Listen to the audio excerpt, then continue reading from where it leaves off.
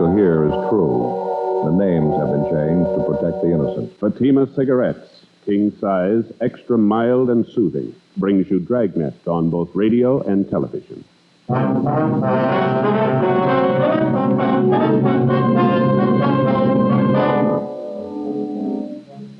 You're an investigating sergeant. You're assigned to Traffic Division, AID.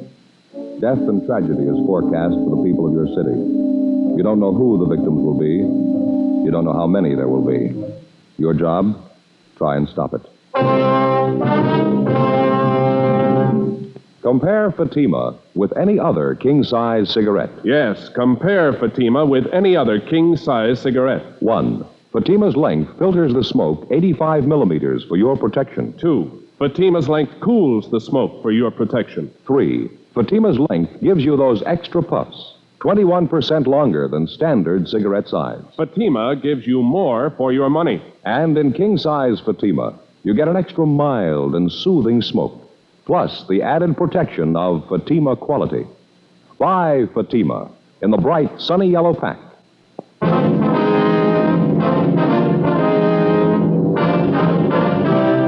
Dragnet, the documented drama of an actual crime. For the next 30 minutes, in cooperation with the Los Angeles Police Department, you will travel step by step on the side of the law through an actual case transcribed from official police files. From beginning to end, from crime to punishment, Dragnet is the story of your police force in action. It was Thursday, July 3rd. It was warm in Los Angeles. We were working the night watch out of Traffic Division, accident investigation. My partner's Frank Smith. The boss is Deputy Chief Caldwell. My name's Friday. I was on the way back from the scene of the accident, and it was 9:42 p.m. when I got to Georgia Street Receiving Hospital, second floor, treatment room 5. Joe? Hi, how's it going? Not too good. How are they? Bad, all 4 of them. Girl who was riding in the front seat, both legs crushed. Oh, no. Talking to Doc Hall, nothing he can do. Gonna have to amputate.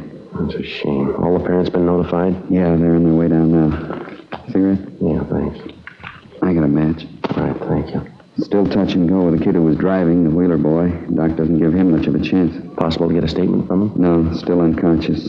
They get pictures of the wreck, all right? Yeah, they did. The car the kids were in laid down 207 feet of skid marks. From the condition of the car, it's a wonder any of them are alive. Not a straight piece of metal in the wreck, Frank. How about that couple in the sedan they sideswiped? Doctor isn't sure. Both have internal injuries. Woman's right leg is fractured. Man has a possible concussion. Lousy thing. Every one of them's old enough to know better. What made them think they could get away with it? Oh, hi, Doctor. Friday? Any change, Doc? Which one you mean? The Wheeler boy? No, still the same. The other 3 kids are doing a little better. It's a shame. None of them are more than 14, 15 years old, are they? Both the girls are 13. The Wheeler boy's 16, the other boy's 12. Yeah. Pretty young to be out alone burning up the streets. How'd it happen? Well, one of the girls told us that the Wheeler boy picked up the 3 of them about 8 o'clock tonight. Asked them if they wanted to go for a ride in his father's new car. Well, they thought they were going down to the neighborhood drive-in for a Coke. Yeah. Well, the girl said they drove around the neighborhood for a while. Wheeler boy was bragging about what a good driver he was, how fast the car'd go. Kept telling the kids that he could drive as fast as his father did. Yeah. From what I hear, it's too bad you can't hold the father. Yeah, it's pretty obvious he didn't set much of an example. Well, the girl told us that the Wheeler boy drove down the highway. She spotted a police car behind him and told the Wheeler kid to slow up. He said something like, "My father outran a cop the other day. If he can do it, I know I can." Well, the kids pleaded with him to pull over and stop, and he wouldn't listen. Told him to shut up and hang on, that he'd show him some real fancy driving. Had to chase him more than 19 miles, Doc. Car in pursuit radioed in for help. We tried to block off the intersections ahead of them. They were just going too fast. How'd the boy crack out? Sideswiped the sedan with that old couple in it. Lost control of the car, went into a skid. The car hit the curb, blew a tire, piled head-on into a parked truck. The impact drove the engine of the truck right back into the cab. I never saw anything like it. The car the kids were in is almost broken in half. Well, I've done everything I can for him. I'll keep the Wheeler boy in the critical room. Nurse is in there with him now. I'll move the other 3 back into the ward. We want to make our report, Doc. You got an empty slip on it? Yeah, I just finished it. It's right in here. Thank you. You know, I got a 16-year-old boy, Friday. Every time I make one of these things out, I say a prayer. Yeah. Hope they never have to make one out for my boy. Well, excuse me. I better go back in there and check on that youngster. All right, Doc. Thanks. Look at this MT, Frank. Everything in the book. What's that? Listen. Grace Andrews, 13 years, occupation student. Fractured jaw, teeth knocked out, facial cuts, internal injuries, crushed pelvis, and shock. Here's the next one. Nancy Haynes, 13 years, occupation student. Deep facial cuts, compound fractures of the right and left legs, crushed chest, possible concussion and shock. Well, The other boy, Walter Stewart, 12 years, occupation student. Deep facial cuts and contusions, shock and possible concussion. Fractured ribs, possible puncture of the left lung, left hand severed above the knuckles. Here's the slip on the Wheeler boy. Charles Wheeler, 16 years, occupation student. Crushed forehead, possible spinal fracture. Both legs broken. Fractured ribs, broken pelvis, deep facial cuts, severe internal injuries, and shock. My name's Wheeler. Where's my boy? What have they done with him? All right, take it easy, Mr. Wheeler. Doctor will be out in a minute. I don't want the doctor. I want to see my boy. Where is he? What happened anyway? Would you keep your voice down, please? The doctor will see you in a minute. He's with your son now. Who are you? What do you know about it? Police officers. Your boy had an accident. We're investigating it. I know he had an accident. They already told me that. Whose fault was it? Who ran into him? Nobody ran into him, Mr. Wheeler. The accident was his fault. What do you mean it couldn't have been? That boy's a good driver. I taught him myself. Would you keep your voice down, please? Look, I want to get to the bottom of this thing. I want to see my boy. What are you stalling me for? Nobody's stalling you, sir. You can see your boy as soon as the doctor okays it. I'm going to take him to my own doctor. I wouldn't trust my boy in a place like this. Who ordered him here anyway? We did. It was an emergency. The ambulance took him here from the scene of the accident. Well, you still haven't told me how it happened. Now, why do you say it was his fault? Why are you accusing him? It was his fault, Mr. Wheeler. There's no doubt about it. He was speeding, and a police car tried to catch him. He tried to outrun him. In the process, he ran into a parked truck. I knew it wasn't his fault. Sir? So he was going a little too fast. Charlie's a good driver. Why'd you have to chase him? Probably the cause of the whole thing. You're the ones to blame. All right, take it easy, Mr. Wheeler. Take it easy, nothing. Why couldn't you let the kid alone? He can drive as well as I can. Think I'd let the kid have my new car if he couldn't handle it? What about a driver's license, sir? Your son have one? Well, no, I didn't have a chance to get him one. Too busy to take him down there for the test. It's a stupid thing anyway. Any moron can pass it. The point is, you didn't have to chase him. He wasn't hurting anybody, was he? I taught him how to drive. He drives just like I do. He's a fast driver, but he's a good one. I ought to know. Our radio cars had to chase your boy 19 miles, Mr. Wheeler. 11 cars chased him. Your boy was endangering the life of everybody on that highway. In a 25-mile-an-hour zone, he was clocked at better than 70 miles an hour. At one time, we figure he must have been doing better than 90. He went through a dozen boulevard stops. He barely missed a woman pedestrian. The woman had a baby in her arms. Just before he cracked up, he sideswiped another car, an old couple in it. They're in this hospital, too, and they're hurt. They're hurt bad. Now, you go ahead inside and make those two old people believe your son's a good driver, that he was just having some innocent fun, will you? It's not all his fault. He probably wouldn't have done it if you didn't chase him. I know my boy can handle a car. I've raced cops myself once in a while. Charlie was with me. He's cool. He knows what he's doing behind the wheel. Just because you drive fast doesn't make you a bad driver. It helps. Frank? Yeah, Doc. Can you spare a minute? Sure. What is it? This is Mr. Wheeler, father of the boy who was driving the car. This is Dr. Hall. Where's Charlie? I want to see him. I'm sorry, sir. You'll have to wait a few minutes. He's lost a lot of blood. They're getting him another transfusion. What's the matter with him? How bad is he hurt? Here's the report. Read it yourself. What kind of treatment you giving him? You sure you know what you're doing? I think so. I've been on this job for 11 years. That's how long I've been dealing with fools like you. What? I heard you ranting and raving out here at these offices. Well, let me tell you this, mister. All three of you were wrong. That boy of yours lying in there isn't to blame. You are, his own father. You were driving that car tonight. I heard you ranting out here. You taught him how to drive. He can drive as well as you can. He's cool. He knows how to handle a car. You taught him how to race cops. Well, the results are inside, Mr. Wheeler. Look here, I don't want any sermons from you. I want to see my boy. I want to see him right now. You're not going to get any sermons from me. They wouldn't help you. But I'm going to tell you what's on my mind. I've seen your kind for years. I've sewed them up, I've patched them up, and I've pulled a sheet over their face. So far, you're lucky it hasn't happened to you. You're on borrowed time. Must be true what they say. The good Lord takes care of the fools and the drunks. Well, I can tell you now I wouldn't feel half as bad if it was you inside there on that bed instead of your son. Oh, when are people like you going to learn? When are you going to learn? I came down here to see my son. You're not impressing me a bit. Well, then maybe you ought to come down here some weekend, some holiday. Maybe that'd impress you. You stand inside that treatment room with me and watch them come over that table. A lot of them come in married and go out widowed, all kinds, all ages. They pull them out of the wrecks and they drag them in here and they expect miracles from us. They're battered and broken, and some of them you have to look twice because it's hard to tell they're human beings. You know who's responsible, Mr. Wheeler? You know who? Arrogant, egotistical, good, fast drivers like you. Well, I'm sick of you, Mr. Wheeler. I'm sick of the whole rotten, stupid mess. I'm sick of fools like you. Dr. Hall? Yeah. See you a moment, please. Yeah, all right.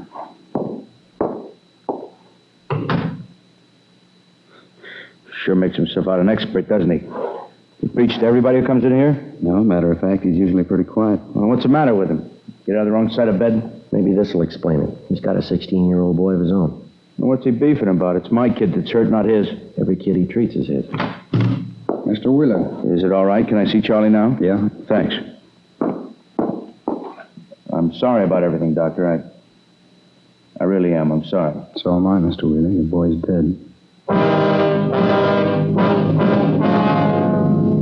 When George Wheeler recovered from the initial shock of his son's death, we told him it was necessary that the body be removed to the county morgue where an autopsy would be performed the following day. After that, his son's remains would be available to a mortuary of the family's choosing. Frank and I drove back to the office where we filed a 311 dead body report on 16-year-old Charles Wheeler. After that, we called the coroner's office and notified them to pick up the body at Georgia Street Receiving Hospital. 10:35 p.m. We left the traffic division garage and went back on the air. We were cruising the central area. 10:53 p.m. We got the call. Aliso and Spring, ambulance follow-up, victim of a hit-and-run driver. We were within a block of the call. Must be it up ahead, Joe, on the corner. Oh, yeah. You can pull up any place right here, I guess. All right, come on. Slide out my side, huh? Yeah. Let us through, please. Police officers, excuse me. Pardon me. I wonder if I can get through here, please. Excuse us. Doctor? You fellas doctors? No, we're police officers. Oh, yeah, I see. Where's the ambulance? Be here in a minute. How'd it happen? The old man was trying to cross the street. A bus hit him. Yeah, look at him. Terrible, poor old guy. You work around here? Yeah, I sell papers right over in that corner over there. My name's Harry Johansson. You want me for a witness? Frank, get his name and address, will you? I'll check the old man. Yeah, right. All right, now don't move around, Dad. Don't try to get up. The ambulance will be here in a minute. I'm hurt bad. A terrible pain in my back. Your legs hurt you, Dad? No, I don't feel a thing in my legs. It's just my back. I got a terrible pain. What's your name? Clyde Logan. Where do you live, Dad? Over there, just up in the corner. Apartment 37. Hey, could you go over and see Leona, see if she's all right? She's going to be awful worried. Yeah, we'll take care of it. You been drinking, Dad? Well, just a nightcap. The doctor said I ought to have a glass of port every night. I was just on my way home when it happened. Oh, my back. You sure it was just a glass of port, Dad? Yeah, that's right. I never touch anything but that, a glass of port before I go to bed. See, would you please send somebody to see about Leona, apartment 37? She's going to be awful worried. Yes, sir. We'll take care of it. Oh, this feels terrible.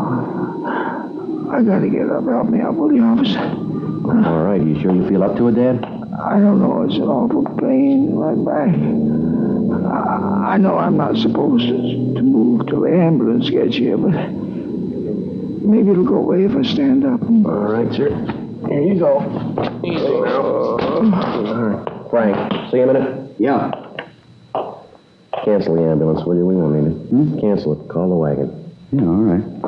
Yeah, I'm going to get help, Sergeant. Are they coming for me? Yeah, you're going to get help, Dad. It's on the way. I come to the corner here and I started to cross over. And what do you think? Right out of nowhere, this big red bus come up the street. And must have been going 60. Hit me and kept right on going. Oh, I thought for a minute there I was gone for sure. Did you say it was a big red bus? It's red or blue. What's the difference? They run me down. Oh, look at that. Get the ambulance quick. Look at that. What's that?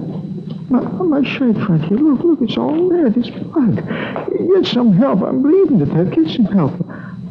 Oh, there's a sharp pain in my ribs. Let's take your coat off here. That's the idea. That's better. The pain's gone now. Well, I don't know what your blood type is, Dad, but you're bleeding port wine. Oh, no. Worse than you thought it was, Dad. You broke your bottle of port. It's all wrapped up in papers, too. I wonder how it happened. Just look at my brand new shirt, all that good wine. Joe? No, I canceled the ambulance, called communications for the wagon. What's the score? Say, would you please send somebody up to my place to see Leona? It's apartment 37, building right up in the corner. Please look after Leona. Yeah, we'll tell her, Dad. Oh, say, when you see her, would you please give me this? What's this? Piece of liver. Leona just loves liver. I didn't know you were married, Clyde. When did that happen? I'm not married. Well, then who's Leona? That's my cat, the best friend I got in the world. Say, where's the ambulance? No, it's not going to be in the ambulance, Dad. We've got a car coming instead. Listen, I'm a sick man, Sergeant. I need an ambulance. You're a hit-and-run victim every time you get enough port wine, Dad. I don't know what you mean. It's a glass of port every night. That's all I ever take. What time do you think it is now? Time? I don't know. I went over to Jack. It's about 8 o'clock. Must be 8:15, 8:30. Why? It's 10 minutes past 11, Dad. You're overdue. I don't get it, Joe. What's the pitch? Don't you know him? No, I don't think so. Clyde Logan. Got an arrest sheet as long as your arm. Somebody down at Central tagged him with the name Hit and Run Logan. He's a town character. Well, what's the idea of the hit-and-run story? Oh, he likes attention. Every time he gets loaded, he likes to ride in an ambulance with a siren wide open, so he lays down on the street, pretend he's been hit. I see. Every city's got at least one of them, I guess. Some of them turn in fire alarms, some of them confess to murder, some of them just beat their wives. Clyde likes to be a hit-and-run victim. See, what are you going to do? You're going to lock me up? No choice, Dad. I suppose not. Say, would you talk to the jailer and see if I could get my old job back? I mean, you know, anything in the kitchen. I like to work in the kitchen. Yeah, all right, we'll talk to him. And now, just one more thing. Yeah? Would you go see Jackie Martin for me? Place right up the street there. You know, you see the sign there? Yeah, uh-huh. Jackie's Old Time Wine Shop. That's the place. Well, you go in there and you ask for Jackie. You tell him and I sent you. See, you can say that he's not going to get any more of my business. You tell him I won't even pay him what I owe him. Well, what's the matter, Dad? Why are you mad at him? Well, I got good enough reason. All the trade that I've given him and all the money I spent there, a double-crosser. You can't keep customers that way, and he'll find that out. What do you mean, Dad? Well, look, right here on the sidewalk. Yeah? Jackie Martin, him and his cheap bottles.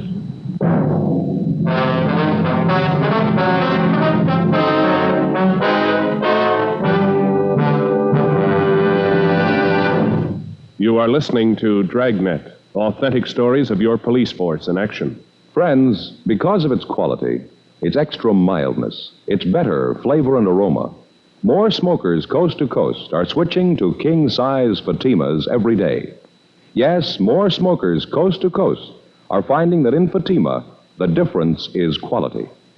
Now, here's the practical way to prove Fatima quality yourself. Compare Fatima with any other king-size cigarette. 1. Fatima's length filters the smoke 85 millimeters for your protection. 2. Fatima's length cools the smoke for your protection. 3. Fatima's length gives you those extra puffs, 21% longer than standard cigarette size. Fatima gives you more for your money. And in king-size Fatima, you get an extra mild and soothing smoke, plus the added protection of Fatima quality. Remember, more and more of your friends are switching to king-size Fatimas. Compare them yourself.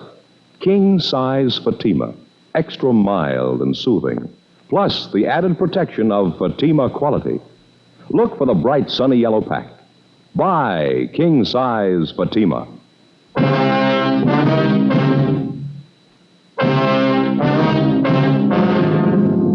Thursday, July 3rd, 11:30 p.m. There was still half an hour to go before the July 4th weekend even started. But in the last 7.5 hours, Central Traffic had answered 13 major accident calls. 4 of them were fatalities.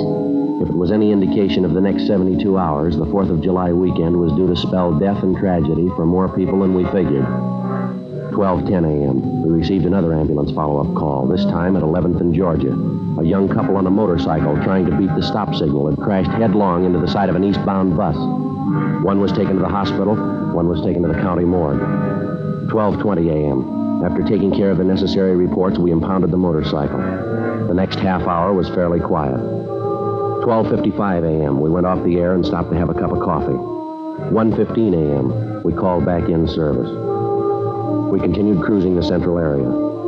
At 1:48 a.m., 12 minutes before quitting time, we got a call for Wilshire and Toberman Street, an ambulance follow-up, city property damage, motor officer. 1:15 a.m., we arrived at the scene. Approximately 20 feet from the southwest corner, a police motorcycle was sprawled on the street. The front of it was demolished.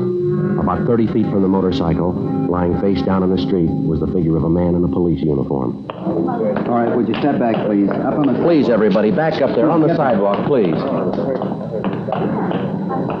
Help me. Please. All right, don't try to move, fella. It's Brian. Yeah. Hey, Mike.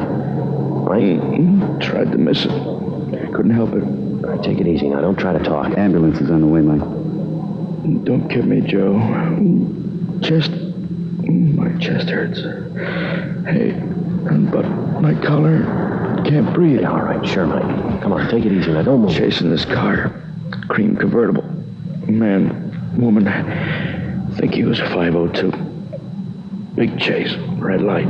Siren. All right, now take it easy, Mike. Relax. Other car turned right in front of me. I saw it. Nothing I could do. Couldn't stop. Turned right in front of me. Evelyn. Gonna go see her. Evelyn. She's waiting. All right, will you take it easy, Mike? Don't talk and don't move. This will work out all right. Take it easy. Joe. Evelyn. Joe. Hey, Mike. Mike. Joe, got a coat here. Slip it under his head. It'll be more comfortable. No, he doesn't need it, Frank. He's comfortable.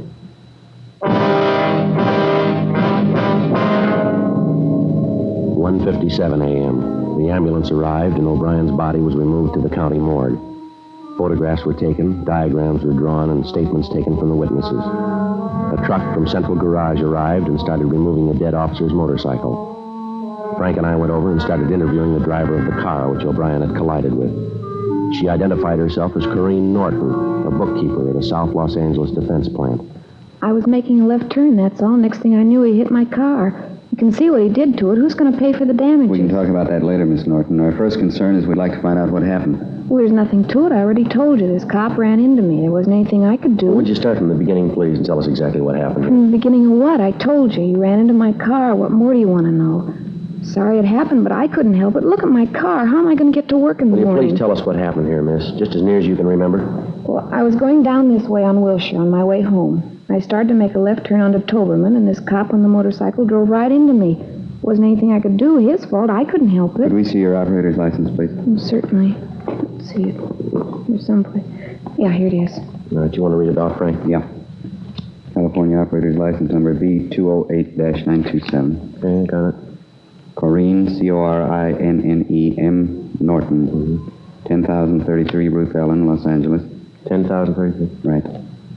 Female, 5'3.5", 123 pounds. Born February 18th, 1909. Blue eyes, brown hair. Must wear adequate glasses. Just a minute. Okay. You have your glasses with you, Miss Norton? Well, yes, right here in my purse. I really don't have to wear them. I can see just as well without them. Were you wearing your glasses at the time of the accident? Yes, I was. I took them off right after the accident. Here they are, right here in my purse. See? Miss Norton, we understand the motorcycle officer had his red light and siren in operation at the time of this accident. Did you see it or hear it? No, I didn't hear any siren, and I certainly didn't see any red light. Then when's the first time you saw the officer, ma'am? When he hit me. He seemed to come out of nowhere. He was going very fast. You say you were in the process of making a left turn. Is that right, Miss Norton? Did you give a hand signal indicating that you were going to turn? Of course I did. I always do. You touched your car since the accident. What do you mean if I touched it? Was your car just like it was when you were driving it prior to the accident? Yes, I suppose it is.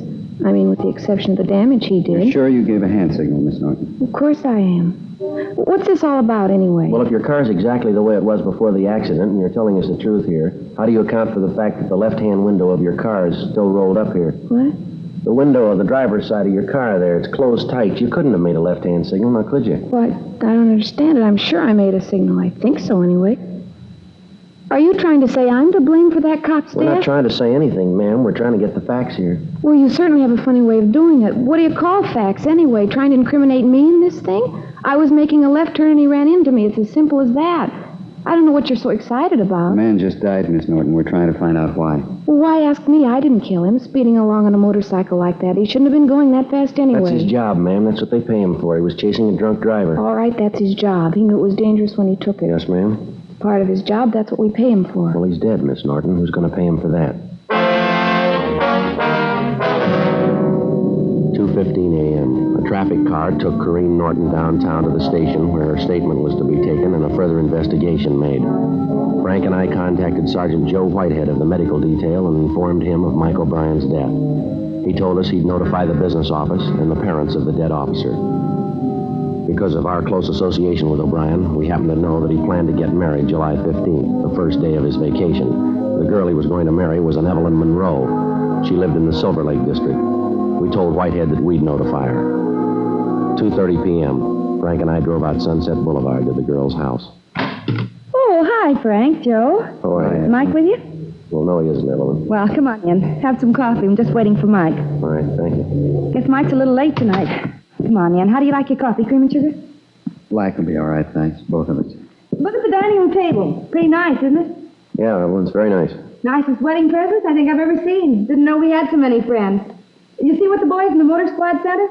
Electric mixer, all the attachments, too. Yeah, we see him. Very nice. What's the matter, Joe? Hard day?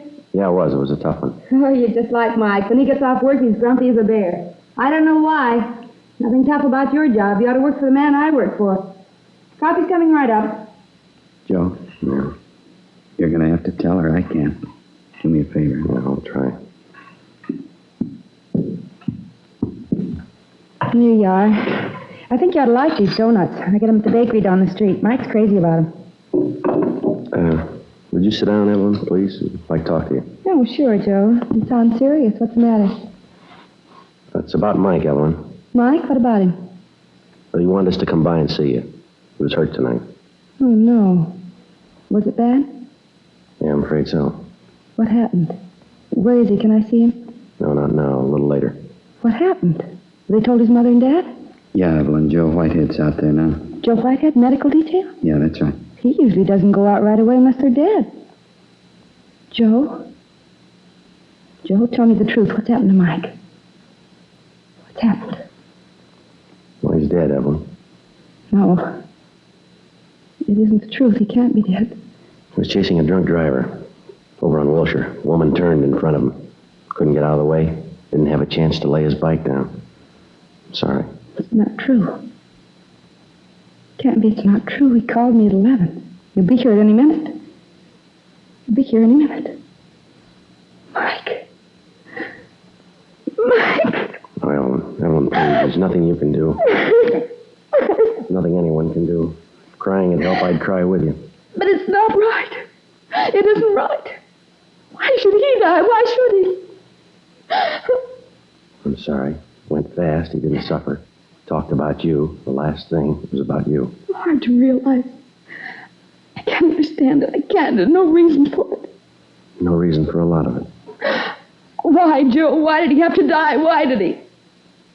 Oh, I don't know. I got an idea, maybe, Evelyn. Why? Somebody forgot to put out their arm.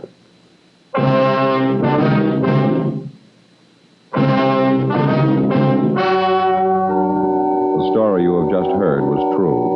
The names were changed to protect the innocent. On October 2nd, an inquest was held at the county morgue, city and county of Los Angeles, state of California. The coroner's jury returned a verdict of excusable homicide in the death of motorcycle officer Michael O'Brien. In a moment, a word about another trial. Now, here is our star, Jack Webb. Thank you, George Fenneman. Friends, I know a lot of you listeners have taken my advice and switched to Fatima's. Now, if you haven't, how about comparing Fatima this weekend for sure? You see, Fatima quality stands out by comparison. That's why I ask you to try Fatima's. Compare them with the king-size cigarette you've been smoking. You'll find Fatima's give you more for your money. An extra mild and soothing smoke, plus the added protection of Fatima quality. Remember, king-size Fatima's in the bright, sunny yellow pack.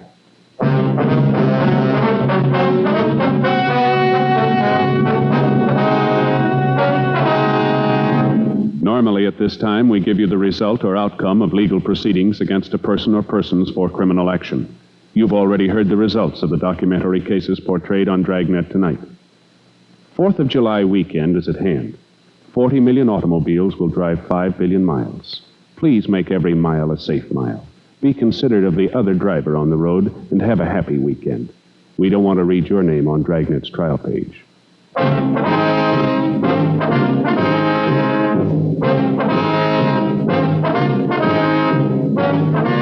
You have just heard Dragnet, a series of authentic cases from official files. Technical advice comes from the Office of Chief of Police W.H. Parker, Los Angeles Police Department. Technical advisors Captain Jack Donahoe, Sergeant Marty Wynn, Sergeant Vance Brasher.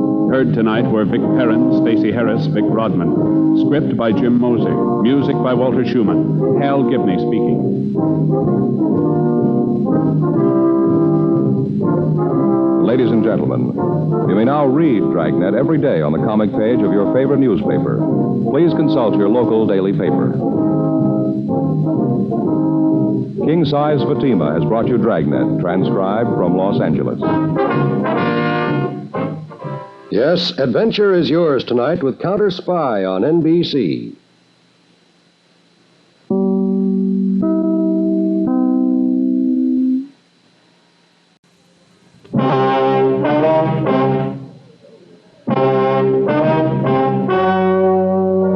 The story you are about to hear is true.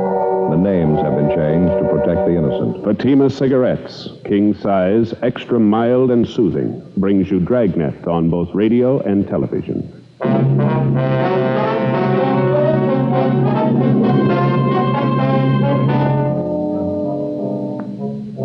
a detective sergeant. You're assigned to homicide detail. A 25-year-old man is found hiding in a freight car in a deserted train yard. In his arms, he holds the body of a dead woman. The victim's identity is unknown. The suspect refuses to talk. Your job? Investigate. Compare Fatima with any other king-size cigarette. Yes, compare Fatima with any other king-size cigarette. 1. Fatima's length filters the smoke 85 millimeters for your protection. 2. Fatima's length cools the smoke for your protection. 3. Fatima's length gives you those extra puffs, 21% longer than standard cigarette size. Fatima gives you more for your money. And in king-size Fatima, you get an extra mild and soothing smoke, plus the added protection of Fatima quality. Buy Fatima in the bright, sunny yellow pack.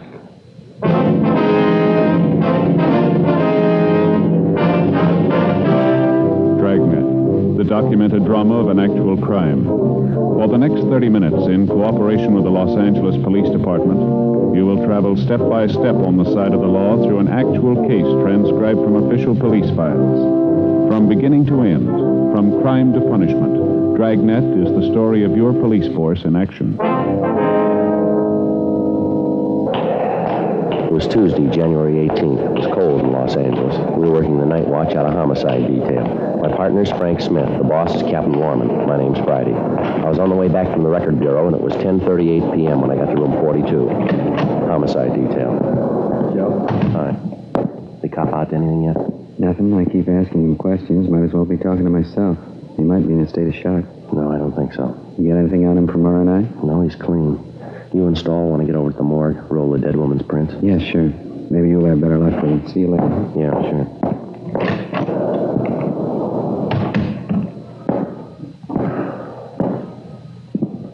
Here's your driver's license, Gordon. Better put it back in your wallet. Gordon, put it back in your wallet. Now, look, son, I don't think you're helping yourself much by keeping quiet. There's a lot of explaining to be done here. I'm afraid you're the only one who can do it. Gordon? All right, son, it's just a matter of time. You're going to have to tell somebody sooner or later. Why won't you tell us now? Come on, what do you say? Well, look, son, I'll tell you the truth. I don't get the reasoning behind all this. We know there's nothing wrong with you. We know you can talk all right. You talked to the officers in the radio car who brought you in. You know as well as I do, you're going to have to explain what's happened here. You're going to have to explain that dead body. You want to get it over with now? Look, Gordon, if you didn't kill the woman, you haven't anything to worry about. And if you did, we're going to find out anyway. Who was the woman, Gordon? Will you tell me that much? What's her name? You know her very long? Did you know her very long? What was she to you? Do you want to tell me that? She's a fairly middle-aged woman in her early 50s, I'd say. Is that about right? Was she your mother, Gordon? Older sister, maybe? Any relation at all? What's the matter, son? You feeling sick?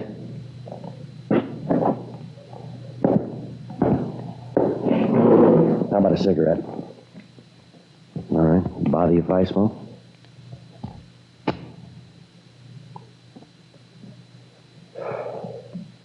I hope you haven't got the idea we're trying to trick you into anything, Gordon. We've got a dead woman on our hands here. We've got to find out why she's dead. Now, what do you say?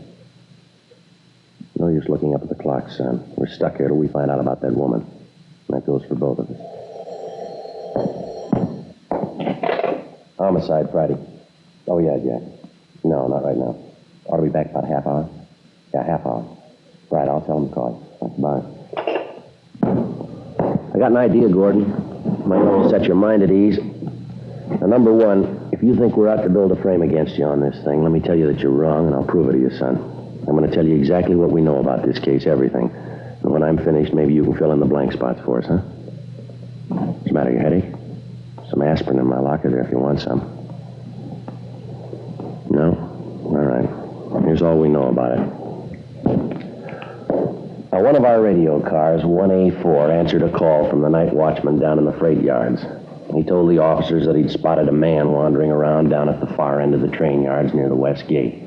Watchman only saw him at a distance, but he said he could make out the man and that he saw that he had a woman with him.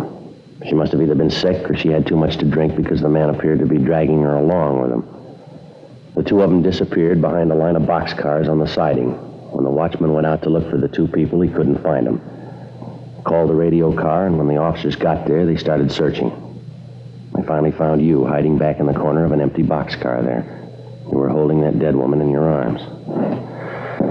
There wasn't anything the officers could see that might have caused the woman's death. There were no marks on the body. Nothing visible, anyway. When they tried to question you, all that you'd tell them was your name and that you didn't want to live, that you didn't care what happened to you. Now, that's about the size of it, Gordon. Did I leave anything out? Gordon? Oh, yeah. There is something else.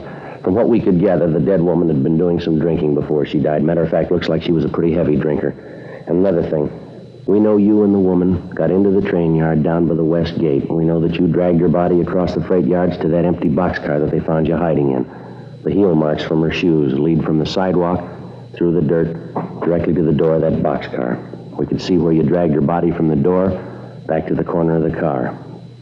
Now, that's the whole story so far, Gordon. You want to fill in the rest? Son, how about it? Who is the woman?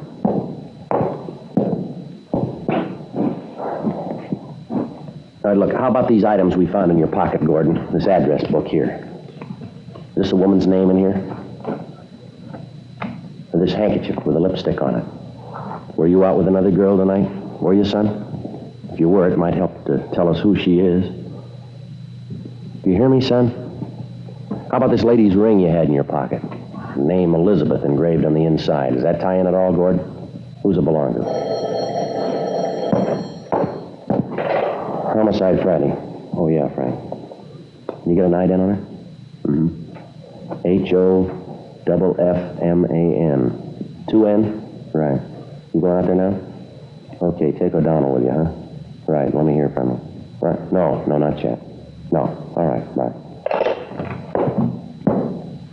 That was my partner, Gordon. The officer who was in here with you. They took the dead woman's fingerprints. They've got her identified, son.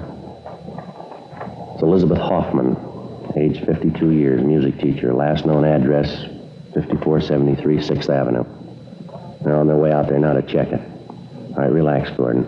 That window doesn't lead anywhere. Now, you want to take another look at this ring? You got a fair idea that it means something, Gordon. They examined the dead woman's hands. They know she was wearing a ring recently. Her name's Elizabeth Hoffman. Name Elizabeth engraved inside this ring. Now, look, boy, we're going to get the answer sooner or later. How about it? What were you doing with this ring in your pocket? Now, let me tell you something, young fella. I don't know what's bothering you, but whatever it is, we're going to find it out. Now, get it through your head. You're in a bad spot. If you're not interested in helping yourself, then neither am I. The monkey's on your back. You're going to have to help scratch it off. Now, get with it. What's it all about? All right, let's have your driver's license. Come on, get it out. All right, I'll take it. Gordon John Miller, 2055 Malcolm Avenue, Los Angeles.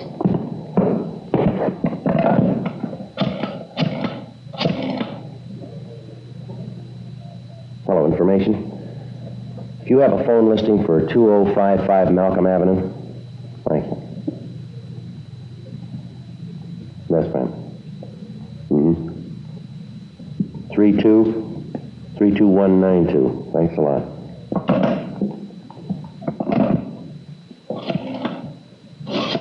Put the phone down. You ready to tell us? No, I won't tell you. All right, any way you want it, Gordon. You can't call them. They won't let you. You can't call them. All right, take it easy. They can't tell you. They don't know. Give me the phone. Right, You sit can't. down. I said sit down. If you won't answer the questions, we'll find somebody who will. Give me your wrist. Now, sit still. Now, the sooner you get it through your head you're not here on a traffic ticket, the better. You're going to stay cuffed to that chair till we're ready to book you. I'm sick of treating you like a baby. They can't tell you. They don't understand. They can't tell you. They can't be any worse than you. Now, sit still there.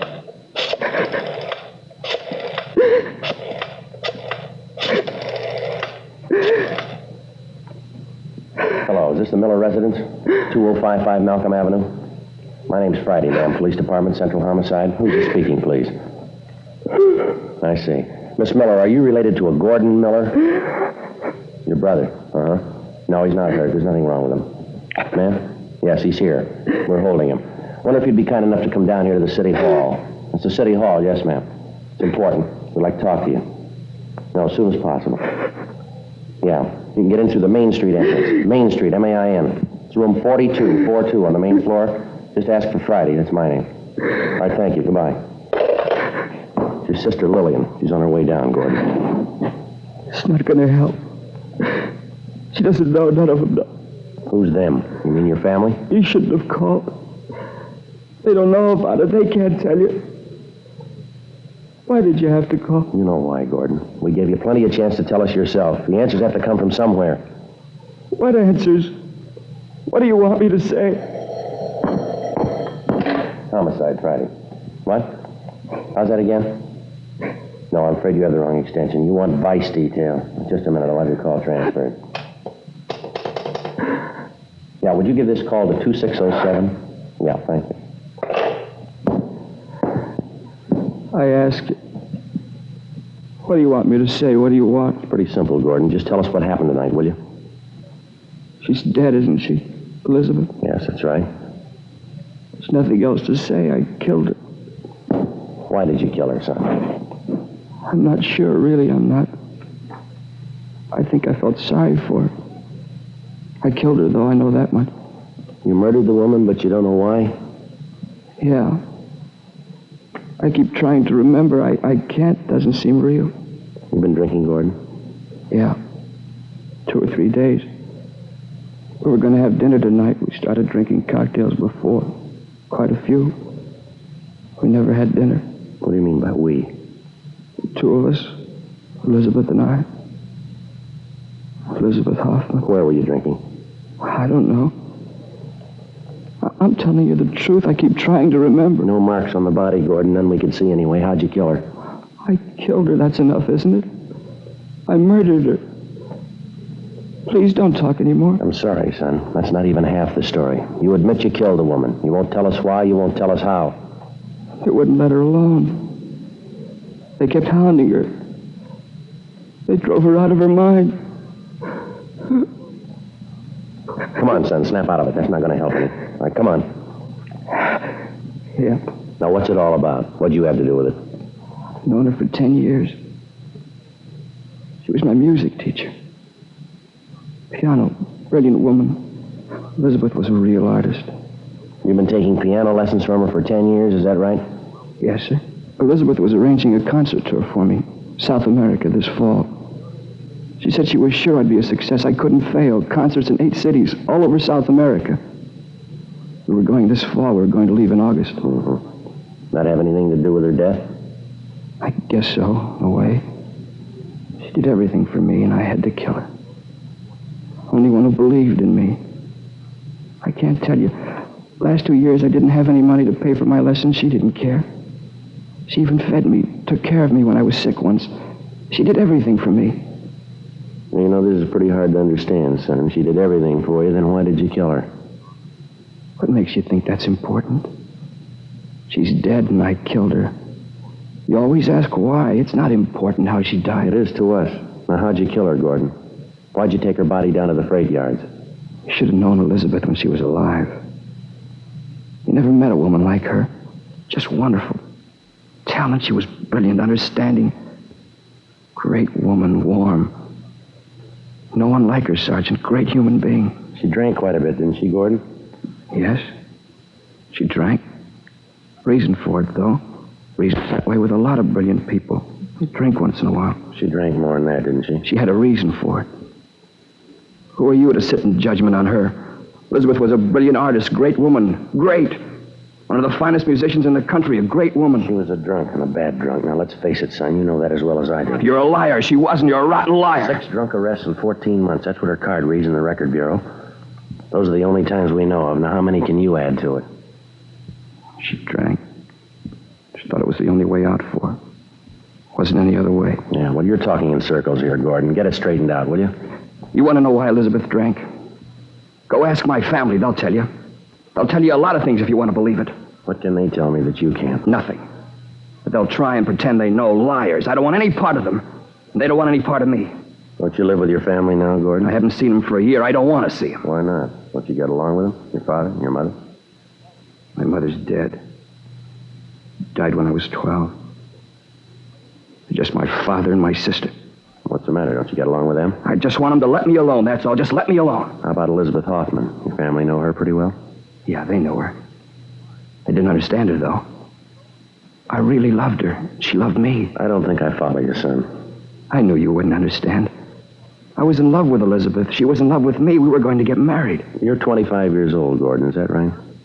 Yes. Elizabeth Hoffman was 52. That's what our records show here. What about it? Well, 27 years difference. That's a little unusual, wouldn't you say? What of it? Everything that's great is unusual. That's what makes it great. I loved her. Time didn't make any difference. A few years, what's that? I loved her more than any woman in the world. She meant everything. I didn't care if she drank. I didn't care if she was old. You don't stop being beautiful just because you grow old. Elizabeth was beautiful. Well, the drinking didn't help her much. I don't care about that. I'll still say it. She loved me and I loved her. Believe me, please, I loved her. All right, I believe you, son. Let me ask you this. Yes? You say you respected her. She was talented. You were grateful to her. She was generous. She made sacrifices for you, did everything for you that she could. Is that right? She loved you and you loved her. You were going to marry her. Yeah. This fall, on the way to South America. Going to be married. What we always wanted. Elizabeth would have been so happy. So happy. Yeah, well, then why did you kill her? Joe? Yeah, Frank. See you a minute? Yeah. Sorry to interrupt you. Something I think you ought to know. Yeah. John and I checked the boarding house the Hoffman woman was staying at, checked her room. It's clean, everything in order. Mm-hmm. Miss Miller had the room next to hers, shook his place down, too. Anything? His bags were all packed, looked like he was ready to go. Something else? Yeah. On the kitchen sink, bottle of poison.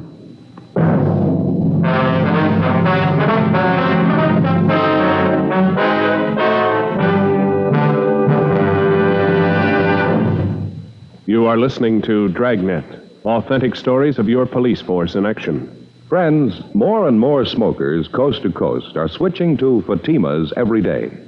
Fatima, the extra mild and soothing king-size cigarette, with the added protection of Fatima quality.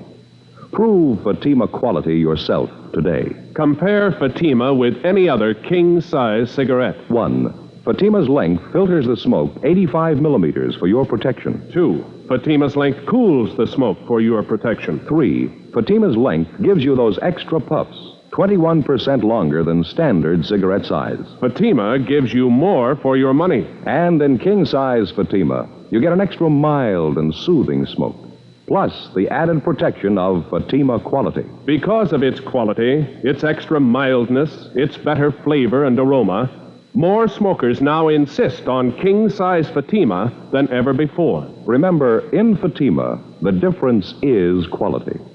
Switch to king-size Fatima today. Ask your dealer for the bright, sunny yellow pack.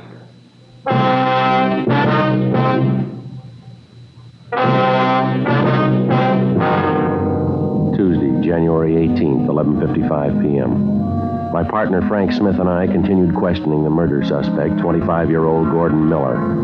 While he freely admitted to the murder of his music teacher and fiancée, 52-year-old Elizabeth Hoffman, we still were unable to get him to give us a good reason for the murder.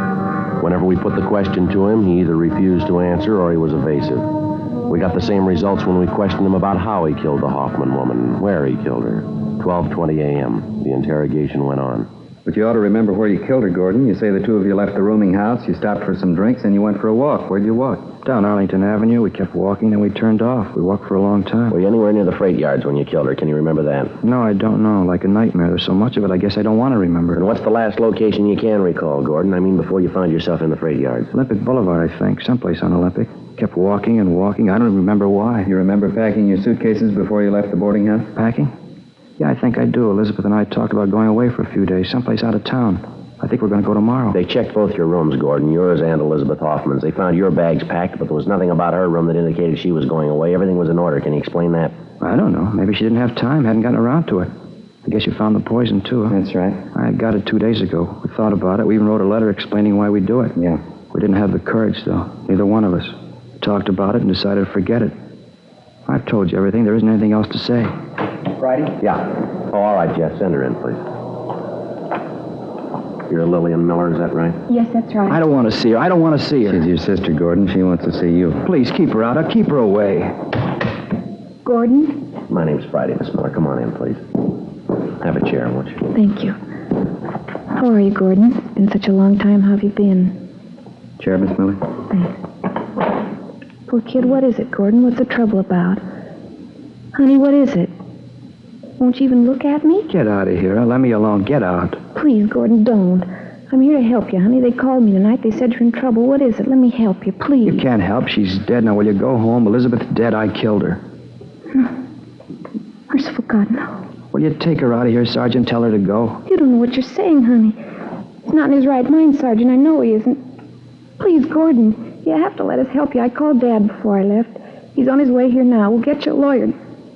Don't worry, honey. It'll be all right. Everything will be all right. She's dead. Can you bring her back? You couldn't have killed her, couldn't you? Hounding her, torturing her? Why couldn't you let her alone? Why couldn't you let us alone? We only did it for you, Gordon, and we thought it was best for you. You fool. Say anything you want, Gordon. I don't care, but let me help you, please. It doesn't count what I am. Just let me help you. I'll get it. Okay, Jeff, thanks. Henry Miller, the boy's father. I don't want to see him in here. I don't know him. He's not my father. All right, take it easy, Gordon. Please, honey, try to understand. We only want to help. Who's in charge here? My name's Friday, Mr. Miller. This is my partner, Sergeant Smith. The handcuffs on my son. Gordon, who did it? Who put them on you? I did, Mr. Miller. The only way we could settle him down. Taking quite a bit of authority in your hands, aren't you? Get them off of him right now. No reason to handcuff him. Sorry, can't be done. I said take them off. I have a little influence in this town. I'll see to it that the police commission hears about this. Now, what's my son doing here anyway? It's the Hoffman woman, Dad, Elizabeth Hoffman. What about her? She's dead. Gordon says he killed her. Dad, we've got to do something. Don't tell him anything, Gordon. Don't say a thing. I'll get a lawyer for you right away. I know what your rights are. Don't tell him anything. Did you know Elizabeth Hoffman, Mr. Miller? I knew her slightly. Can't see what this fuss is all about anyway. Woman wasn't any good to begin with. No good at all. You ought to be glad I'm handcuffed to this chair. I never thought of hitting you before. I'd like to do it now. Please, Gordon, don't say those things. As far as I can remember, you've been nothing but trouble. Now, either you snap out of it this time or you're on your own. I'm sick of this. Police stations, trampy women keeping you out of jail. Either you start to realize who's boss in this family or there's going to be real trouble. You'll find yourself out in the cold, you'll stay there. Get him out of here. Get him out of my sight. Please, Dad, he's not well. Try and understand. Had enough, Gordon. I'll send a lawyer for you. That's all I'll do. If you make up your mind I'm boss, you can come home. If not, you can stay away. Now, figure it out for yourself. I don't care. I hate you. I hope you never forget it. I hate you. Dad. I'll see you at home, Lillian. It's the maid's night out. Lock the door before you go to bed. Please, Dad, we've got to help. Don't leave, Dad. God, dear God. Sergeant. Yeah. Will you lock me up now? I'm tired. All right, Gordon, just a minute. Frank, you want to stay with him? Yeah, okay. Miss Miller, you'd like to step outside for a minute? Something I'd like to ask you. Yes, all right. You'll let me see Gordon again? Yes, ma'am. Come on this way.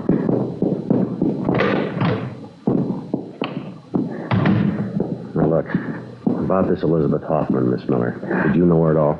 I tried to talk to her. I even offered her money if she'd let Gordon alone. It wasn't any use. She'd been drinking. She wouldn't even listen. Kept saying she was going to marry Gordon. Well, what's the big attraction, do you know? I mean, between your brother and that woman. There's only one thing Gordon ever really wanted. He wasn't too interested in women, things like that. All he wanted was to be a musician, a great pianist. That's all he ever wanted. The sad part about it is he'll never make it. I think down deep he knows that. When he was a kid, Dad sent him to the finest teachers. After 6 months, they all said the same thing. Yes, ma'am. He'd never make it. Oh, he could play well enough, but he certainly wasn't exceptional. He never improved. He just stayed the same. And he started taking lessons from Elizabeth. She convinced him he had a great talent, kept telling him she'd make a great pianist out of him. The last 3 years, she kept promising to take him on a tour, Europe, South America. It never happened. I think Gordon knew it never could happen. I see. Can you think of any reason at all why he'd want to kill her? There isn't any reason, none at all. Gordon didn't kill her. He couldn't kill anyone, I'm sure of it. Well, I hope you're right, Miss Miller, for your brother's sake. Would you excuse me for a few minutes, please? Yes, all right. You wait here. You sit down if you want to. I'll be right back. All right. All set, Joe? Yeah, in a minute. Gordon? You ready to go? I'd like to ask you one more question, son. I'd like to have you tell me the truth on this one. Yeah? What did you have in common with Elizabeth Hoffman? She was twice as old as you are. You gave up a lot for her. She didn't have any money. She was an alcoholic. What was the big attraction? Why did I love Elizabeth? Is that what you mean? Yeah, that's right. You tell me, Sergeant. Why do you love any woman? Why? Because you need him. You need him. You can't be alone. Nobody can be alone. I needed Elizabeth. That's why I loved her. There's only been 2 women in the world who understood me. One of them was Elizabeth. The other one was my mother. She died when I was 12. Now they're both dead, both of them. Only ones who understood. Yeah. My father didn't understand. He never did. All he knows is business, making money, more money. That's why he hated Elizabeth. He was jealous. She understood me. She knew what I was like, knew all about me. When I was with Elizabeth, I was safe. I was happy close to her. There wasn't anything to be afraid of. I'd go to her just like my mother. I'd put my head on her shoulder and she'd put her arms around me. I wasn't frightened anymore. I was safe. Everything was all right, just like when I was a little kid in the night. I'd call out for my mother. She was always there. She'd put her arms around me and everything was safe. I wasn't afraid. I needed her. It was the same way I needed Elizabeth. Do you understand now? Now do you know why I loved her? Yeah, I think I do. Only one question left. Why did you kill her? I don't know. I really don't. Maybe I'll remember. Look, Gordon, are you sure you killed her? She died in my arms. I must have killed her. Tomorrow, maybe. Maybe I'll remember tomorrow. Is Lillian still here, my sister? She's waiting outside. Did you hear my father, what he said? Told her to be sure and lock the door? Mm-hmm. Just like my father. They don't have to lock that door. It was locked 13 years ago. How do you mean? It was locked the day my mother died.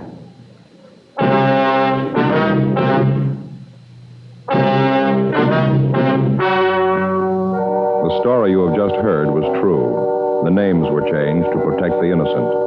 On January 19th, an autopsy was performed at the county morgue, city and county of Los Angeles, state of California.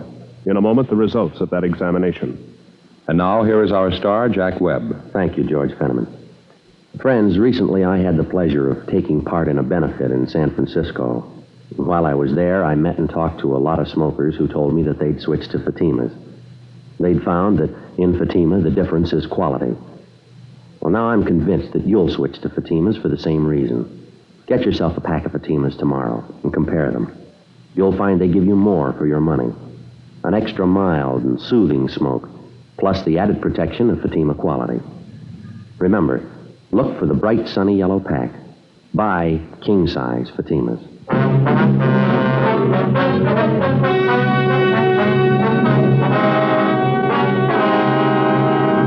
The results of the autopsy performed on the body of Elizabeth Hoffman showed definitely that she had suffered from a chronic heart condition aggravated by excessive drinking. Cause of death was listed as myocarditis, inflammation of the heart muscle. Gordon Miller was released from custody and completely exonerated of the death of Elizabeth Hoffman. 18 months later, he took his own life.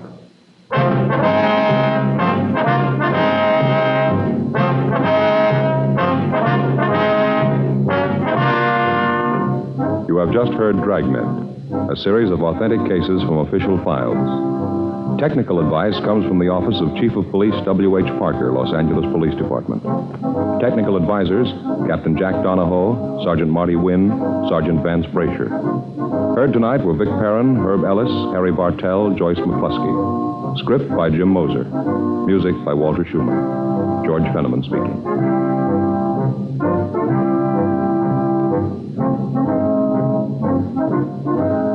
King Size Fatima has brought you Dragnet, transcribed from Los Angeles. Attend the Republican Convention on NBC.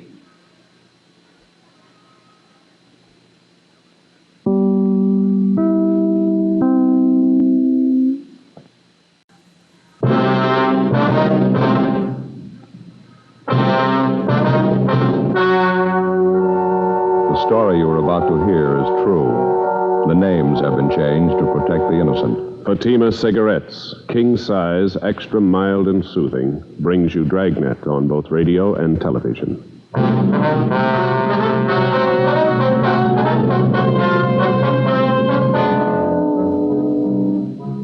You're a detective sergeant. You're assigned a robbery detail. 2 armed bandits hold up a restaurant in your city. The owner is slugged, beaten viciously. One of the bandits is shot. The other makes good his escape. Your job? Get him.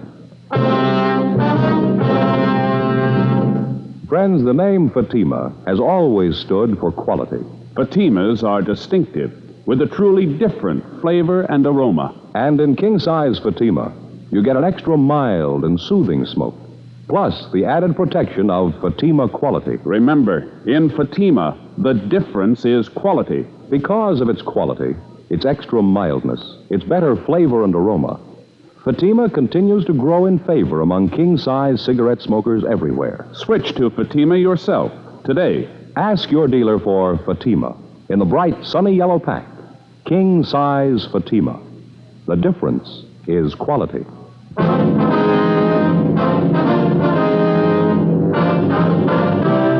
Dragnet, the documented drama of an actual crime. For the next 30 minutes, in cooperation with the Los Angeles Police Department, you will travel step by step on the side of the law through an actual case transcribed from official police files. From beginning to end, from crime to punishment, Dragnet is the story of your police force in action.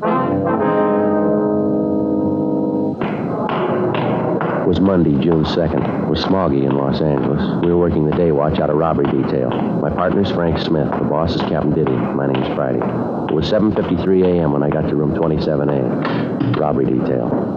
Oh, good morning, Joe. Morning, Frank. What's doing? Not too much.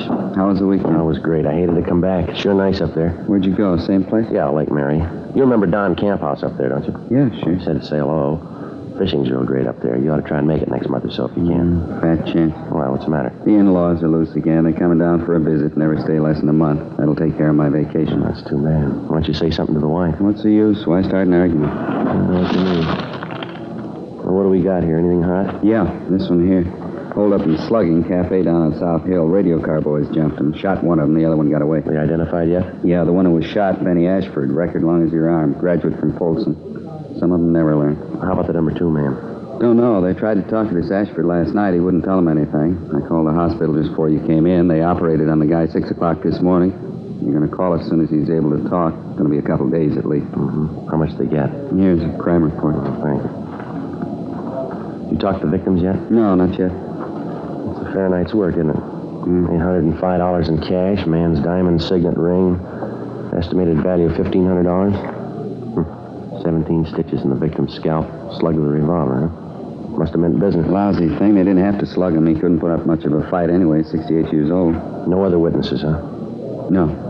Just the owner, his wife, the bartender? That's all they have listed, yeah.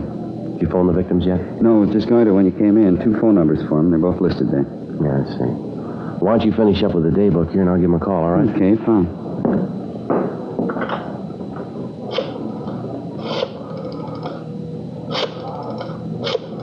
Here, you want a pencil? Oh, thanks. Hello, this is Friday, Los Angeles Police Department Central Robbery. Mr. and Mrs. Reiner there, please? Neither one of them, huh? Well, how about the bartender? Is he there? 6 o'clock, I see. No, that's all right. I got their home phone. Yeah, thank you very much. Nobody there. Try the other number? Yeah. Hello, is this the Reiner residence?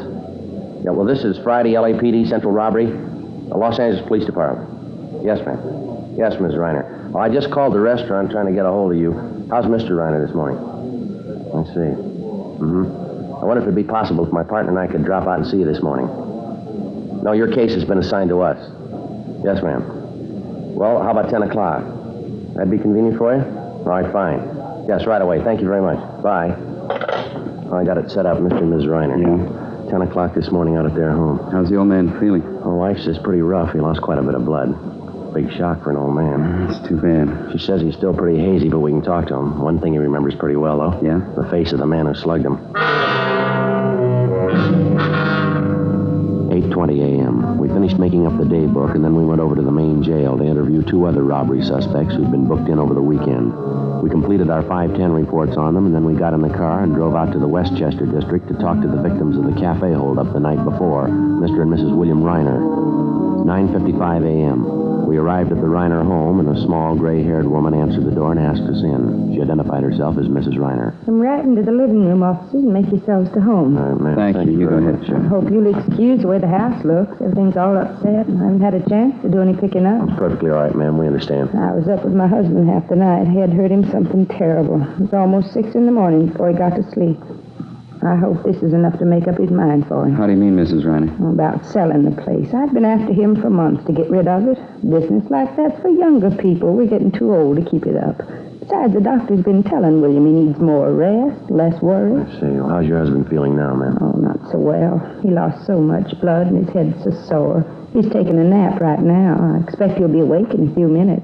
That's all right with you, isn't it, officer? Yes, ma'am. It's perfectly all right. We'd like to go over the thing with you anyway. Might possibly be something that you forgot to mention to the officers last night. Well, I told them everything. I'm sure I did. Maybe some of the details, Mrs. Reiner. Maybe some little thing that didn't seem important to you could mean a good deal to us. Well, I don't know. I thought I told them everything. Where do you want me to start? Well, when did you first notice the two hold-up men, Miss Reiner? When they come out of the back room. I guess they'd been hiding there. You noticed them earlier in the evening? I mean, were they customers in your place? Well, I'm not sure, but I think so. Where were they served? Was it in the restaurant or were they in the bar? Well, there again, I'm not positive, but I think it was in the bar. I think I served them 2 bottles of beer. You don't happen to remember what you did with those 2 bottles, do you, ma'am? Possible we may be able to lift some prints off of them. No. The officers asked me that last night. It wouldn't do any good. You see, I was the only one who touched the bottles. We used the regular big mugs, and I poured the beer for them.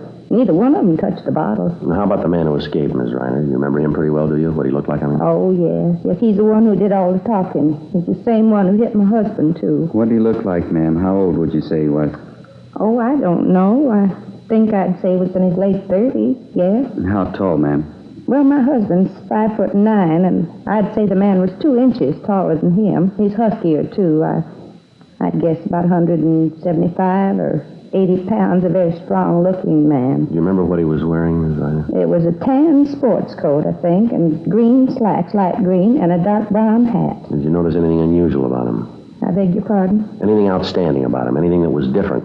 Say a scar, a mole, tattoos, anything like that? No, not that I could notice. What was the first thing this man said to you and your husband, ma'am? Well, he said it to all 3 of us, me and my husband and the bartender. That's George O'Leary. He's been with us for years. He's a good bartender. He'd only stay sober. Yes, ma'am. What was the first thing the hold-up man said? Well, he's the same one that hit my husband, you know. He said in a real loud voice, he said, "This is a stick-up. Get your hands up high and keep them there." Well, what happened then, ma'am? We put our hands up, poor George. That's the bartender, you know. Scared him so bad he dropped a full bottle of bourbon. Bonded, too. Broke all over the floor. George isn't well. That's why he drinks. Well, what did the hold-up men do after they had you raise your hands? Well, that one that hit my husband, he told the other man to go behind the bar and get the money. It was all spread out on the bar. William and I was just checking the register when it happened. Let's see. Would you go on, please? Well, after they got the register money, they put it in our bank bags. And then they went through my purse and through my husband's wallet and through George's wallet, too. They took George's last $1.50. Got $805 in all cash. I guess you knew that. Yes, ma'am. Well, what happened after that? Jenny, where are you? Oh, will you excuse me, officers? My husband. Yes, ma'am. Go right ahead. I'll just see what he wants. I think he'll be able to talk to you now. All right, ma'am. Frank, do you remember to bring that mug book? Yes, it's out in the car. That's good. We can leave it here with the Reiners. Pick it up later tonight. Huh? Okay, you want me to get it now? No, let's wait and see how he is, huh? Officers, would you like to come back here? Officers? Yes, ma'am, we're coming. Jenny, would you pull up chairs for the officers? Oh, why, surely. Officers, this is my husband, Will. How do you do, Hello. sir? Here you are, Sergeant. Thank you very much. You catch the other man yet, the one who hit me? No, sir, not yet. That's why we're out here. We know that you don't feel too well, Mr. Reiner. We'll try to keep it short. No, I sure don't. I guess Jen told you. My head's killing me. Poor girl. I kept her up most of the night, I guess. Sure, fine nurse, Jen. She didn't get any rest at all. Yes, sir. Well, she was just telling us about the holdup last night, sir, how it happened. I was telling them how they got the money, Will. I didn't explain about your ring, though. Do you want to tell them? It was the worst part of the whole thing. I'd rather have lost anything but that ring. How's that, sir? Some kind of a keepsake? It belonged to my dad. Diamond signet. The stone wasn't perfect, but money sure can't replace it. Yes, sir. I remember when Dad gave it to me. It was just a couple of days before he died. It was his ring. Been the family way back. Which one of the hold-up men took the ring, Mr. Reiner? The same one hit me. One got away. After they took all our money, he came over to me and said, "Give me the ring. Hand it over." I told him I couldn't get it off my finger. What did you do then, sir? Slapped my face. Said if I couldn't get the ring off, he could. Said if he had to, he'd cut it off. I pleaded with him. I told him what it meant to me, but it didn't do any good. I see. When I didn't give him the ring right away, he brought that gun down right on top of my head. Hit me as hard as he could. I don't remember too well after that. You think you'd recognize the man if you ever saw him again, Mr. Reiner? I'll never forget him. I sure hope to find the ring, officer. Jen and I have been through some tough times together.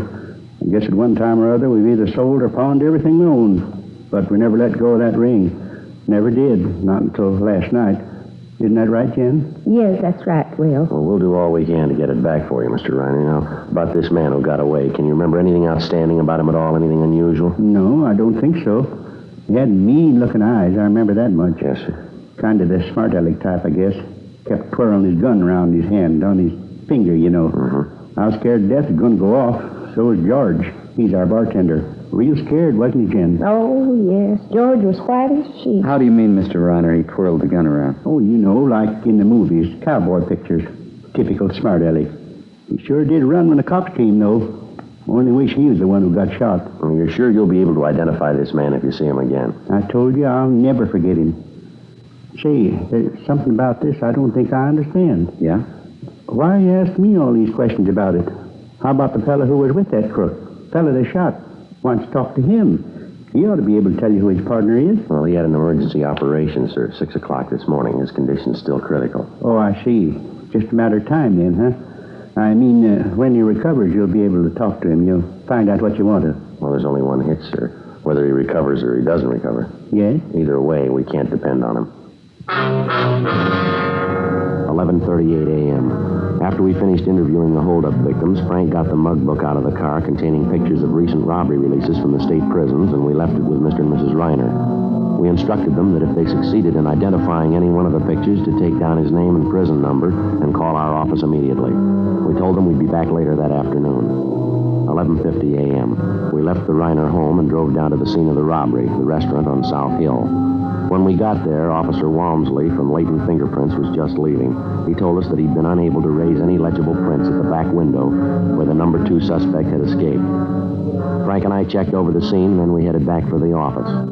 There were half a dozen messages for us in the book. One of them was to call State Parole Officer Fred Galloway at his office on South Broadway.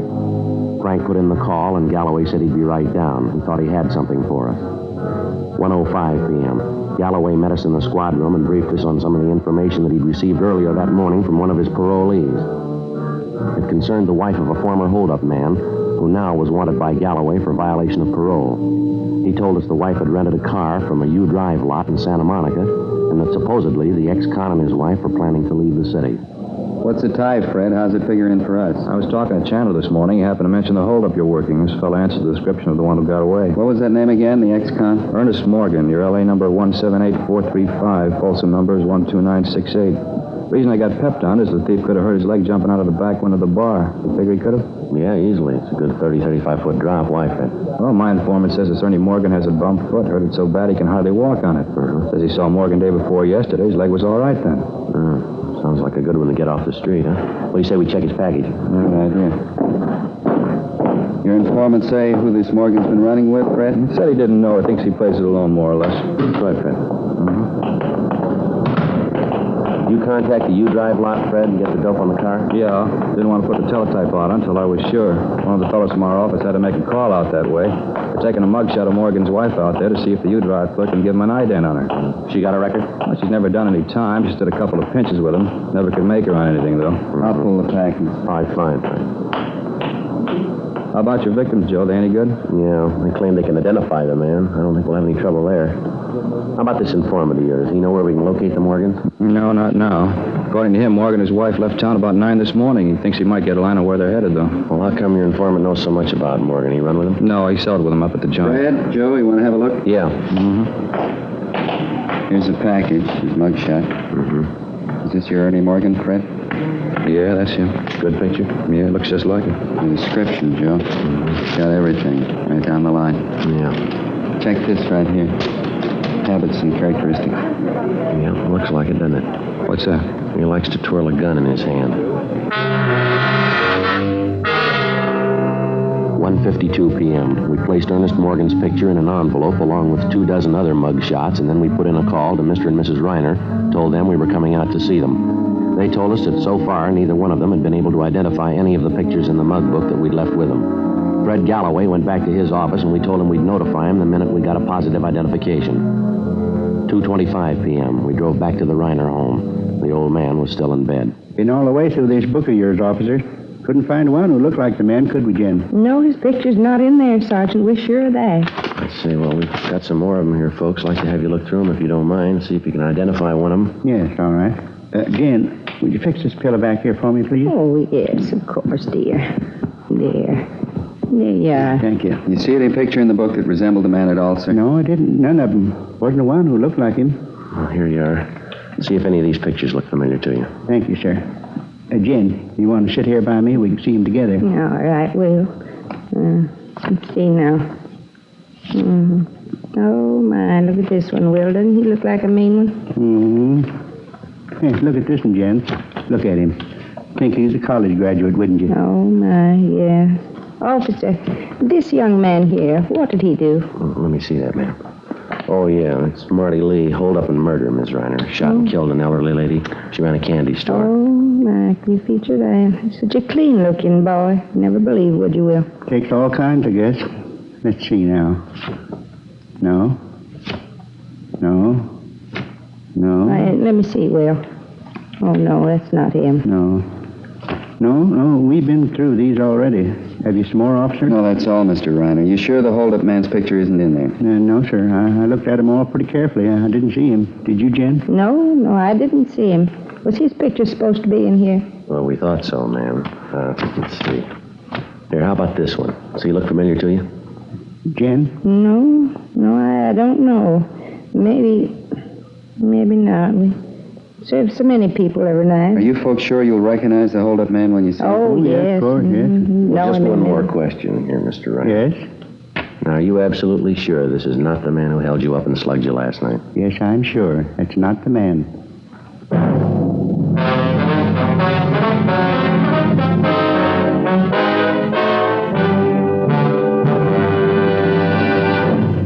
You are listening to Dragnet, authentic stories of your police force in action. Because of Fatima quality, its extra mildness, its better flavor and aroma, more smokers coast to coast are switching to king-size Fatimas every day. Switch to king-size Fatimas yourself. You'll find they're distinctive, with a truly different flavor and aroma. You'll find Fatima gives you an extra mild and soothing smoke, plus the added protection of Fatima quality. Yes, that's why Fatima continues to grow in favor among king-size cigarette smokers everywhere. Remember, the name stands for quality. Insist on mild and soothing king-size cigarette with the added protection of Fatima quality.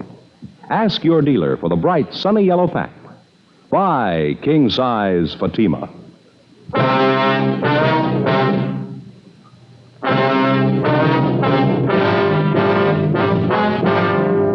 Monday, June 2nd, 2:45 p.m. After the victims, Mr. and Mrs. Reiner, failed to identify Ernest Morgan as the robbery suspect, Frank and I got in the car and drove back to the office. Neither one of us had anything to say. Just at the moment we figured that we had the suspect positively identified, the victims themselves had contradicted what we thought was definitely the answer to the case. It wasn't by any means a news story. One of the first lessons a working detective learns is to keep an open mind, regardless of how incriminating the circumstances first appear to be. The big fallacy of a detective being too sure too soon is based, for the most part, on the failure to recognize that police work means human beings dealing with human beings. So instead of going by the usual odds, the human margin for error is doubled. Frank and I didn't have too clear an idea of how or why it came about, but suddenly we found ourselves farther away from the solution of the case than before we started. 3:10 p.m. Lousy day, huh? Yeah, sure. 10 after 3, feel like I haven't slept for 2 days. Yeah, I know what you mean. Pretty hard to figure, isn't it? Sure hope the wife did the washing today. Why? She won't feel much like talking. I sure don't. Well, let's check the book, huh? Yeah, I'll do it. A couple of phone calls, Joe. One from the hospital, prison ward. What do they want? Our number one suspect, Ashford, he's doing better than they figured. Be available for interview tomorrow morning. Lucky thief, huh? It was a copy, would have died. Another message. It's from Galloway. Wants us to call him. And still the Madison number? Yeah. Want the pass? Oh, yeah, please. There you go. Adult parole, please, men. Thank you. Fred Galloway, please. Smith, robbery, LAPD. Thanks. Hi, Fred. Frank Smith. Uh-huh. Yeah, that's right. He's sure about that? Uh-huh, sure doesn't figure. No, I didn't mean a thing to him, yeah. Okay. Right, thanks, Fred. It's got me, Joe. Why, what's the matter? Galloway got the report back from that U-Drive lot, place where Morgan's wife rented that car. Mm-hmm. They identified her as the woman who rented that car. She offered him a deal. She didn't want to leave a cash deposit for the car. Well, what'd she offer? Man's ring, diamond signet. After we got the word from State Parole Officer Fred Galloway, we got out a broadcast and an APB, in addition to those we already had out. We requested that the rented car and the occupants be held for questioning in connection with the robbery of Reiner's Cafe the night before. If a man's diamond signet ring was found in possession of the occupants or in the car, it was to be booked as evidence. The following morning, Frank and I interviewed our number one suspect, Benny Ashford, in Ward 13,400 at General Hospital Prison Ward. Because he had the idea his partner had run out on him and taken the money with him, that he'd let him down, Ashford was in a fairly cooperative mood. After talking with him for a little more than 20 minutes, he named Ernest Morgan and identified his mugshot as his companion in the robbery of Reiner's Cafe. He also told us the holdup was Morgan's idea and that Morgan had told him the job would be a pushover. We asked him where he thought we might locate Morgan, and he told us our best bet was Las Vegas, Nevada. Supposedly, Morgan had a good friend in Las Vegas, an ex-con by the name of Harry Breen. Frank and I went back to the office where we met with Inspector Farnan and Captain Didion. At 1:30 that afternoon, according to instructions, Frank and I signed out a trip car and headed out U.S. Highway 91 for Las Vegas. We checked in at the Las Vegas Police Department a few minutes before 8:30 that night. The alleged friend of the suspect, Morgan, Harry Breen, had already been taken into custody by Las Vegas officers on the request of Captain Didion. We began questioning Breen, and he readily admitted that he was acquainted with Morgan. All right, how long ago did you see Morgan? Well, I don't know, this afternoon sometime. A lot of hours in an afternoon. When did you see him? What are you so excited about? What did he do, commit a murder? Well, look, Breen, how much time do you owe the state? What's that got to do with it? We didn't drive all the way up here just to pass the time of day with you. You know he's hot. If you want to cover for him, you can serve his time. Look, I don't get it. I'm not his keeper. If you want him, find him. I bet we're going to find him if we have to walk all over you to do it. When the two of you are up doing time, you can figure it out for yourselves. The trouble with you cops, once a guy does time, you can't leave him alone. I've been leveling since I got out. I've been carrying a lunch pail every day. All right, now look, Breen, who do you think you're giving a snow job? We've been kidded by experts. You're not giving us anything new. We didn't send Morgan up to see you. If you're so lily-white, how come Morgan got in touch with you? All right, I'll tell you. You're as bad right now as the day they locked the gate on you. You're never sorry for what you've done. You just moan because they caught you. Save that act for the jury, Breen. We're not going to buy it. Now, what about it? Where is he? Wait a minute, huh? What are you so sore at me for? I didn't rob anybody. Who said you did? You must have been talking to Morgan. All right, I have. I told you I talked to him. He came around this afternoon. Now, get off my back. What do you want? He's hot. He wanted to cool off. Where's he now? I don't know. Well, look, how should I know? He came around with his wife, asked for a favor. I couldn't do it. I just got married. My wife's a square. I told her about it. She wouldn't go for it. The guy's a big crybaby anyway, trying to tell me how we ought to stick together. He's never done a favor for me. You see the car he was driving, Breen? Yeah, convertible coupe Packard. California plates. How'd you notice? You got the license number? No, he asked me where he could get some cold plates. I figured it was hot. You get him any plates? Look, I wouldn't know where to get them. I already told you. I've been leveling ever since I got out. There's no use kidding. I couldn't do any more time. I'm too old.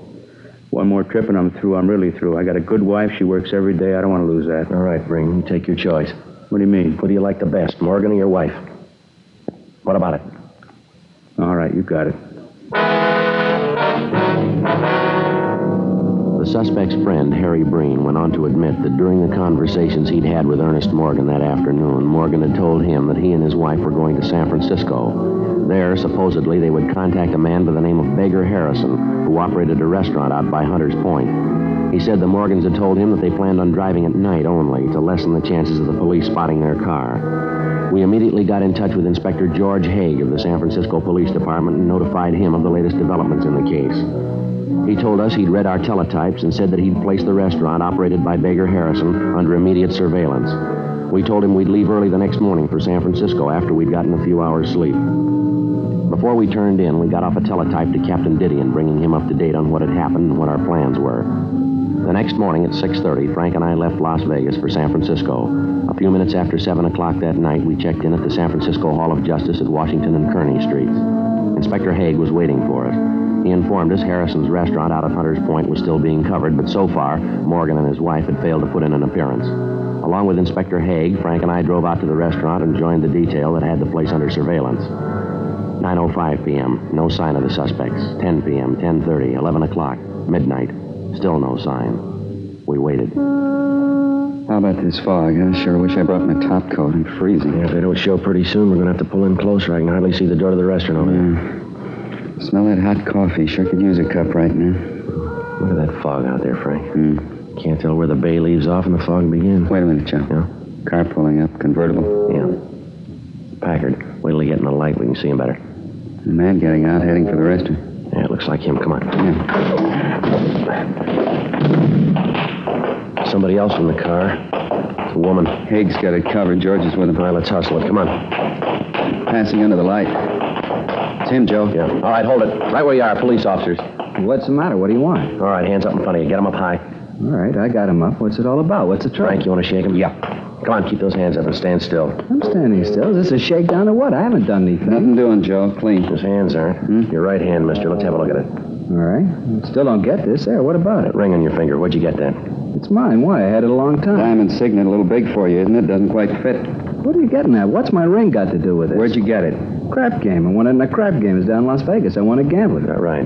Yeah, a bunch of guys up in the hotel room shooting a little crap. Just a gamble, I won. Sure of that, are you? Of course I'm sure. Just a crap game. I took a gamble, I won. No, you're half right, mister. Yeah? You gambled, but you didn't win.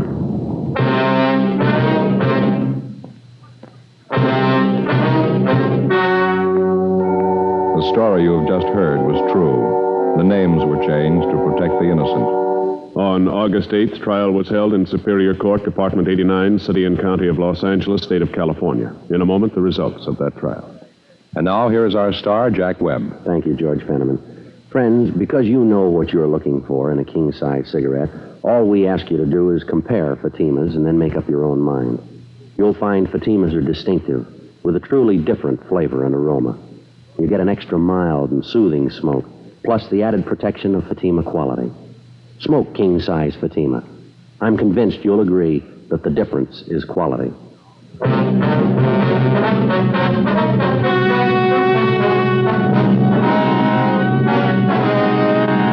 Ernest Harold Morgan was tried and convicted of robbery in the first degree, along with his accomplice, Benjamin Ashford. Ernest Morgan's wife was tried for conspiracy to commit robbery and found not guilty. Robbery in the first degree is punishable by imprisonment in the state penitentiary from 5 years to life. Ladies and gentlemen, when you buy defense bonds, you help build your own future security. You also become a partner with Uncle Sam in building America's security. Buy your bond today.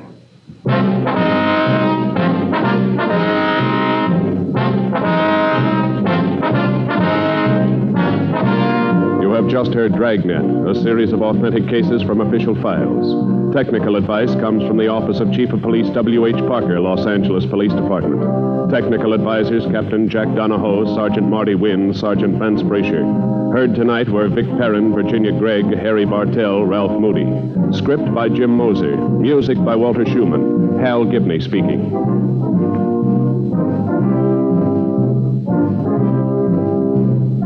King Size Fatima has brought you Dragnet, transcribed from Los Angeles.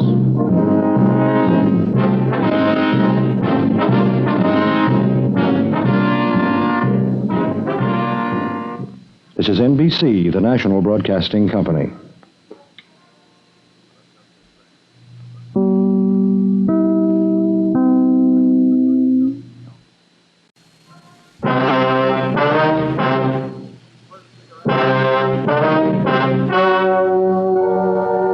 Ladies and gentlemen, the story you are about to hear is true. The names have been changed to protect the innocent.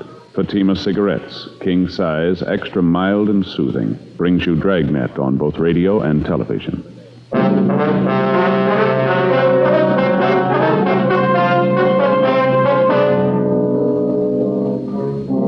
You're a detective sergeant.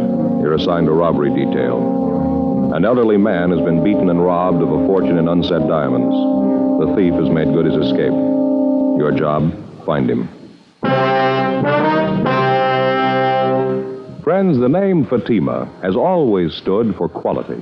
Fatimas are distinctive, with a truly different flavor and aroma. And in king-size Fatima, you get an extra mild and soothing smoke, plus the added protection of Fatima quality. Remember, in Fatima, the difference is quality. Because of its quality, its extra mildness, its better flavor and aroma, Fatima continues to grow in favor among king-size cigarette smokers everywhere. Switch to Fatima yourself today.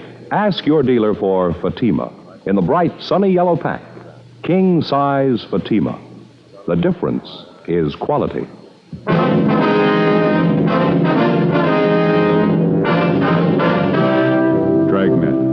documented drama of an actual crime. For the next 30 minutes, in cooperation with the Los Angeles Police Department, you will travel step by step on the side of the law through an actual case transcribed from official police files. From beginning to end, from crime to punishment, Dragnet is the story of your police force in action. It was Tuesday, July 12th. It was hot in Los Angeles. We were working the day watch out of robbery detail.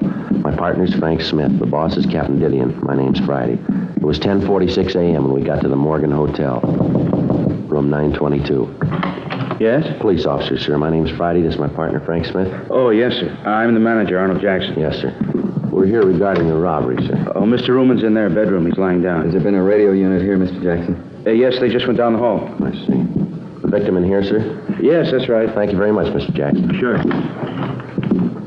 Mr. Ruman? Yes? My name's Friday, sir. This is my partner, Frank Smith, Central Robbery. Oh, yes, Captain Friday. No, sir, it's Sergeant, Mr. Ruman. Sergeant? I thought sure they'd send a captain. Well, now, if you can just tell us what happened here. Well, I brought the stones up here to show him and his father. We made an appointment. He hit me, took everything. How much was it, sir? Can you tell us? Everything there was, finest collection, best stones, took my sample case and everything. What'd the case look like, sir? Just a plain sample case, this high, about this wide. So that'd make it about 14 by 18, is that right? Black leather, plain sample case. Any identifying marks, initials, anything like that? No, just a plain black leather case. I don't care about the bag, it's the diamonds. I couldn't come close to their value, maybe 100,000, maybe more. Now, you say you made an appointment with him. Who is the man, sir? Fred Roberts. I met him about 3 weeks ago at my club, having lunch with a friend, another jeweler, and he introduced us. We hit it off right away. He seemed to be a real nice fella. I can't understand it. Fred Roberts. Will you describe him for us, sir? I'd say he's about 20 to 30. Could say he's a nice-looking fella. Sure wore nice clothes. Looked like a real businessman. Always carried a briefcase and all. Mm-hmm. About how tall would you say he was? Tall? Mm-hmm. Well, I'm 5'6". He's about 3 inches taller. I'd say he's about 5'9". Not too heavy. Medium build. About your size. Now, how about his hair, sir? What color was that? Do you remember? Brown. Straight brown hair. Might have had a part. I never noticed. He had brown eyes, too. Shouldn't be any problem. People in the hotel must know him. These are his rooms. I'll call the office and have them get out a broadcast on the description. All right, fine. You want to check with the other fellows, see if they've come up with anything? I'll stay here with Mr. Ruman. Okay. Fine. Thanks, Frank. Now, you'll have no trouble identifying the man, will you, Mr. Ruman? No, sir. I'd know him. Those eyes, never forget them. I should have known from the start. Sir? His eyes are shifty, little bitty things set close together. I should have known not to trust him with eyes like that. Now, you say you met this man about 3 weeks ago, is that right? Well, this Roberts fellow told me that he was down here from San Francisco. Said he was going into the diamond business. Said he was down here, to buy stock. That he'd heard that I could lay my hands on some fine stones, and he wanted to see what I had to offer. I see. Did he say that he was going to buy the stones himself? Oh, no. He told me that his father was putting up the money. He said that his father was coming down here today, and that if he liked the merchandise, we could make a deal. Funny thing, though, I should have known right off. What's that, sir? Well, when I came up here this afternoon and showed him the stones I'd brought, he didn't know the good from the bad. Oh, sir? Well, in almost any collection, there are bound to be a few stones that aren't absolutely perfect. They look all right, but there may be a small flaw someplace inside the stone. Naturally, their value isn't the highest. I see, and this Roberts didn't know the difference. No, but I should have known anyway. Those eyes, the meanest eyes I ever saw, and so close together. Well, was there anything unusual that you might have noticed about Roberts? Anything about his speech, his manner, anything at all that might help us identify him? No, just like I told you. Seemed nice enough. Well, did he give you any indication that there might be something wrong? Not at all. Of course, I wondered about his not knowing much about diamonds, but I figured that if he was willing to pay what I wanted, I didn't have to concern myself with what he was going to do with the stones. Well, Mr. Roman, I wonder if we could start from the beginning. Exactly what happened here. He knocked me out. No, sir. I mean, what led up to his hitting you? Oh, I'm sorry. Well, as I said, he told me to bring the stones up here for his father to see. I did, and then we waited for the father to show up. We were over there by the window looking at the stones. You know, they look better in sunlight. Yes, sir. Well, when we finished, he said something about his father never being on time. I turned to look out the window. That's when he hit me, right here on the back of my head. Can you see it? Yes, sir, I can. Is it bleeding? Don't lie to me. I'm not afraid. Can you see any blood there? No, sir. There's quite a bump on the back there. You sure? Yes, sir. You tell me the truth. Yes, sir. There's no blood. Joe? Yeah, Frank. See you a minute? Sure. Excuse me a minute, Mr. Ruman. Sure, that's all right. Yeah, Frank. Called the office. They put out the description. The area's being covered. Leighton Prince been called? Yeah. How's Ruman getting along? Well, he's got quite an egg in his head, but he seems to be okay. Mm-hmm. Manager says he's called the house doctor. Should be here right away. Sergeant? Yes, sir. Have you caught him yet, Roberts? No, sir, not yet. As soon as the doctor looks at you, sir, we'd like you to go down to police headquarters with us, if we would. Of course. But you shouldn't have too much trouble catching him, not with those eyes, real little beady. Yes, sir.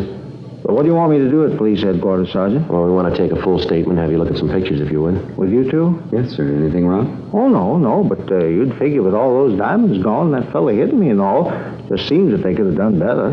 Well, how's that, Mr. Roman? Seems they could have sent a captain. 11:15 a.m. Leighton Prince arrived and went over the rooms. Frank and I were unable to find the instrument Roman had been struck with. Checking with the desk clerk and the elevator operator, we were able to get a composite description of Fred Roberts. It tallied closely with the one given us by Ruman. The desk clerk told us that Roberts had checked into the hotel that morning. We obtained a copy of the hotel registration card carrying Roberts' signature for handwriting analysis. The immediate area was thoroughly searched. The suspect had made good his escape. We contacted the victim's office and asked for a full inventory of the stolen diamonds. They were unable to give us a complete inventory at the time, but advised us that the loss would run well over $150,000. 11:57 a.m. After the hotel doctor had examined Ruman and said his wounds were superficial, we drove down to the city hall. While Ruman was looking at the mug books, Frank and I checked the name Fred Roberts and his description through R&I. We were unable to find a record on him. We contacted the stats office and requested a run on the M.O. Local and all points bulletins were gotten out on the suspect. After looking through the mug books, Ruman was unable to come up with an identification. Further interrogation of the victim failed to turn up any new evidence. The information furnished by the stats office and other contacts yielded nothing. The investigation continued. 3 weeks went by. Tuesday, August 2nd, 8:05 a.m. I checked into the office. Joe? Yeah.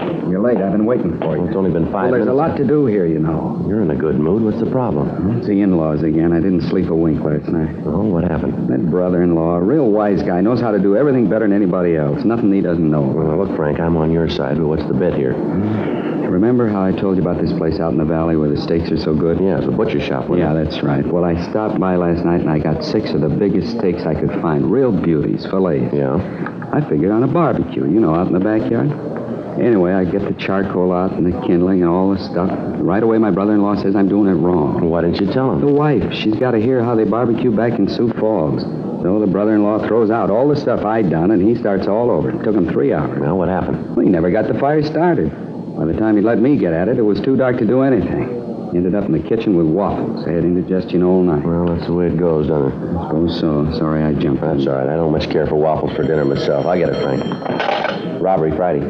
Yes, sir. Mm-hmm. What was that address again? Okay, yes, sir. Okay, we'll check it right away. Right. Anything? One of our contacts is a rumble down at Jay's down in South Main. Guy's letting it get around that he's got some loose diamonds for sale. You see when they could be bought? Yeah, tonight. 8:14 a.m. We signed out and drove over to Jay's bar. We met with our informant. The buy was to take place in the bar at 8:30 that night. He gave us a description of the man who was selling the stones. We checked back into the office and filled Captain Didion in on the latest developments of the case. The plan was laid out that Frank and I would stake out inside the bar. 4 other men were assigned to cover the outside of the meeting place. They would be able to be in constant communication with each other through walkie-talkie equipment. 7:43 p.m. Frank and I took up our positions at the bar. The other men were at their assigned positions. We waited. 8:19 p.m. 3 men came in and took a table at the rear of the place. They ordered drinks and sat down and talked. None of them matched the description our informant had given us. 8:34 p.m. Joe? Well, just came in. Fits the description pretty close. Yeah, he's heading back there. Looks like he's one of the 3 guys we've been waiting for, doesn't he? What was that he took out of his pocket? I don't know. Can't hear a thing from here either. Well, looks like it's going to get louder, doesn't it? All right, that's fine with me. I didn't ask you to buy the stuff. You can see for yourself it's good, the price is right. If you don't want to buy, then you're wasting my time. Lousy chintzy deal. You get me here, and then you pull a deal like this? As far as I'm concerned, the buy's off. Nobody sent for you. Forget it. That's him. He's got the stones. Let's take him, Frank. Going to the back. All right, hold it up, police officers. Watch it, Joe. All right, now stand right where you are. Keep your hands out in the open. You want to shake him down, Frank? Yeah. Stand still, you. What are you tagging us for? Just having a drink? What are you trying to do? They're clean, Joe. Our boy got away. They'll pick him up outside. Look, what do you want us for? Just sitting here having a drink. What are you trying to prove? Skip it, mister. You're selling us nothing here. I don't know what you're talking about. Frank? Yeah, hold still. Here's my cuffs. All right, let's go. I'll check outside, see if they got the other one. Yeah. Look, you don't need these handcuffs. I'm not going anyplace. I got nothing to hide. What's this all about? Save it, mister. Say what? We come in here to have a couple of drinks. We're not bothering anybody, just a quiet drink. You guys jump on us. What's the pitch anyway? Let's stop playing games here. There was a diamond buy tonight, and you were in on it. Diamonds? Are you kidding? Here, look at me. Do I look like the kind of a guy can afford diamonds? Not only that, but who buys diamonds in a bar? Now, look, let's get this thing squared away. Huh? Herman and Stromwell got the other one. Said they'd take him up to the office. Anything on him? No, dropped it while they were chasing him. What's that? Bag of unset diamonds. The three suspects we'd apprehended inside the bar were questioned. After a brief interrogation, the suspects admitted that they had gone to the bar for the purpose of buying diamonds. They explained that it was their impression that the stones had been smuggled into the country. The three men were booked in on suspicion of robbery pending further investigation. The fourth man, the one who was in possession of the diamonds, was identified as Larry Fry. We checked him through R&I and found that he had a previous record of 4 arrests receiving stolen property dating back to 1946. Frank and I took the suspect to the interrogation room. He told us that he'd found the diamonds in a back alley. The interrogation continued, but we were unable to change the suspect's story. A special show-up was arranged for Mr. Ruman, the victim in the jewel robbery. After looking at the suspect closely, he stated positively that this was not the man who had held him up. However, examination showed that the stones found were part of the diamonds taken in the robbery. The suspect was booked at the city jail. A check of his residence and other leads failed to turn up any additional information. Wednesday, August 3rd, 12:40 a.m. We had Fry brought from his cell. All right, sit down, Fry. Don't you guys ever get tired of trying? What do you mean, Fry? You know what I mean. Questions. Don't you guys ever get tired? You getting tired? Yeah, a little. And why don't you save us all a lot of trouble and tell us what you know? I don't know what you're after. Believe me, if I knew what you wanted, I'd try to help. Suppose we start again. Anything you want. I got nothing but time. Where'd you get the diamonds? I found them. Where? In an alley. What alley? I don't remember. You find 20,000 unset diamonds in an alley? You don't remember which alley? That's right. I don't remember which alley. There's a lot of alleys in L.A. Now with $20,000 in diamonds laying around. True. Then why don't you tell us where you found the diamonds? I told you, in an alley. What were you doing at Jay's place? Having a drink. That against the law? No, but trying to sell stolen diamonds is. All right, you called it. I was there to sell diamonds, but I didn't know they were stolen. I tried to sell them, just trying to make a buck. Everybody's got to live. I told you, now leave me alone, huh? I got enough trouble in this can with this lousy chow they throw at you. I don't feel so good, huh? Let me go back to my cell and lay down. Oh, kid, you guys ever eaten this jail food? It's terrible. I've eaten it. It's not too bad. And you got a stomach made out of solid brass. I'd like to have the bromo concession around here. Look, I really wish I could help you guys, but honest, there's nothing to tell. I found the diamonds in an alley. Sure, I tried to sell them, but that's it.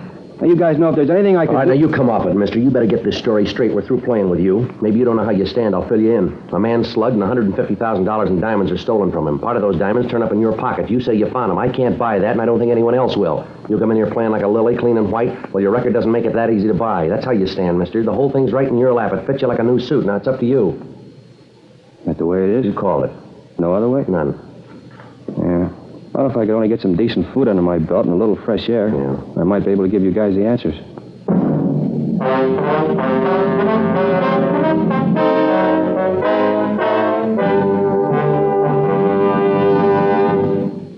You are listening to Dragnet, authentic stories of your police force in action. Friends, the name Fatima has always stood for quality. Fatimas are distinctive, with a truly different flavor and aroma. And in king-size Fatima, you get an extra mild and soothing smoke, plus the added protection of Fatima quality. Yes, there's a good reason why Fatima continues to grow in favor among king-size cigarette smokers everywhere. In Fatima, the difference is quality. Quality of tobaccos. The finest Turkish and domestic varieties, extra mild and superbly blended to give you a much different, much better flavor and aroma. Quality of manufacture. Smooth, round, perfect cigarettes. Rolled in the finest paper money can buy. Quality, even to the appearance of the bright, sunny yellow pack. Carefully wrapped and sealed to bring you Fatima's rich, fresh, extra mild flavor. So next time, insist on Fatima quality. Look for the bright, sunny yellow pack. Smoke Fatima, the extra mild and soothing king-size cigarette, with the added protection of Fatima quality. We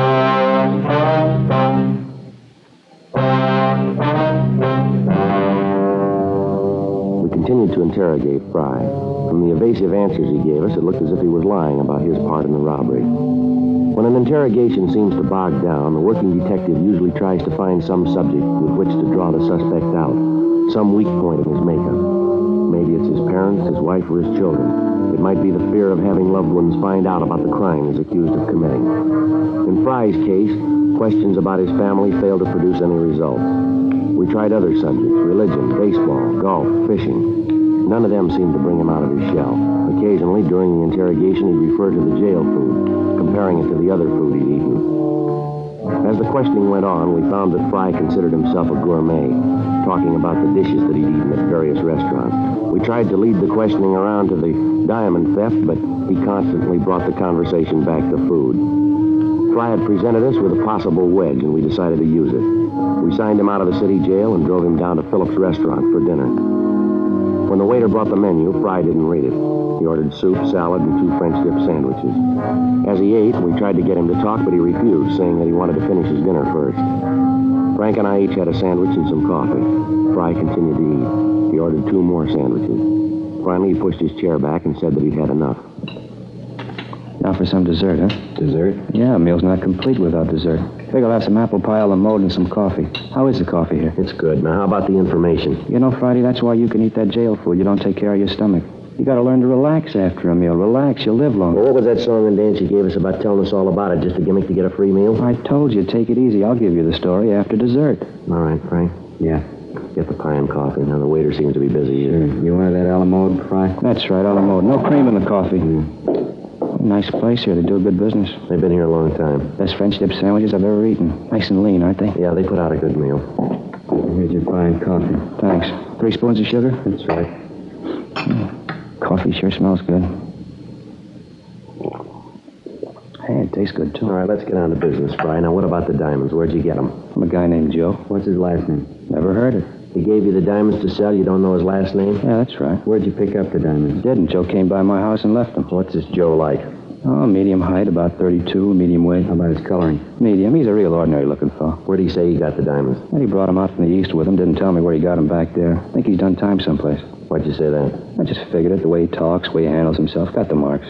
You'd know him if you saw him again? Oh, sure. Think you could point him out to us? Have you got him? No, but if he's done time, there's a mug of him. Figures we got it. Want to look through the mug books? Sure. How did this Joe get in touch with you? Called the house, told me what time he'd be there. When do you usually call? Most any time.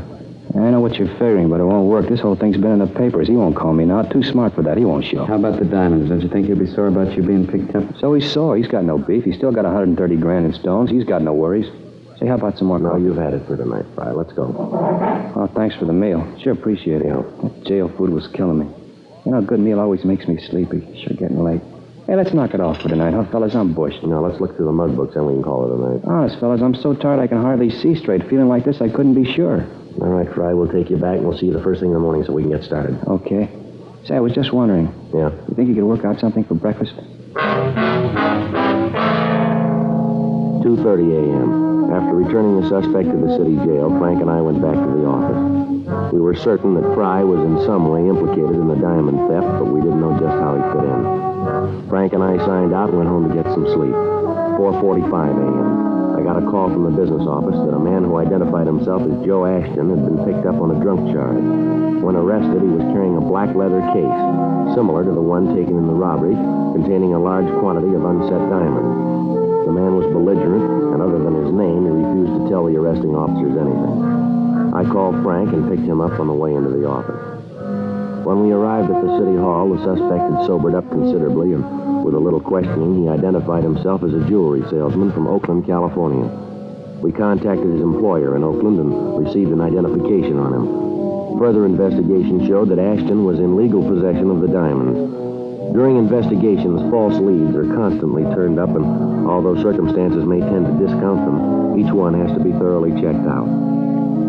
7:45 a.m. Frank and I had breakfast at Johnny Cokin's, and at 8:32 we signed Fry out of the city jail for interrogation. You had breakfast yet, Friday? Yeah, I just finished. Not too bad. How about you, Smith? Yeah. What'd you have? Waffles? Yeah, I sure like some hot waffles. I didn't eat here. Figure you guys might take me out again? What are you trying to prove, Fry? Now, let's go over and look at those mug books, huh? Okay. Hands behind you. Oh, now, look. Behind you. All right, let's go. All right, in the elevator. I'll get it, Frank. Yeah.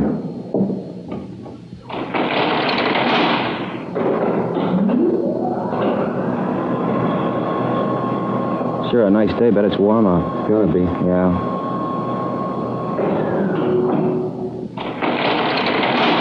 Go ahead.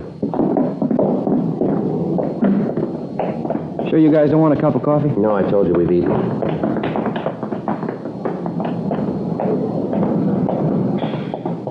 Right in the back, Fry. Sure. Say, sure appreciated that meal last night. That's good. We going to City Hall? Yeah, that's right. That way you keep the mug books? Yeah. Hey, no kidding, Friday. I gotta have some coffee. My stomach's growling. All right, Fry, we'll get you some coffee. You know that whole bit about Joe doesn't ring. I'm afraid we can't buy it. Okay, so it's a phony story, but I'll give you the right one. Where'd you get the diamonds? From a guy out in the valley. Where in the valley? Out at the Astor Studios. At a picture lot? Yeah. Frank, let's head out the freeway. We're going out the valley. Hey, wait a minute. I don't want to see him. He'll blow his top if he finds out I told you. This guy's crazy, a real nut. You better drop me back at the jail. I'll wait. How do we know this isn't another stall? It isn't. You'll see. What's this guy's name, this friend of yours? He's no friend, just a guy I met, had a business deal. What's his name? Calls himself Fred Roberts. We took Fry to breakfast, and then we returned him to the city jail. We went back to the city hall and rechecked the name Fred Roberts through R&I. There was no record. Those with similar names were checked. None of them matched the description of the suspect. 11:20 a.m., Frank and I headed for the San Fernando Valley. Astor Studios was one of the older lots in town. It had been years since they'd made a picture of their own. Most of their business now was in renting stage space to television companies. Frank and I checked at the gate, and we were sent up to personnel. The company records on Roberts showed that he'd been at the studio for 4 years in the property department. According to the girl in the personnel office, Roberts was highly regarded by his employers and fellow workers. She told us that we could find him in the prop building on the back lot. Frank and I started back to see him. That must be it back there, the big building with all the windows. Yeah. Sure a lot going on, huh? Yeah, TV's using a lot of movies, I guess. Most of the good stuff's on film, isn't it? Suppose so. About all Elizabeth likes to watch is the wrestling matches with those real old movies. I don't get to see much of the new stuff. If she's not looking at some show that's 20 years old, the kids are watching a puppet show. Well, you need 2 sets then. I've been thinking about that show. Not that I don't like wrestling, but I'd like to see the ball game once in a while. And those news forum shows. You know, keep up with what's going on in the world. Yeah. Looks like it here, huh? Yeah, that's him back there with a spray gun, isn't it? Yeah. Hey, Mr. Roberts? Mr. Roberts? Yeah? I'd like to talk to you, sir. Hey, just a minute. I gotta hit this before it dries. All right, sir.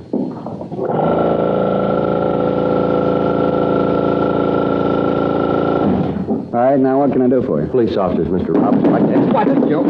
Wait a minute. Hold still. Who'd you say you were? Police officers.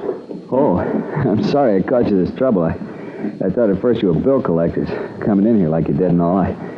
You can understand that, can't you? I've had a little trouble lately. I didn't mean to cause a fuss. Yeah, sure. We'd like to talk to you downtown. Well, what about? Some diamonds that were stolen. Certainly, I'll go with you, but why me? What makes you think I had anything to do with it? Just routine, Mr. Roberts. Your name came up and we have to check it out. More than glad to help.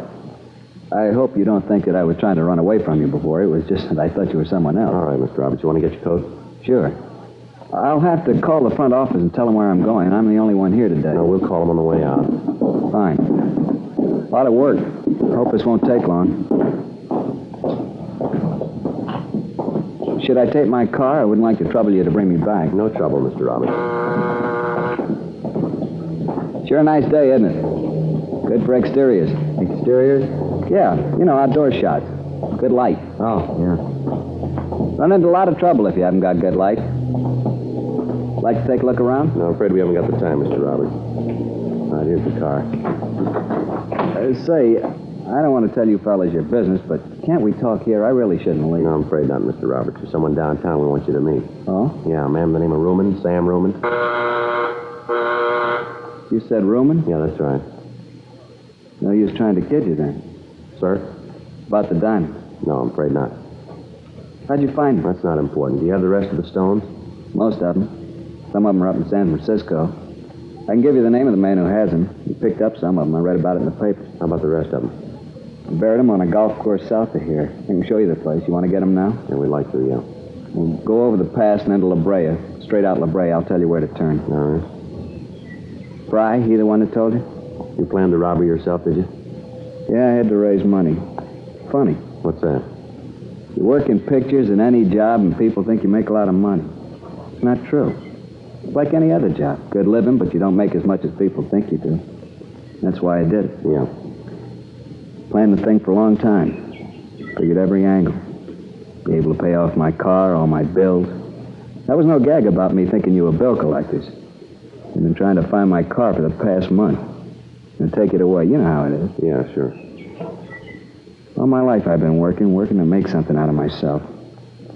Everybody in this town seems to do okay. Money, big home, a car. 12 years I've been working as a prop man. 12 years. Got tired of waiting.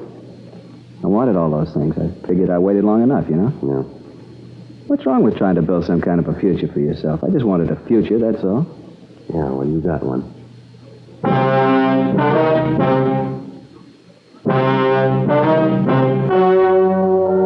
The story you have just heard was true. The names were changed to protect the innocent. On November 15th, trial was held in Superior Court, Department 89, City and County of Los Angeles, State of California. In a moment, the results of that trial.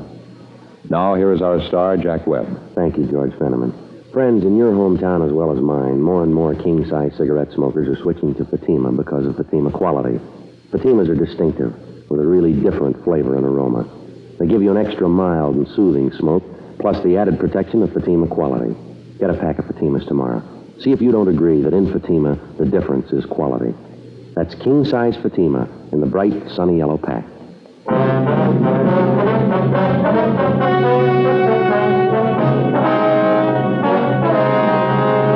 Fred Roberts was tried and convicted of robbery in the second degree. Robbery in the second degree is punishable by imprisonment in the state penitentiary or in the county jail. He is now serving his time in the county jail. Ladies and gentlemen, at this very moment in Korea, the lives of soldiers wounded in battle today are being saved by transfusions of blood and blood plasma. You can give these men the gift of life, a pint of your blood. The Department of Defense is calling for all Americans to roll up their sleeves. There is no substitute for blood. The need is urgent. The need is now. Call your local Red Cross chapter or blood donor center for an appointment. And please keep it.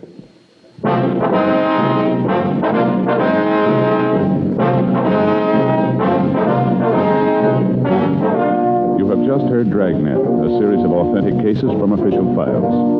Technical advice comes from the Office of Chief of Police W.H. Parker, Los Angeles Police Department. Technical advisors, Captain Jack Donahoe, Sergeant Marty Wynn, Sergeant Vance Frazier. Heard tonight were Vic Perrin, Herb Ellis, Vic Rodman. Script by John Robinson. Music by Walter Schumann. Hal Gibney speaking. King Size Fatima has brought you Dragnet, transcribed from Los Angeles. Friday, hear the Mario Lanza Show on NBC.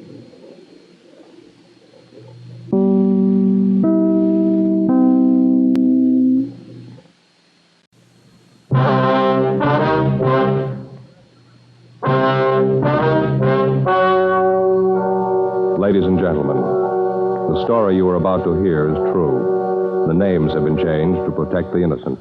Fatima Cigarettes, king size, extra mild and soothing, brings you Dragnet on both radio and television.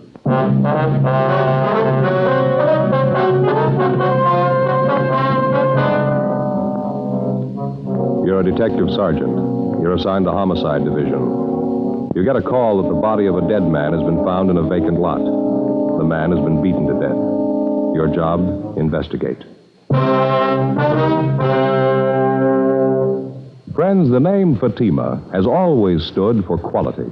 Fatimas are distinctive, with a truly different flavor and aroma. And in king-size Fatima, you get an extra mild and soothing smoke, plus the added protection of Fatima quality. Remember, in Fatima, the difference is quality. Because of its quality, its extra mildness, its better flavor and aroma, Fatima continues to grow in favor among king-size cigarette smokers everywhere. Switch to Fatima yourself today.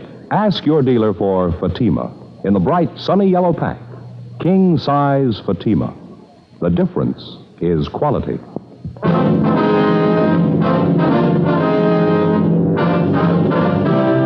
Dragnet, the documented drama of an actual crime. For the next 30 minutes, in cooperation with the Los Angeles Police Department, you will travel step by step on the side of the law through an actual case transcribed from official police files.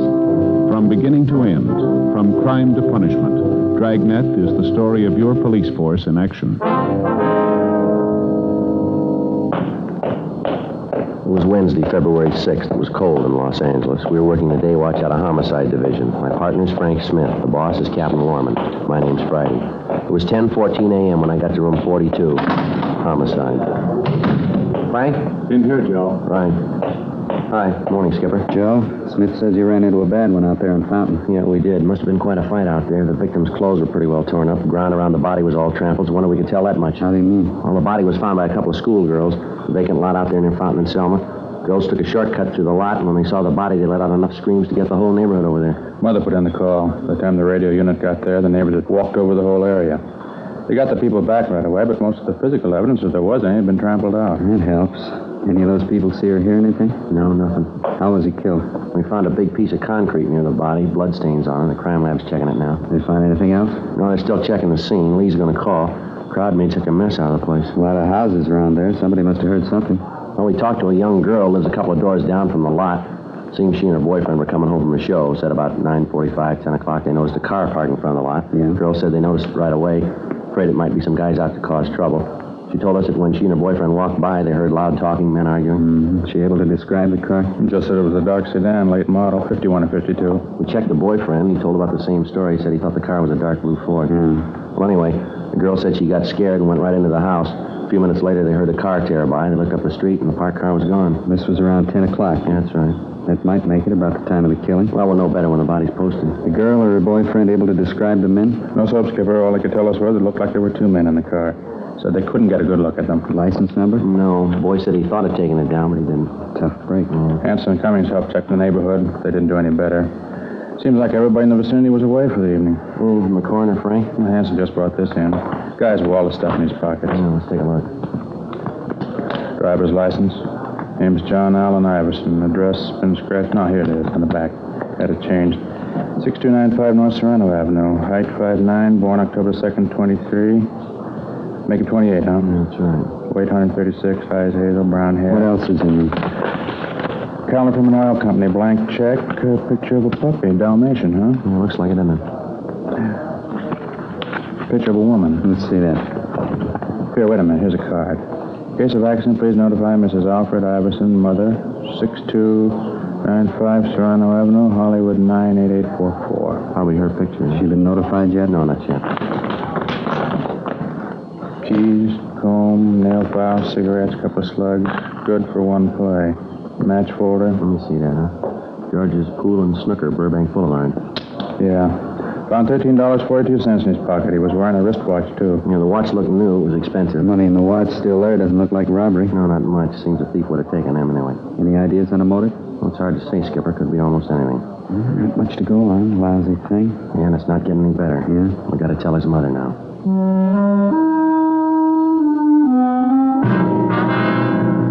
10:50 a.m. We called Lee Jones to see if he'd been able to come up with any new information. He told us that besides the piece of cement, his crew had been able to find little other physical evidence.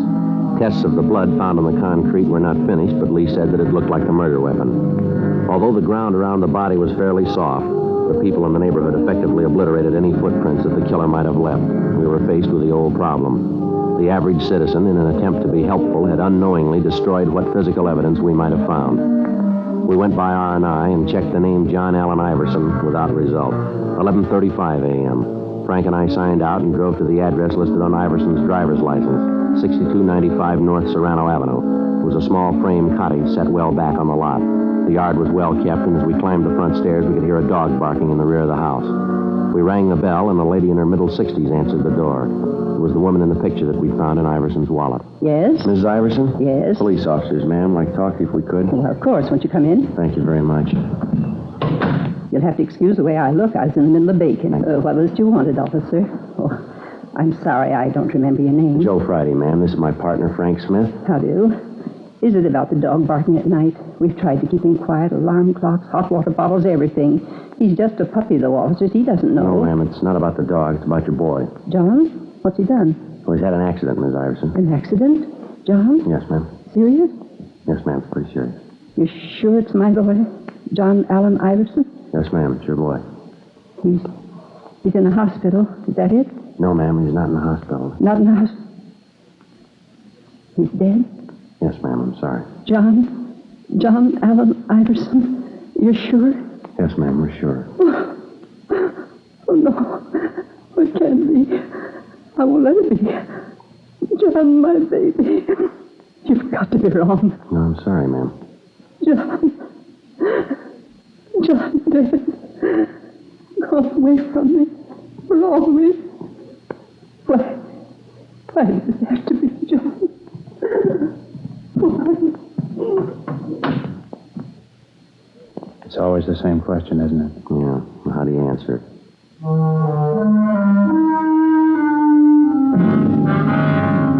Frank put in a call to Mrs. Iverson's doctor. 5 minutes later, he arrived and gave her a sedative. We asked if we could talk to her, and he told us that it'd be all right if we kept the questioning brief.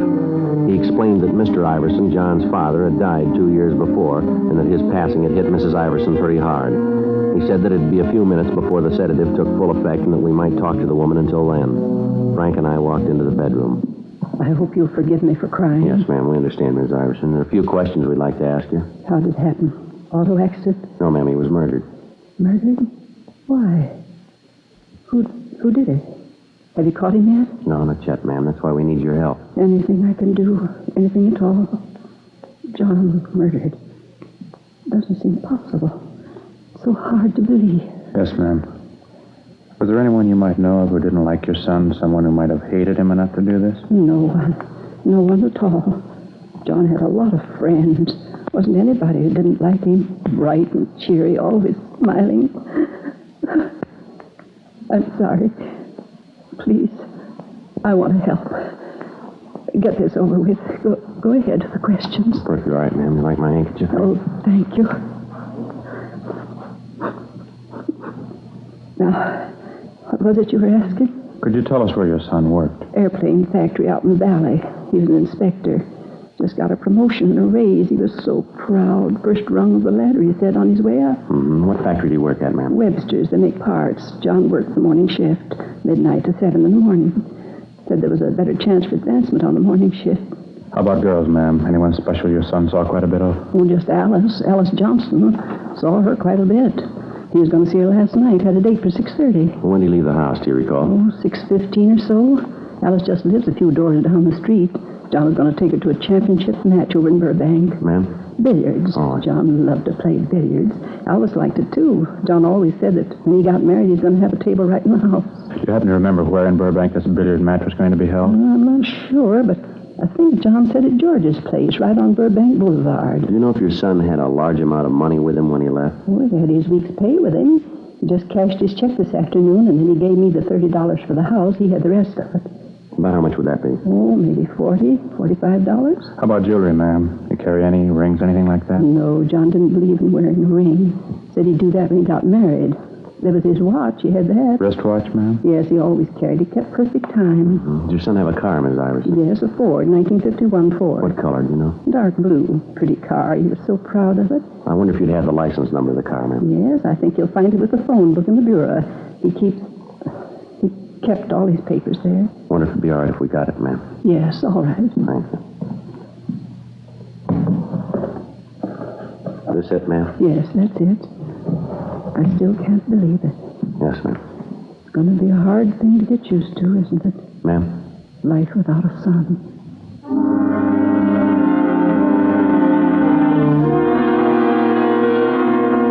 12:40 p.m. Frank and I drove back to the office and checked the license number we'd gotten through DMV. The car was registered to a John Allen Iverson, 6295 North Serrano Avenue. Legal owner, Bank of America. A local and an all-points bulletin were gotten out on the car, all occupants to be held for investigation. In the event the car was found abandoned, a stakeout was to be placed on it and homicide was to be notified. We checked the name Alice Johnstone through R&I, but there was no record on her. 1:50 p.m. Frank and I drove out to her place of employment, an unpainted furniture factory on Ventura Boulevard. We questioned the girl for a good hour, and she explained that John Iverson was usually on time for his dates with her, but the previous night he'd called to say that he'd be a little late. He called several more times and finally said that he was afraid they'd better cancel the date and that he'd call for her in the morning. She told us that she could think of no reason for anyone to be jealous of her spending so much time with Iverson, that he was the only date that she'd had for over a year. She gave us names and addresses of mutual friends to add to the list we already had to check out. 3:05 p.m. Frank and I went for something to eat. Is that all you're going to eat, Frank? Just that little salad? Yeah, Elizabeth's got the idea I ought to cut down on my lunches. Said I'm getting too heavy around the middle. Oh, that's too bad. Chili was good. Yeah, it looks good. Pretty spicy, was it? No, it was just right. A lot of beef. Uh-huh. Joe? Yeah? You think I'm getting too fat? No, you don't look it to me. When a man gets in his 30s, he's supposed to look a little portly, isn't he? Well, I don't know, Frank. You couldn't prove it by me. Well, I always heard so. My father was pretty heavy. That has a lot to do with it. That's so? Well, sure, it's heredity, that stuff. A lot of beef, huh? Yeah, now look, Frank, why don't you have a bowl of the chili? It doesn't look like it's got too many calories in it. No, it doesn't, does it? Miss? Oh, miss, could I have a bowl of that chili? Some of that coconut cream pie, too. Thanks. Yeah, right away. What do you figure, Joe, about the Iverson? No, I can't figure it. If we could just come up with a motive, it might be easier. Give us some place to start. Yeah. Young kid. Seemed everybody liked him. It looks that way. I've been thinking about that robbery angle. His mother said he left the house with about $45, didn't she? Now, we find him, and he's only got 13 of it left. Where'd the rest go? And that watch. If anybody was going to hold him up, they'd take the watch. They could have gotten something for it. Bigger revenge? Jealousy? I don't know. The girl said there wasn't any reason for that. Look, as soon as you finish your lunch, let's check the place he worked. The guys he worked with, maybe they can give us the answer. It's been done before. Yeah? Iverson. He just got a raise and a promotion. Maybe somebody thought they should have got it. Before we left the lunchroom, we called the list of names into R&I. 3:32 p.m. Frank and I drove out to the aircraft plant where John Iverson had been employed. We checked with the foreman of the shop, the men he worked with, the personnel office, everyone he came in contact with during the day's work. They all gave us the same answer, that they could see no reason why anyone would want to take his life.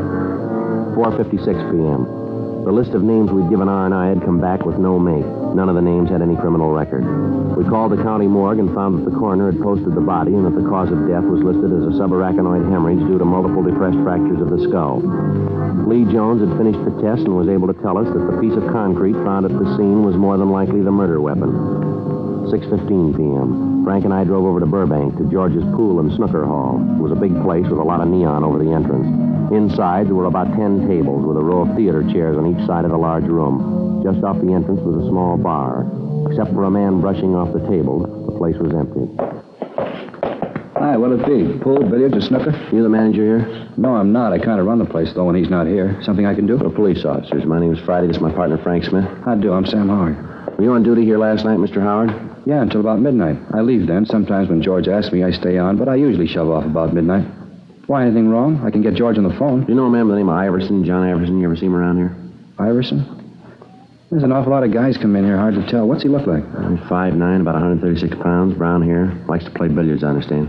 John, yeah, I think I know who you mean. Never knew his last name before, but he comes in here quite a bit. Always plays billiards, 3 cushion. You see him last night? Well, there were an awful lot of people here last night. Had a match, pretty crowded. What was he in here last night? Well, yeah, came in, watched the match for a while, then he sat up at the bar, had a couple of beers. Was he drinking with anybody? Let me think. Yeah, he and another guy were talking it up. The other guy was popping for the drink. You know the other man? No, sir. Don't think I ever saw him before. About what time was that? Gee, it's hard to say. I was pretty busy. It's important, Mr. Howard. Like that, huh? Well, I'd say it was 7 o'clock, maybe 7:30. Johnny came in first. He watched the matches for a while. Then when this other guy came in, they both moved to the bar. Stayed there talking till about 9:30, 9:45. Then they walked out together. They were together all evening, then? Yeah, near as I can tell. What did this other man look like? Let me think. I'd say he was maybe 36, 37, had kind of dark hair. How tall would you say he was? Oh, about your height, 5'10" or 11. Had on a plaid sport jacket. I noticed that because I've been looking for one like it. You know, sort of Glen plaid, only with more color. Not exactly loud. What color was the jacket? Blue, real rich blue. Must have cost a fellow a lot. During the conversation, did Iverson and this other man seem to get along all right? Oh, yeah, even when the fellow lost the bet. What bet? Yeah, they had a bet on a match. The other guy lost, and he had to pay Johnny $10. Didn't have the cash, had to cash a check. You cash it here? Yeah, it was a payroll check. George doesn't like it when we cash personal checks. If they bounce, we have to stand the loss. Do you think we could locate that check, Mr. Howard? Do you happen to remember the company name on it? No, not right off. I can get it for you. Sir? Well, George wasn't feeling too well today, so he didn't get to the bank. Check's still in the safe. The check was issued from the Kimberly Insurance Company and made out to Martin G. Weber. The endorsement was made by Weber with a notation of his address under the signature. We called the office and had the name run through R&I. There was no record on him. According to the information we'd gotten from Sam Howard, the last time the victim was seen alive at 9:45 p.m., he was in the company of Martin Weber. Frank and I got in the car and drove out to the Kimberly Insurance Company. It was a large building on San Fernando Road. The employees were leaving the building when Frank and I got to the office of the general manager. We asked him about Weber, and he told us that he'd been with the firm for the past 10 years, starting as a runner on the floor and rising to the position of office manager. He told us further that in his entire 10 years of service, Weber had never been late or missed a day's work. However, on that particular morning, he hadn't shown up at all. We called our office and arranged for a stakeout on the building of the insurance company. Frank and I drove out to Weber's home, a modern apartment house in the North Hollywood area. We rang the bell, but there was no answer. We checked with the landlord, and he told us that he hadn't seen Weber the night before. In the company of the manager, we checked Weber's apartment. He was not there, and from what we could see, the bed had not been slept in. In further checking, the manager was able to give us the name and address of Weber's sister, a Mrs. Madge Wilson. We arranged for a stakeout on the apartment. 9:20 p.m. Frank and I drove over to check with his sister.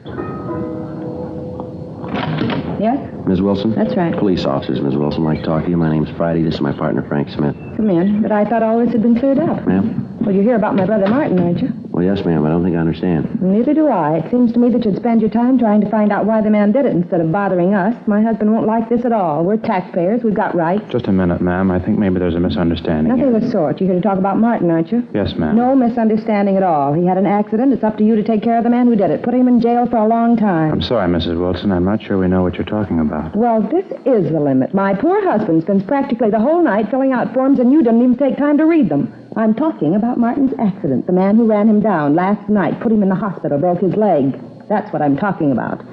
Now, I've got 2 kids upstairs with bad colds, and I haven't got time to stand around and talk to you. If there's anything else you want to know, you can talk to my husband. He'll tell you. You say your brother was run down by a car last night, ma'am? Yes, last night. And he's in the hospital now? Yes. Now, look, we're only trying to conduct an investigation, ma'am. Could you tell us what time this accident happened and where? All right. It's on the report, if you'd only read it. Yes, ma'am. Martin was on his way home last night. He stepped off the curb out on Burbank Boulevard, and this car came right around the corner and hit him. Broke his leg. Sent him to the hospital. He's been there ever since. He's there now. What time did this happen, ma'am? Do you know? Sure I know. It was 9:45.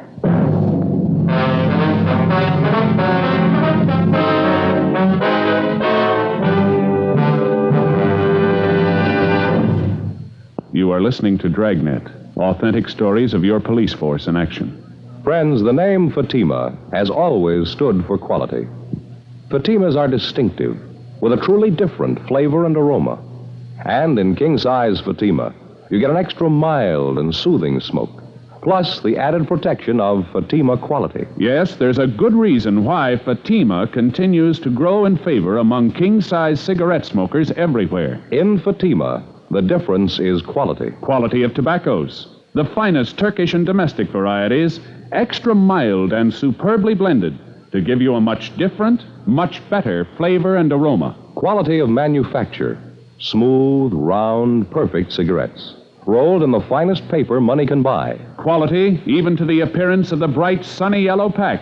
Carefully Fatima's rich, fresh, extra mild flavor. So next time, insist on Fatima quality. Look for the bright, sunny yellow pack. Smoke Fatima, the extra mild and soothing king-size cigarette, with the added protection of Fatima quality.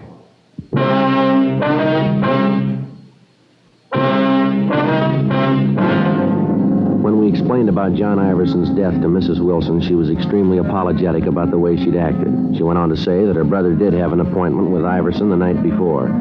We put in a call to Sergeant Erbson of the Accident Record Bureau downtown, and he told us that there was a traffic accident report which listed the time of the accident at 9:46, corroborating the story given us by Mrs. Wilson. Weber had been given emergency treatment at Georgia Street and then transferred to General Hospital.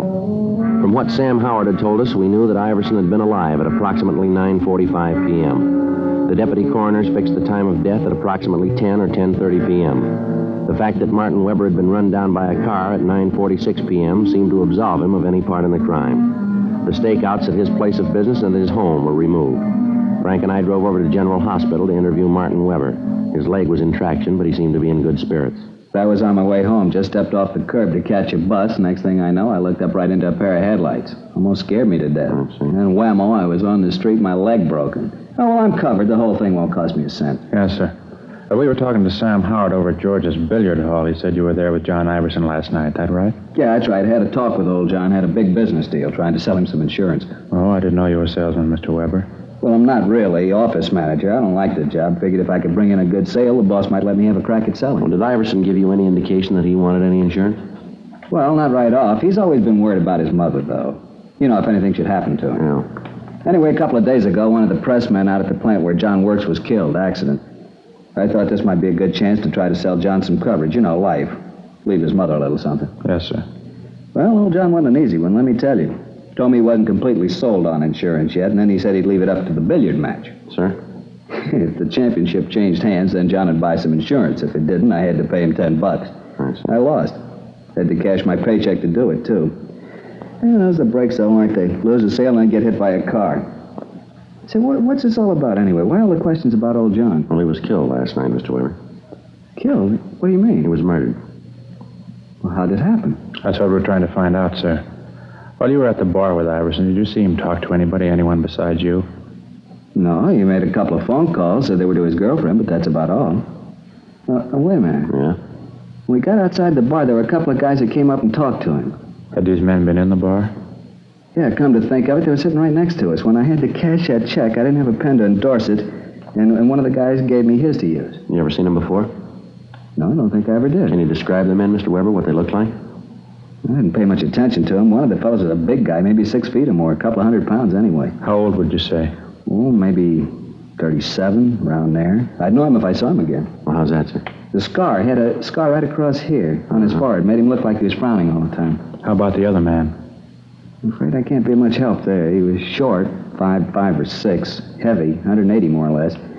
I think he was wearing a flannel suit. I can't be sure about that. And you saw these men out on the sidewalk with Iverson right after you left the bar, is that right? Yeah. After I told John goodnight, I walked over to the corner. I saw these two fellas come up to John, and from what I could hear, they were asking him for a lift someplace. You gave him a ride, did he? I don't know. I saw my bus come and made a run for it. Was there anything else you can tell us about these men that might help? Anything at all? Any little thing you might remember? Gee, not that I can remember. I didn't really pay a lot of attention to them. Just a couple of guys sitting next to us. One of them lent me his pen. Well, how about the pen with any initials on it? No. It was the tall guy, the one with the scar. He loaned it to me. It was one of those plastic things, you know, with a figure that disappears when you turn it upside down? I know the kind you mean. I noticed it because I thought it was kind of cute. Anyway, it was put out by a Venetian blind company. It had the name right on it. Can you remember the name? Let me see.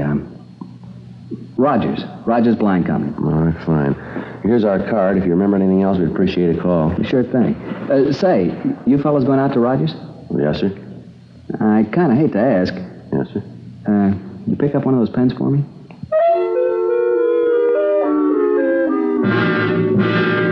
$11:35 p.m. We called the office, and they told us that Iverson's car had been found abandoned up on Wonderland Drive in Laurel Canyon. It was taken to the police garage and impounded. The crime lab had gone over the car for fingerprints, and in eliminating the prints of the people known to have been in the car and friends of Iverson, they'd come up with one unidentified print. As remote as it was, the lead about the pen had to be checked out.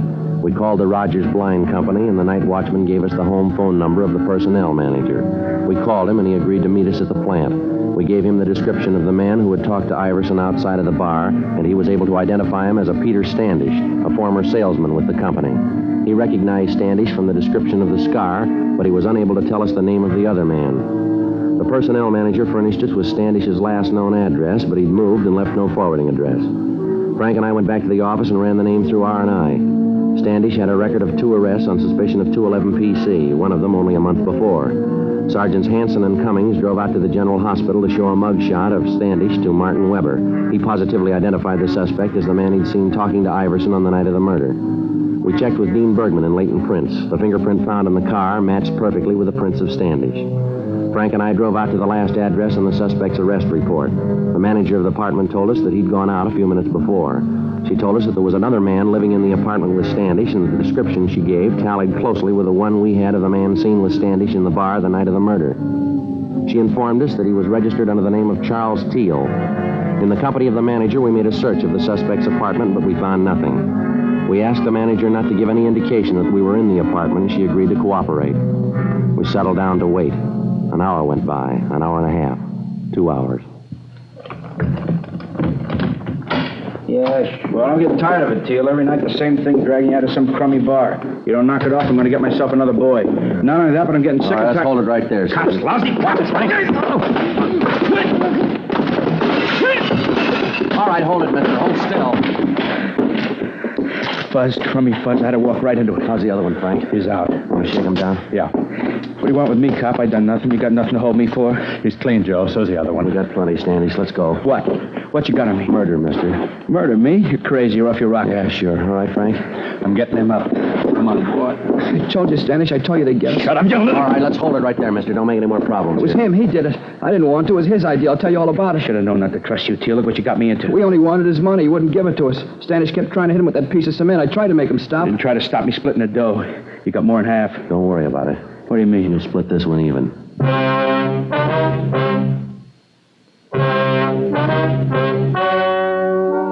The story you have just heard was true. The names were changed to protect the innocent. On June 4th, trial was held in Superior Court, Department 86, City and County of Los Angeles, State of California. In a moment, the results of that trial. And now, here is our star, Jack Webb. Thank you, George Fenneman. Friends, as we told you earlier, the name Fatima has always stood for quality. That same Fatima quality is the reason why king-size Fatima continues to grow in popularity among smokers everywhere. Try them and see if you don't agree with me. That Fatima gives you an extra mild and soothing smoke, plus the added protection of Fatima quality. Next time you buy cigarettes, look for the bright sunny yellow pack and ask for king-size Fatima.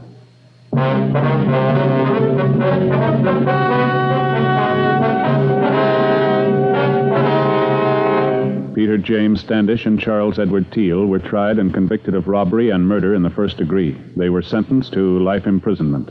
They're now serving their term in the state penitentiary, San Quentin, California.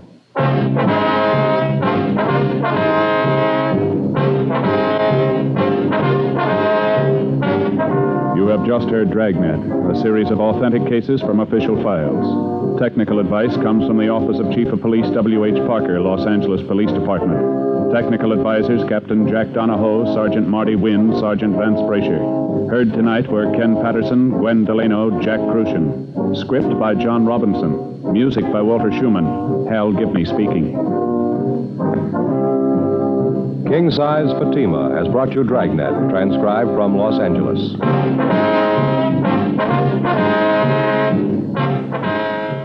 Friday, hear the Mario Lanza Show over NBC.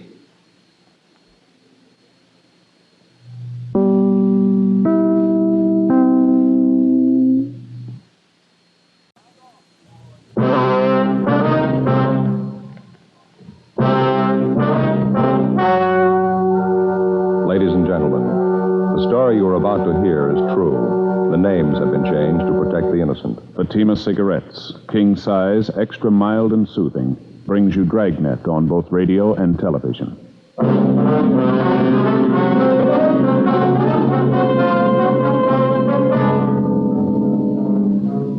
You're a detective sergeant. You're assigned to forgery detail. Several small neighborhood businessmen are being victimized by a check forger. His method of operation is an old one, but the merchants continue to be swindled. Your job, get him. Friends, the name Fatima has always stood for quality. Fatimas are distinctive, with a truly different flavor and aroma. And in king-size Fatima, you get an extra mild and soothing smoke, plus the added protection of Fatima quality. Remember, in Fatima, the difference is quality. Because of its quality, its extra mildness, its better flavor and aroma, Fatima continues to grow in favor among king-size cigarette smokers everywhere. Switch to Fatima yourself today. Ask your dealer for Fatima in the bright, sunny yellow pack. King-size Fatima. The difference is quality.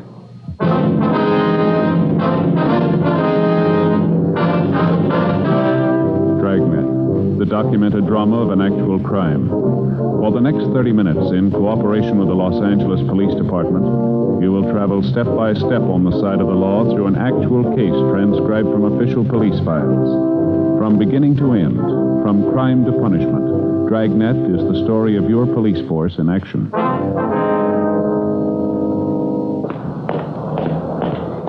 It was Tuesday, July 22nd. It was hot in Los Angeles. We were working the day watch out of forgery detail. My partner's Frank Smith. The boss is Thad Brown, chief of detectives. My name's Friday. I was on the way into work, and it was 7:50 a.m. when I got to room 29. Forgery detail. Morning, Joe. Frank, how's it going? Well, what'd I tell you? What do you mean? Well, what'd I say just last night when we signed out? I don't know. What did you say? You remember? Well, look, Frank, it's been a hot night. Looks like today's going to be hotter. No guessing games, huh? Well, that's just it. It was hot, just like I told you last night. Well, all right. You convinced me. I don't get it, but it's okay. Joe, I told you yesterday. Must have said it 5 or 6 times at least. Earthquake weather. That was the last thing I said to you before we went home. Earthquake weather. Yeah, I know. Well, I guess you'll believe me now, huh? This is what they call earthquake weather. Well, look, we're not going to go through all that again, are we? Well, Joe, you felt it, didn't you? Well, sure I felt it. Everybody did. That doesn't put any more foundation under that old wives' tale of yours. You ought to believe it now if you never did before. I tell you, Joe, in this kind of hot, muggy weather, you get earthquakes. All right, you win. What about last July? We didn't have any then, do we? Well, not every year, no, but that doesn't change it. All earthquakes hit in this kind of weather, Joe. Oh, yeah, sure they do. Now, you tell them that up at Berkeley, you're going to change the whole seismograph theory, Frank. Well, they can't tell you when you're going to get one, only how bad it was after it hits. That's what we need up there, Joe, some kind of a gadget to tell us when. Well, why worry? You can tell from the weather. Excuse me, am I in the right place? Is there an Officer Smith around here? Yes, sir, I'm Frank Smith. What can I do for you? My name's Martin Miller. I run Marty's Mart at 6th and Benson. Beg your pardon? Marty's Mart, little grocery store at 6th Street on the corner of Benson. Oh, yes, sir. Mr. Alms from the bank sent me up to see you. Yeah, sure. This is my partner, Sergeant Friday, Mr. Miller. How are you, Mr. Miller? How you doing? Alms over at the B of A called just before you got in, Joe. Said he was sending Mr. Miller over to see us. Oh, I see. Why don't you have a chair, Mr. Miller? Here. Joe, Alms says that somebody's forging Mr. Miller's checks. Your personal check, sir? No, sir, my business checks. Marty's Mart, 6th and Benson. Let's see if we have this right, Mr. Miller. Yes, sir. According to Alms, there have been 7 checks passed. They were all passed last Saturday night. Is that correct? That's what he told me, yes, sir. That's why I come down to see you, but that's not quite all. How's that, sir? Well, you see, as soon as I talked to the bank and I found out that somebody was forging my checks, I went home and told the wife about it. Yes, sir. Well, the bank tells me the man who's been doing the dirty work's a fellow by the name of Roger Theodore or something like that. Yes, that's right. That's the way we have it here. Oh, you know this man? You got him arrested already? Well, no, sir. I mean, that's what Mr. Alms over at the bank told us. Oh, yeah, sure. I didn't think you boys would move that fast. That'd be pretty fast work there. Now, you say there were 7 checks of yours that this Theodore has forged, is that right? No, sir, that's all the bank knows about. The wife and I did a little detective work on our own. Is that right? You bet we did. Emma and me went through our checkbook, and guess what? Yes, sir. You say 7, me and Emma say 14. Well, how do you mean, sir? 14, that's how it come for you. Well, how do you mean 14? Well, the bank's only found 7 of them, but he actually stole 14 of our business checks. Well, you say you found that out after looking at your checkbook? Yes, sir. Got the figures right here in my vest pocket. Let's see here. Numbers 7,020 to 7,033 inclusive. That makes 14 checks missing all told. Well, how do you think the theft occurred, sir? You stole them right out of the back part of the checkbook. Didn't think nobody'd find that out. No, sir. What we mean is, how did the thief gain access to your checks? Do you leave them out in the open where people could get at them? Well, they're in a plain black-covered book. Emma always makes out the checks most of the time. When she's through, she generally leaves them down underneath the counter in with a size 12 paper bags. That way we always know where to find it. You know, a place for everything so on. Mm-hmm. About when do you think the theft occurred, would you know? Well, it'll be kind of hard to tell as to the exact time. Well, when did you say you and your wife first noticed they were missing? This morning, right after we talked to the bank man. That's when I got the idea to go through the checkbook. Wife didn't think so much of the idea, but she found out I was right. Well, would you have any idea at all as to who might have taken the checks? Anyone suspicious loitering around your store or anything like that? No, I don't believe so. Emma and I know most of the people around our neighborhood. But I wouldn't think any of those folks would do a thing like this. Well, how about some transients? Somebody might have come in the store that you never saw before? No, nobody I can recall. You live in the back of the store, Mr. Miller? Yeah, how'd you guess that? Say, you fellas are real good. I was just wondering, sir, would it be possible somebody could have broken in during the night? No, sir, not a chance. No, we could have told that. Well, how about when you and your wife have lunch? Is it possible that you might leave the store unattended for short periods while both of you are in the back, maybe? Say, that's right. You ever run a store? No, sir. Hey, George, that just could have happened, all right. Me and Emma lots of times duck in the back and sit down and grab a bite of lunch or a little cut of Tillamook cheese on a cracker, you know. Yes, sir. Hey, George, I'll bet that's what it could have happened, all right. Do you figure the checks were taken in the last month, or about when, would you say? Well, let's see. Must have been sometime during the last couple of weeks, if memory serves. That's about when we received our new checkbooks. Last couple of weeks. That must be it. I see. Well, we want you to give the stenographer a full report of this, sir. Here, Frank, I got the approval slip all made out. Now, if you'll be kind enough to take this slip down to room 23, the stenographer will take your report. Oh, thank you very much. We appreciate you coming in, Mr. Miller. We'll keep you informed of the developments of the case. Here's our card. If you hear anything, appreciate you giving us a call. Well, fine. Thank you very much. Yes, sir. You say you'll keep me informed of what happens on this thing? Yes, sir, that's right. Say, maybe you better talk to Emma when you call the store. That's my wife. Well, yes, sir. Won't you be there? Oh, I'll be there all right, but she'd like to have you call her. Well, how's that, sir? Well, it's about them other missing checks. Yes, sir. I told you it was my idea. Yeah. It wasn't. It was hers.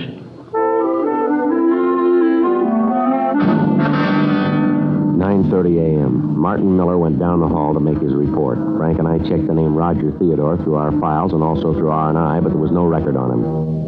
10:02 a.m. We checked with the head cashier at the bank where Miller had his checking account. The cashier was unable to let us see the forged checks, explaining that they'd been sent back to the people who had deposited them. However, he was able to give us a list of the firms that had taken in the bad checks. They were all large supermarkets in the central Hollywood area. He told us that the checks had varied in amount from $32.50 up to $78.97, and that each check was made out to a Roger G. Theodore, with the endorsement on the back of the check also by Theodore. 11:25 a.m. Frank and I drove out to a market at the corner of Franklin and Yucca. It was a big place with fruit stands along the front and large signs saying, "We never close." What do you think we find the manager? I don't know, probably in the back there. These places, most of them work on one of the check stands, don't they? Hey, Joe. Yeah. Look at those Concord grapes. You ever seen so big? Sweet, too, I bet. Yeah. You ever figure out some way to grow them without seeds? They got it made. Yeah. Seeds always get stuck in my teeth. Got the manager back there unpacking those cans, see, with a badge? Yeah, that might be good. Pardon me, are you the manager here? Yeah, is something I can do for you? Yes, sir, police officers. My partner, Frank Smith. My name's Friday. How do you do? My name's Giles, Mickey Giles. We'd like to talk to you about that check you cashed for Roger Theodore. Theodore? Yes, sir.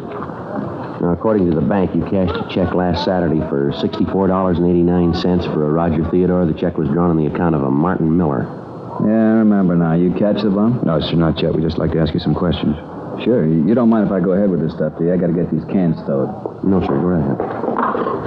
Well, who cashed the check for? Did you remember that? Sure, I remember. Me. At least I okayed it. One of the cashiers called me over, said this guy wanted to cash a check, and would I okay it? I did. Can you describe the man? Sure can. When that check came back from the bank, I got to thinking about the crummy deal, remembered almost every word of the conversation. Of all the lousy snow jobs, that no-good bum really dished out a Lulu. Yes, sir. How tall would you say the man was? Maybe 5'10", 11, about 160 pounds. Said he worked for this grocery store, this Marty's... Marty Smart. Yeah, that's it. Said he worked down there. We talked about the grocery business. He told me how he wanted to start a place of his own. Tired of working for somebody else. Lousy trick. Can you give us a further description of him, sir? Well, he was dark. Real dark, black, wavy hair. His eyes were almost solid black. Nice-looking kid. How old would you say he was, sir? 30, 31. Hard to tell. He was the kind of a guy who don't show his age too much. Do you remember what time he came into the store? Yeah, it was right after I announced the sale of day-old bread on the PA. That'd make it about 8:30 or 8:40. I always try to make it then so we won't be stuck with a lot of bread the next day. You know, get it off the shelves. It's not really a day-old, but by the time these women get through squeezing it, it sure looks like it's been on the shelves a long time. Well, are you in the habit of cashing checks here often, sir? Well, we never cash personal checks. Get stuck too often. We will cash payroll checks if a guy's got identification. Theodore have identification? Sure, had his driver's license. Do you have the check now, sir?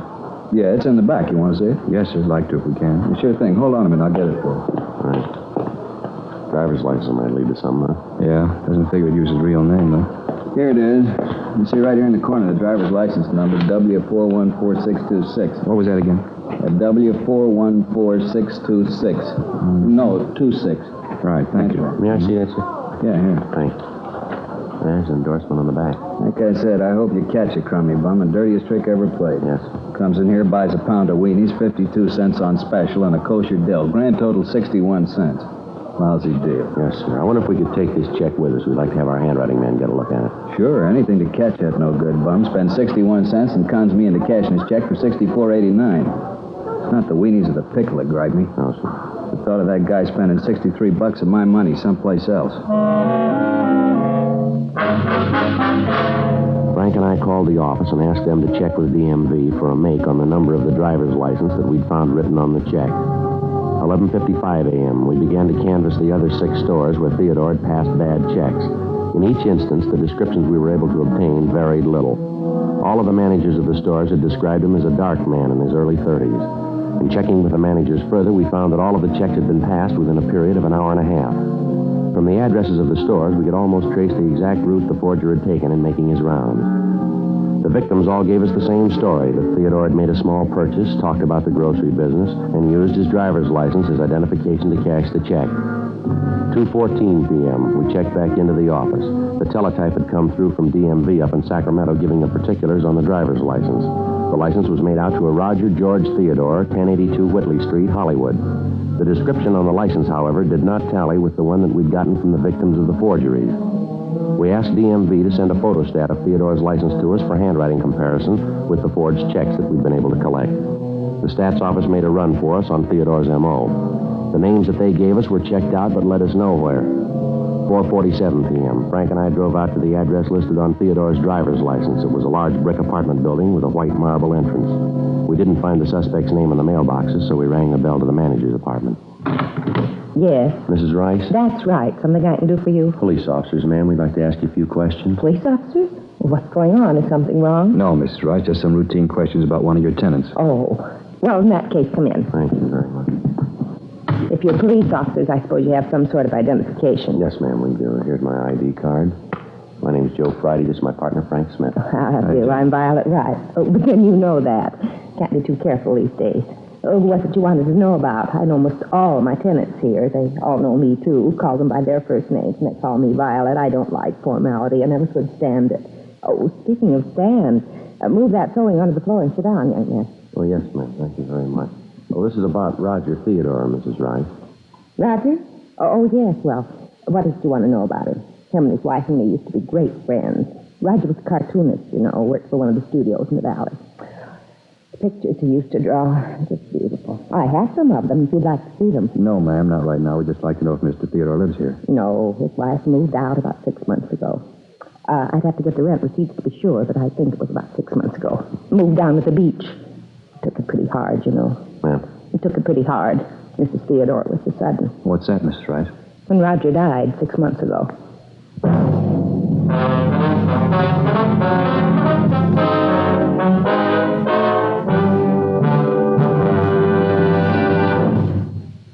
You are listening to Dragnet, authentic stories of your police force in action.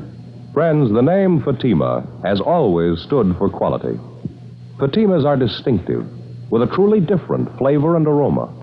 And in king-size Fatima, you get an extra mild and soothing smoke, plus the added protection of Fatima quality. Yes, there's a good reason why Fatima continues to grow in favor among king-size cigarette smokers everywhere. In Fatima, the difference is quality. Quality of tobaccos. The finest Turkish and domestic varieties, extra mild and superbly blended to give you a much different, much better flavor and aroma. Quality of manufacture. Smooth, round, perfect cigarettes. Rolled in the finest paper money can buy. Quality, even to the appearance of the bright, sunny yellow pack. Carefully wrapped and sealed to bring you Fatima's rich, fresh, extra mild flavor. So next time, insist on Fatima quality. Look for the bright, sunny yellow pack. Smoke Fatima, the extra mild and soothing king-size cigarette, with the added protection of Fatima quality.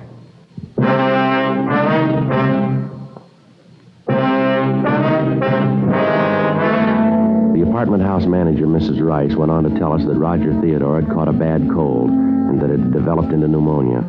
She told us that his death had been very sudden and that his passing had hit his wife very hard. We questioned her about the other tenants in the building who were friendly with the Theodores, but she was able to add little information to what we already had. The description she gave us of Theodore matched the one we'd gotten from DMV up in Sacramento, but bore little resemblance to the one we'd obtained from the supermarket managers. She gave us the address of Mrs. Theodore's beach house. 7:12 p.m., Frank and I drove up to the residence, a small white house built out over the sand. The paint was peeling off of the shutters, and the window box in front was full of dead geraniums. Mrs. Theodore was a tall woman in her late 20s. She asked us in, and we talked to her. She kept looking at the clock over the fireplace. What time have you got, Sergeant? 7:18, Miss Theodore. Seemed it was earlier than that. Now, what was it you were asking about Roger? We were wondering if you could tell us how his driver's license could have been used as identification by someone else, ma'am. No, I haven't the slightest idea. Do you have his private papers, Mrs. Theodore? Yes, most of them. They're in a strong box at the bank in town. Would his driver's license be among those papers, perhaps? I don't remember. I think so, but I can't be sure. It seems to me that I put them in the box. Just a minute. All right, fine. Just happened to think it might be in here. I put some of his things in here. Papers I didn't think were too important. Yes, ma'am. Here's his draft card, club membership card, some of his personal business cards. See, he drew a caricature of himself. He was very clever about things like that. Yes, ma'am. Seems to me that I've seen his license someplace. No, it's not here. Well, where did Mr. Theodore keep the license, ma'am? He used to keep it out in the glove compartment of the car. Of course, I knew I'd seen it just a few days ago. It's in the glove compartment. That's where it is. I wonder if we might see it, ma'am. Surely. What time have you got, Sergeant? At 7:20? Thank you. Certainly turning cold all of a sudden. Yes, ma'am. Fog's coming in. Don't usually have it this time of year. Days have been so nice. Warm. That's funny. What's that, ma'am? I was sure it was here. Saw it just the other day. Now it's gone. And the other things, too. Gone, ma'am? Yes, the driver's license and his Social Security card. They were both in a little celluloid folder. Kept them together in here. That's funny. Was it possible that you might have taken them out of the car? No, I have no reason to. I hardly ever use the glove compartment. No, I'm sure they were here. Well, maybe you picked something else up and the license came with it? Maybe. Look through my purses. I might have picked them up. Okay, fine. It's going to warm up a little. I'll build a fire tonight. I understand where that license might have gone. Have to ask Lloyd. Lloyd? Yes, I met him a few weeks ago on the beach. He came down to swim. We got to be very good friends. Kind of half expecting him to call tonight, but he would have called before this if he was going to. I'll get my purse. Fine, thank you. I'm sure, though, it was in the glove compartment the last time I saw it. Lloyd might have seen it when he borrowed the car. He borrowed your car? Yeah, last week. He said he was having his overhauled. I wasn't using mine, so I told him to take it. Very nice. Are you sure your watch is right, Sergeant? Yes, ma'am. What day was it Lloyd took your car? Last Friday or Saturday, one or the other. Nope, it's not here. I just don't know where it could have gone. What does this Lloyd look like, Mrs. Theodore? Lloyd, he's a nice-looking boy. Dark hair, dark eyes. Nice-looking boy. About how old is he, ma'am? Well, I never asked. I'd guess 30, 31. Lloyd. Well, what's his last name, ma'am? Stratton. Lloyd Stratton. Why are you asking all these questions about him? Has he done something? Is that it? Well, we don't know, ma'am. Do you know where he lives? Someplace in Hollywood. I don't know the number. He hasn't got a phone. I called information once. They didn't have a listing. When was the last time you saw him, ma'am? Monday. He came down to take a swim, and we talked. You must be mistaken, officers. He couldn't do anything dishonest, I know. But the last time he was here, he was a little short of cash. I offered him $50 to tide him over. He didn't want to take it, but I insisted. I didn't have enough to do it. What's that, ma'am? He wanted me to cash his payroll check. We questioned Mrs. Theodore further, but she couldn't add anything to what she'd already told us. She was unable to give us the names of any of Stratton's friends, his relatives, or tell us where he might be employed. 7:46 p.m. Frank and I drove back to the office. We ran the name and description of Lloyd Stratton through R&I. They came up with several possible suspects. In the process of elimination, we were left with one name, Lloyd Stimpson, who had as one of many aliases the name Lloyd Stratton. His description tallied closely with the ones we'd gotten from the victims of the forgeries. His record showed him to be a two-time loser on parole from San Quentin at the present time. He'd been convicted both times for forgery. In checking the suspect's handwriting card, Don Meyer was able to tell us that the writing on the checks and the exemplars of the suspects were the same. We obtained mugshots of the suspect and drove out to check them with the victims. 9:22 p.m. We got to the market at the corner of Franklin and Yucca Streets, the manager's office. Mr. Giles? Yes? Oh, you're the officers who were here this morning. You caught the guy yet, the one who forged that check? No, sir, not yet. We'd like you to look at some pictures, if you would. The guy? You got pictures of him? Figures if you had pictures of him, you'd catch him. Well, we think we know who he is, Mr. Giles, but we'd like you to check these pictures just to be sure. Fine, glad to help. Gonna get that bum. Yes, sir. Here are the pictures, Mr. Giles. Good. Let me sit down here and get this stuff off my desk. All right, fine. Now, just look through some of them, sir, and see if the man is there, if you would. Yeah, let me spread them out here. I'm playing solitaire. Look at that one. Mean-looking fellow, real criminal type. No, that's not him. No. Wait a minute. Yes, sir? This one. Right here. He's the guy. He's the one who cashed the check. You sure, Mr. Johns? I'm positive. That's him. All right, sir. Thank you very much. It's all right, officers. Glad to help. This fella, Theodore. Well, his real name's Stimson, Lloyd Stimson. Yeah, well, this Stimson, he done this sort of thing before? Sir? Forged checks. Well, yes, sir. He's been convicted twice. How about that? Lousy thing. I wonder what he tells his friends when they ask. What's that? About his work. Probably tells me he writes for a living. We checked with the other victims of the forgeries. We were able to get 3 more identifications of the suspect. The rest of the people involved couldn't be reached at the time. We contacted the suspect's parole officer, and he gave us his last known address, and he said that he'd give us whatever assistance he could in apprehending Stimson, alias Stratton. In checking the address furnished by the parole officer, we found that the suspect had moved a week before and left no forwarding address. A local and an all-points bulletin was gotten out on Stratton. There were still 7 checks to be accounted for, and none of these had been reported to us as having been forged and passed. In addition to the local and the APB, we got out a special circular giving the description of the suspect, his picture, and a sample of the forged checks. It was distributed to all supermarkets and check cashing agencies in the area. We requested that if the suspect attempted to cash one of the checks, forgery detail be notified at once, and if possible, that he be delayed until we could pick him up. Since none of the checks had been reported since the previous Saturday night, it looked like the suspect might be waiting until the coming weekend to get rid of the other checks he had in his possession. During the following 3 days, we ran down several leads on the suspect, but none of them panned out. Saturday, July 26, 8:40 p.m. I got back to the office after seeing the one remaining victim. That you, Joe? Yeah. I just checked that place out on Melrose. They make it? Yeah. Said Stratton was the guy that hung the paper on them last week. Well, that's it then. All 7 of them check out. Yeah. All the managers said they were positive. None of them had any doubt. Oh, it's hot out. Yeah, hot and muggy. Let's not go into that again, huh? Any word? No, Joe, everything's quiet.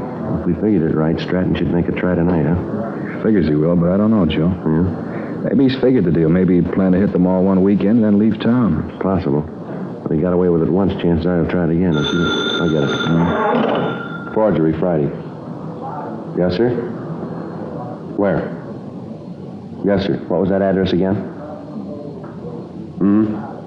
Yes, sir. We'll be right out. All right, let's hustle it. Mark it out on Primrose. Stratton? Yeah, he's there now. The call had come from a large supermarket in the Hollywood area. From what the clerk had said on the phone, Stratton had made several purchases and then tried to cash a payroll check drawn on Marty's Mart. The clerk had recognized him immediately and called us. When we walked into the market, one of the clerks motioned to us from a front counter. Over there, Joe. Yeah, there's no one at the stand. Maybe he wouldn't wait. You the cops? I made the call. Yes, sir. We're police officers. Where is he? Back there by counter 25. And I told him it'd be a few minutes before I could get the check okayed. He said he'd look around, maybe find something else he wanted. Do you have the check? Yes, sir, right here. You can see it's the same kind as the one on the circuit. Yes, okay, sir. Thank you. There won't be any trouble with it. I mean, getting him out of here. Well, that depends on him. I'll go around the counter, come up from the back. All right.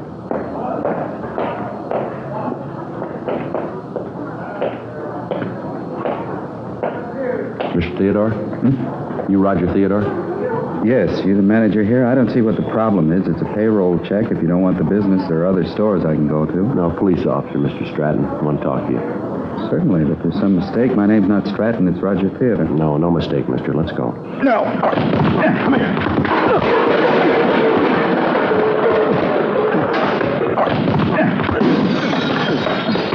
Watch it, Joe.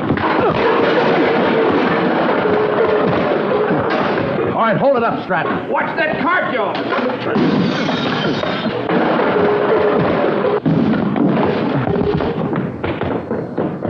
Outside. Get in the car, Joe. All right, hold it up, Stratton. Stay where you are. Don't shoot. Don't shoot. I won't try anything. Don't shoot. All right, out of the car, mister. I'll shake him. What's this all about? What are you trying to prove? He's clean, Joe. Hands behind your back.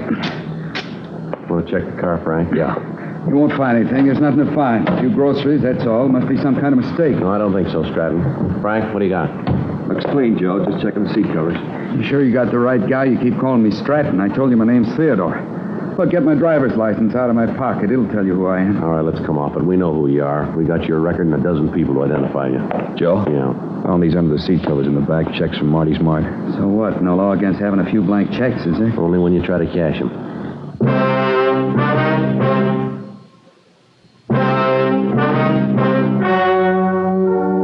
The story you have just heard was true.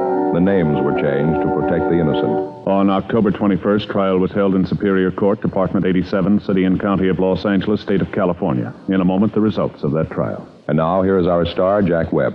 Thank you, George Fenneman. Friends, there's a good reason why Fatima continues to grow in favor among king-size cigarette smokers everywhere. In Fatima, the difference is quality. Quality that gives you extra mildness and a really different flavor and aroma. That's right, Fatimas are distinctive.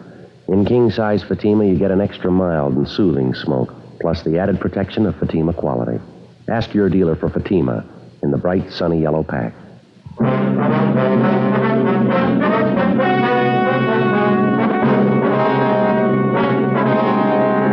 Lloyd Harold Stimson, alias Lloyd Stratton, was tried and convicted of 7 counts of forgery. He is now serving his term in the state penitentiary. Forgery is punishable by imprisonment for a period of not less than 1 nor more than 14 years. Ladies and gentlemen, lightning starts a few forest fires every year, but careless people cause many, many more. This shameful waste of one of our greatest natural resources weakens America. This holiday weekend, if you picnic or camp out, please be careful with fire. Be sure, be very sure your campfire is really out before you leave it. Remember, only you can prevent forest fires.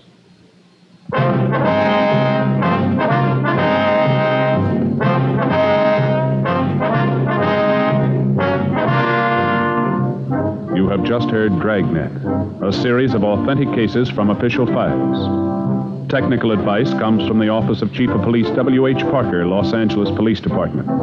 Technical advisors, Captain Jack Donahoe, Sergeant Marty Wynn, Sergeant Vance Brasher. Heard tonight were Herb Ellis, Cliff Arquette, Virginia Gregg. Script by John Robinson. Music by Walter Schumann. Hal Gibney speaking.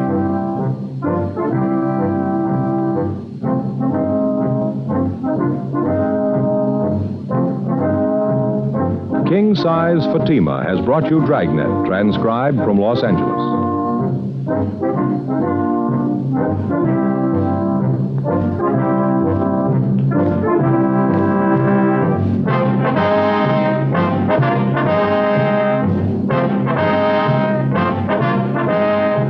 Friday, hear the Mario Lanza Show over NBC.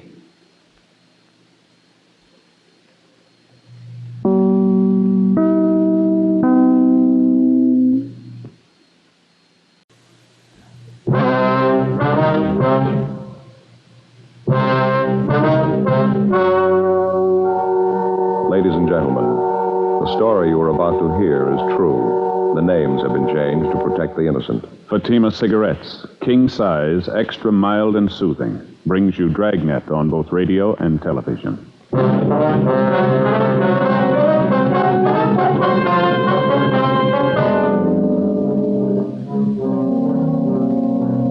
You're a detective sergeant. You're assigned to homicide detail. A young man walks into your office and tells you that his best friend has been killed by unknown assailants. Your job? Investigate. Friends, the name Fatima has always stood for quality. Fatimas are distinctive, with a truly different flavor and aroma. And in king-size Fatima, you get an extra mild and soothing smoke, plus the added protection of Fatima quality. Remember, in Fatima, the difference is quality. Because of its quality, its extra mildness, its better flavor and aroma, Fatima continues to grow in favor among king-size cigarette smokers everywhere. Switch to Fatima yourself today. Ask your dealer for Fatima in the bright, sunny yellow pack. King-size Fatima. The difference is quality.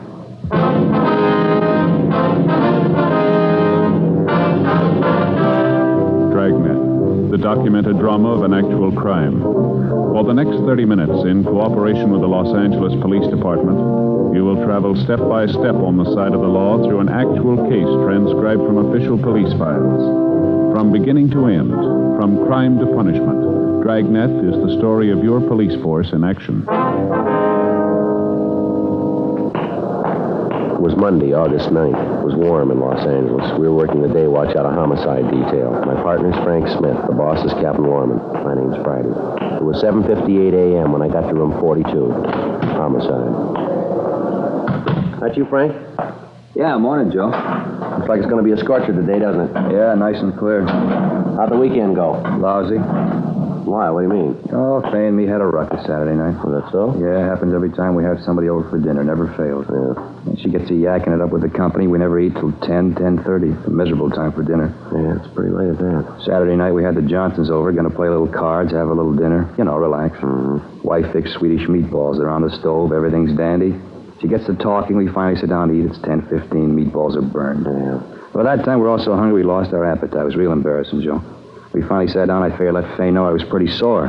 But I didn't want to come right out and tell her in front of the Johnsons, you know. Yeah, I can understand. So I picked up one of the meatballs that was burned, said she'd invented something new. Everybody else used chlorophyll for their teeth, but we had built-in charcoal. Yeah, what'd she say? Nothing, just a look. Hasn't said a word to me since. Sends the kids with messages for me. It's pretty miserable. She'll probably be over it when you get home tonight. Pardon me. Yes, sir? It's the homicide department where you report a murder? Yes, sir, that's right. You the fellas I talked to about a murder? Yes, sir. Come on in. Sit down. Take that chair over there. Thought I'd never make it. Are you all right? Yeah, now that I'm here, it's all right. Your face is pretty badly cut there. Those bruises, scratches on your throat. You sure you're all right now? Yeah, I'm all right. I never thought I'd get here. Times I was ready to quit, but then I'd think of Kevin, what they did to him, and I had to keep walking. I had to. For Kevin, I had to. Well, everything's all right now. You can tell us about it. I don't know where to start. What's your name, young fella? Bruce Hamilton. All right, Bruce. I'm Joe Friday. This is my partner, Frank Smith. Hello, Bruce. Hello. We know that you must have been through a terrible ordeal, but you can tell us about it. It's all right. What day is today? It's Monday, the 9th. Monday. And it was Saturday night. Just 2 days. Seems like 10 years. We just finished dinner, sitting around the fire having coffee, trying to figure out whose turn it was to do the dishes. Then we heard them. You heard them? Who's that? Horsemen. Lots of them. They rode right into the camp. One of them yelled something, they all stopped. Stood there looking at us. We didn't know what to do, who they were. We just stood there. Then this big guy, I guess he was the leader, said something to us in Spanish. We couldn't understand him. All right, go ahead. You see, Kevin and I go to school together. Summer vacation, we decided to go down to Mexico and do a little prospecting. That's the reason we were there. Mm-hmm. Go on. We just stood there and looked at him. Big guy said something else, and then they all laughed. And he got off his horse and came over to Kevin and me. He was a big man. When we tried to tell him that we didn't know what he was saying, he laughed and turned to the other men, and they laughed too. Big guy said something else to him, and they all got off their horses and started to go through our things. Kevin told them not to and started to walk over to him to stop him. The leader hit Kevin and knocked him down. The men laughed at him, and Kevin got up and ran toward one of them. Kevin started to hit him. I broke away from the one that was holding me and ran to help Kevin. The big guy grabbed me and hit me in the face, knocked me down, started to kick me. I heard a shot. When I looked where Kevin was, he was all doubled up, holding his stomach. He hollered at me to help him, and the guy shot him again. He fell down, didn't move. They all laughed, thought it was a big joke. I got up, one of them shot at me. I started running. I ran as fast as I could. He kept shooting. Thought sure they'd hit me, and I kind of waited for it. Then I ran through some bushes, and I fell into this gully. Mm-hmm. At the bottom, I just lay there and didn't move, almost afraid to breathe. Guess they thought they'd kill me. I see. What happened then? I waited until I couldn't hear them anymore, and then I crawled up out of the gully to see if they were gone. I wanted to help Kevin. I didn't see anybody, so I walked over to where he was. He was laying on his face. You got no idea how I felt when I turned him over. Mm-hmm. All right, we understand. Go ahead. I knew right away he was dead. It shot him in the stomach and in the chest. Shirt was all stained. There was nothing I could do for him. Nothing anybody could do. I looked at him for a long time. I guess I cried. It was terrible. Kevin was dead, and Nothing I could do for him. I see. What'd you do then? I buried Kevin. I looked for something to dig the grave with, but they'd taken everything, even the shovels. Everything. I found a place under a tree and dug a grave with my hands. Then I went back and got Kevin. Laid him in the grave I dug and covered him up. Said a prayer for him. I did the best I could for him. Best I could. All right, son. Take it easy. Frank, let's get him some water. I'll take him down to the interrogation room, all right? All right. Bruce, maybe you'd like to go down the hall to another room. It's a little more quiet down there, huh? Yeah. Sorry. Crying like a kid. I guess you think it's silly, but I can't help it. Oh, it's all right, Bruce. We know how you feel. Nobody gets too old to cry. Go ahead. No, it's down this way. Okay. So tired. I'm glad to get this over with. Sure. All right, here we are. Go ahead, Bruce. Want to sit down? Thanks. Here's your glass of water, Bruce. Thanks.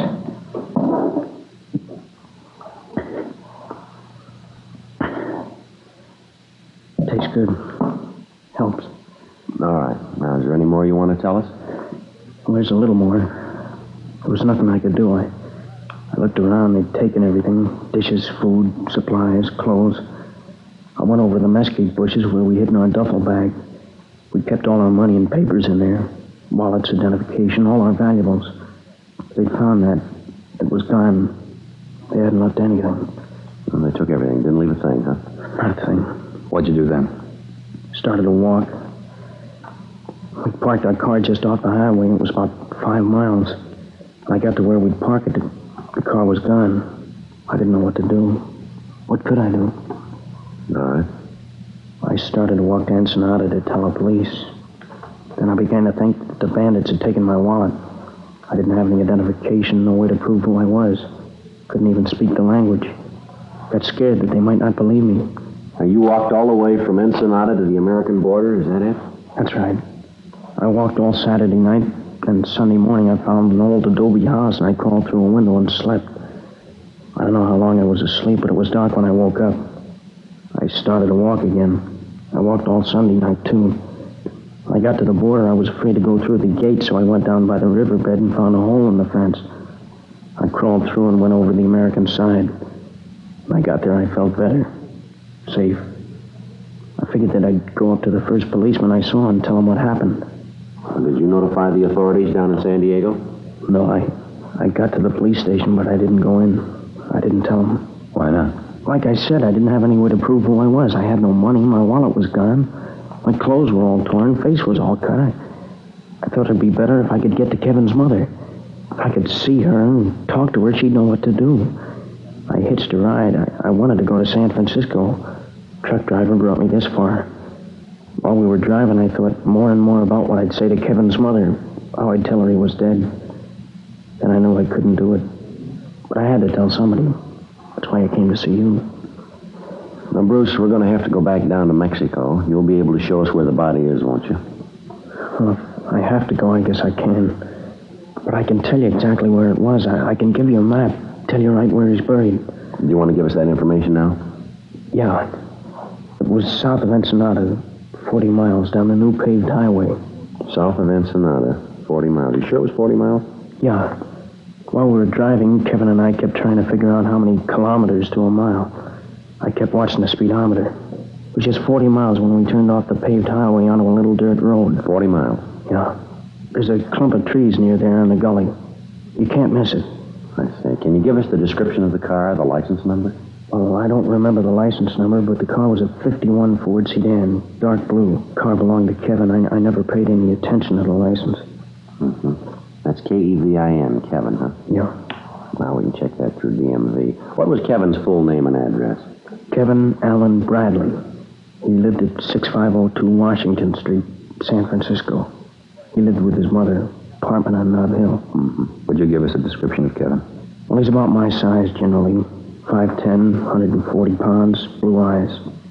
His hair's light, kind of blonde like mine, 22 years old. We looked a lot alike. Kids at school used to think we were brothers sometimes. I see.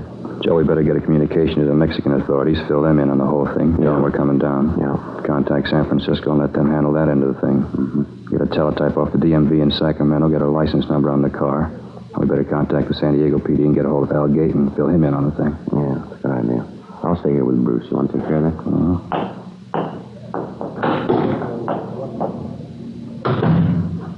Now, look, young fella, would you know these bandits again if you saw them?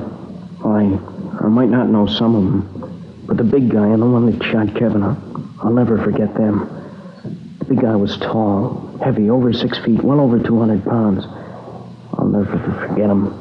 That laugh when they killed Kevin. When he laughed, you could see he had 2 gold teeth right here in front. These here. 2 gold teeth, huh? Yeah. Now, how about the other man, Bruce? Did you get a good look at him? He was a small man, dark like the leader. He wasn't wearing a hat. Real thin face. His clothes were all dirty, and his pants were torn around the bottoms. He was wearing those leather sandals, the open kind. His feet were filthy, like he hadn't had a bath in a year. You think you'd be able to identify any of the others? Well, I don't know. Maybe if I saw him. I was scared, and I don't mind admitting it. Joe? Yeah, Frank. I stopped by R&I before I went on with the other communications. Checked the name Kevin Allen Bradley through. Yeah. There's a teletype from San Francisco dated July 13th. It's a missing person report on Kevin. You want to read it? What's it say? Regular missing report? It's described as male, white, American, 22 years, 5'10", 140 pounds, blonde, blue eyes, fair complexion. Time of disappearance was wearing a dark blue gabardine suit. Driving a dark blue 1951 Ford, license number 1 Robert 2951. Something else, Joe. He was known to be carrying a sum of money in excess of $1,500 when he disappeared. $1,500? That's a lot of money, isn't it? Not to Kevin. He was used to carrying that kind of money.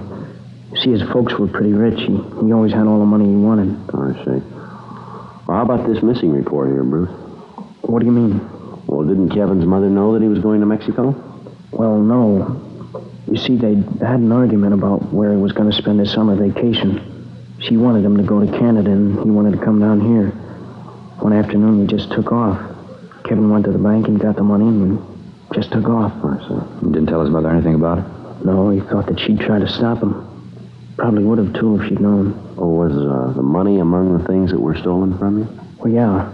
It was in Kevin's wallet in the duffel bag. I suppose it was kind of foolish to leave that much money just laying around, but we did. We didn't think that anything had happened like this. When I stop and think back over it, Kevin being dead, I don't know, I just get sick. Now, you say you didn't have any money. How did you get along? I didn't think much about food. The important thing was to tell somebody about Kevin's being killed. That's all I thought about, telling somebody. Yeah, sure. Well, you must be pretty hungry then. You'd like something to eat now, would you? Yeah, it might taste pretty good. Sandwich and some coffee. How about you guys? You gonna eat? Frank, how about you? Yeah, after I get communications off, I'll run across the street and pick up some sandwiches and coffee and bring them back here. All right, fine. What kind of sandwich you like, Bruce? No, anything. Doesn't make any difference. Joe? Oh, ham's all right. White bread, a lot of mustard. Okay, I'll be right back. Right. Oh, say, Joe, I'm running kind of low on my allowance. I only got $1.50. You got a little change? Yeah, sure. Now, here, let me get this. What's that? Huh? Did you say you had some money? Well, I have got $10. $10 bill. Well, maybe I'm wrong, but I thought you said the bandits took all your money. Did I get it wrong? Well, what I meant is I didn't think I had any money. I found this 10 in my pocket just before I walked in here. Oh, I see, yeah. Look, you can see it's all wadded up. It must have been in my pocket for a long time. Just a 10 all wadded up. Yeah, well, it's all crumpled up there. You can hardly tell what it is, can you? Yeah, that's right. But you can see it's a 10. Sure. It's all wrinkled up. You can see how I missed it. Yeah. I'll tell you, why don't you put everything in your pockets right here on the table, huh? Why? What'll that show? All right, come on, boy. I haven't got anything in my pockets. Well, you found the 10. Maybe you'll find something else. All right, but I don't know what it's going to show. Pocket knife, handkerchief, comb. You got the 10 on the table there. That's all. Maybe there's something in your coat pocket. No, I don't carry anything in my coat pockets. Stretches them. Well, you take a look anyway, huh? I told you I don't use them. See? Nothing. How about the inside pocket? No. There's nothing there. Let's have a look, huh? I told you there's nothing there. Then you won't mind if we have a look. What's that you got there, Bruce? That's my wallet. Guess they didn't take it after all. Gee, thanks for finding it. No, I probably wouldn't have thought to look for it. I just figured that it was gone. Here, let me have it. Let's see what's in it, huh? Well, just some cards, personal stuff like that. Nothing you'd be interested in. I forgot all about it. I feel pretty silly. I didn't even know it was there. Take a look, Joe. You say this is your wallet, is that right, Bruce? Yeah, it's mine. I told you it's mine. How about letting me have it, huh? There's quite a bit of money in here, Bruce. Huh? I don't know, just a glance here. Looks to be about $1,000, doesn't it? Well, just a minute. I think I can explain that. There's another thing here I don't think you can explain. What's that? The name in the wallet, Kevin Bradley.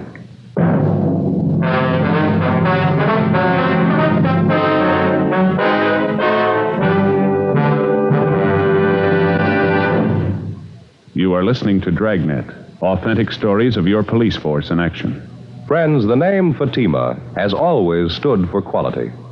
Fatimas are distinctive, with a truly different flavor and aroma. And in king-size Fatima, you get an extra mild and soothing smoke, plus the added protection of Fatima quality. Yes, there's a good reason why Fatima continues to grow in favor among king-size cigarette smokers everywhere. In Fatima, the difference is quality. Quality of tobaccos. The finest Turkish and domestic varieties, extra mild and superbly blended to give you a much different, much better flavor and aroma. Quality of manufacture. Smooth, round, perfect cigarettes. Rolled in the finest paper money can buy. Quality, even to the appearance of the bright, sunny yellow pack. Carefully wrapped and sealed to bring you Fatima's rich, fresh, extra mild flavor. So next time, insist on Fatima quality. Look for the bright, sunny yellow pack. Smoke Fatima, the extra mild and soothing king-size cigarette, with the added protection of Fatima quality.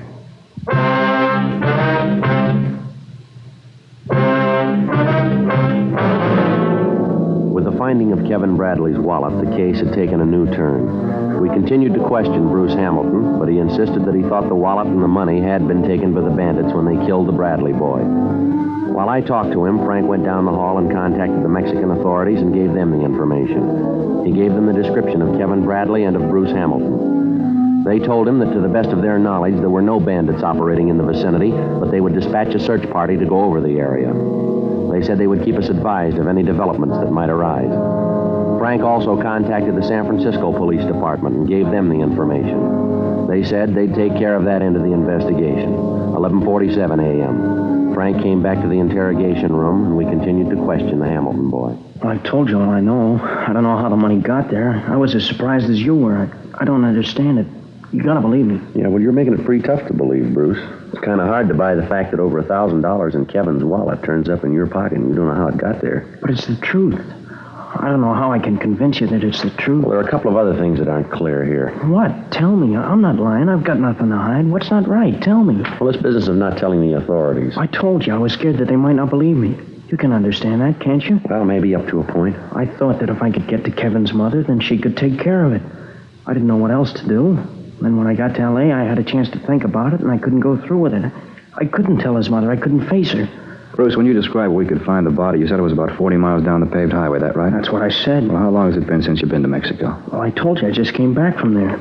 Don't you believe anything I've told you? Well, Joe and I just finished an investigation down in Mexico. Investigation took us about 70 miles south of Ensenada. We found the highway paved for only about 5 miles south. You say 40 miles. How do you explain the difference? Well, maybe I was wrong about the distance. Well, you're pretty sure when you first told us about it. Well, maybe I made a mistake. There's something else, Bruce. It's a little hazy here. I told you I want to help anything. How far south of Ensenada did you say you were? I said about 40 miles. Now I'm not sure. But you are sure that it was south of Ensenada? Well, yeah. And Kevin was killed on a Saturday night? That's right. And you started for the States right away? That's what I said. I started walking as soon as I found the car was gone. And you walked all the way to the border? Well, that's right. How'd you walk? What route did you take? I told you I stayed off the road.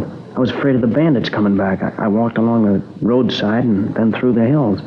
I got off the roadside whenever I saw anybody coming. But you did walk all the way? Yeah, that's right. All the way from Ensenada to the border. And it took you how long? Oh, Saturday night and Sunday night. I got a ride in San Diego in the morning. What time do you figure that you started for the border? Maybe 11:30, midnight. I don't know for sure. And you stopped at dawn? Well, yeah, I stopped and slept. Then I woke up and I started to walk. And you're asking us to believe that you walked over 100 miles in less than 14 hours. Is that right? Yeah. Through country like that? What do you think? That I'm making the whole thing up? Look at my face, my back. Here, look. Does this look like my imagination? You could have gotten these in a fight with Kevin. Maybe he didn't want you to take the money. You keep talking about the money. I try to tell you I don't know how the money got in my pocket. I don't know anything about it. You think I killed Kevin, is that right? Yeah, it looks that way, doesn't it? But he was my best friend. I had no reason to kill him. He was my friend. Now, look, son, we better get this thing straight for you. You've opened up a can of beans here. You waltz in here and give us a cock and bull story about this killing. Parts of your story we can't buy. Why are you trying to sell it to us? You lied about the road. You lied about the money. The story about how you walked doesn't ring true. You want to know what I really think, Bruce? I think the whole thing's a lie, from start to finish, a lie. Now, let's come off it. Who killed Kevin Bradley? I don't know. Now, get this straight, Bruce. Did you kill him? Huh? Did you kill Kevin Bradley? Is that the reason for this story? No, I didn't. Well, somebody did. Can you tell us who? You're getting me all mixed up. You're the one that's getting it mixed up, Bruce. We just want to know who killed Kevin Bradley. We think maybe it was you. Looks like it might have been. No, it couldn't be. Leave me alone. I didn't do it. Why couldn't you have done it? Looks like you did. Because Kevin Bradley isn't dead. What's that? He was never killed. I'm Kevin Bradley.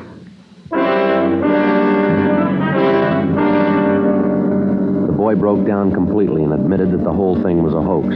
He said he hadn't been in Mexico at all, but that he had spent the past week in a downtown hotel working out the story that he planned to tell us. He admitted that the wounds were self-inflicted. He explained that he had scratched his own face and hit himself with a rock to produce the cuts and bruises. He went on to say that he had picked Mexico as the scene of the false killing because he thought the story would be more difficult to trace.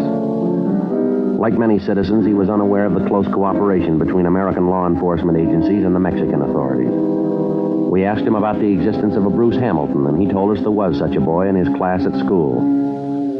12:50 p.m. The communication had come through from San Francisco, and the teletype said that Mrs. Bradley was en route to Los Angeles to aid in the investigation. When we told Kevin about this, he lapsed into silence, and for another hour refused to say anything. 2:05 p.m. All right, now look, boy, you've been sitting there for an hour and you haven't said a word. If there's something you want to say, we'll listen. There's nothing to say. I tried to get away from her. All my life she's told me what to do. I tried to tell her, but I couldn't. Nobody would understand. You can't. Every time I tried to get away, she'd say something or do something, so I couldn't leave. I was trapped, and I didn't know what to do. Then I thought I did know, and even that didn't work. I thought that if you told her I was dead, she'd forget me. Leave me alone. I can't even die right. Kevin, you're here. I knew what they told me was wrong. I knew you were all right. Hello, Mother. What happened to you, Kevin, darling? Your face, your clothes. Oh, my poor baby, how did this happen? Are you all right? Oh, your poor face all cut. What's happened, Kevin? It's all right, Mother. No, it's not all right. I don't know what happened or who did this awful thing, but I'll take care of it. Officer. Yes, ma'am. What do you know about this? I beg your pardon? What do you know about this? Did you do it? Did you hit this poor boy? Look at this poor face. Just look at it. It's terrible. That's what it is. It's terrible. I mean to find out just what happened here. I'll get to the bottom of this. No, don't you worry, Kevin, baby. Mother's here. She'll take care of you. Mother, please. It's all right, honey. Everything will be all right. Mother, these officers had nothing to do with it. Of course not. If you say so, Kevin, baby. Have you called the doctor about this? Have you gotten in touch with someone to take care of his face? Never mind. I'll take him to a doctor. I'll look after him. Poor baby. Mother will look after him. Mother, please don't. Now, Kevin, you know that Mother knows what's best. Mother will take care of it. Stop it. Shut up. Heaven. I'm sick of it, tired of it. For 20 years, as long as I can remember, you've taken care of things. Did you ever think I might want to take care of a few things myself? Have you ever thought that I wasn't a kid anymore? I'm an adult. Like it says on the missing report, male, white American, 22 years, an adult. All right, take it easy, son. No, I've tried to say this before, and I've never had the nerve. I've got it now, and I'm going to finish. I'm tired of having you make all the arrangements for me. I'm going to have dates with girls that I want to go out with, not the ones you pick for me. I'm going to get a job and make my own way. I'm going to buy a car, and if I smash it up and me along with it, it's my business. I'll never forgive you for what you've done. You spent 20 years making me an outsider, always on the fringe. I couldn't do the things I wanted to, only the things you wanted me to do, only the things you thought best. I'm sick of having you make the decisions for me. From here on in, I'm going to make them myself. I tried to kill Kevin Bradley for no reason. You killed him a long time ago. Take a good look at me, Mother. Take a good look and see what you've done. I hate the sight of you. I hate everything about you. Now leave me alone and go away. All right, take it easy, boy. It's all right, officer. I understand. Sometimes he gets like this. He doesn't mean it. I know him. All right, Kevin. I'm sure the officers are impressed. Dry your eyes and we'll go home. Do you hear me, Kevin? Stop this foolishness, I said. We're going home. Yes, Mother, I hear you. I'm sorry, officer. embarrassing. I don't know why he does these things. He's always been pretty emotional. Yes, ma'am. There's nothing else. We better be going. I want to catch the early plane back to the city. A party planned for tomorrow night. A million things to do. You'll have to help Kevin. Kevin, do you hear me? Yes, Mother, I hear you. Well, then say goodbye to the officers and let's go. Goodbye, Mr. Friday. Mr. Smith. I'm sorry this all happened. Yeah, so are we, son. I tried, Sergeant. It just didn't work, but I did try. Kevin, let's go. I don't want to miss that plane. Yes, Mother. Oh, Sergeant. Yes, ma'am. Thank you for giving my boy back to me.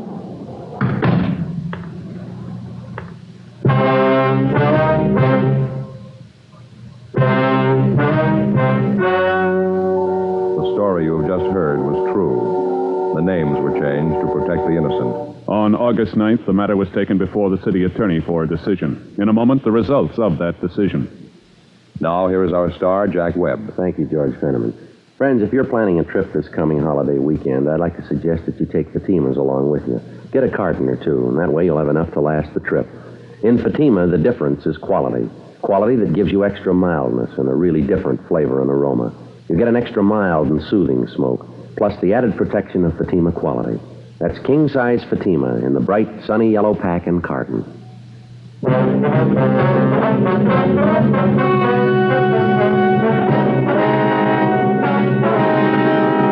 In the interest of justice, there was no complaint filed against Kevin Allen Bradley.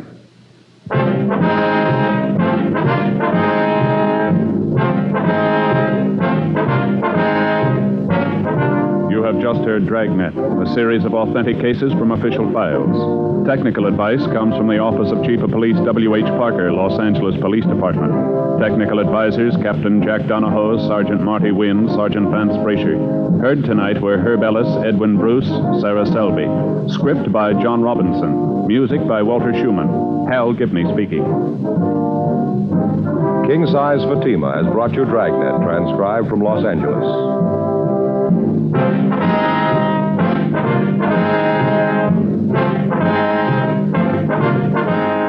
Friday, hear the Mario Lanza Show on NBC.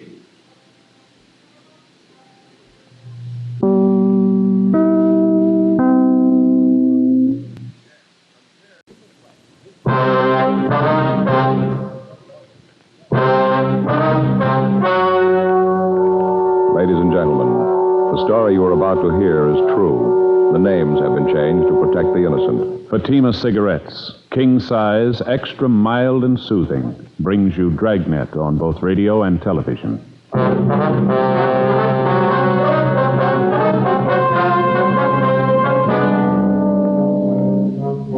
You're a detective sergeant. You're assigned to homicide detail. You get a call that a man has had a heart attack, fallen and fractured his skull. It looks like an accidental death. Your job, investigate. Friends, the name Fatima has always stood for quality. Fatimas are distinctive, with a truly different flavor and aroma. And in king-size Fatima, you get an extra mild and soothing smoke, plus the added protection of Fatima quality. Remember, in Fatima, the difference is quality. Because of its quality, its extra mildness, its better flavor and aroma, Fatima continues to grow in favor among king-size cigarette smokers everywhere. Switch to Fatima yourself today. Ask your dealer for Fatima in the bright, sunny yellow pack. King-size Fatima. The difference is quality.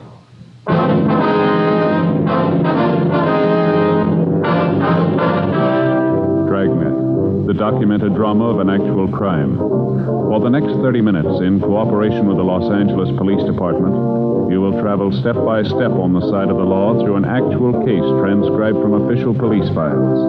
From beginning to end, from crime to punishment, Dragnet is the story of your police force in action. It was Wednesday, September 4th. It was warm in Los Angeles. We were working the night watch out of homicide detail. My partner's Frank Smith. The boss is Thad Brown, chief of detectives. My name's Friday. It was 10:46 p.m. when we got to 2102 West Francis Avenue. The front door. Yes? Miss Prater? Yes, that's right. Police officers, ma'am. Oh, yes, of course. Come in. Thank you. Well, I'm Sergeant Friday. This is my partner, Frank Smith. How do you do? How do you do, ma'am? How do you do, Mr. Smith? Won't you sit down? Yes, thank you very much. Doctor said you'd be here. Guess he told you about the accident. Yes, ma'am. Well, if there's something you want to know, I guess I can tell you about it. Mm-hmm. Your husband's full name was Alfred Kenneth Prater, is that right? Yes, Alfred Kenneth. I wonder if we could go in, Miss Prater. Yes, it's in the dining room. Yes, ma'am. We just finished dinner, and Alfred got up from the table, said he wanted to see the ball game on television. Excused himself and got up, and all of a sudden he put his hand on his chest and started to stagger. Said something about his heart. Asked me to help him. Yes, ma'am. Go ahead. Well, I jumped up to go to him. He just crumpled and fell. Hit his head on the table. The lady there didn't move. The doctor said his skull might be fractured. That's what it might have killed him. Did you call the doctor right away? No, I stayed with Alfred. My mother called Dr. Adams. He's her own doctor. When we got here, poor Alfred was gone. Try to take it easy. Dr. Adams, he's the one that called us. Yes, he said he would. Something about a death certificate. I didn't understand it. Well, Miss Prater, maybe you'd like to go into the living room. Yes, please. Can we get you anything? Glass of water, anything? No, I'll be all right. It'll just take a minute. All right. I'm sorry. Yes, ma'am. Just a few more questions. Did your husband have a history of a bad heart? Any trouble like this before? Not that I know of. He never said anything about it. He used to work awfully hard, long hours. Well, has your husband been under the care of a physician? No, never was sick. Had a doctor where we used to live. Since we've been here, we haven't had any need for one. Your husband ever give you any indication there was something wrong with his heart? No, if there was something wrong, Alfred would have said something about it. We had no secrets, told each other everything. Married 14 years and never had a single fight that amounted to anything. Wonderful husband. One couldn't ask for anything more. A good provider. Well, who was here when your husband had the accident, ma'am? My mother, she lives with us. She here now? Yes, she's in the next room lying down. It's been a trying time, officer. Yes, ma'am. All those years, Alfred and me. When Ray was born, he's 9 now.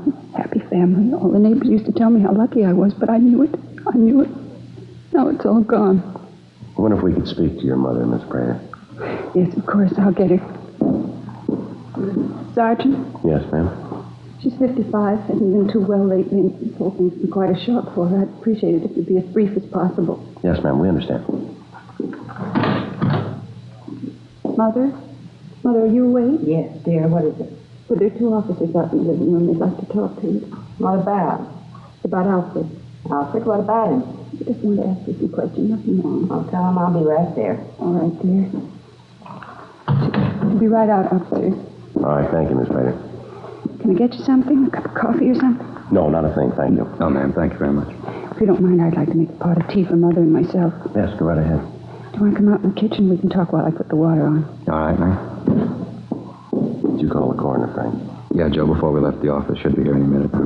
Have to get a sketch of the room before he removes the body. Yeah. Ray's the one who's going to suffer for it. How's that, ma'am? Poor little kid. He and his father were great friends. I don't know what he's going to do when he really knows what's happened. Well, doesn't the boy know about it yet? Well, yes, he was here when it happened, but I don't think he realizes yet what it means. How old did you say he was, ma'am? 9. He was 9 last month. Where is he now, Miss Prater? He's in his room, asleep. Here's Mother now, officers. Mother? Yes, dear.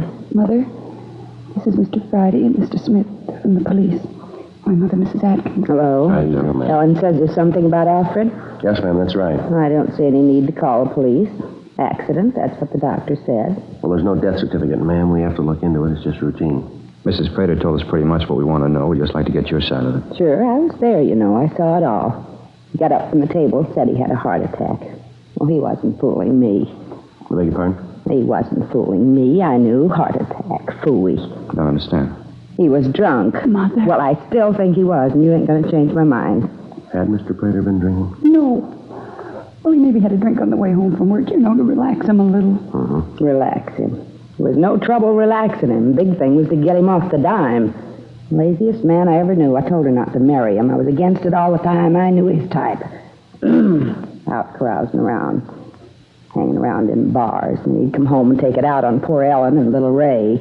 Mother, please. Alfred was my husband. He's Ray's father. He's dead. Find a little forgiveness in your heart. That's all I'll find. A little.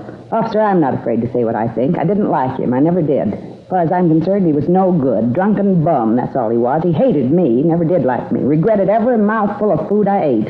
Never was too quiet about it either. Mother, that's not true. Alfred never regretted having you here with us. Well, that's what you say, and I know different. He might have died from a heart attack, all right, but if he did, that was that cheap liquor brought it on. Got up from the table, staggered around, and fell. Well, you say it was his heart, and I say he was drunk. Just plain drunk. Well, how about it, Miss Prater? Had Mr. Prater been drinking enough to make him fall, do you think? Certainly not, Officer. You'll have to excuse Mother. She doesn't mean what she's saying. I do, too. If you're going to call me a liar, I'm going to my room. When you're sorry about what you said, you can call me. You'll have to forgive her. She doesn't know what she's saying. Yes, ma'am. My father died when I was very young, Sergeant. That was all Mother had. Guess she never did think any man was good enough for me. I hate to do this, Mrs. Prater, but there are some questions we have to ask for our report if you'll bear with us. Of course, I understand. You said his full name was Alfred Kenneth Prater, is that right? Yes. What was his age? 36. Birthday's November 22nd. How about his physical description? 5'11", 167 pounds. Front door. You mind answering it? Not at all, ma'am. I imagine it's for us anyway. I'll get it, Joe. Ms. Prater, we'd like to get this straight. Just your mother, your son, and yourself were present when this accident occurred, is that right? Yes, just the three of us. The water's ready. You sure you don't want a cup of tea? No, ma'am. Thanks just the same. How about the other officers? No, I don't think you'll want him either. About your boy, Ray, Miss Prater. What about him? You said he was asleep? That's right. We put him to bed right after the accident. He was so close to Alfred. They were great friends. Thought it might be best if he went right to sleep. You want to see him? Well, probably better if he sleeps right now. We can talk to him in the morning if we have to. I'd appreciate it if you could, Mr. Friday. He's just a boy and all this. You know. Surely, now, we understand. Deputy Coroner, Joe, he's taking care of the body. Well, what about that? You're going to take Alfred now? Yes, ma'am. Where'll he be? Can I go along? Poor Alfred. There's no need for it, ma'am. There'll be an inquest after the autopsy. We'll give you a call about that. We know how you feel, ma'am. We don't like to intrude at a time like this, but it's one of our duties, there being no doctor in attendance at the time of death. Meantime, if there's anything we can do for you, here's our card, and you let us know. Anything at all. Thank you very much. Michigan 5211. That's right, that's right. Station 2521. All right, Mr. Friday. Terrible thing. Can't hardly believe it. Alfred dead. Terrible. Officers. Yes, ma'am? I hope you didn't take Mother seriously about Alfred drinking. I know she didn't really mean it. Well, don't worry about it, Miss Prater. We understand. Don't forget to call us if there's anything you need. I won't. Good night, Mr. Friday. Mr. Smith. Good night, ma'am. That's one for you, huh, Joe? Yeah. Even when he's dead, his mother-in-law won't leave him alone. Must have been a real pleasant life. Must have been rough on his wife, too. You. Joe, you hear that? I think I did over there by the window, isn't it? Yeah, there's somebody there. Well, did you call us, son? Yeah. You the cops? Yeah, that's right. Is there something you wanted? Yeah, I'm Ray Prater. Something I wanted to tell you. All right, what is it, son? About my father. I don't want Mom to hear me. She'd be sore if she knew I told you. I'm supposed to be asleep. What's that, Ray? I've been sitting here listening to you talk to Mom. She told me she'd tell you, and she didn't. Tell us what, Ray? Maybe I shouldn't tell you. Mom said she'd take care of it. I just don't know what to do. I tried to think of what Dad'd do. He always said if there was something wrong to find a policeman and tell him. All right, son. What is it you want to tell us? About Dad. Just before he fell and hit his head, he was finishing dinner. He drank a glass of milk and he put the glass down on the table and he said to Mom, "This milk tastes bitter." Just like that. This milk tastes bitter. I tried mine, but it tastes all right. Now, go ahead. Well, a little bit after it, he got it from the table and he fell and hit his head. Did your mother hear him say that about the milk? Yes, sir. She was right there. Well, why'd you say that you didn't want your mother to know that you talked to us, Ray? Because when I asked her about it, she said for me not to tell anybody. Mom said that if I told anybody, they wouldn't believe me. They'd be mad at me. I sat here and thought about it, and if she didn't tell you, I thought maybe I should. Is that wrong, mister? No, son, that's not wrong. Hope it's all right. Is it, mister? What's that, son? Are you mad at me? Before we left the house, the incident looked just like another natural or accidental death. However, with the boy's story, it seemed possible that it might be something more. 11:56 p.m. Under the pretext of getting additional information for our report, Frank and I went back into the house. We talked to Mrs. Prater for another hour. It was possible that the boy's story about the glass of milk was his imagination, but it had to be checked out. While we talked to her, we had to be careful not to let her know that we'd seen or talked to little Ray. We noticed that the dishes from the evening meal had been washed and put away. We commented about this, and Mrs. Prater said that she'd done the dishes to keep her mind occupied while she waited for us. Frank and I asked her about her husband's insurance policies, and she gave us the name of the company that had written them. We asked if she and her husband had quarreled much, and she told us that in 14 years of marriage, they hadn't had one serious argument. During the conversation, we gave her every opportunity to tell us about Mr. Prater's remark concerning the glass of milk. She didn't mention it. Until we received the results of the autopsy, Frank and I figured we'd better wait before questioning her further. 12:34 a.m. We got back to the office and signed out. The next morning, we put in a call to the insurance company to check on the husband's policies. The deputy coroner said we'd have the results of the autopsy by noon. Thursday, 11:20 a.m. Yes, sir. All right, sir, thank you. Yeah, that's right, Smith, 2521. Thanks again, bye. Anything? Insurance company says when they wrote the policy on Prater, there was nothing wrong with his heart. Yeah. Good-sized policy, Joe. Yeah. $25,000 double indemnity in case of accidental death. Who's the beneficiary? His wife. The guy at the company told me that Mrs. Prater called last week, wanted to know the premium on a larger amount. He gave it to her and said they'd like to send a salesman over to the house to talk to her and her husband. She said it wouldn't be necessary. She'd bring him down to the office. They haven't heard from her since. $50,000. Sure good enough motive, isn't it? Yeah. Funny about the kid, isn't it? What do you mean? Figuring what his father said about the milk might have meant something. Must have been a tough decision for the little guy to make, whether to tell us or keep quiet. I get it. Homicide, Friday. Yeah, just a second. All right, go ahead. Well. Okay, thank you. Abernathy at the coroner's office just finished the autopsy. Anything? Yeah. Considerable amount of poison in the victim's stomach.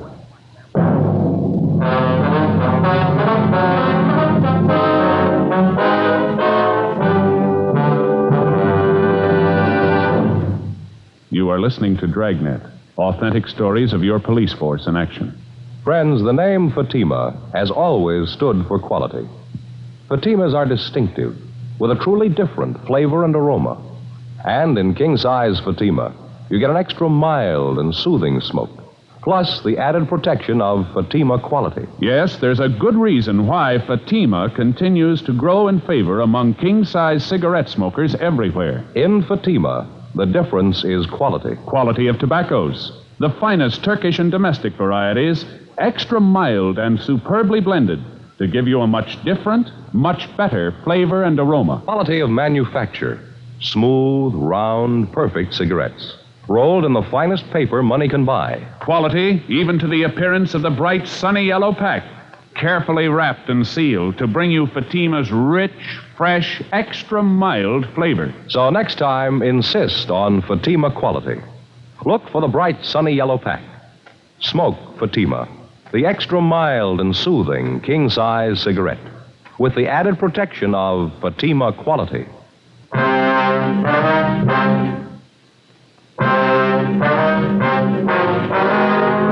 The finding of the poison in the stomach of Alfred Prater had definitely ruled out natural or accidental death. There was still the possibility, however, that he'd taken his own life. The story given us by the Sun made this unlikely, but still within the realm of possibility. 1:15 p.m., Frank and I arrived at the Prater residence. Yes? Oh, you're the officers who were here last night. Won't you come in? Thank you, ma'am. Something more that you wanted to know? I think I told you everything last night. Well, something's come up, ma'am, that kind of changes things a little. What's that? Well, originally, ma'am, we thought your husband's death was natural or accidental. You mean now you don't think so? No, ma'am, he died of poison. No, it can't be. There's a mistake someplace. No, afraid not, ma'am. Wonder if we could sit down. A few questions we're going to have to ask you. Yes, of course. This is quite a shock, officers. I don't know what to think. Yes, ma'am. Did you tell us what you had for dinner last night, what your husband ate? He ate the same things all of us did, nothing different. What was that, ma'am? Green salad, macaroni and cheese, bread and butter, and a pudding for dessert. And you all ate the same food, is that right? Yes, what are you trying to say? Do you think that I poisoned Alfred? We're not trying to say anything, Mrs. Prater. Your husband died of poison. We're trying to find out why. Just a minute. Mother? Mother, can you come out here a minute? It's the most ridiculous thing I've ever heard. Your husband have anything to drink with his dinner, ma'am? Of course, water, then coffee after dinner. He always has a couple of cups cups of coffee after dinner. Now, all he had with his dinner was water, is that right? Yes, just water. You ever drink anything else with his dinner? Milk, tea, maybe a glass of beer? Oh, milk once in a while. Last night we only had enough for Ray, though. Just one glass. As for beer, Mother'd raise such a fuss, I don't think Alfred would want to go through it. If he wanted beer, he drank it at the bar down the street. Now, you're sure, though, that last night your husband only drank water with his meal, is that right? Yes, I told you, just water. Why all this harping on milk? What are you trying to say? What are you getting at? Mother, are you coming out?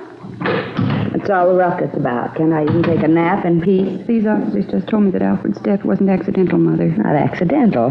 Nonsense. The doctor said it was an accident. What more do you need? Got drunk and fell down, broke his head. Of course it was an accident. I'm afraid not, Miss Atkins. Your son-in-law was poisoned. Poisoned? How? That's what we're trying to find out. They seem to think that maybe I did it, Mother. You? Why, that's ridiculous. Why would she do it? Well, there was quite a bit of insurance, for one thing. You've been nosing around, haven't you? So there was a little insurance. What does that prove? There was more than a little, ma'am. $25,000 worth. Double indemnity clause makes it $50,000. And that brings up another thing, Miss Prater. Yes? The insurance company says that you called them and wanted to raise the amount of the policy. Is that right? Well, yes, I did call him, but Alfred told me to. Said he wanted to provide more for me and Ray. Anyone hear your husband say that he wanted more insurance? No, we're not in the habit of discussing our private business around other people. Other people learn to keep their noses where they belong. The world would be a better place. Miss Atkins, I wonder if you could tell us what you had for dinner last night. But that is the limit. I just told you what we had. Isn't that enough? Come in here and you ask a lot of questions. Poor Alfred's not even buried, and you come in here and upset things. Well, we're awfully sorry, Mrs. Prater, but we have to find out. That's what we're paid for. It's all right, Ellen. We've got nothing to hide. Answer their questions, and then maybe they'll leave us alone. But I told them that we don't know anything about it. I told them. All right, honey. Now, calm down. Now, dinner last night. What you wanted to know about? Yes, ma'am. Just what you had to eat. Macaroni and cheese. Little salad and some pudding Ellen made. Nothing else? Bread and butter. How about something to drink? Water. Good, clean water. Ray drink water, too? No, he had milk. Mr. Prater drink milk? I told you. We'd like for your mother to tell us, too, ma'am, just to keep the record straight. I think he might have had some milk to drink. I don't remember special. No, he didn't, Mother. Remember when I poured the milk for Ray? I said there wasn't enough for anyone else. Just one glass for Ray. That's all there was. Don't you remember? Oh, no, I don't. But if you say it was that way, then I guess it was. You got no reason to lie. Ever occur to you officers that maybe Alfred took the poison himself? Ever think of that? How's that, ma'am? Well, didn't you tell him, Ellen? About how he used to moan around the house saying he couldn't stand it anymore? What's this, ma'am? Your husband ever talk about taking his own life? Yes, I didn't want to bring it up, but now I suppose I'll have to. Yes? Alfred was pretty depressed. He felt that he wasn't getting any place in his job. He felt that at his age he should be farther along. Times he'd get real low, say he wasn't going any place. I did my best to make him feel better. Guess it didn't do any good. Well, did he ever say he was thinking of taking his own life? Yes, several times. I laughed him out of it, and things would go along quiet for a while, and then something would happen that would set him off again. Well, how is it that you didn't tell us about this before, ma'am? Well, I didn't think it'd prove anything. No reason to drag skeletons out of the closet. You satisfied now? You happy? Now you know about Alfred, maybe you'll leave us alone. Is your son here, ma'am? Yes, he's out in the yard playing. I'll call him if you have to talk to him. I'd like to very much, ma'am. All right, I'll get him. And before you go, Miss Prater, Yes? do you keep any poison around the house? Of course not. I'd be afraid that Ray might find it. Nothing at all? Nothing for rats, gophers, anything like that? No, never been bothered with rats or mice. There aren't any gophers around. No, Sergeant. There's no poison in the house. Well, you wouldn't mind if we looked around, would you? Maybe your husband bought some and he didn't tell you about it. No, go ahead and look. I know you won't find anything. Alfred and I had talked about keeping anything around that Ray might get into. I don't recall ever having bought any poison, and I'm pretty sure Alfred didn't. Well, we'll take a look later, ma'am, if it's all right. Now, if we could just talk to your son. I'll get him. Ray? Ray, come in here. No, right now. He'll be right in, Mr. Friday. I hope you won't say anything to upset him. Yeah, Mom? What do you want? These men here'd like to talk to you, son. They're policemen. What do they want to talk to me about? I haven't done anything. We know that, Ray. Just have a couple questions for you. This is Mr. Friday and Mr. Smith, my son Ray. Hi. Pleased to meet you. You bet. Wonder if you could tell us what you had for dinner last night, Ray? Dinner? Yes, son. Well, Mom fixed macaroni and cheese. We had that. Mm-hmm. Anything else, son? A salad. I didn't like it. Then we had some pudding for dessert. What'd you have to drink, Ray? Milk. What'd your father have? Ray? I don't remember too well. You better ask Mom. She'll tell you. I told you, Mr. Friday, only Ray had milk. His father drank water. Ray? That's right, Mr. Friday. Dad drank water. Nothing else. It was apparent that Mrs. Prater didn't know Ray had talked to us the night before, and we were reluctant to involve the boy any more than was necessary. We searched the house and the garage, but we found nothing that could have been used to poison the husband. We obtained samples of Ellen Prater's and Mrs. Atkins' handwriting. We canvassed the drugstores in the immediate area. None of the druggists we talked to could remember selling poison to a woman answering either description. We contacted the office, and Sergeants Gill and Cenas and Danny Galindo were dispatched to the neighborhood where the Praters had lived previously. They were to canvass the drugstores and at the same time talk to the neighbors. In talking to the people in the area around the house, we found that the Praters were the subject of constant gossip. We heard tales of violent arguments between the victim and his wife. Several of the quarrels had resulted in the neighbors calling the police to quiet them. Around the neighborhood, we found out that Mrs. Prater had a violent temper and had had several arguments with her husband in the corner bar. According to the bartender, she accused him of running around. He went on to tell us that as far as he knew, nothing was further from the truth. That Alfred Prater loved his home and his son, and that he took to drinking as an excuse to get away from his wife's nagging. 5:20 p.m. Frank and I checked into the office. Rough day. Yeah, a lot of legwork. Not that so much. Just hoping Cenas and Galindo did better than us. Well, we didn't do too bad. We pretty much proved that what you said about the happy home life wasn't true. I suppose. Without being able to show they were in possession of the poison, we weren't going to be able to prove much. I got it, Joe. Homicide, Smith. Yeah, Gil. Mm-hmm. How about that? Yeah, ask him to, huh? Okay. Said what? Yeah, I got it. Right. See you then. And Cenas? Yeah, they found the place she bought the poison. Druggist out there remembered her from the description, checked the book, used the name Eileen Peters. Funny thing, though. Yeah. When the druggist asked her the address, she gave him the real one. You know, the house they lived in previously. She said what she wanted the poison for? Yeah, Gil said the book read to destroy pests. On the way out to pick up Mrs. Prater, Frank and I outlined the plan for identification. In the event the druggist was unable to give a positive identification, we thought it better if the suspect didn't know she was being observed. This would forestall any embarrassment to the druggist. We arrived at the Prater home and took the suspect into custody. She said that she couldn't understand why we were arresting her, but that she'd be more than happy to go with us to get the thing straightened out. 6:40 p.m. Frank and I talked with Mrs. Prater in the interrogation room. Alfred and I got along perfectly, never a misunderstanding. Oh, your neighbors don't bear that out, Miss Prater. What? They said that you two used to fight all the time. Had to call the police a couple of times. They're busybodies, Mr. Friday, busybodies. They were jealous because Alfred and I were so happy. Once in a while we had a little fuss, but nothing worth mentioning. How about the police being called, ma'am? Well, they might have come by when we were playing the radio a little loud, having a party, something like that, but never an argument. And you said your husband didn't drink any milk the night he died, is that right? That's right, I did. Your boy Ray seems to disagree with that. He said that his father did drink some milk, commented on the fact that it tasted bitter. The little sneak, he's lying, of course, you know that. Wait a minute, you talked to him. He said that his father drank water, like I said. What are you trying to do, cause trouble between me and my son? No, ma'am. I should hope not. Poor little kid, father dead, and you trying to say that I did it, that I killed Ray's father. You ought to be ashamed of yourself. Yes, ma'am. Frank? Yeah, Joe? It's a little warm in here. You want to open the door for a minute? Yeah, sure. Thank you. That's better. Not too cold on you, is it, Miss Prater? No. Miss Prater, did you ever buy any poison for any purpose? You asked me that before. I told you no then. The answer's the same now. You're sure that you never bought any poison of any type? Absolutely. You ever do any business with a Mr. McLean in your old neighborhood? McLean? I don't recall the name. He's a druggist. No, I always bought from Mr. Swenson, little drugstore in the corner near the house. Excuse me, Matt, will you please? I want to check something down the hall. Yeah, all right, fine. Listen, maybe you haven't got anything else to do, but I have. So if you'll get this foolishness over with, I'd like to go home. Well, we're almost finished, Miss Prater. Just a couple more things. Well, get them over with. Same one, Joe.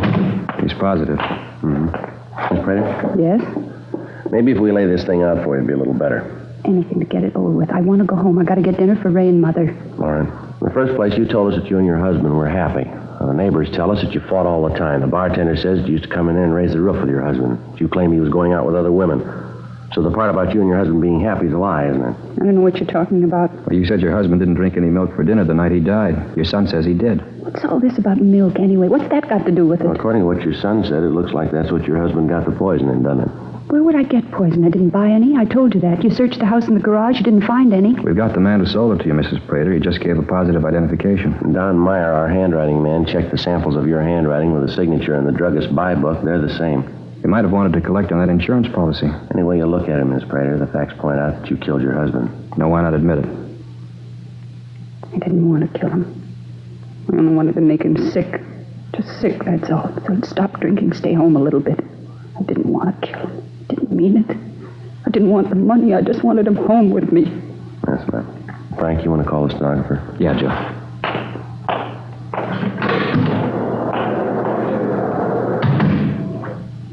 You can understand it, can't you, Mr. Friday?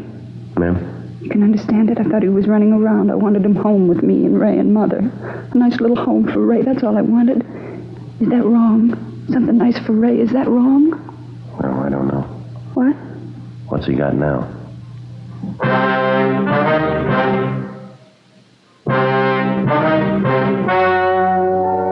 The story you have just heard was true. The names were changed to protect the innocent. On January 13th, trial was held in Superior Court, Department 87, City and County of Los Angeles, State of California. In a moment, the results of that trial. And now here is our star, Jack Webb. Thank you, George Fenneman. Friends, you know best of anyone what you're looking for in a king-size cigarette. So here's all I ask you to do. Try Fatima's and then make up your own mind. If you're looking for an extra mild and soothing smoke and a really different flavor and aroma, then Fatima is the king-size cigarette for you. Ask for Fatima in the bright sunny yellow pack. King-size Fatima. The difference is quality.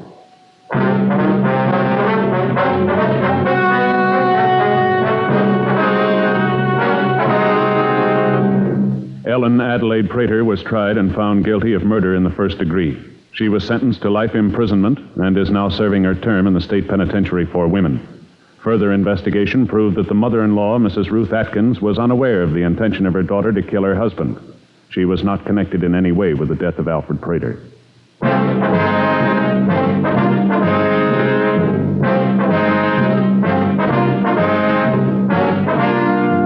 Just heard Dragnet, a series of authentic cases from official files. Technical advice comes from the Office of Chief of Police W.H. Parker, Los Angeles Police Department. Technical advisors, Captain Jack Donahoe, Sergeant Marty Wynn, Sergeant Vance Frazier.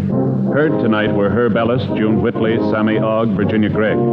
Script by John Robinson. Music by Walter Schumann. Hal Gibney speaking. King Size Fatima has brought you Dragnet, transcribed from Los Angeles.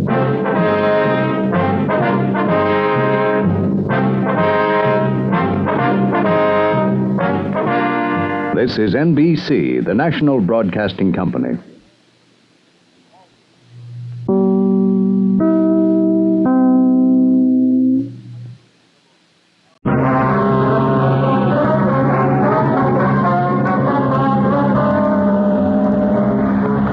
You're a detective sergeant. You're assigned to burglary detail. In a year's time, a burglar has taken approximately $80,000 in money and jewelry. None of his victims can describe him. Your job, get him.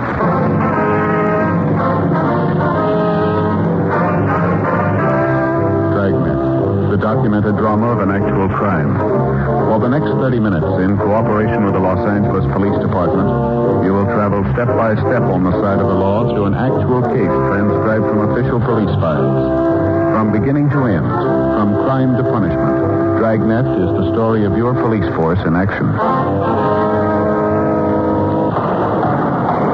It was Tuesday, July 10th. It was hot in Los Angeles. We were working a day watch out of burglary detail. My partner is Frank Smith. The boss is Captain Wisdom. My name's Friday. It was 8:02 a.m. when I got to room 45. Burglary. That you, Joe? Yeah. How about that fight last night, huh? Did you see it on Channel 4? No, I started to watch it. The set went out. Picture tube? I don't know, Joe. Picture got all fuzzy and started to wobble. You know, like when an airplane goes over between the set and the train. Oh, yeah, I know. The set's been acting up lately. I thought there might be something wrong with the aerial, so I figured I'd take a look at it. Got the ladder out, got up on the roof. Sure enough, one of the wires on the thing was off. Just hanging by a little bit of the rubber coating. Climbed back down to get the wire cutters to fix it. Couldn't find them. Had to use scissors to strip the insulation off the wire. Got the wire all fixed to put back on, then I couldn't find the pliers to get the nut off the aerial. Looked all through the house, no soap. What'd you do? Nothing I could do. Try to get the nut off with the scissors. Broke them. Finally went back into the house to listen to the radio. Fight was over. Yeah, I only went 4 rounds. Yeah, I found that out. Got the radio on just when the announcer was giving the last commercial. And Faye and me had a talk. And then again. Yeah, I told her I was going to buy a whole new set of tools. The first time I saw the kids with one of them, I was going to raise the roof. Must have made her happy. Yeah, it did. Made some remark about them only being kids. Said if I wanted to keep the tools out of their hands, I should put them in a place where they can't reach them. There's only one trouble, Joe. What's that? With Mike and Stacy, there isn't such a place. Yeah, I know what you mean. It's sure a good fight, though. It's too bad you missed it. Yeah. Friday? Smith? Yeah, Skipper. Right here with you. Thanks. Skipper, what's up? Sit down. Just got a call from the Wilshire Division. That string of burglaries they've had out there. They can't spare the men to give this thing the time it looks like it's going to take to turn it. Yeah. So I'm putting you two on it. Here's all the crime reports on it. Looks like they've been busy. A lot of reports here. What's he picking? Money and jewelry. He used a celluloid strip to get into the houses. Not much unusual about that. No. According to the reports, he's been hitting around 3:30 to 6 in the afternoon. Yeah, he evidently rings the bell first to see if there's anybody in the house. And then if there isn't, he uses the celluloid to open the door. Goes through the house and then leaves by the back door. What's this bit here about the glass of milk? Well, that's the one part of his M.O. that's new. It seems every place he goes into, he has a glass of milk before he leaves. Any prints on the glass? Haven't found any yet. Seems to wipe the glass clean before he leaves. Stats office come up with anything on the M.O.? Nothing hasn't been checked out. The leads they gave us didn't go anyplace. How about the victims? Any of them ever see the guy? No, not good. A couple of them have caught glimpses of him leaving the house. Didn't realize at the time that he'd just come from their place. How about a description? Everybody that's seen him tells a different story. Some have him tall and thin, others have him short and husky. Some have him dark, others light. Anybody's guess. Oh, that makes it easy, huh? You've been working any one area, Skipper? Yeah, according to those reports, he works around in here. Here. From Wilshire to Pico on the south, La Brea to Robertson on the west. A lot of areas, Skipper. Yeah. How about help? Much as you need. Metro will give you as many men as they can spare. Said you could probably count on 10 teams. Well, we should be able to patrol the area pretty well with them. You get more than one place a day? Yeah. Sometimes 3 or 4. Depends on how much time it takes them to go through a place. And he never works later than 6 o'clock? No, not that we know. Pretty smart. More people on the streets that time of day, less likely to be noticed. That's probably the way he figures it. I still don't think I get this milk thing. Yeah, it's a weird one. Do you have it every place he goes? Seems to. The owner comes home and finds all the money and jewelry in the place gone and an empty glass on the table in the living room. Living room? Yeah. In the living room. Evidently pours the milk right after he gets into the house and carries it around with him while he works. Finishes it up before he leaves. Boys from Wilshire have found those rings, you know, when you put a glass down on the table. Yeah, I know. Found them all over the house. I haven't found any prints at all, huh? No, Leighton Prince has gone over the places completely. Everything they found has a right to be there. Belongs to family or friends. $80,000. How about the pawn shop detail? They turn up anything? No, nothing. None of the jewelry's turned up as far as we can tell. Looks like a gem, huh? It is. It's all yours. All right. We'll get started on it right away. You two stay on this until you clean it up. Right, Skipper. Any ideas where you're going to start? Well, only one place, the neighborhood where he works. Yeah? We don't know him. Maybe he'll come to us. Frank and I went over the reports. In general, the operation was the usual type. Use of a celluloid strip to enter a house wasn't new. The suspect operated during those times when detection was least likely. He never operated in the rain. All in all, with the exception of the milk drinking, the case could have been 100 others. Frank and I spent the rest of the afternoon talking to the victims who had seen the burglar. They were all sure that the man they'd seen was the one we wanted, but their description varied from each other. All the victims had been shown mug books, but failed to identify the suspect. We called Metro Division and asked them to give us as many radio units as possible to cover the area. They assigned 10 cars to the detail. Frank and I covered the entire area in our car. Wednesday, September 5th. 2 months had passed, during which time the burglar hit only 2 houses. In spite of the heavy patrol action in the area, he got away safely in both instances.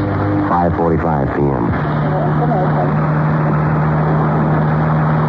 Looks like another day shot, huh? Yeah, another 15 minutes to go. Well, one thing anyway, he's calmed down, Joe. He's going to make 100,000 this year. Wait a minute, right?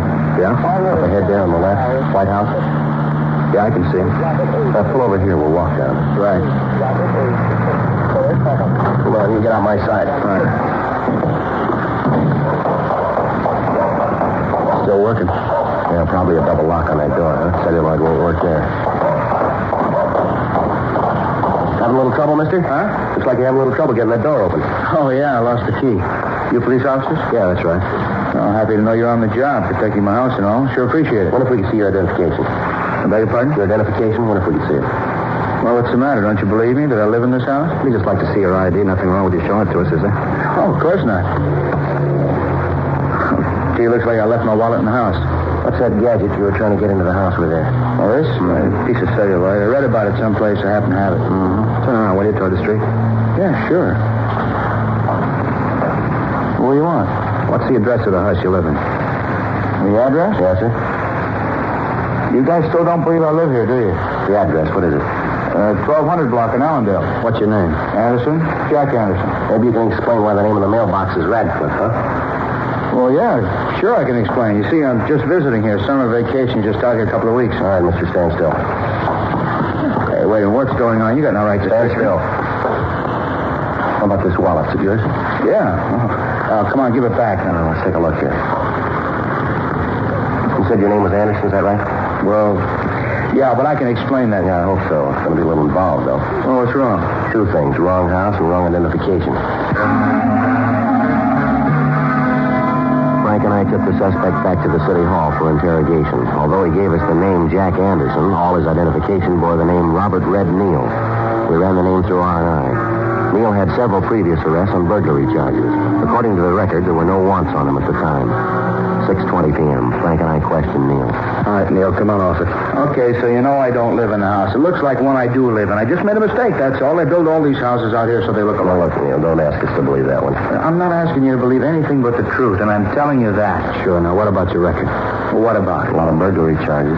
All right, I did a little time. Now, what's that prove? I'm going straight now.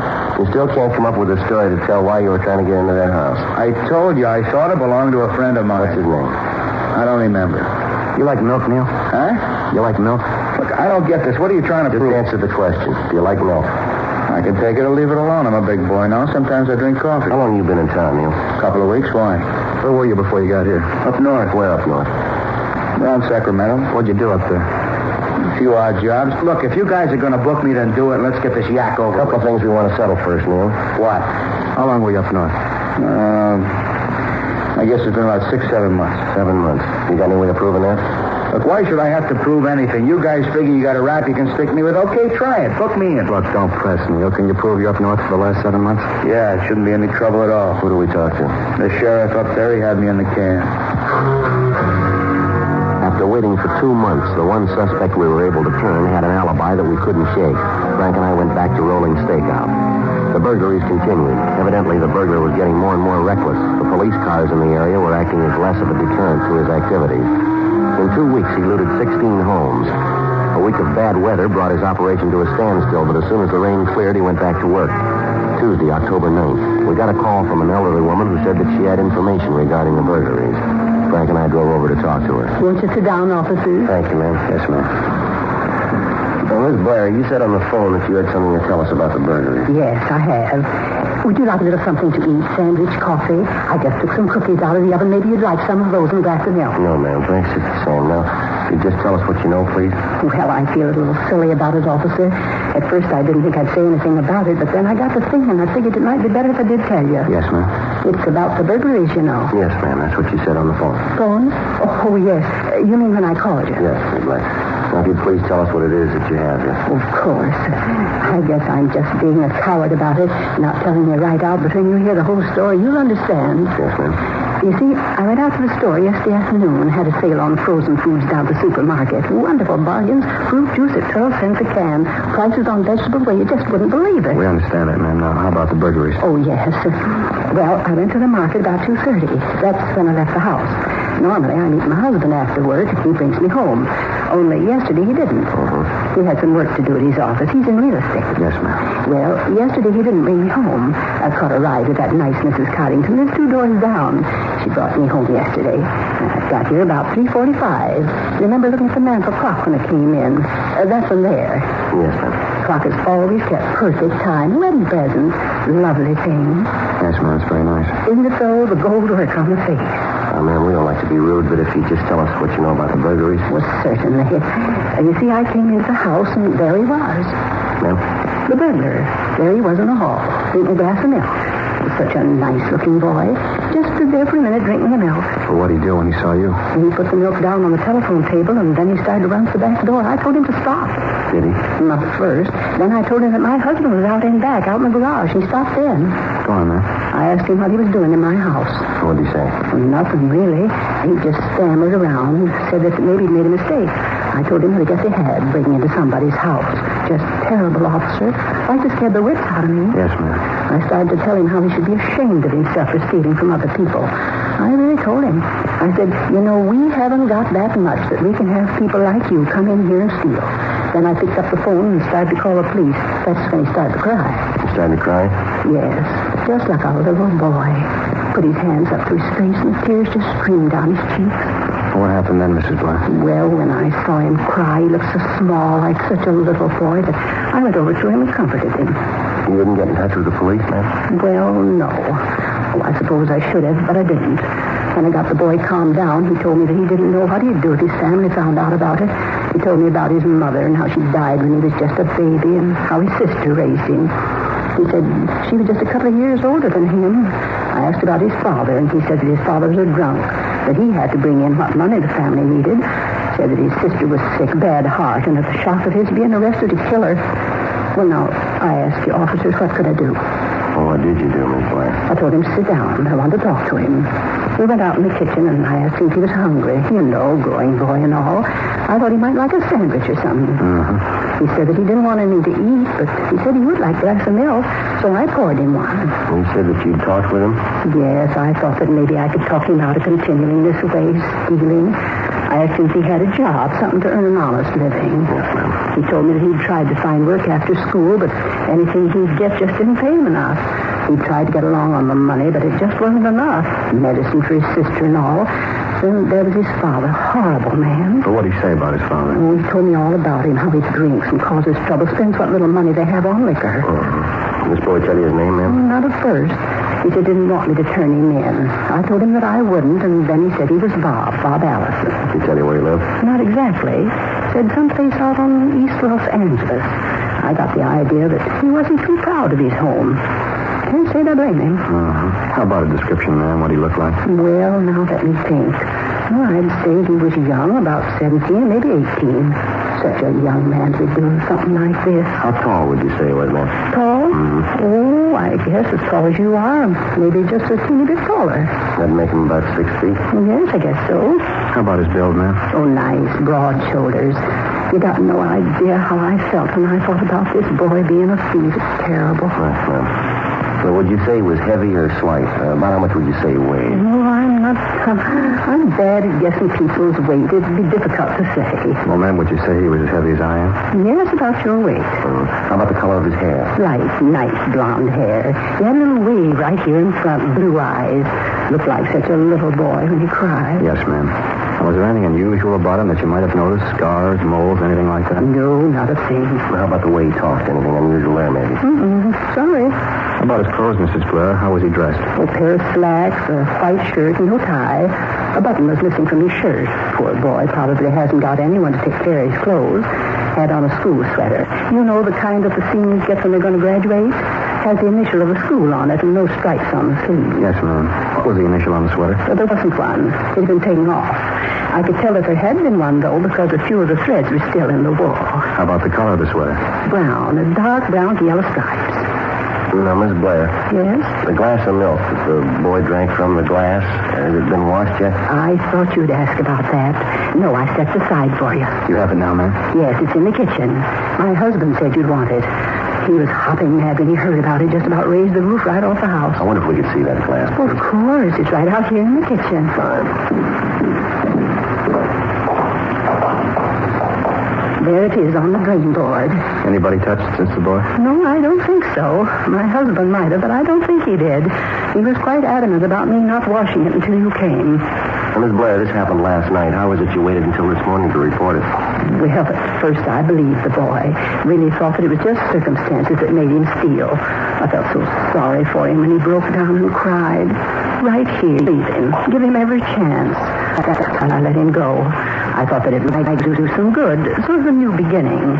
When I told my husband about it, like I said, he was pretty sore. Talked about the young thief. We never had any children of our own, and I felt so sorry for the boy. I guess my husband couldn't understand. When Bob, that's his name, when Bob said he was sorry, I believed him and let him go. Just let him walk right out of the house. My husband got home, and I told him. He said to call you. I tried to talk to Sam, that's my husband, make him understand, but he insisted. And then this morning, of course, I agreed with him, and so I called you. Well, why was that, ma'am? Bob stole my watch.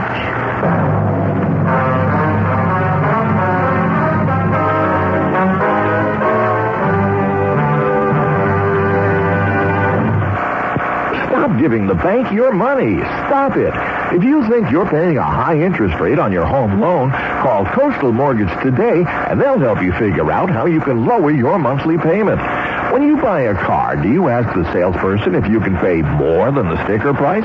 So why should you pay more than you have to on your home loan? Let an experienced broker represent you before more than 70 lending institutions, and you'll be assured the best possible rate and program. Imagine what you can do each month with the money you'll save. Just call Coastal Mortgage at 949-833-9144, and they'll walk you through a very simple process. There's no risk, because if they can't lower your interest rate, you're not obligated to take the loan. Call Coastal Mortgage right now at 949-833-9144 and speak to a qualified loan representative. That's 949-833-9144, 949-833-9144. Finding out you or a loved one has cancer is never easy. It's natural to be afraid when faced with the decision of choosing a cancer treatment. For many cancer patients, fear of the treatment is almost as bad as the cancer itself. The Proton Treatment Center at Loma Linda University Medical Center is the result of 4 decades of leading-edge cancer research and treatment. Opened in 1990, the Proton Treatment Center offers a non-surgical procedure that is superior to traditional radiation therapy in a number of ways. Proton therapy is so precise, there is little or no damage to surrounding tissue. This results in minimal side effects, and most patients experience no disruption in their daily activities. In fact, proton therapy is offered as an outpatient procedure. Call 1-800-PROTONS for a free information packet and videotape explaining the benefits of proton therapy. 1-800-PROTONS. The Proton Treatment Center at Loma Linda University Medical Center. 1-800-PROTONS. KNX 1070 News Radio.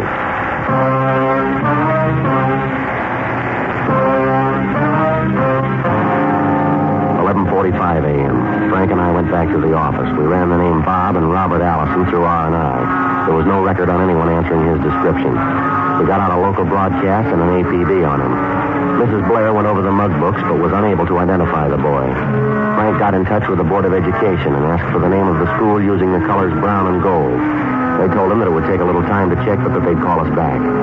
We notified the cars from Metro of the new developments and gave them the description of the boy. A check of the phone books for the name netted us nothing. Latent prints were sent out to the home of Enid Blair to get the fingerprints of she and her husband. In checking over the empty glass found in the Blair home, besides the prints of Mr. and Mrs. Blair, Dean Bergman came up with a partial unidentified print. It was not enough for classification, but he told us that if we turned the burglar, he could tell us if we had the right man or not. 4:30 p.m. Frank and I cruised the area the burglar had been working in. We were in constant contact with the other 10 cars in the field. Figure you're still working in this neighborhood, Joe? Well, we got no choice till we hear otherwise. Funny about the Blair woman, isn't it? What? You know, turning the kid loose. Sure must have put on a show. Yeah, sure. What time you got? 4:38. Got another hour and a half.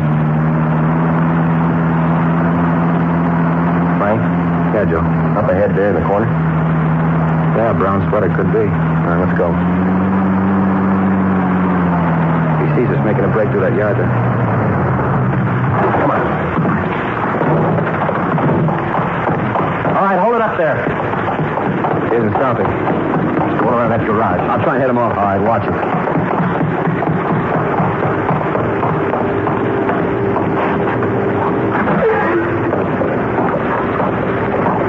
Joe, you see him? No, we missed him someplace.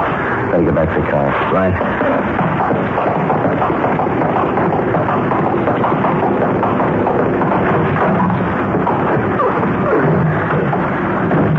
I'll call in here. Right. Unit 1K80 to Unit 2R1. Unit 1K80 to Unit 2R1. Come in, please. 2R1 to 1K80. Suspect WMA, 17 to 19 years old, wearing tan trousers and brown and gold sweater, fleeing on foot. Last seen going east on Chalmers Drive at corner of Spalding Avenue. Please block at Chalmers and Hayworth. Repeat, please block at Chalmers and Hayworth. Roger, 1K80. Unit 2R7, come in, please. Unit 2R7 to 1K80, go ahead. You get the description all right? Yeah. Want to cover Barrows Drive and Hayes Street? Repeat, Barrows Drive and Hayes Street. Over. Roger, 1K80. Units 2R2, 2R3, 2R4, 2R5, and 2R6 converge on area adjacent to Chalmers and Spalding. Repeat, converge on corner of Chalmers and Spalding. Unit 2R20 will direct operations. 1K80 out. Well, he's blocked locked in. Let's fight it.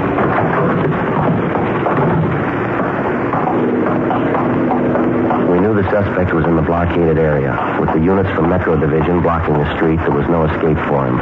Frank and I walked down Spaulding Avenue. Down the street, we could see Unit 2R20 getting into position. Sergeant Masters was directing the operations from there. The search went on. 6:40 p.m. We still hadn't found him. At each house, we notified the people to be on the lookout for the suspect. In the event they saw him, they were instructed to call police headquarters. They, in turn, would contact Sergeant Masters and appropriate action could be taken. 7:10 p.m. We just about covered the entire area. What do you figure, Joe? Yeah, I could have gotten there. It's got to be in here someplace. 2 more blocks to go, not much cover. I figure that he hasn't been sitting still. He's probably been moving, too. Yeah. How about that garage back there? Check it. Big place, Joe. Looks like a workshop. Yeah. Wonder who it belongs to. Well, imagine that house over there, don't you? That's where the wires lead. Wait a minute. Here, what's this? Broken padlock. This must be where he is. Not easy.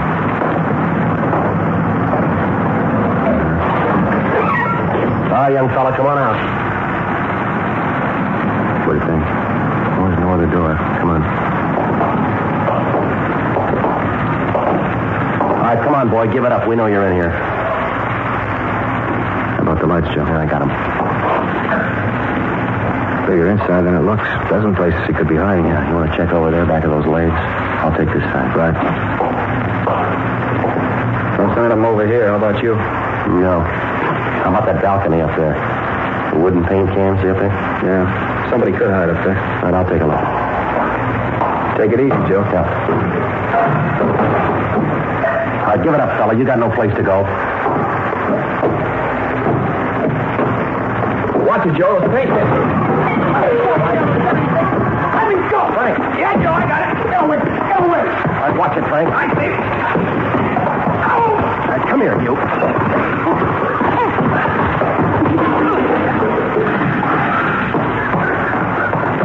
I didn't mean to cut him. I told you to leave me alone. I told you. All right, come on, get up, you. How about it, Frank? You all right? Oh, Joe, just a cut it, isn't there? All right. Let me go. I didn't mean it. I got scared. I didn't mean it. I don't know what I'll do if my family finds out. Yeah, sure. You going to tell us about your sister, the one who was sick, and your drunken father? Huh? Well, are we going to get the full treatment here, the same one you gave Miss Blair? She told you, huh? Yeah, she told us. What's your name, boy? Akins. Robert Akins. Guess you got me tagged for the jobs, huh? Yeah, we got you tagged. Lousy deal. I thought for sure I had her figured. Crummy deal all the way around. Never should have started it. All I got was a lot of cheap jewelry and a little money. What do you mean, cheap jewelry? Our reports show you got a little better than 80,000. 80,000? That's a laugh. A lot of costume junk, a little money. 80,000. Somebody's been giving you a snow job. What I didn't throw away, I still got. Cheap costume junk, that's all. All right, Akins, let's go.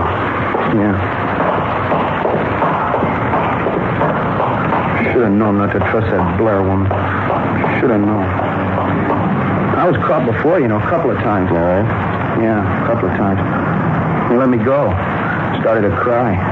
Getting that story about my sister. They let me go. It was the crying that really did it, though. As soon as I started to boil, they turned me loose. Good gimmick, huh, crying? Yeah, sure. Don't try it on the jury. It won't work.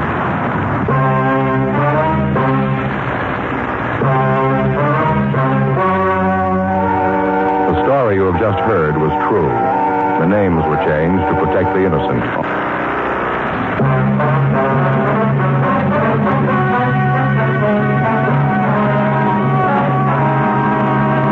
Robert Charles Aiken was filed on and found guilty of 12 counts of second-degree burglary. He was released to the Youth Authority for parolement and possible rehabilitation. Ladies and gentlemen, lightning starts a few forest fires every year. But careless people cause many, many more. This shameful waste of one of our greatest natural resources weakens America. This weekend, if you picnic or camp out, please be careful with fire. Be sure, be very sure your campfire is really out before you leave it. Remember, only you can prevent forest fires.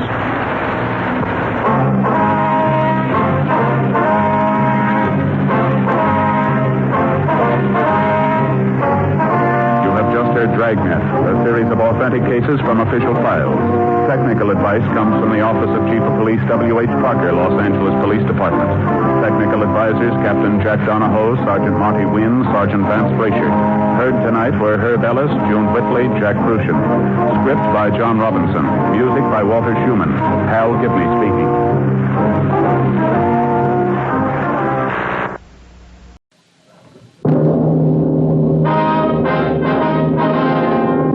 Sound off for Chesterfield. Chesterfield, first cigarette in America to give you premium quality in both regular and king size, brings you Dragnet.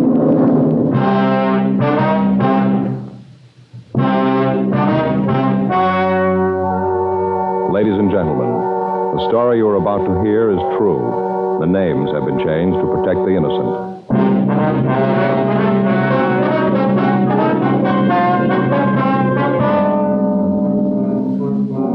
You're a detective sergeant. You're assigned a robbery detail. You've just rounded up a vicious gang of thieves. The heavy man is still at large. Your job? Get him. Hello, this is George Fenneman. I want to talk to you about the cigarette that's really on the move. The one everyone's talking about and trying. Chesterfield. First cigarette in America to give you premium quality in both regular and king size. Chesterfield King Size is exactly the same quality and exactly the same blend of tobacco as Chesterfield regular size. There's absolutely no difference, except that King Size Chesterfield is larger, contains considerably more of the same tobaccos. So much more it gives you a 21% longer smoke, yet costs very little more. And Chesterfield King Size contains better tobaccos and is of higher quality than any other king-size cigarette. So sound off for Chesterfield. Either way you like them, regular or king-size, Chesterfield gives you the best possible smoke.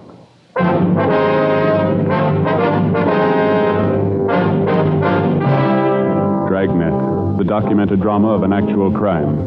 For the next 30 minutes, in cooperation with the Los Angeles Police Department, you will travel step by step on the side of the law through an actual case transcribed from official police files. From beginning to end, from crime to punishment, Dragnet is the story of your police force in action. It was Tuesday, March 6th. It was windy in Los Angeles. We were working the day watch out of robbery detail. My partner's Frank Smith. The boss is Captain Didion. My name's Friday. It was 2:46 p.m. when I got to room 27A. Robbery. Frank? Yeah, Joe. How about those subpoenas? Took them down to the warrant office. They're going to serve them. Oh, fine. All the follow-ups made, packages in order. That about wraps it up, doesn't it? Yeah, all but Bentley. Yeah, nothing from Mac yet. No, he said he'd call as soon as he heard anything. Oh, be happy when we get him, won't you? He's probably the worst of the lot. Yeah. Well, according to what Mac said, he's in real trouble now. Broke. None of his friends will have anything to do with him. We'll turn him. I don't think I'll ever understand a guy like Bentley. What makes a man want to beat somebody just for the sake of beating him? Figure that we'll have it made. 32 robberies, and just about every one, Bentley's got to work over at least one of the victims. He's pretty vicious. Now we get him this time, he's through. Probably knows it, too. See, when Mac blows the whistle, probably going to be rough to take, though. Yeah. Joe, I don't know how you feel about it, but I'm happy it's over. Let's face it, we were lucky on this one. The guys were gun happy. Taking any longer to get them, they'd have killed somebody, sure. Maybe so. Well, on my next day off, I'm going to do nothing but sit, not make a move. My feet are killing me. Yeah, we had a lot of legwork on this one. Not just this one, Joe, all of them. I was reading in the magazine the other day about a new kind of arch support. I got to get me a pair of them. Yeah? According to the ad, these are going to be just a ticket. Some new kind of rubber, soft, when they mold it to your feet. Place back in Wisconsin. How'd they do it? They got a place here in L.A.? No, just a home office. Just a small place, I guess. According to the ad, the whole process pretty new. Yeah, well, how do you get this? What is it, a mold? Yeah, you stand on a piece of paper, hold a bucket of water in each hand. You know, you put all your weight on your feet. Yeah. And you draw the outline of your foot on the paper. They make the arch thing up from that. Well, if you're holding a bucket of water in each hand, is that right? Yeah. Well, how do you use the pencil? What? Well, a bucket of water in each hand, how are you going to draw? Yeah. I get it. Robbery Friday. Oh, hi, Faye. Yeah, he's here. Oh, how are the kids? Oh, yeah, sure, I'll put him right on. Frank, it's for you. Your wife seems upset. Thanks, Joe. Hello, honey. Yeah? I can, but what's up? Well, can't you tell me now? Well, why not? All right, honey, I'll be right there. Don't worry now. Huh? Goodbye. What's the matter? Something wrong? I don't know. Faye wants me to come right home. Says something's going on. Couldn't she tell you about it on the phone? No, said something about the phone being tapped. We went down to the carpool and started over for Frank's house. For the past 3 months, we'd been working on a case involving a gang that had been operating in the city. During that time, they'd committed 32 armed robberies, and in most instances, they'd beaten their victims for no apparent reason. Their ruthless attitude was the most outstanding single point of their M.O. We'd successfully rounded up all members of the gang with one exception, Leroy Bentley, alias the Bull. Bentley was the known heavy man of the gang. In order to successfully prosecute and apprehend any criminal or criminals, the police officer requires the fullest measure of cooperation and assistance that he can obtain from many people, the private citizen and his own associates as well. From the ranks of the private citizen comes one important aid, the informant. The working detective knows that in many cases his most valuable assistance can often come from his informant. In this particular case, we'd received information that would lead us to Bull Bentley within a matter of days. 3:22 p.m. We arrived at Frank's home. I'm glad you're home, honey. I'm awfully worried. No, Joe. How are you? What's the trouble now? What's this all about this phone being tapped? Well, that's what he said. Who? The man who called. All right, now, honey, can you tell me what this is all about? I got a phone call just before I called you. It was a man. Said his name was Bull Bensler or Bentley. I didn't get it. He said that you thought you were a smart cop, but if you didn't lay off him, he was going to take care of you where it hurt the most. He threatened the children and me, too. Well, Frank, I don't know what to do. Go on. He said the phone was tapped and we were being watched. Said to tell you he wasn't kidding. He didn't have anything to lose. He sounded real mean. I'm frightened. Do you know this man, Frank? Oh, he is, yeah. We have a warrant for his arrest. Hey, where are the kids? Well, Stacy's in her room playing. I called the school for Mike. The teacher said she dismissed the class. He should be home by now. Frank, I don't know. I'm worried about him. All right, lock the doors. Don't open for anybody. Joe and I'll go out and see if we can find Mike. All right, I'm worried sick about him. Should have been home 20 minutes ago. I'll go and call the captain, Frank. Ask him to send a couple of men out, huh? Thanks, Joe. Don't worry about it, Faye. 2511, please. Yeah, robbery. Oh, Glenn's the captain there? That's Friday. I'd like to talk to him. Skipper, this Friday, I'm out at Frank's house. Frank Smith, yeah. Bull Bentley called his wife, threatened her and the kids if he didn't lay off. No, said if he didn't lay off. Well, could you send a couple of men out to stand by? Fine. Mike isn't home from school yet, and Frank... That's his little boy. Frank and I are going out to look for him. Yeah, I said he'd be watching the house. Who? Yeah, swell. All right, we'll be in as soon as we find the boy. Right, Skipper. O'Donnell and Stewart from the office will be out, Faye. They'll park the car down the street. Watch for him and let him in, won't you? All right, Joe. What about it, Frank? You going to lay off this guy? You want me to? Please find little Mike. All right, honey. We'll find him. Lock the door and don't open it for anyone but O'Donnell and Stewart when they get here. All right, dear. Now, don't worry, huh, honey? We'll find him. Yeah.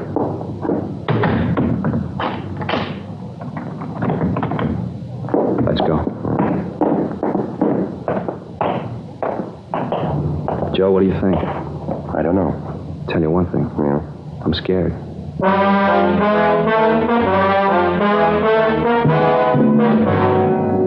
There are two types of criminals that can be counted on to be dangerous.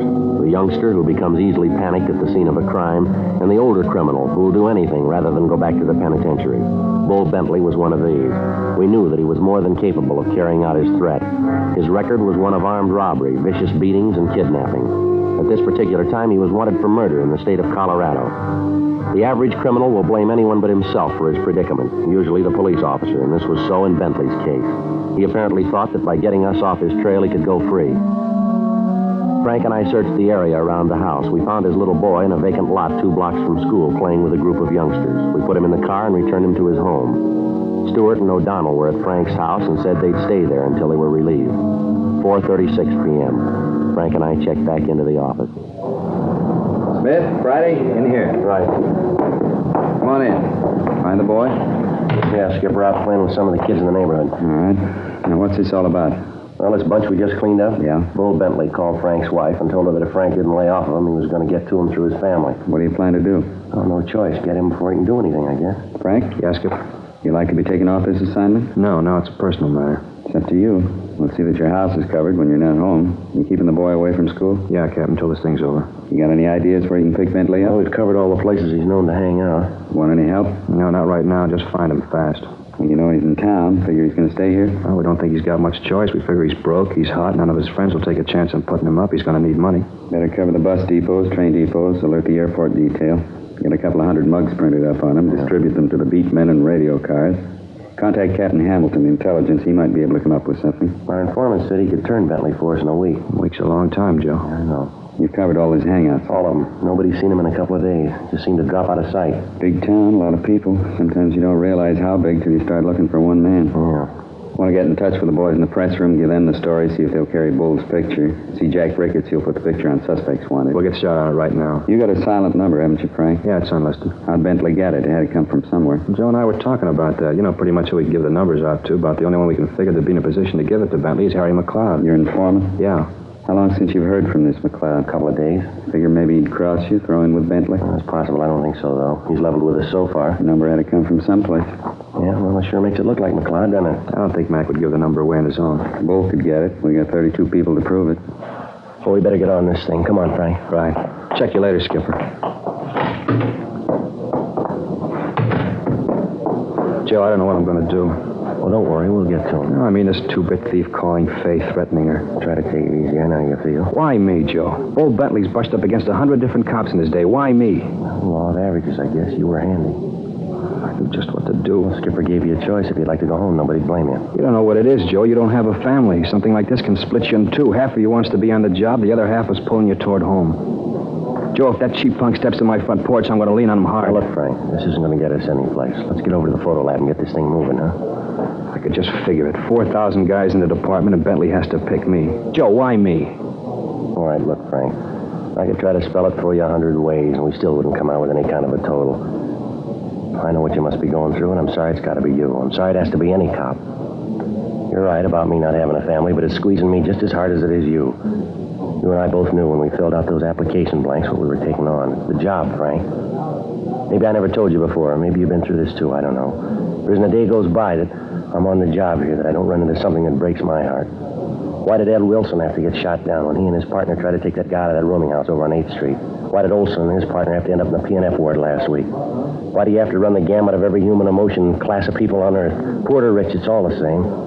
Somebody picks up a gun to knock over the corner gas station, everything hangs in the balance. The minute that thief slips a cartridge into his gun, the gas station attendant, his family, his kids, and every relative he's got slides right onto the short end. Everybody seems to think that wherever crime is concerned, they never get any closer to it than the front page of the morning paper. I know you know this, Frank. For every attempted crime, God only knows how many innocent people are thrown into the balance even before the crime's been committed. That's the way it is, Frank. I'm not trying to tell you anything you don't know, but the minute you passed that exam, you had to make book that something like this could contaminate you just as surely as if you weren't a cop. I guess it's almost a legacy. Nobody's found a vaccine for crime. Nobody's immune. And it's worse with you and me because we know better than to think we can't be touched. We know we can. We invite it every time we roll on a call, every time we pick somebody up, every time a guy gets out of line. It's a job, Frank. I didn't mean to give you an academy lecture, but if it's any comfort, I'm with you. I know just how you feel, and so do 4,000 other guys right down here. Yeah. I guess maybe we better get moving, huh? Yeah, come on.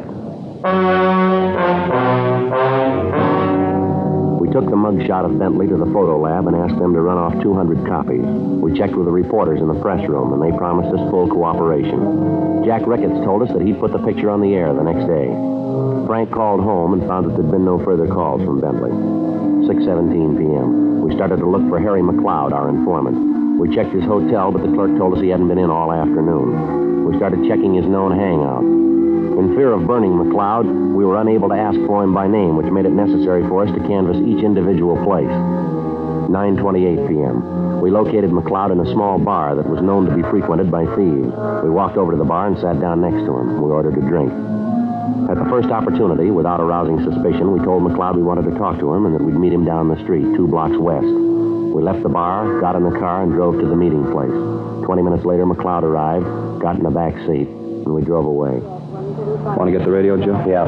What's the matter with you guys? I told you I'd get in touch with you and I had something for you. You trying to get me burned? Take it easy, Mac. There's a couple of things we want to know. Well, I'm on your side. You guys know that. I've always leveled with you, haven't I? Yeah. Well, then what's this bit? You You walk into that joint, you know what goes on in there, and you pull me out. Good chance somebody could have seen you, you know. Yeah, we know, Mac. Have you seen Bentley? No, I told you I'd let you know when I turned him. Now, don't snow us, Mac. This is important. Have you seen him? If I saw him, I'd have called you. You know that, don't you? I'd have called you guys. I told you once I'd finger him for you. I haven't called. I haven't seen him. It's that simple. What's the big rush about getting Bentley, anyway? He ain't going nowhere. Now, look, Mac, we got a personal interest in this thing. This isn't just robbery. Bull's been calling Frank's wife, saying he was going to kill her and the kid. You know he'd do it. Now, how about it? I didn't know it was like that. Bull's mean enough to do it, Well, that's how it is. Now, I'll ask you once more. Have you seen him? Yeah. When? Day before yesterday, Sunday morning. Saw him down Marty's. How come you didn't call us? I couldn't, honest, I couldn't. He came in and asked me for some dough. I told him I didn't have any. I tried to stall him till I could get to a phone. Yeah? Didn't work. He wouldn't wait. Got mad when I couldn't help him out. Did he say anything about a meet? Just said he'd get in touch with me. Yeah. He was real sore when I couldn't let him have any dough, but I told him, I said, look, Bull, you know I want to help, but I just haven't got it. That's what I said. Yeah? Wasn't kidding either. Things been pretty rough. Say, you guys couldn't see your way clear, could you? Sawbuck that tied me over, huh? No, you got me at the wrong time, Mac. I'm tapped. How about you, Smith? Well, if you gotta have it, I got $10 I've been saving for a pair of shoes. I sure appreciate it. You guys know that. Yeah, we know. You got any idea how Bull might have gotten Frank's home phone? No, not the slightest. You sure you didn't give it to him? Joe, you've known me for a lot of years. Would I do a thing like that after the way you guys treated me? Well, that's what we're trying to find out, Mac. I should get a little insulted at that. You guys figuring out about Oh, now, me. come off it, Mac. Did you give him the number? No, I swear to you I didn't. All right. You got any ideas where Bull might be hiding? Not in particular. Check usual places? Yeah, we looked through them all. And you know as much as I do. He did say he looked me up in a couple of days. You see where he was going when he left you? No, just walked out of Marty's. I saw a friend of his yesterday, though. Yeah. Guy said he'd seen Bull Sunday night. Say what he wanted? Money. Said he'd try to tap him for some dough to get out of town. His friend help him? He didn't give him any money. He gave him something else, though. Yeah. He gave him a gun.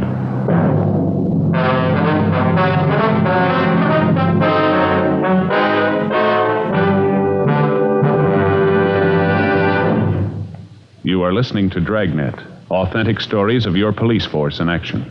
Chesterfield is the first and only cigarette in America to give you premium quality in both regular and king size. Just as Chesterfield is the first and only cigarette to tell you what it's made of.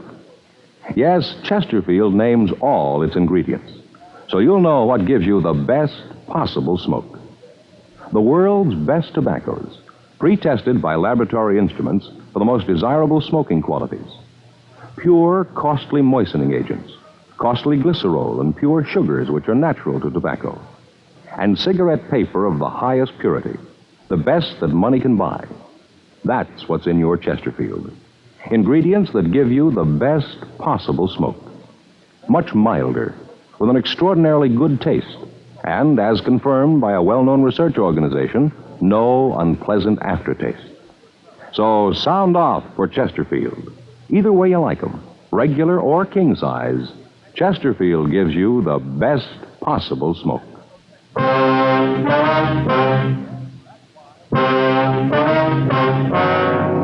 Before we left Mac, he furnished us with the name of the man who'd given the gun to Bull Bentley. We recognized the name Dave Slater as a small-time hoodlum who'd do anything to make $1 as long as he himself was reasonably safe in doing it. Mac told us of several places where we might find him. The most likely place was a pool room on North Main Street. Slater had numerous arrests, most of them for being drunk and for acting as a lookout for gambling games. He was a type of thief that can be found in every large city, always on the fringe of criminal operations, but never directly involved in the crime itself. We checked several of the places Mac told us about, but we couldn't come up with Slater. We checked the pool room. The manager was evasive and at first appeared reluctant to talk. We informed him that we knew Slater would be back and that we'd wait for him. The manager asked us to come to the back room with him. He told us that Slater had said that he was going down to the all-night hamburger stand on the corner to get something to eat. We found Slater sitting at the counter. Call this thing a hamburger, all I can see is a bun. I'd be ashamed to sell a thing like this lousy deal, 35 cents for nothing. Slater? Yeah, well, something you want? Police officer, Slater. We want to talk to you. What about? Bull Bentley. Bentley? Never heard of him. We got information you do know him pretty well. Yeah? You tell your pigeon he's lying. I never heard of the guy. Now, let me finish eating. We want to talk to you, Slater. You want to make it here, or would you rather go downtown? Can't you see I'm eating? Now, let me finish. I got nothing to tell you. I don't know any Bull Bentley. Now, lay off, huh? Come on, you can think better than an empty stomach, Slater. Let's go. Frank and I took Slater out of the restaurant and put him in the car. Once he was in custody, his attitude changed completely. He said he wanted to help us, but that he didn't know Bull Bentley. 10:44. We got back to the city hall. I want to stop by the office, Joe. Call home. All right, I'll be in the interrogation room. You tell us, Skipper. Yeah. In here, Slater. Yeah. down. Sure. Look, I told you I want to help you guys out, but honest, I don't know anything. If I did, I'd let you know. All right, come off it, Slater. Where's Bentley? Look, I keep telling you, I don't know any Bentley. Where you living now? Solly Hotel, West Fifth. How long you been there? A couple of days. You working now? Yeah, a little. Odd job now and then. You know, nothing steady. What do you call an odd job, Slater? Oh, you know, sweep out the pool room, rack the balls for him. Yeah, sure. Now, look, we've known you for 8 years. You never worked a day in that time. Now, how about Bentley? We got a personal interest in him. We want him. We want him bad. Look, I tell you, I don't know any Bentley. Anything new? Yeah, Joe, he called a couple more times tonight. Last time at 10:30, scared Fay half to death. Yeah. Said he knew Mike was home. He knew we were looking for him. Said if we don't stop, it'll get to the kids. Said it didn't matter how many cops we had around the house, he'd get to him. Fay's almost hysterical. O'Donnell called the doctor. Yeah. How about Slater? He come up with anything? No, still says he doesn't know him. Doesn't know him, huh? Listen, Funk, let's you and me get straightened out. What happens to me is one thing. What happens to my family's another. They don't pay me enough money to jeopardize my family. Now, you get this straight. When punks like you and your trigger-happy friends can threaten my family, then something's got to give, and it's not going to be me. Yeah, but I told you. Look, wipe that silly grin off your face, Slater. You feel nice and safe there, don't you? You know, as long as you're in custody, we got to take care of you. Well, maybe you'd like to know that if I have to, I'll take this badge off and walk up one side of you and down the other. Now, I want to know where Bentley is, and I want to know now. We're not stumbling around in the dark. We know you gave him a gun. Let me tell you this, mister. Mark it down. If anything happens to my wife or my kids, you can't run fast enough to get away, because I'll nail you hard. All right, Frank. He's getting pretty tough, isn't he? Just telling you how you stand. Now, come on. Where's Bentley? I told you, I don't know Bentley. All right. Let's get everything out of your pockets. Get it on the table. Well, there's nothing much. Here, change, keys, yeah, and a nail file, address book, my handkerchief, comb, wallet, yeah, cigarettes, and matches. That's all. You want to shake him down, Frank? Yeah. I told you that's all. Now, what are you looking for? Now, push your luck, Slater. It's clean, Joe. How much money you got in your wallet? I don't know, double sawbuck, maybe? It's a funny thing. You guys never work, but you always got money. All right, take the money out and count it, Slater. Why? What's that going to prove? Take it out and count it. All right. 10, 20, 25, 26, 27, 37, another 5. 42 bucks. I didn't know I had that much. All right. Put the money in your pocket. That all the money in your wallet? Yeah, that's it. Let's see the wallet. Yeah. There's nothing in it. A couple of cards, that's all. Yeah. Let's see here. A couple of pawn tickets. Picture. Who's the girl? Babe, I met in Dago. You don't know her. She's not in the rackets. Married now. I haven't seen her in a year. Then why are you carrying her picture? Always kind of liked her. She had class. Real nice broad. You said you didn't know Bull Bentley? That's what I said. How about Leroy Bentley? Nah. You know anybody at all named Bentley? Look, I told you I don't know any Bentley. How many times do I have to tell you? You know anybody by the name of Bull? I don't know anybody named Bull. I don't know anybody named Bentley. Yeah. Take a look, Joe. Now, maybe you can explain this then. Yeah, what's that? Bar tab in your wallet. Name Bull written on it. How about it, Slater? Who's Bull? I don't remember that. Probably something I picked up a long time ago. I don't remember it. Tab's dated March 4th. Day before yesterday. Your memory must be getting pretty bad, huh? I got nothing to say. Well, Frank, you want to check the business office and see who this number is listed to? Yeah, Joe, right away. All right, fine. I'm going to tell you something, boy. This is a rotten deal. The law protects people like you. You're lying. We know it, and you know it, too. You know Bentley. You know where he is. What's more, we know you gave him a gun Sunday night, the same date on that tab. I'll tell you what we're going to do, Slater. You're a real wise guy. You talk fast. We're going to get Bull. Maybe not tonight, maybe not tomorrow, but we'll get him. And when we do, we're going to tell him that you blew the whistle on him. We're going to put him in the same cell with you. I'd like to hear you talk your way out of that. Well, you wouldn't do that. Don't make book on it. Look, he's a mean guy. He'll kill me. Thought you didn't know him. All right, so I know. But you wouldn't do that. Would you put me in with him? Where is he, Slater? You going to tell him I turned him in? We're making no deals. Where is he? I don't know where he is now. You know where he'll be? Yeah, I was supposed to meet him there tonight at the bar down on West 7th. He's got a friend works there, feeds him. He'll be there tonight, huh? Yeah, said if I'd meet him, he'd pay me for the gun, $75. What kind of gun is it? A 38. A good one, too. Worth more than $75, but I needed the money. Where'd you get the gun? Well, you'll find out anyway. I might as well tell you. Prowled the car, found it under the seat. I found out later it belonged to a guy in the Vice Squad. Probably real sore about it. Could be, Joe. Bar on West 7th, place called the Hamilton Inn. Yeah, that's it. He'll be there. All right, Slater, let's go. Well, where you taking me? You're going to jail. No, you can't win. I should have known you. Hey, do me a favor, huh? What's that? Talk to the jailer, make him give me a cell by myself. We handcuffed Slater to a chair in the robbery office until we got back to book him. 12:32 a.m. Frank and I left the City Hall for the Hamilton Inn on West 7th Street. Slater had told us that he was to meet Bull Bentley between 1 and 1:30. When we got there were a half a dozen people in the place. We checked the bar and the men's restroom, but Bentley wasn't around. We went back to the car, drove down the street to a closed service station, and parked where we could keep both doors of the restaurant under surveillance. 12:50, 1 a.m., 1:15. We waited. 1:35. Joe, that him? I don't know. It might be. Let's take a look.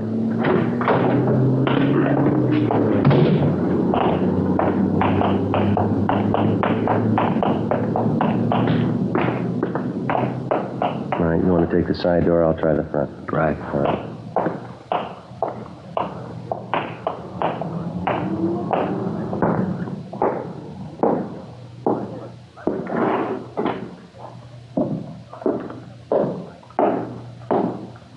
I don't see him, Joe. Wait a minute. Is that him? The one in the phone booth back there? Yeah. Right, come on.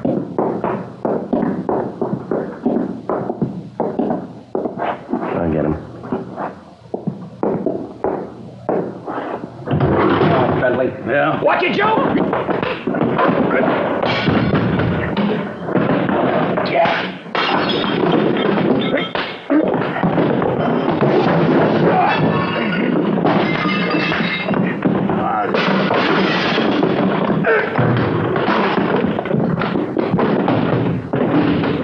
Watch it, Frank.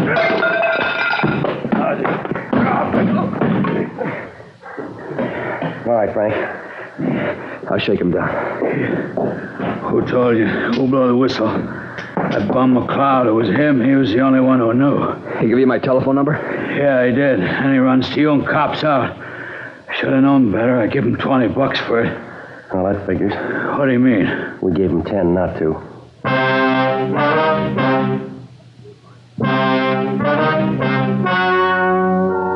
The story you have just heard was true. The names were changed to protect the innocent. On June 12th, the hearing was held in the district attorney's office. In a moment, the results of that hearing. Now, here is our star, Jack Webb. Thank you, George Fenneman. Friends, I'd like to talk to you about something that's important to every one of you. Now, for the first time, you can get a premium quality cigarette in either regular or king size. Of course, that's Chesterfield. Both regular and king size Chesterfields are made of the proven ingredients that give you the best possible smoke. Both are much milder, with an extraordinarily good taste and no unpleasant aftertaste. Yes, there's no difference between the two, except king size Chesterfield is larger, contains so much more of the same tobaccos, it gives you a 21% longer smoke, yet it costs very little more. So remember, either way you like them, regular or king size, Chesterfield gives you the best possible smoke.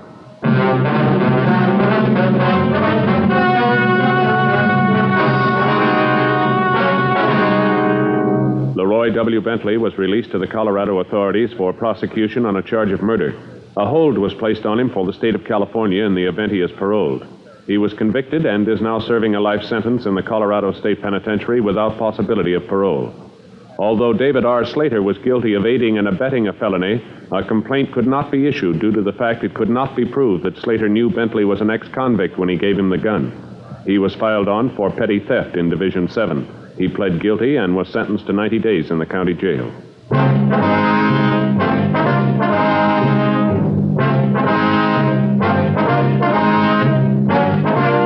You have just heard Dragnet, a series of authentic cases from official files. Technical advice comes from the Office of Chief of Police W.H. Parker, Los Angeles Police Department.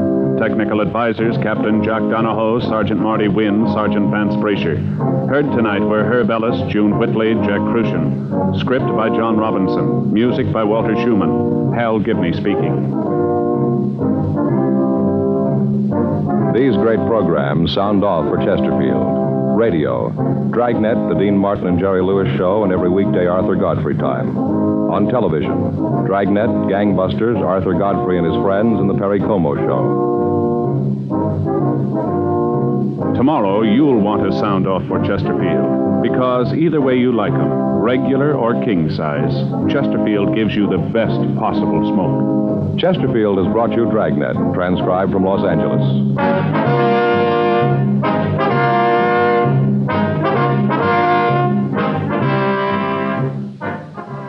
This is NBC, the national broadcasting company.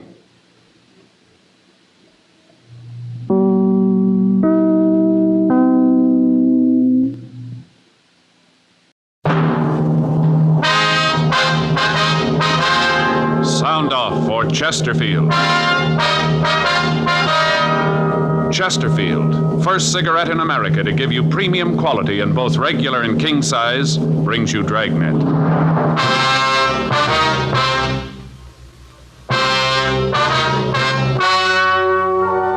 Ladies and gentlemen, the story you are about to hear is true. The names have been changed to protect the innocent.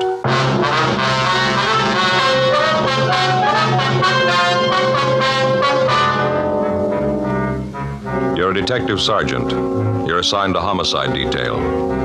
A nightclub manager has been robbed and killed. The killers made good their escape. Their identity is unknown. Your job, get them.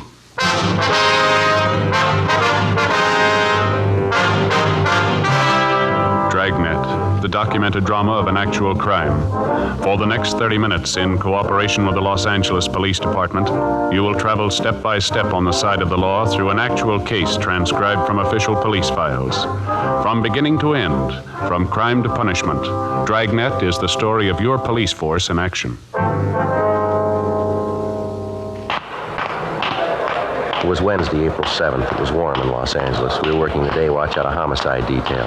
My partner's Frank Smith. The boss is Thad Brown, chief of detectives. My name's Friday. I was on the way back from R&I, and it was 1:46 p.m. when I got to the interrogation room. Find anything? No, they're checking it now. Mm-hmm. Mr. Seaton? Yes, Sergeant? I wonder if you'd mind going over all that happened just once more. You might have forgotten something, some little thing that might help us here. All right. Where do you want me to start? Where I came in this morning? Yeah, that'll be fine. Well, I came into work about 8:30. Is that the time you usually get there? Yes, sir. It depends what time I catch my bus. Usually it's about then, though. Was Mr. Kelby there then? Yeah, he usually gets in around 8 or so, comes in, looks the place over. You know, checks the register, liquor supply in the bar, stuff like that. And then he goes to his office to count the money for the night before, get the deposit slip ready for the bank. That's what he was doing this morning when they came in. You see him come in? Yeah, I was in the kitchen when those two men came in. First, I thought they were salesmen. Both of them were dressed kind of nice. A lot of salesmen come in to see Kelby that time in the morning. I didn't figure anything was wrong. They say anything to you, these men? Well, no, not at first. They just stood there looking the place over. I went on peeling my potatoes. And then I heard one of them say that he guessed they might as well get it over with, and that's when they pulled the guns and told me it was a stick-up. Go ahead. Well, first, I didn't know quite what to do. I asked them if they was kidding, not to pull jokes like that, and I told them if it was a joke, it wasn't very funny. And then the big one come over and told me to keep my mouth shut, told me it wasn't any joke, and if I made a sound, they'd just soon blow my head off and look at me. Well, you just know I wasn't about to cause any trouble. Did Mr. Kelby know they were in the place? No, not then. You see, he keeps the door to his office closed when he's counting the money, and I thought about yelling to him, but then when I looked at those two guys, I thought about what they'd said about killing me. I decided not to. What'd these men do then? The tall one walked over to the door of Mr. Kelby's office and knocked on the door, and Mr. Kelby said for him to come in. And they opened the door and walked in. He saw the guns, asked them what they wanted.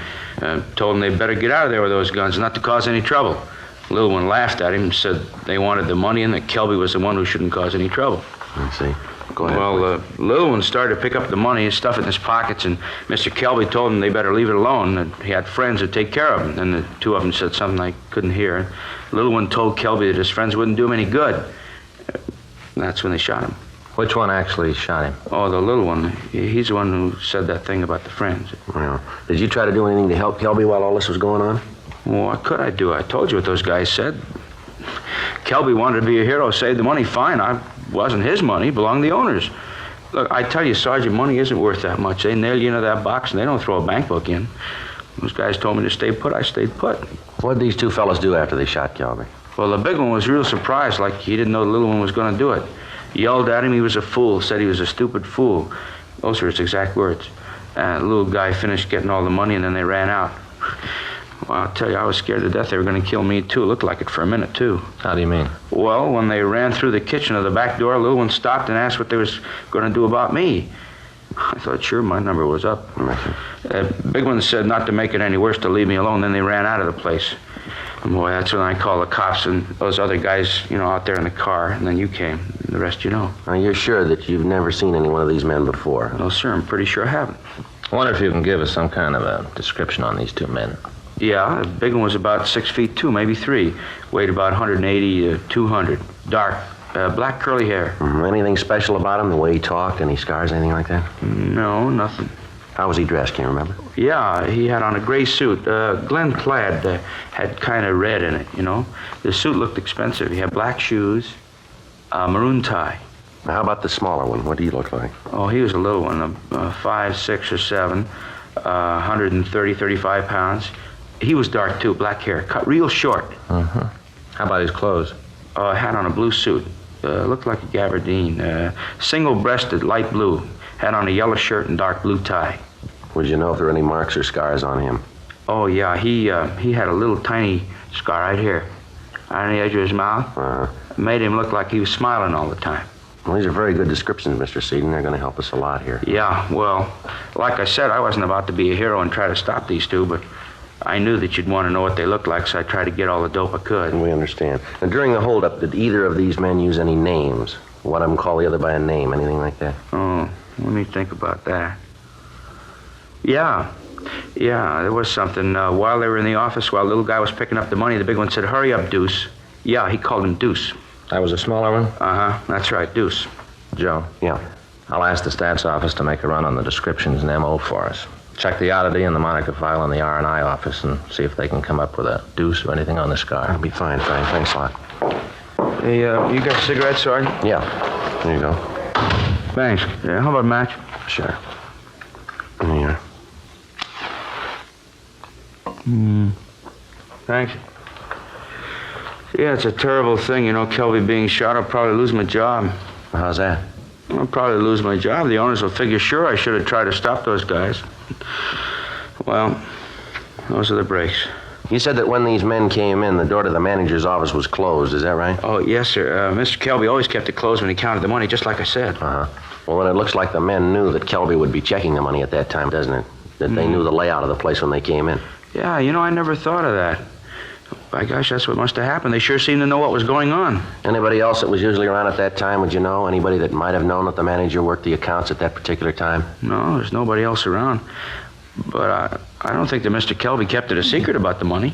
Was Kelby conscious at all after he was shot? Do you remember that? Not more than a minute. I ran over to him right after the men left. I wanted to see if I could help, Okay. Yeah, he was shot pretty bad. They'd hit him in the stomach. He was all doubled up. Terrible. He looked up at me and said, "I know." And his voice kind of trailed off, that's all. Just, I know. Stats office is making the run, Joe. We got out the local and the APB on the suspects. Nothing that matches the name Deuce and nothing on the scar. Anything from the crime lab yet? No. Checked by the office. While I was there, Murphy called from Georgia Street. Anything?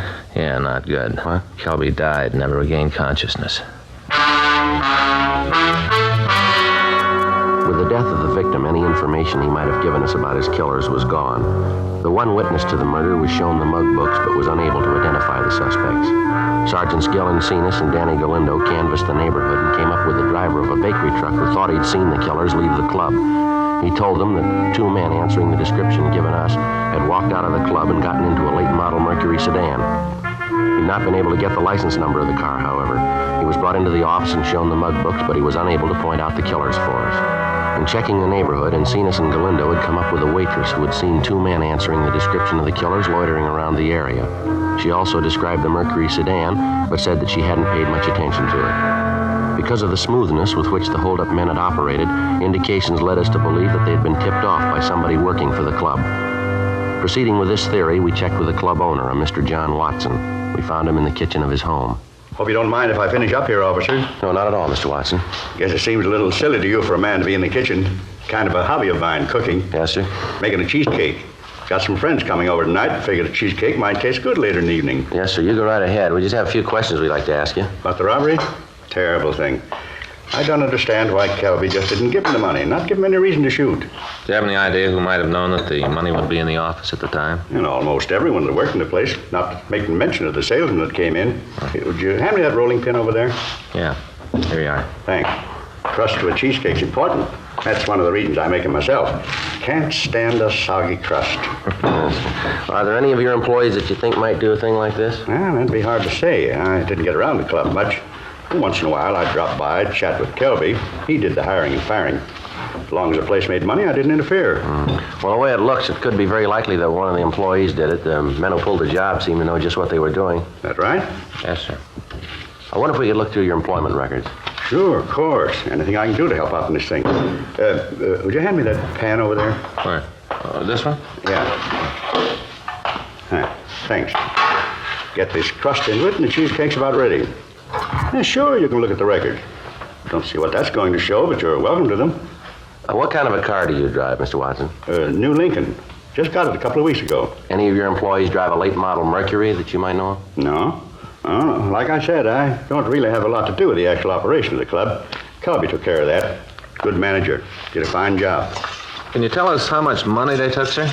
Well, near as we can tell, it came to a little over $1,100. Some of that was in checks, that we cashed for our customers. Well, that finishes that. Get this together.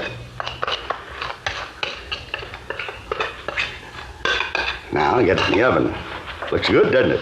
Yes, sir. You should taste it. Set it for 350 for 25 minutes, and that does it. Yeah.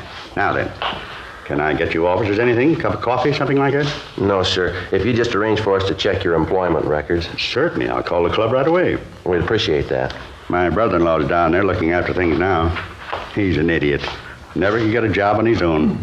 I only hired him because my wife insisted on it. Yeah, he'd probably botch up the whole thing. Usually does. Well, if you'd call him, sir. How's Kelby's condition? Going to be laid up long? Well, Mr. Kelby's dead, sir. We thought you knew. No, I hadn't heard. Oh, I can hardly believe it. Such a ruthless thing, just terrible. Kelby was such a good man. Everybody that worked for him liked him. Didn't have an enemy in the world. He had two.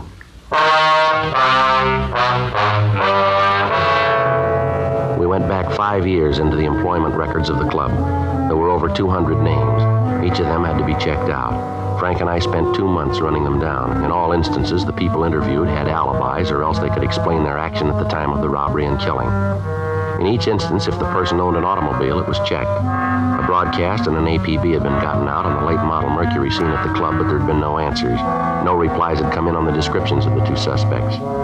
June 17th, we were checking out the last 3 names on the list. One of the 3, a David Adams, listed a rooming house on West 34th Street as his home address. We checked with the landlady, a Mrs. Elvia Collins. Adams? Sure, he lives here, 2nd floor front. Wonder if we could talk to him, ma'am. Sure, got no reason to say you can't. Come in. Thank you, ma'am. He isn't in right now. Went out about an hour ago. Said he had a lead on a job, and I sure hope he gets it. He's a couple of months behind in his rent. That's fine. Sit down. Just take any chair. Thank you, Miss Collins. You officers like anything? Mint on the table there. Help yourself. No, thank you. Adams give you any idea when he might be back? No, he didn't say right out. I expect he'll be here by 6. How's that, ma'am? That's when we serve dinner. Mr. Adams hasn't missed more than 4 meals since he's been living here. What's this Adams look like? Oh, little man. Sort of like my first husband, little dried-up man. Well, how old would you say he is? Well, I know exactly. Baked his birthday cake last Wednesday. 46 candles and 1 for luck. About how tall would you say, ma'am? 5'6" or so. How about his weight? Maybe 120, and that'd have to be soaking wet. He's a real little man. Is he dark or light? I beg pardon? His hair, is it dark or light? Oh, light. A real silky hair, what little there is left of it. Funny the way he combs it. Never could figure it out why a man would comb his hair that way. What's that, ma'am? Well, you see, he's only got a little bit of hair on one side. He lets it grow real long, and then he combs it all the way over the top of his head, so it'll look like he's got a lot of hair. He really doesn't, though. It's silly. He's pretty vain about other things, too. Does he have any friends in the building, Miss Collins? Well, there's his 2 cousins. They've moved, though. How long ago did they move? Let's see. Must have been about 2-3 months ago. Yes, that much, anyway. Well, what did these 2 cousins look like, Miss Collins? Can you describe them? You just bet I can. I had a lot of trouble with them 2, always drinking. First one, he was a big one. 6 feet, anyway. Had dark hair. Weighed maybe 200 pounds. Miss Collins, how about his complexion? Dark. Anything outstanding about him? Well, now, what do you mean, outstanding? Well, I mean anything about him that struck you as being different, maybe. Anything that attracted your attention, something like that? No. Well, what about the number 2 man? How old was he? Well, he was a little younger. 35, or maybe 37, around there. How tall would you say he was, Miss Collins? Well, he was a little man. 5'6" or 7. How much do you figure he weighed, would you know? 130 pounds or so. How about his complexion? Dark, just like the other one. Anything outstanding about him? Scars, tattoos, maybe anything like that? Yes, he had a scar. Right on the corner of his mouth. Made him look like he was smirking all the time. It was a real dirty look. What are these men's names, Miss Collins? Well, now, the big one was called Al Evans. The little one's name was Bill Evans. They was brothers. Did they have a car? Oh, yes, a late one. It was real pretty. You know what make it was? No.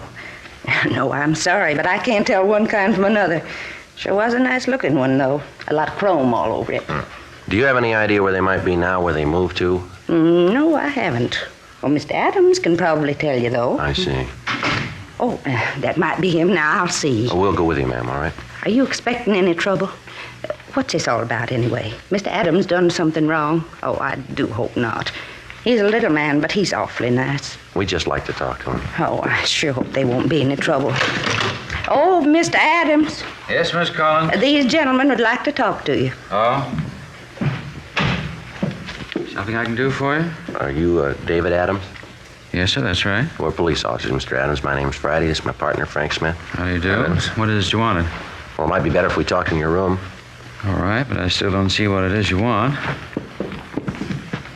Did you get the job? No, Mrs. Collins, but I've got another lead. Don't worry, I'll be able to take care of that matter by the first next week. Oh, it's all right, Mr. Adams. I understand. This is it. It's not much. Just sit down anywhere. Thank you. You want to tell me what this is all about now? What it is that you want with me? Well, we'd like to talk to you about the robbery of the Pink Rat Cafe last April. Manager was killed. The Pink Rat, yes. I worked there a couple of years ago, but I don't think I've been in the place since then. I lost the job. Kelby fired me for dropping a load of dishes. Did you have an argument at the time? Well, a little one, yeah. I was sore. He was, too. Wanted me to pay for the dishes. I didn't feel it was my fault. I told him so. He had a few words. Nothing serious, so why? Mr. Kelby was killed in the holdup at the bar. Yes, I know. That's too bad. But you surely don't think I had anything to do with that, do you? Well, that's what we're trying to find out. Well, why do you think I'd have anything to do with it? I haven't been near the place for a couple of years. Well, the way the thing was pulled, the whole M.O. makes it look like it's an inside job. Somebody had to give the layout, tell him that Kelby would be in his office with the money at that time. It all points to somebody that either works there now or who did work there. Yes, but why me? Well, your name was on the list. It had to be checked out. Adams, you got any relatives in town? Not now. I had a couple of cousins. They were out here for a while. What are their names? Al and Bill Evans. Mind if we look around your room? No, I got nothing to hide. Go ahead and look around. You won't find anything. Thanks. What is it about my cousins? You figure they had something to do with the thing? Well, we think they might have. Their descriptions match the ones we got from the witnesses. You've been talking to old Mrs. Collins. She's the one who told you about Al and Bill, isn't she? Well, who told us isn't important, Adam? You don't have to admit it, I know. You're a busybody, always getting your nose into somebody else's business. Oh, Harpy. Joe. Yeah. Look at here. Well, what's this gun for, Adams? You never know when somebody's going to try to break into the house. It's protection, that's all. You never had it out of the house, huh? Not since I bought it. It's a 32, though. What are you so interested for? Kelby was killed with a 38. Well, he was, wasn't he? Seems to me I heard it on the radio or read it in one of the papers. No, you didn't. The caliber of the gun that killed him wasn't released. How'd you know? I must have read it in the paper, like I said. No, this won't work, mister. I think maybe we better talk to you downtown, huh? You going to arrest me? Just like to talk to you downtown. Let's go. Well, sure, but I got nothing to hide. Well, you still got to come up with an explanation for knowing about that gun. Description we got matches your cousin's. You know about the gun. You got a lot to explain. I don't want to go to jail. Too bad, Adam. You should have thought about that before you got involved in this. Well, if I tell you, if I help you get the guys that did it, will you give me a break? Well, we can't make any deals. Well, I don't want to go to jail. You can't do anything for me, huh? All we can do is see that the district attorney's office knows that you've helped.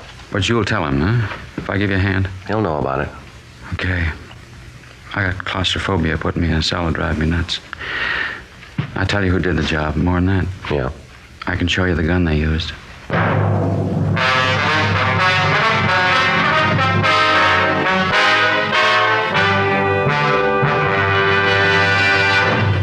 You are listening to Dragnet, the authentic story of your police force in action. Listen to what the nation's press has had to say about Chesterfields. Atlantic City Evening Union. Wholesalers and retailers report an extraordinary demand for Chesterfields in both sizes, with sellouts in many instances. Cleveland Press. Dealers everywhere report the big pack sale phenomenal.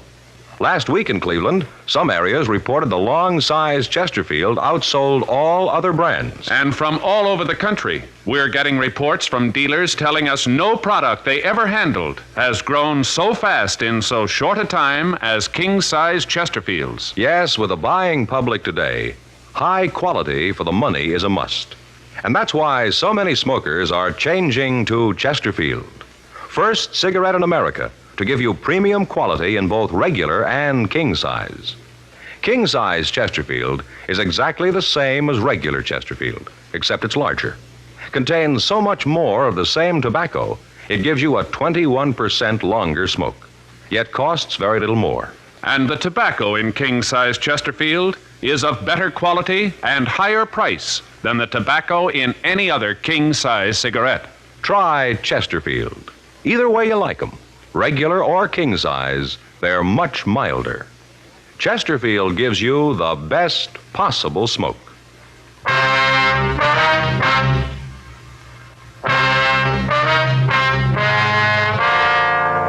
We took David Adams back to the office and checked the gun with pawn shop records. It was clean. We printed him and checked him through R&I. We took him over to Westlake Park, and he showed us the approximate place in the lake where the gun had been thrown. He explained that his two cousins had talked him into helping him with the robbery of the club. He also said that as soon as he found out that there'd been a shooting, he'd washed his hands of the entire affair and told them that he'd have nothing more to do with it. The loot from the robbery had been divided between the two cousins, Adams taking no part of it. It took us 2 hours of searching before we were able to find the gun. It was turned over to Russ Camp in ballistics. He fired test shots from the gun, and comparison with the death bullet showed that it was the murder weapon. Markings on the shell casing found at the scene of the crime were the same as those left on the test casing. Adams told us that Bill Evans owned a late model Mercury sedan and that the two brothers had left for St. Louis in the car. He also was able to give us the license number. We checked with DMV, and they told us that the legal owner was a finance company on Crenshaw. The manager there told us that their payments were up to date. They were able to give us a St. Louis address used as a reference by Bill Evans. We called the St. Louis Police Department, gave them a rundown, and asked them to pick up the Evans brothers for us. The witness to the killing was unable to identify David Adams as one of the holdup men. He was taken to the main jail and booked on suspicion of 287 PC. Frank and I waited for word from the St. Louis Police Department. They're all the same, aren't they, Joe? What do you mean? I put any of them in a tight spot, and they'll spill all they know to save their skins. Well, it seems that way, doesn't it? Adams seems pretty sincere, though. Seems like he does really want to help. Well, we'll know more when we hear from St. Louis. You figure that Adams is telling the truth? I don't know. The story seems to check out about how he laid the thing out for him, showing us where the gun was. Being that far back in his room, it'd make that part about him not taking any of the money fit. I'll get it. Homicide Friday. Yeah, I'll take it. Mello. Yeah. Yeah, we've been waiting to hear from you. Did you pick up the Evans brothers? Uh-huh. Yeah, wait a minute. Toss me that pad, will you, Frank? Yeah, here. Thanks. Yeah, all right, go ahead. Uh-huh. What was that again? I didn't... Yeah, I got it. Okay, thanks. Anything we can do for you, give us a call. Yeah, sure, we sure appreciate it. Right, bye.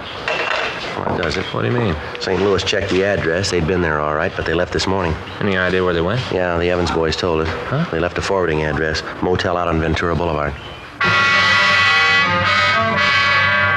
Frank and I notified Captain Lorman of the new developments. We talked to the manager of the motel, and she told us that she did have a reservation for June 24th under the name Evans. She told us that they'd be in Cottage 12. In view of the fact that the suspects had not been alarmed, we decided not to put out an APB on the car. We felt reasonably sure that having made the reservations, they'd keep them. But in the event the suspects arrived earlier than expected, a surveillance was placed on the motel 24 hours a day. Sergeants Howard Hudson and Bill Cummings took the period from 6 a.m. to 6 p.m. Frank and I covered the other 12 hours. Directly across from the motel was a used car lot. We talked to the manager, and he gave us permission to sit in any one of his cars while keeping the place under surveillance. As we relieved each other, the police car was taken back to the city hall, so there would be no indication that the place was staked out. 4 days passed.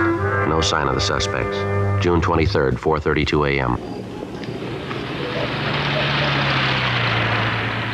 Joe. Yeah, Mercury sedan. License checks. 2 men. Stopping at the manager's cottage. They're ringing the bell. Yeah, looks like they're signing the register. It must be. There. She's giving him the key. All right, let's let him get to the cottage. We told her we would. All right. there's the landlady's signal. Let's go. Right.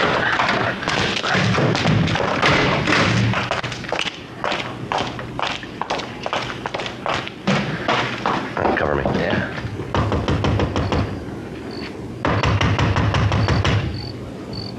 Who is it? This is the manager. Gonna have to move your car. What? You gotta move your car. Put it in the back.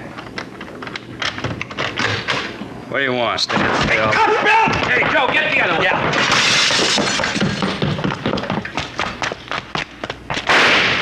Get away from me, cop. Leave me alone. All right, give it up, mister. I'm getting out. If you got any brains, you ain't gonna try to stop me. You're going no place, mister. You can't get over that wall. Throw that gun out here. You haven't got a chance. Get off your archer. You'll never take me. All right, hold it up, Evans.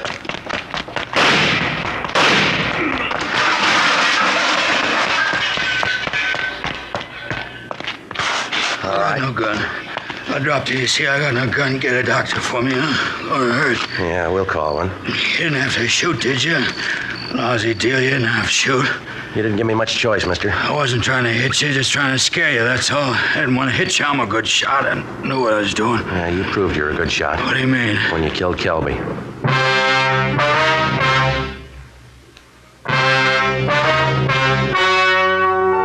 The story you have just heard was true. The names were changed to protect the innocent.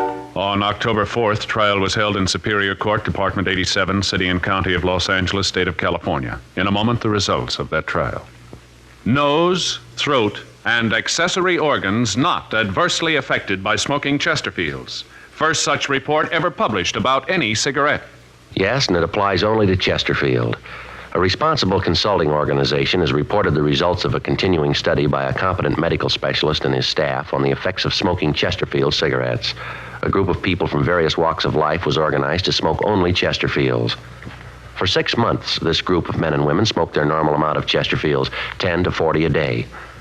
45% of the group smoked Chesterfields continually from 1 to 30 years, for an average of 10 years each. At the beginning and at the end of the 6 months period, each smoker was given a thorough examination, including x-ray pictures, by the medical specialist and his assistants. The examination covered the sinuses as well as the nose, ears, and throat.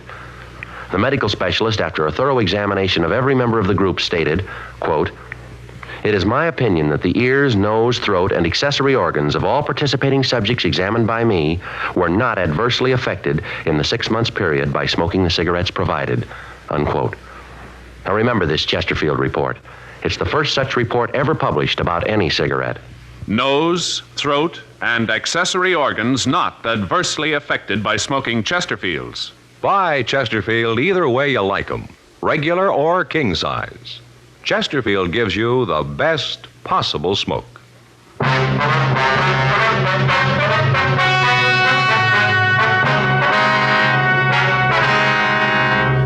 William M. Evans and Alfred T. Evans were tried and convicted of murder in the first degree. They received life sentences in the state penitentiary. Because David R. Adams had turned state's evidence, and since he was not actually involved in the crime, in the interest of justice, the charges against him were dismissed and he was released from custody.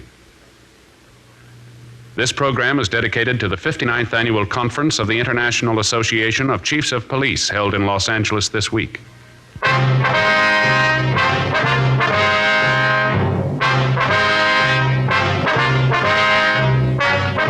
You have just heard Dragnet, a series of authentic cases from official files.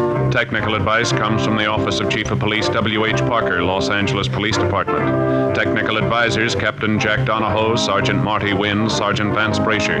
Heard tonight were Ben Alexander, Virginia Gregg, Jack Crucian. Script by John Robinson. Music by Walter Schumann. Hal Gibney speaking. These great programs sound off for Chesterfield. Radio, Dragnet, The Dean Martin and Jerry Lewis Show. And every weekday, Arthur Godfrey time. On television, Dragnet, Gangbusters, Arthur Godfrey and his friends, and The Perry Como Show. Tomorrow, you'll want to sound off for Chesterfields, because either way you like 'em, regular or king size, Chesterfield gives you the best possible smoke. Chesterfield has brought you Dragnet, transcribed from Los Angeles.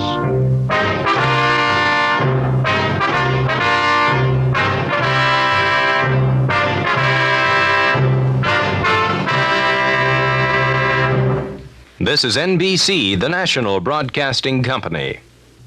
Sound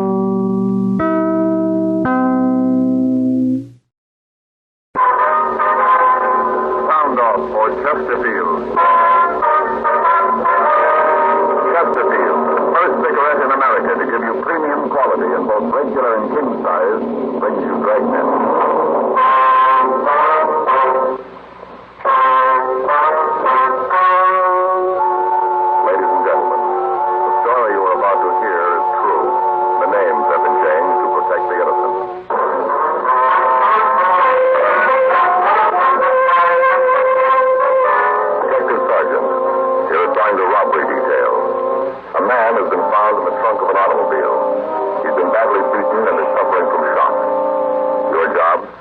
Investigate. Here's what the nation's press has had. Either way.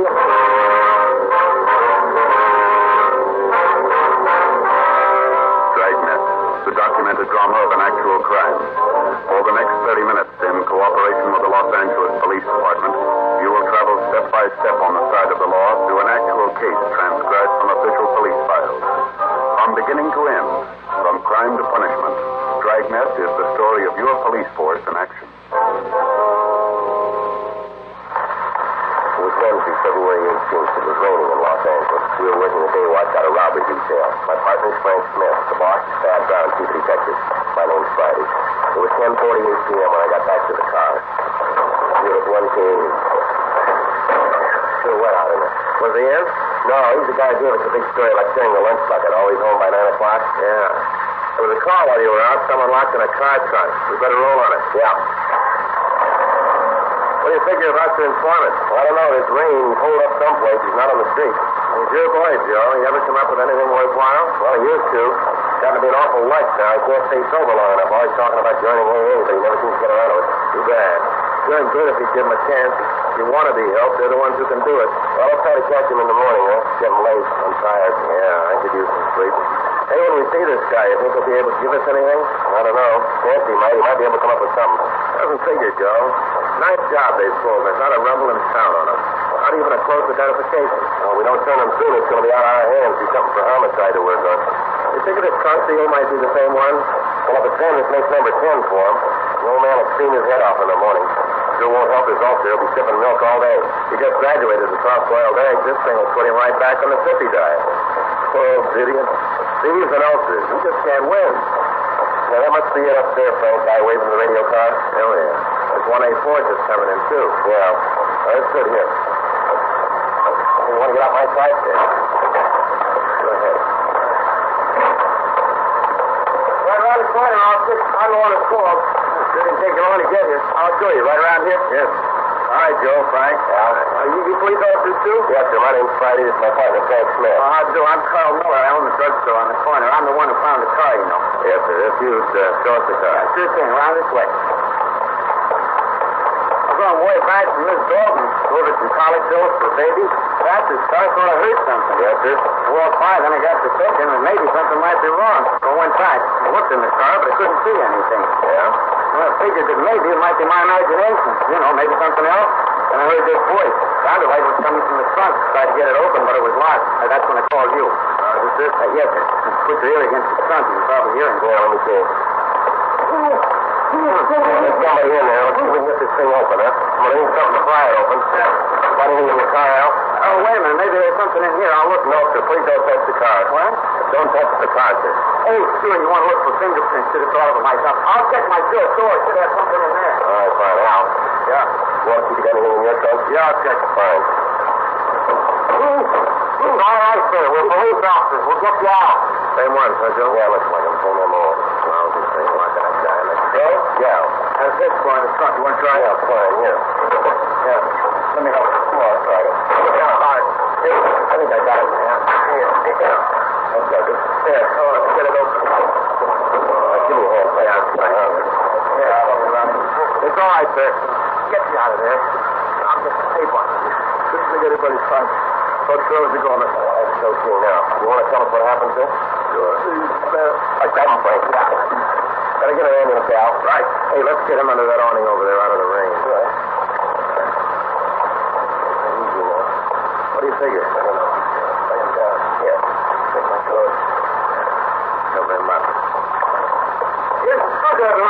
all I could... Oh, you already got it open? Yes, sir, we did. A little bitty screwdriver probably wouldn't have worked anyway.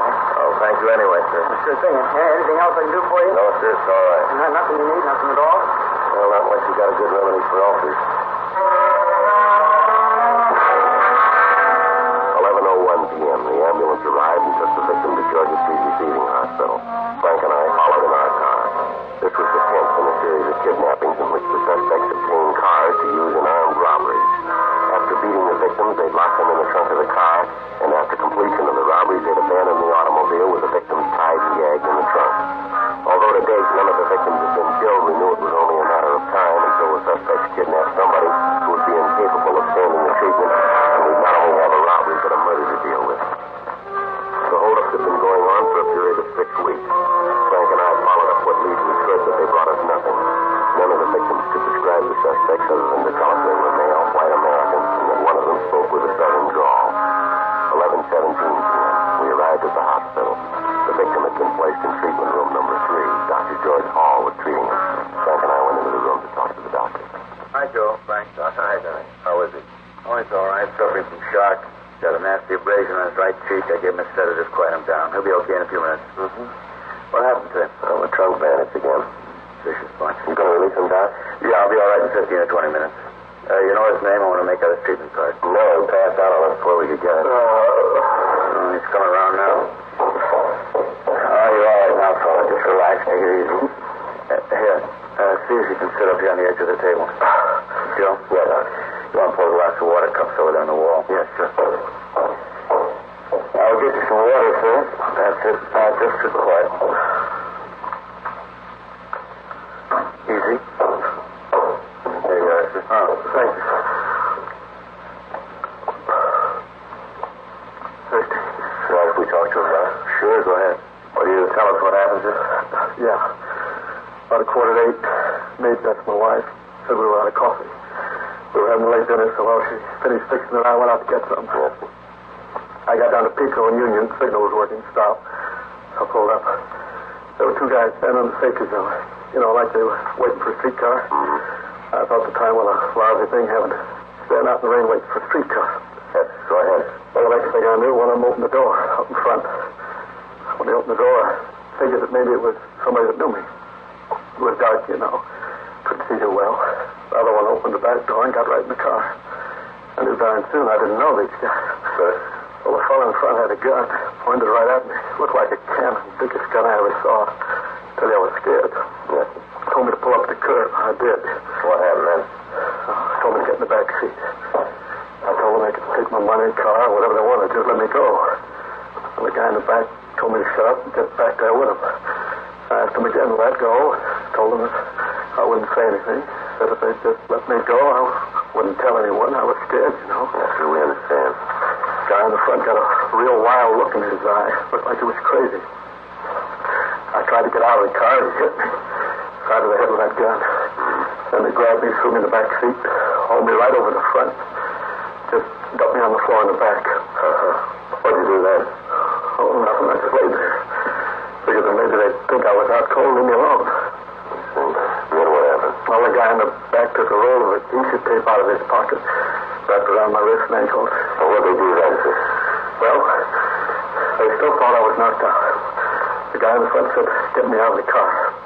Big fellow opened the door, lifted me out, picked me up like a sack of potatoes.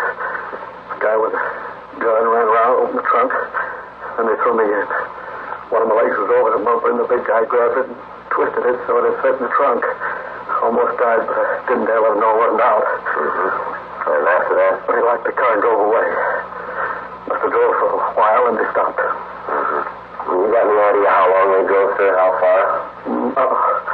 I couldn't see anything. Couldn't hear much. Just a little mumbling. I know they stopped the gas station, though. Oh, how's that, sir? Well, right after we stopped, I heard one of them yell at somebody. I couldn't tell what he was yelling, but in a little while, I heard somebody come back, take the gas cap off of the tank. And I heard the gas go in the tank, right in front of the trunk. Well, after the guy put the cap back on the tank, I heard one of the guys say something about stick-up. Well, why you were stopped? Did you try to let the gas station attendant know if you were in the trunk? Oh, sure. I tried to kick the trunk, but the way they twisted my leg, putting me in, I couldn't move. They gagged me, too. Put a big piece of adhesive tape over my mouth. No, sir, I tried to let the guy know. I just couldn't do it. You said if you heard one of them say, this is a stick-up. Yeah. Those were the words you used, too. This is a stick-up. Why don't you go ahead, sir? Well, there was some quiet talking after that. I couldn't tell what was going on, and they drove away again. You have no idea where this gas station was? No. I'm sorry, but I was being bounced around that trunk. My head hurt where they hit me. I know they turned some corners, but I couldn't even guess where the station might be. That's just what happened there. Same thing. They'd drive for a while and they'd stop. They'd get out of the car, then come back. We'd start to drive again. So finally they parked. I waited for them to come back. They didn't. I tried to get the gag off my mouth so I could yell for help. Rubbed my face against the spare tire and got loose. Then I yelled, kicked my feet against the trunk. I just about given up when you found me. I was sure I was through. It was getting hard to breathe in there. I can imagine. No, you can't. Until you've been locked in the trunk. Nobody can imagine that. Terrible. Just terrible. Say, have you called me? That's my wife. Have you called her? No, sir, we haven't. Oh, she'll be hopping there. What time is it? It's 11:45. Almost 4 hours to get a pile of coffee. She'll be raising the roof. Would you call her? Tell her where I am? Yes, sir, I'll call her. Want to give me the number? Madison 34656. Tell her you're calling for Henry. Explain what happened. All right, sir, right away. Officer. Yeah? Be sure to tell her you're a policeman. She'll believe you. Yes. I have a couple of questions, sir. I have to fill out this card. Sure. I hate to ask. Could I have another cup of water? I'll get it. What do you want to know? Your full name. Henry J. Hilldale. Hildale. All right, see your water. Thank you. I don't know why I'm so thirsty. Dust the trunk, I guess. Got my throat. Yes. Now, what's your address, Mr. Hilldale? 920 North Lebanon Avenue. Phone number is Madison 34656. 4656. How old? 48. Be 49 this October. All right, Mr. Hilldale. You have a way to get home. We'll run him home, Doc. Oh, what about my car? Can't I take it? Well, we're going to have to process it for fingerprints, so we can release it to you in the morning. You called me? Yes, sir. I just talked to her. Was she sore? Well, she was a little upset. Worried about you. But you told her about what happened? Yes, sir. Everything's all right now. That's good. Mr. Hilldale.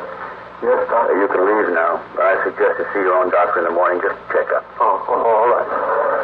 Well, thanks a lot for your trouble. Sure appreciate it. That's okay. You know, it's this way. The elevator's down here. Oh, yeah. I'll get the button. Same story, huh, Joe? Yeah. One big trouble.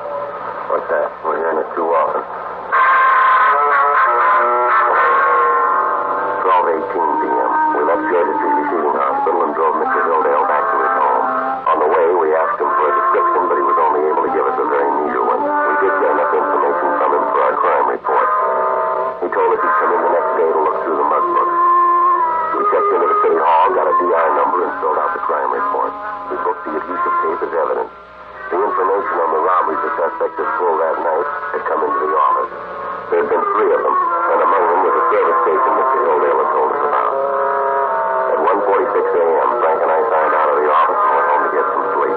7:58 a.m., we talked with Captain Didion. Here's the description we got from the service station, Lieutenant. Want to look at it? Yeah, thanks. Same guys. Frank? Yes, Skipper. Want to hand me that milk? Yeah. Here you are. Stomach's raging, King.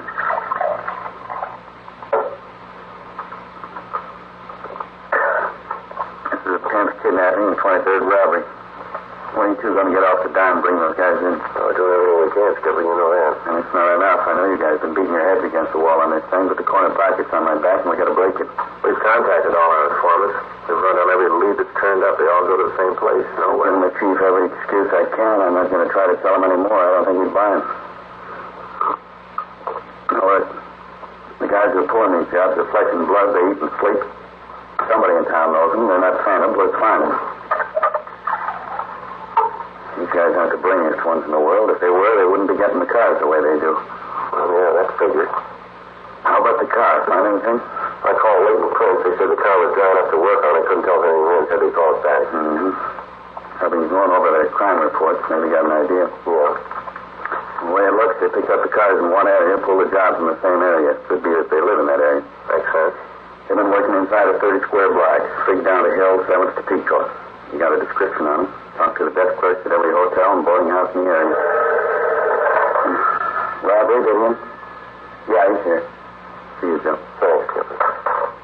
This side. What do you do? You bet. That's the way it goes sometimes. Yeah. Well, thanks a lot. Bergman? Yeah, just finished the car. It's clean. Not a thing on it.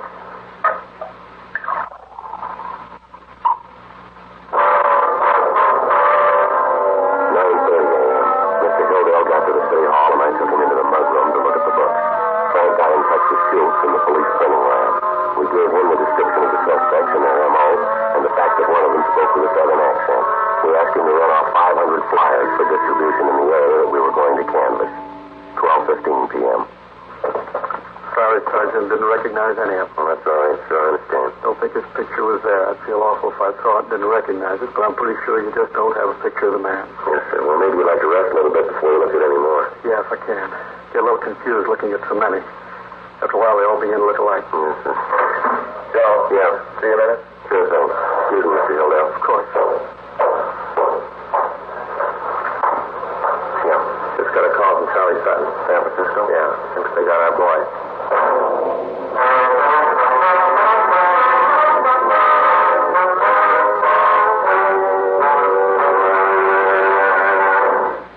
You are listening to Dragnet, the authentic story of your police force in action.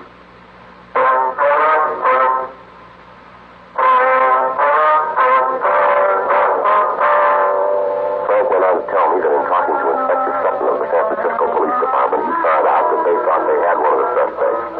Sutton said he was apprehended after he kidnapped a man who stopped for a boulevard stop. The suspect had taped the man up and thrown him into the trunk of the automobile. Sutton went on to say that a witness on the street had called the police and furnished them a description of the car and the license number. The kidnapper was apprehended immediately. He refused to talk, and further investigation disclosed that the suspect was a PZ from Los Angeles. Inspector Sutton told us that he'd send us stand-up mugs of the suspect by airmail special delivery. The following morning, when we received the mugs, we showed them to the victims of the robberies in the Los Angeles area. Several of them positively identified the man. Others stated that he resembled the suspect, and some of the victims were unable to give any identification of the suspect at all. In view of the circumstances, Frank and I were ordered to take two of the most reliable witnesses up to San Francisco in order to observe the suspect in person. We signed the out-of-town book, checked out a trip car, picked up our witnesses, and left for the Bay Area. 7:15 p.m. We checked into the San Francisco police station on Kearny Street. A special show-up was arranged for the victims from Los Angeles. They failed to give a positive identification of the suspect, but both of them said that he could be one of the men involved in the robberies. 8:20 p.m. We talked to the suspect at Jack Webster in Inspector Sutton's office. What are you guys trying to... We're not trying to prove anything, Webster. We want the facts. Well, that's what I'm giving you. Seems when you get them, you don't want to believe. We got two people outside that came all the way up here from L.A. Both of them say you're the guy who stole their cars and beat them up. Well, they're both crazy. According to the report, you pulled the kidnapping just like the ones who were pulled down south. How about that? So it looks the same. That mean I did it? Looks like it. We ran your name through R&I down in Los Angeles. There's a tab on your card for PVs. You know that? What? Galloway in Los Angeles wants you for parole violation. Oh, well, I think I can explain that. I don't think you can, Webster. Galloway says he hasn't heard from you for the past 6 weeks. That's how long these robberies have been going on. You look awful good for him. So I maybe skipped town. I was going to report up here. I got a job. Now I'm trying to go straight. How about the job they got you for now? I needed a little extra dough. You know, something came up. I read about those jobs in L.A. I figured it might work for me. Thought maybe you'd figure it was the same guys. Yeah, we do. You got it all wrong. Sure, you got me nailed for this one, but that's all. I had nothing to do with him in L.A. Our witnesses seem to think otherwise. You tell your witnesses they're full of cheese. I didn't have anything to do with him. I'm sorry, boy. You got me tagged for a job up here. Nothing else. How'd you figure that? Well, how long did you say those jokers been working in L.A.? About 6 weeks. Then you got nothing on me. Yeah. Sure, I haven't left town for a month and a half, and I can prove it. Jack Webster told us that he's been registered at a hotel on Geary Street for the past month and a half. Further, he said that he's been working in a foundry in South San Francisco for the same period of time. We checked both of the places out and found that he was telling the truth. He was filed on in San San Francisco for grand theft auto and kidnapping. Sunday, February 22nd.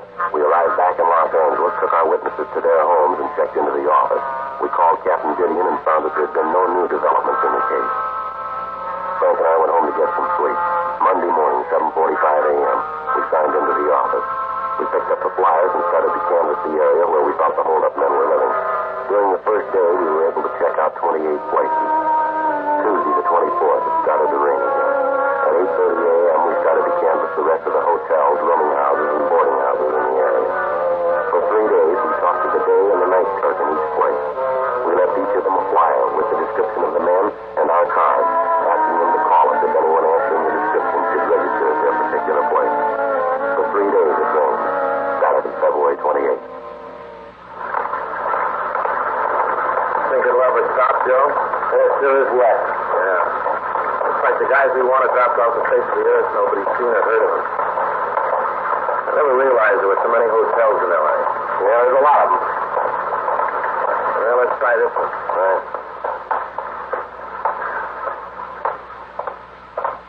Here's something you want?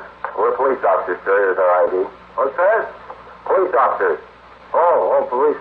That's right, sir. Yeah, police. Well, what do you want? We'd like to know if you've got anyone here who answers these descriptions. Like this, huh? Yes, sir. Well, it's kind of hard to say. If you had a picture of them, it might help. I'm sorry, sir. We don't have a picture, just that description. Sure, it could be the fellas at 4-8. They sure fit what it says here. Yeah, I bet it's them. I knew we should have called you fellas about. Sir? See, the day before yesterday, Amy, she's the girl, cleans up. She's taking care of their room. She said that she opened the closet. She saw a gun laying on the shelf. Right out in the open. Did you report that to police? Huh? What'd you say? Did you report it to the police? Oh, no. No, I didn't. You see, I figured that, live and let live. As long as it didn't cause you any trouble. I wasn't about to cause anything. And we talked about whether we should let you know, but then we decided against it. I didn't see none. We should have. Why don't you just tell us when you saw them last, sir? Oh, well, a couple hours ago. They registered here? Yeah, and they're starting that with us. They're up in room 4-8. Ain't there now, though. Let's see. Let's see here. Well, I'll be darned. She ain't there. Well, I guess you're upset. I must have given the key and didn't remember it. That's room 408, you said? What's that? I said that's room 408. Oh, yeah, that's right. 4-8, 4-4. They're up there now. Thank you, sir. Yeah. Hey, what do you want it for? Are they dangerous criminals? Well, we don't know, sir. Well, be careful. We wouldn't want anything to happen. Yes, sir. Here, I'll get the button. All right. What do you figure, Joe? I don't know. Hope there are boys. Some elevator. Yeah. Listen to that.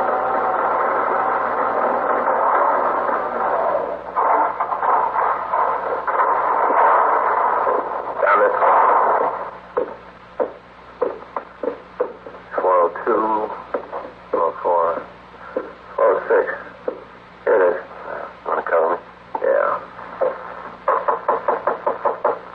How is it? Room clerk. Oh, yeah. I'd like to talk to you. All right, just a minute. I told you. Hey, you ain't the room. What's that? Oh. All right, mister. On your feet. Come on. How about the other one? He's out. All right.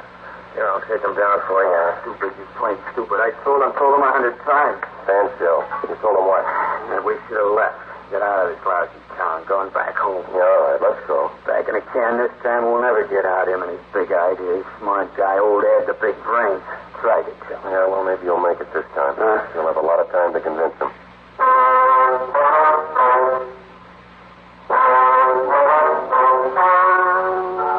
The story you have just heard was true. The names were changed to protect the innocent. On 17th, trial was held in Superior Court, Department 87, City and County of Los Angeles, State of California. In a moment, the results of that trial.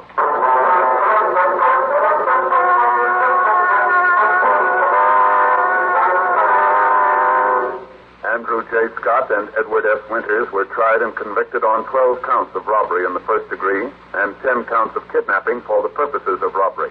They are now serving their terms in the state penitentiary. A hold has been placed on them in the event of parole by the state of Arkansas. First-degree robbery is punishable by imprisonment in the state penitentiary for from 5 years to life for each count. In the case of Scott and Winters, these sentences are to run consecutively.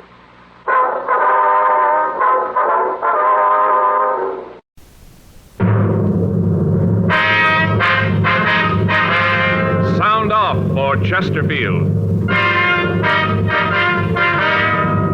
Chesterfield, first cigarette in America to give you premium quality in both regular and king size, brings you Dragnet.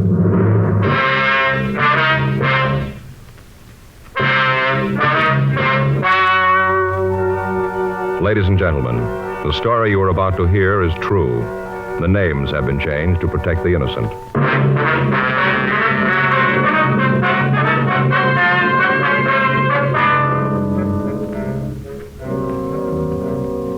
You're a detective sergeant. You're assigned to juvenile division. You get a call from a high school principal. A young boy has caused a near riot in his classroom. Your job? Investigate. Here's what the nation's press has had to say about king-size Chesterfields. U.S. Tobacco Journal says Boston dealers and jobbers reported this new companion of the regular size is sweeping the market in sales, and stocks cannot be replaced fast enough. The Wall Street Journal said a wholesaler says the problem isn't selling them. It's getting enough to meet the demand. Dealers all over the country tell us no product they ever handled has grown so fast in so short a time as king-size Chesterfields. King-size cigarettes give you quantity, but only Chesterfield king-size gives you quantity plus quality, premium quality. Chesterfield king-size contains tobaccos of better quality and higher price than any other king-size cigarette. Of course, it's the same fine tobacco as in regular Chesterfield. In fact, the only difference between Chesterfield king size and Chesterfield regular is that the king size is larger, contains more of these same tobaccos, enough to give you a 21% longer smoke, yet costs very little more. So remember, Chesterfield is the first to give you premium quality in both regular and king size. Buy 'em either way you like 'em. Chesterfield gives you the best possible smoke. Much milder Chesterfield.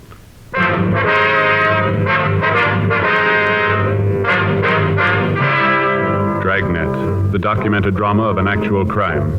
For the next 30 minutes, in cooperation with the Los Angeles Police Department, you will travel step by step on the side of the law through an actual case transcribed from official police files. From beginning to end, from crime to punishment, Dragnet is the story of your police force in action.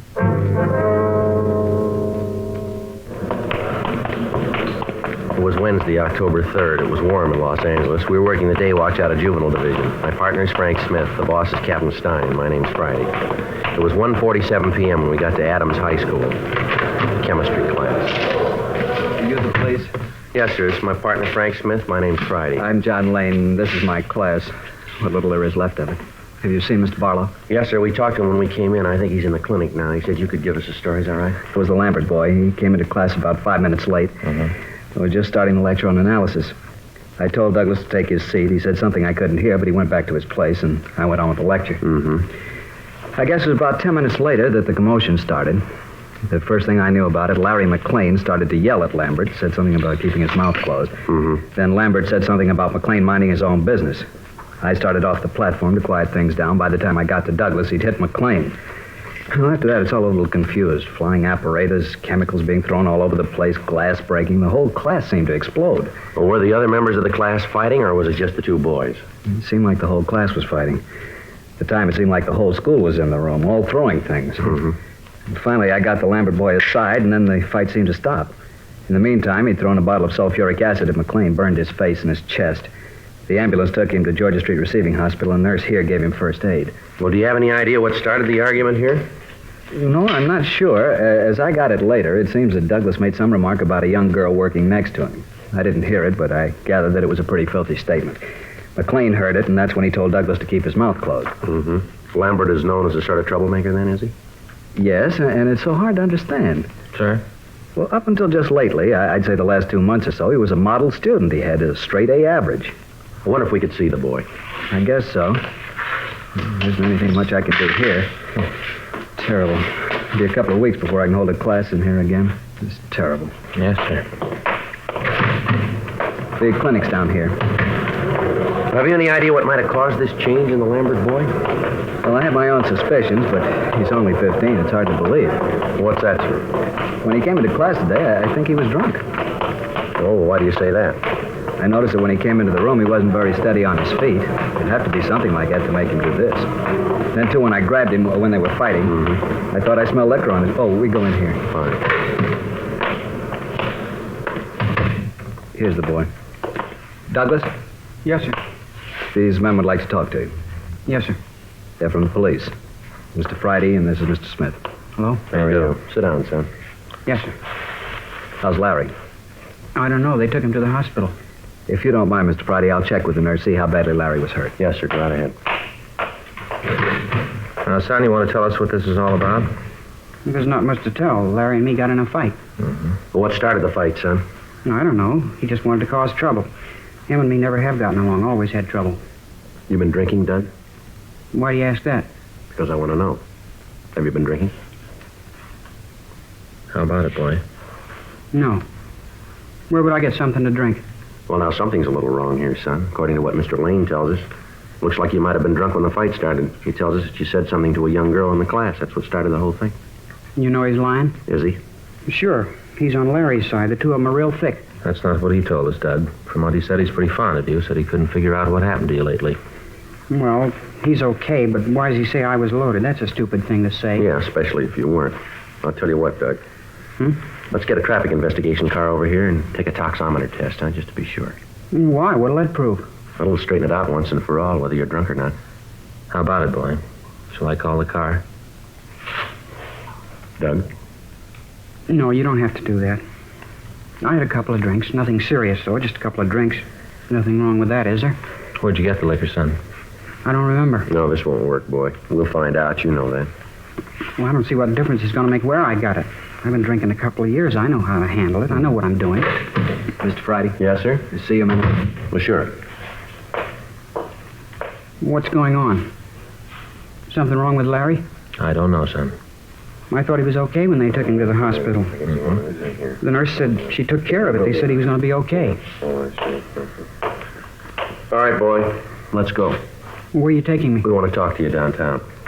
Something has gone wrong, hasn't it? Something's wrong with Larry. He's dead. No, son. Larry's all right. He's burned, but he's going to be all right.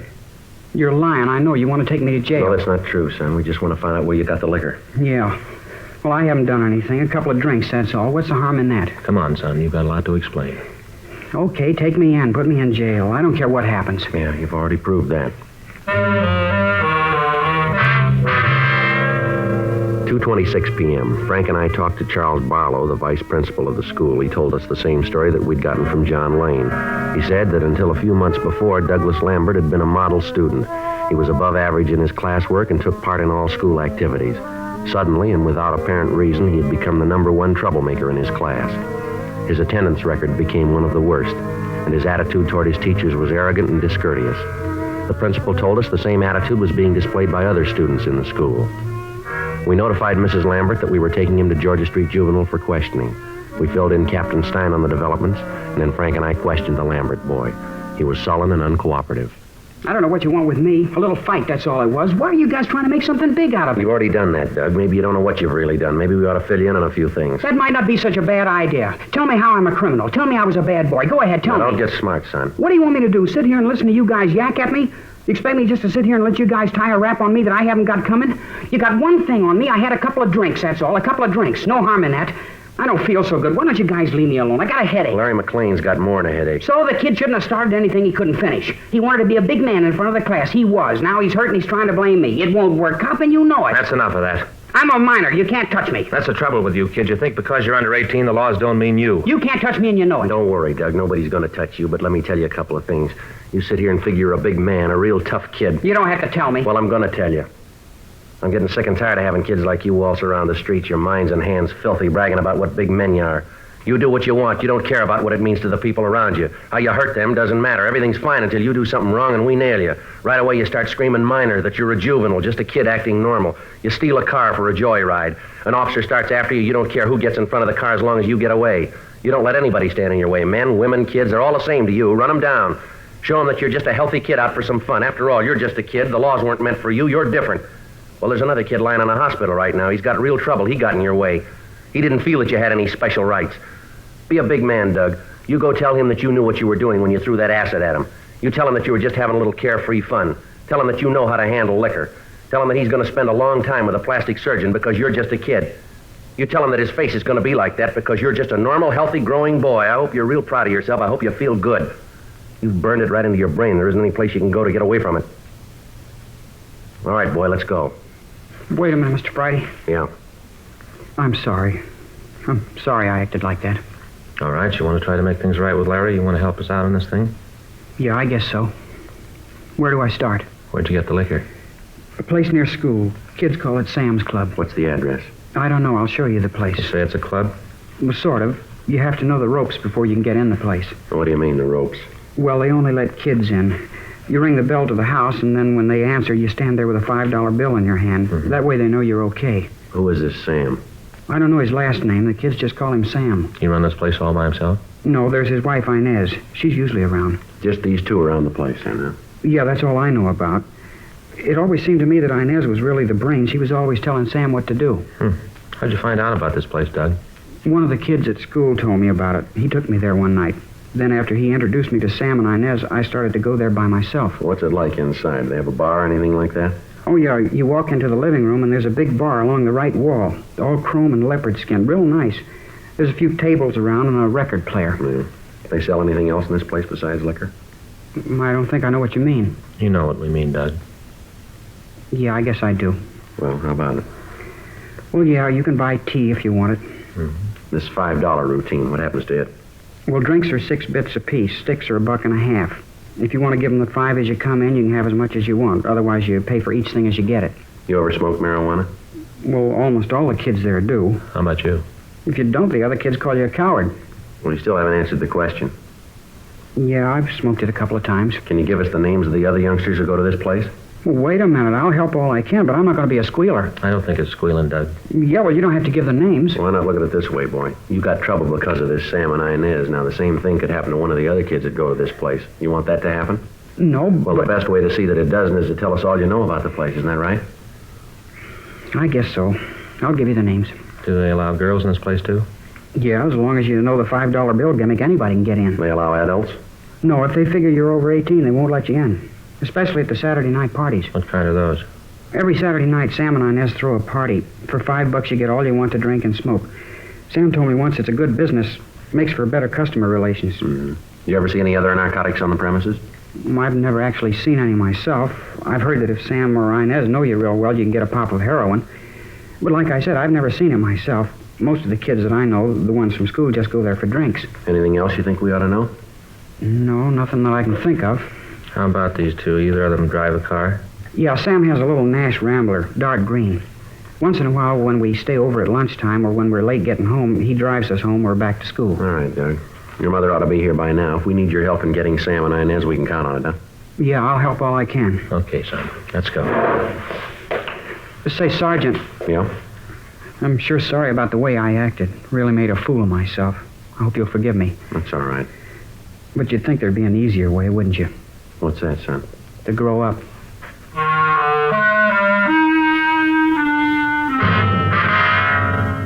We checked the names Sam and Inez through R&I and came up with a Sam and Inez Bailey.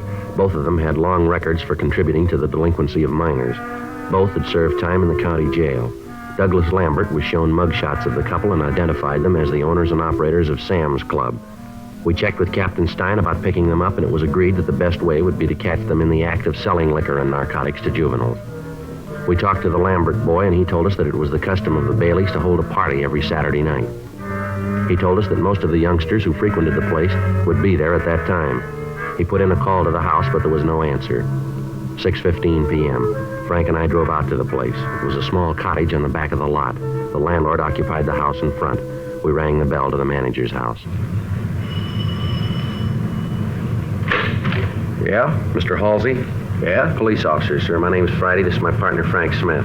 How you do? I'm Mr. Halsey. Want to come in? Well, it might be better, sir. We'd like to talk to you about the Baileys. Worst tenants I ever had. I knew they'd end up with the police. Why do you say that, sir? Well, I just do, that's all. They got a lease on the house, and if I could figure a way to get them out, I sure would. They're always causing trouble. All those kids. Yes, sir. Do you have any idea where they are now? Why, you going to arrest them? I hope so. Maybe I can break the lease that way. You know where they might be now, sir? No, I don't know. I shoved off this afternoon. They didn't say where they was going. They just left. I wonder if you could let us see their house, sir. Why? Well, we'd like to look it over. It's all right. Well, I don't know. What do you want them for? Well, we think they're selling liquor to minors. Yes, they do a thing like that. The noise they made, the neighbors on both sides have been screaming. Can you let us into their house? You just bet I can. Wait, I'll get the key. Here's someplace. But, put in one of those little key rings. You know the kind with a rabbit's foot? Yes, sir. Sorry to keep your officers waiting. I know I'm always the way. If you want something, you can always lay your hand right on it. And then when you're looking for it... Oh, here it is. See, the rabbit foot. Yes, sir. Well, you can go out the back door, this way. All right, fine. Well, what are you looking for? What do you figure you'll find back there? We're not sure, sir. Frank. Yeah, Joe? You want to stay out here and let us know if they come back? Yeah, I'll wait in front of the house. All right. You know, it's funny about them. What's that, sir? Well, when they first moved in, they said they wanted the locks on the door changed. I told them it'd be okay, but they'd have to give me a key to the place. They had quite a ruckus about it, but I stood my ground. They wasn't going to buffalo me. No, sir. Here, I'll get the lock. All right. Okay. Gee, smells like they haven't had a window open in a year, Sergeant. Yes, sir. Look what they've done to this room. They built a bar and everything. You sure were right about them. I think I can break the lease on this. I'm pretty sure. It says in the contract that they can't do any building without my permission. I certainly didn't give them any okay on this. Yes, sir. This is the dining room? Yeah, that's it. Just pull those doors back. What's that smell, Sergeant? I'm not sure, but I think it might be narcotics. Drugs. I knew it. I knew it all along. Oh, just wait till they get back. I'm really going to tell them. I really am. Rather you didn't do that, sir. What? Rather you didn't let them know that we were in here, that you know anything about this. Well, why? You're going to arrest them, aren't you? You're not going to let them get away with this. No, sir, but we understand they've got a party planned here tomorrow night. If we wait until then, we can make a charge stick. Oh, you mean they're going to have a drunken brawl? The kids here smoking marijuana, taking heroin and stuff like that? Well, we're not going to let them go that far, sir. We're going to need your cooperation here, Mr. Halsey. Well, what do you want me to do? Well, sir, we want to install listening equipment in here. We'd like to use your house. You mean you're going to bug the place? Well, yes, sir. We'd like to put in microphones. Well, will it hurt the property? I mean, would you have to put nails in the walls, stuff like that? No, sir, I don't think so. Oh, well, then you can do it. Yes, sir, I want to help, Sergeant. That's the trouble with people nowadays. They don't want to help.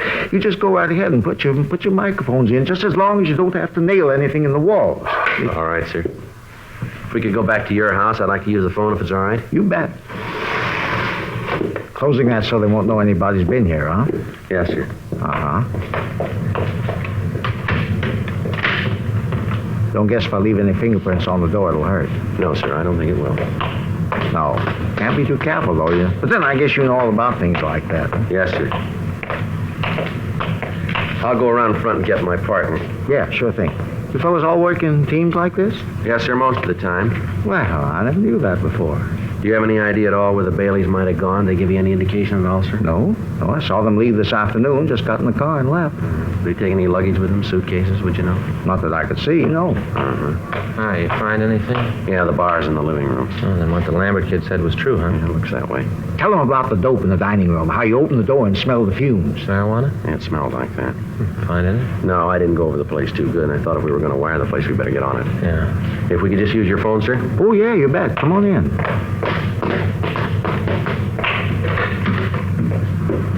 Right there, on the table in the hall. Oh, thank you, sir. Isn't a total call, is it? No, sir. Well, of course, not that it make any difference. Just thought I'd ask. Yes, sir. You figure this will get in one of those detective magazines? Well, I don't know, sir. We got nothing to do with that.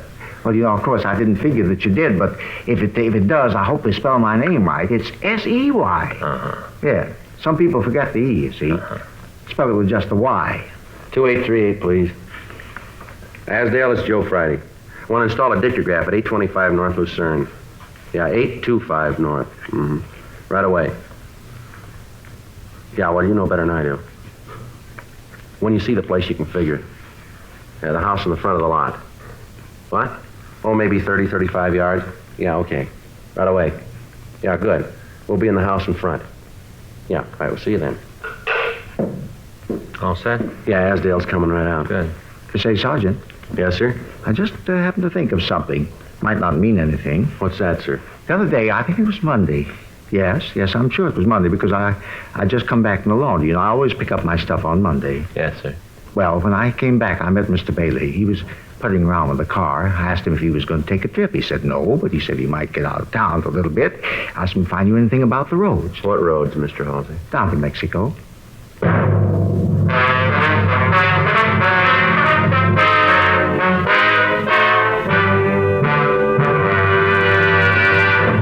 You are listening to Dragnet, the authentic story of your police force in action. And now, a report every smoker should hear. Nose, throat, and accessory organs not adversely affected by smoking Chesterfields. First such report ever published about any cigarette. And it applies only to Chesterfield. A responsible consulting organization has reported the results of a continuing study by a competent medical specialist and his staff on the effects of smoking Chesterfield cigarettes. A group of people from various walks of life was organized to smoke only Chesterfields. For 6 months, this group of men and women smoked their normal amount of Chesterfields, 10 to 40 a day. 45% of the group have smoked Chesterfields continually from 1 to 30 years for an average of 10 years each. At the beginning and at the end of the 6 months period, each smoker was given a thorough examination, including X-ray pictures, by the medical specialist and his assistants. The examination covered the sinuses, as well as the nose, ears, and throat. The medical specialist, after a thorough examination of every member of the group, stated, "It is my opinion that the ears, nose, throat, and accessory organs of all participating subjects examined by me were not adversely affected in the 6 months period by smoking the cigarettes provided." Remember this Chesterfield report. It's the first such report ever published about any cigarette. Nose, throat, and accessory organs not adversely affected by smoking Chesterfields. Buy Chesterfield either way you like them, regular or king size. Chesterfield gives you the best possible smoke. Much milder Chesterfield.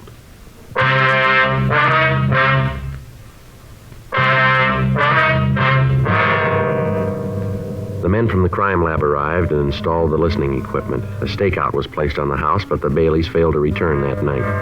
At 8:46 a.m. Saturday morning, the men covering the house called to say that the Baileys had just driven in. Frank and I got in touch with Douglas Lambert and his parents. With their permission, we laid out the plan for that night.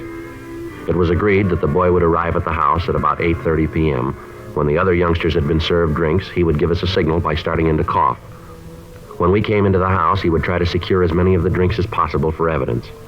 We told him that there would be officers all around the house and that at no time was he to place himself in jeopardy with Sam, Inez, or any of the other youngsters. 7:30 p.m. Frank and I took up our positions in the back bedroom of the owner's house, turned on the dictograph, and waited. The Baileys were discussing the party. Sam was talking about how he watered the whiskey. At 8:27 p.m., 4 youngsters arrived. They rang the doorbell, and when Sam opened the door, they displayed the required bill. He nodded and ushered them into the living room. They did a good job in there, didn't they? Yeah, they did. Really hear it. Mm-hmm. Lambert boy should be here pretty quick. Yeah. Doesn't sound like they're starting anything in there yet, does it? No. How long do you figure we wait before we go in? As soon as he starts to cough. You check with the other men? Yeah, Turner and Brown are covering the back of the place. Lindsay and Carter and a couple of policewomen are parked down the street. You can see the car down there. Yeah. Wait a minute. Huh? Looks like the Lambert kid now coming up the walk. Yeah, it is. Sure hope everything goes all right. Let's turn it up a little more, huh? Is that better? Yeah. I'll get it, honey. Change that record, will you? I heard it 4 times. Yeah. Oh, hi, Doug. Come on in. Thanks, huh? Wasn't sure you'd be here tonight. What made you figure that? You know I wouldn't miss one of these. I just figured you might have gotten a little trouble the other day. No, it's all right now. Yeah, well, take it easy tonight, huh? Sure, Sam. Who is it, honey? Doug Lambert. Hi, Doug. You having any trouble with that McLean kid? No, I was telling Sam the cops talked to me for a while. They didn't have anything on me, so they had to let me go. You didn't tell him anything about this place, did you? Well, of course not. You know I wouldn't do that. He wouldn't, Inez. I told you Doug's all right. We can trust him. Things worry me. The cops get wise to this place and we really got problems. Oh, honey, I tell you it's okay. Don't worry Come on, let's get on with the sociable. What do you have, Doug? Whiskey, I guess. Good deal. You want a stick? Got some fresh stuff in, real good. Yeah, sure. That's my boy. You know, Doug, I like you. You're a good kid. Some of the other guys come in here. I guess Inez is right about them. They're jerks, but well, I feel I can trust you. Oh, excuse me. Well, you gotta fix the other kids up. Okay, with a B. Well, kid, got something in your throat? I don't know. It just started to Come on, Frank.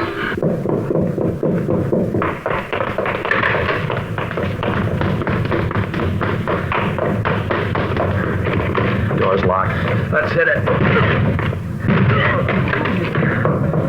What's going on? Who are you guys? Police officers, you're under arrest. What for? What are you trying to pull? Hold it, everybody, right where you are. Did you hear it all, Sergeant? Yeah, Doug, we did. Hear what? You in on this, Doug? I told you not to trust any of them. I told you, but you wouldn't listen. You want to kill the phonograph, Frank? Where do you get the marijuana, Doug? Out of that drawer. There in back of the bar. Yeah. There's nothing there. Right here, Doug? It was way in the back. Shut up, you. Al. What about these, Sam? I don't know what you're talking about. I never saw those before. All right, mister, let's go. I'll get Turner and Brown. They can take care of the kid. Right. You and your ideas. I told you we shouldn't have come back. I told you. Oh, knock it off. Shut your mouth, will you? I told you last night we should have kept driving, but oh no, you figure we got a sweet racket here. You don't want to change it. It's good, you said. Yeah? How does it look now? Look, I'm telling you, take it easy. All right, let's go, huh? It's the way it is, Sergeant. Try to make a living for a woman, make things nice. The first time something goes wrong, she starts to squawk. Never failed. You're riding high, everything's fine. Him and his living, always trying to build something up, always trying to figure out a way to beat the game. One big deal, one big thing to set him up for good. Yeah, well, I think he made it this time. Let's go.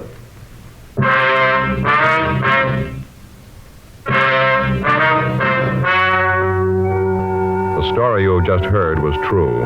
The names were changed to protect the innocent. On January 14th, trial was held in Department 89, Superior Court of the State of California, in and for the County of Los Angeles. In a moment, the results of that trial. Now, here is our star, Jack Webb. Thank you. Friends, as you know on Dragnet, we've always tried to emphasize the importance of facts, and when we talk to you about Chesterfield, we give you the facts. You heard the report George Fenneman read earlier. Nose, throat, and accessory organs not adversely affected by smoking Chesterfields. That's the first such report ever published about any cigarette. Remember that report and make Chesterfield your cigarette. Get 'em, regular or king size. Chesterfield, the best possible smoke, much milder.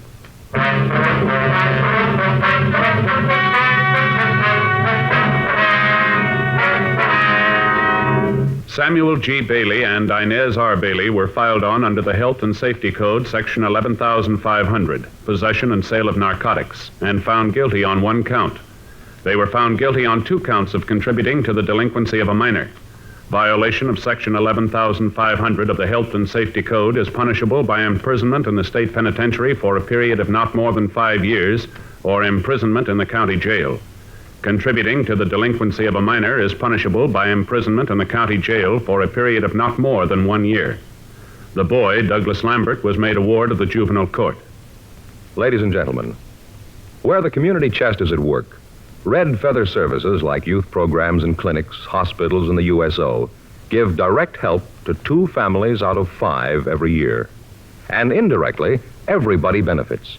Because community chest services make America's cities and towns healthier, happier places to live. So give generously to your community chest. Pledge enough for all the community campaigns that are united under the Red Feather banner.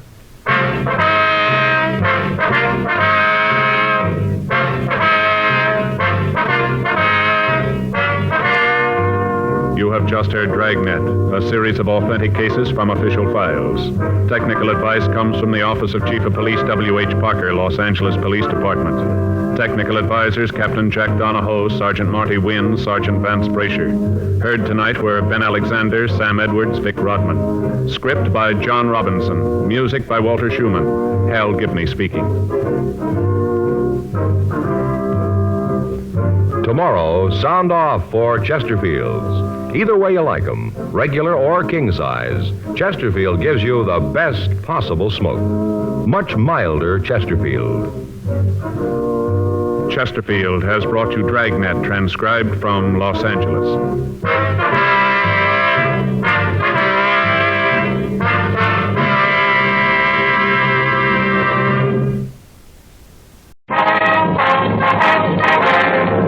Sound off for Chesterfield. Chesterfield, first cigarette in America to give you premium quality in both regular and king size, brings you Dragnet.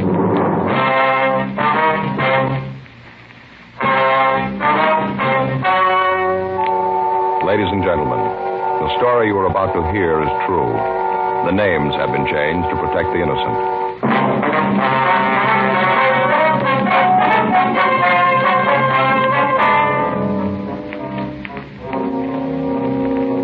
You're a detective sergeant. You're assigned to homicide detail. You get a call that a man has been murdered. His killer is unknown. Your job? Get him. Here's what the tobacco trade press has had to say about Chesterfield's. U.S. Tobacco Journal, Boston, Massachusetts. Chesterfield cigarettes in the new king size is still maintaining large turnovers in this area. Dealers report that sales continue to climb on this size, and it seems that volume on the regular size has climbed to new heights with its big brother. And Tobacco Leaf reports from Chicago more calls for Chesterfield king-size cigarettes than for most brands being marketed. Dealers all over the country tell us no product they ever handled has grown so fast in so short a time as king-size Chesterfields. King-size cigarettes give you quantity, but only Chesterfield king-size gives you quantity plus quality. Premium quality. Chesterfield king size contains tobaccos of better quality and higher price than any other king size cigarette. In fact, the only difference between Chesterfield king size and Chesterfield regular is that the king size is larger, contains more of these same tobaccos, enough to give you more than a 1/5 longer smoke. So remember, Chesterfield is the only cigarette to give smokers premium quality in both regular and king size. Ask your dealer for Chesterfield, either way you like them. Premium quality Chesterfields, and much milder.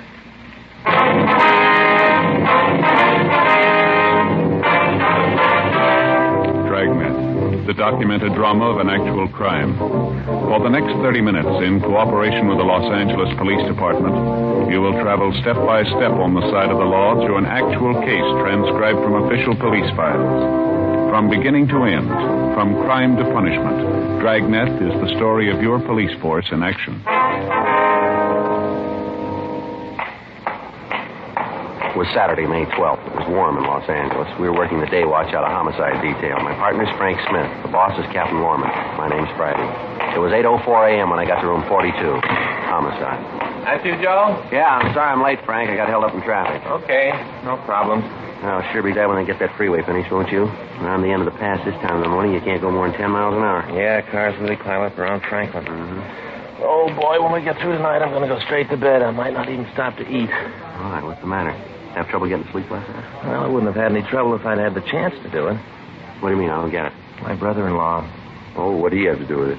A couple of weeks ago, he sent away for one of those courses in hypnotism at home. Book got to the house yesterday right away. He's got a new career, going to go into the hypnotism business. All right.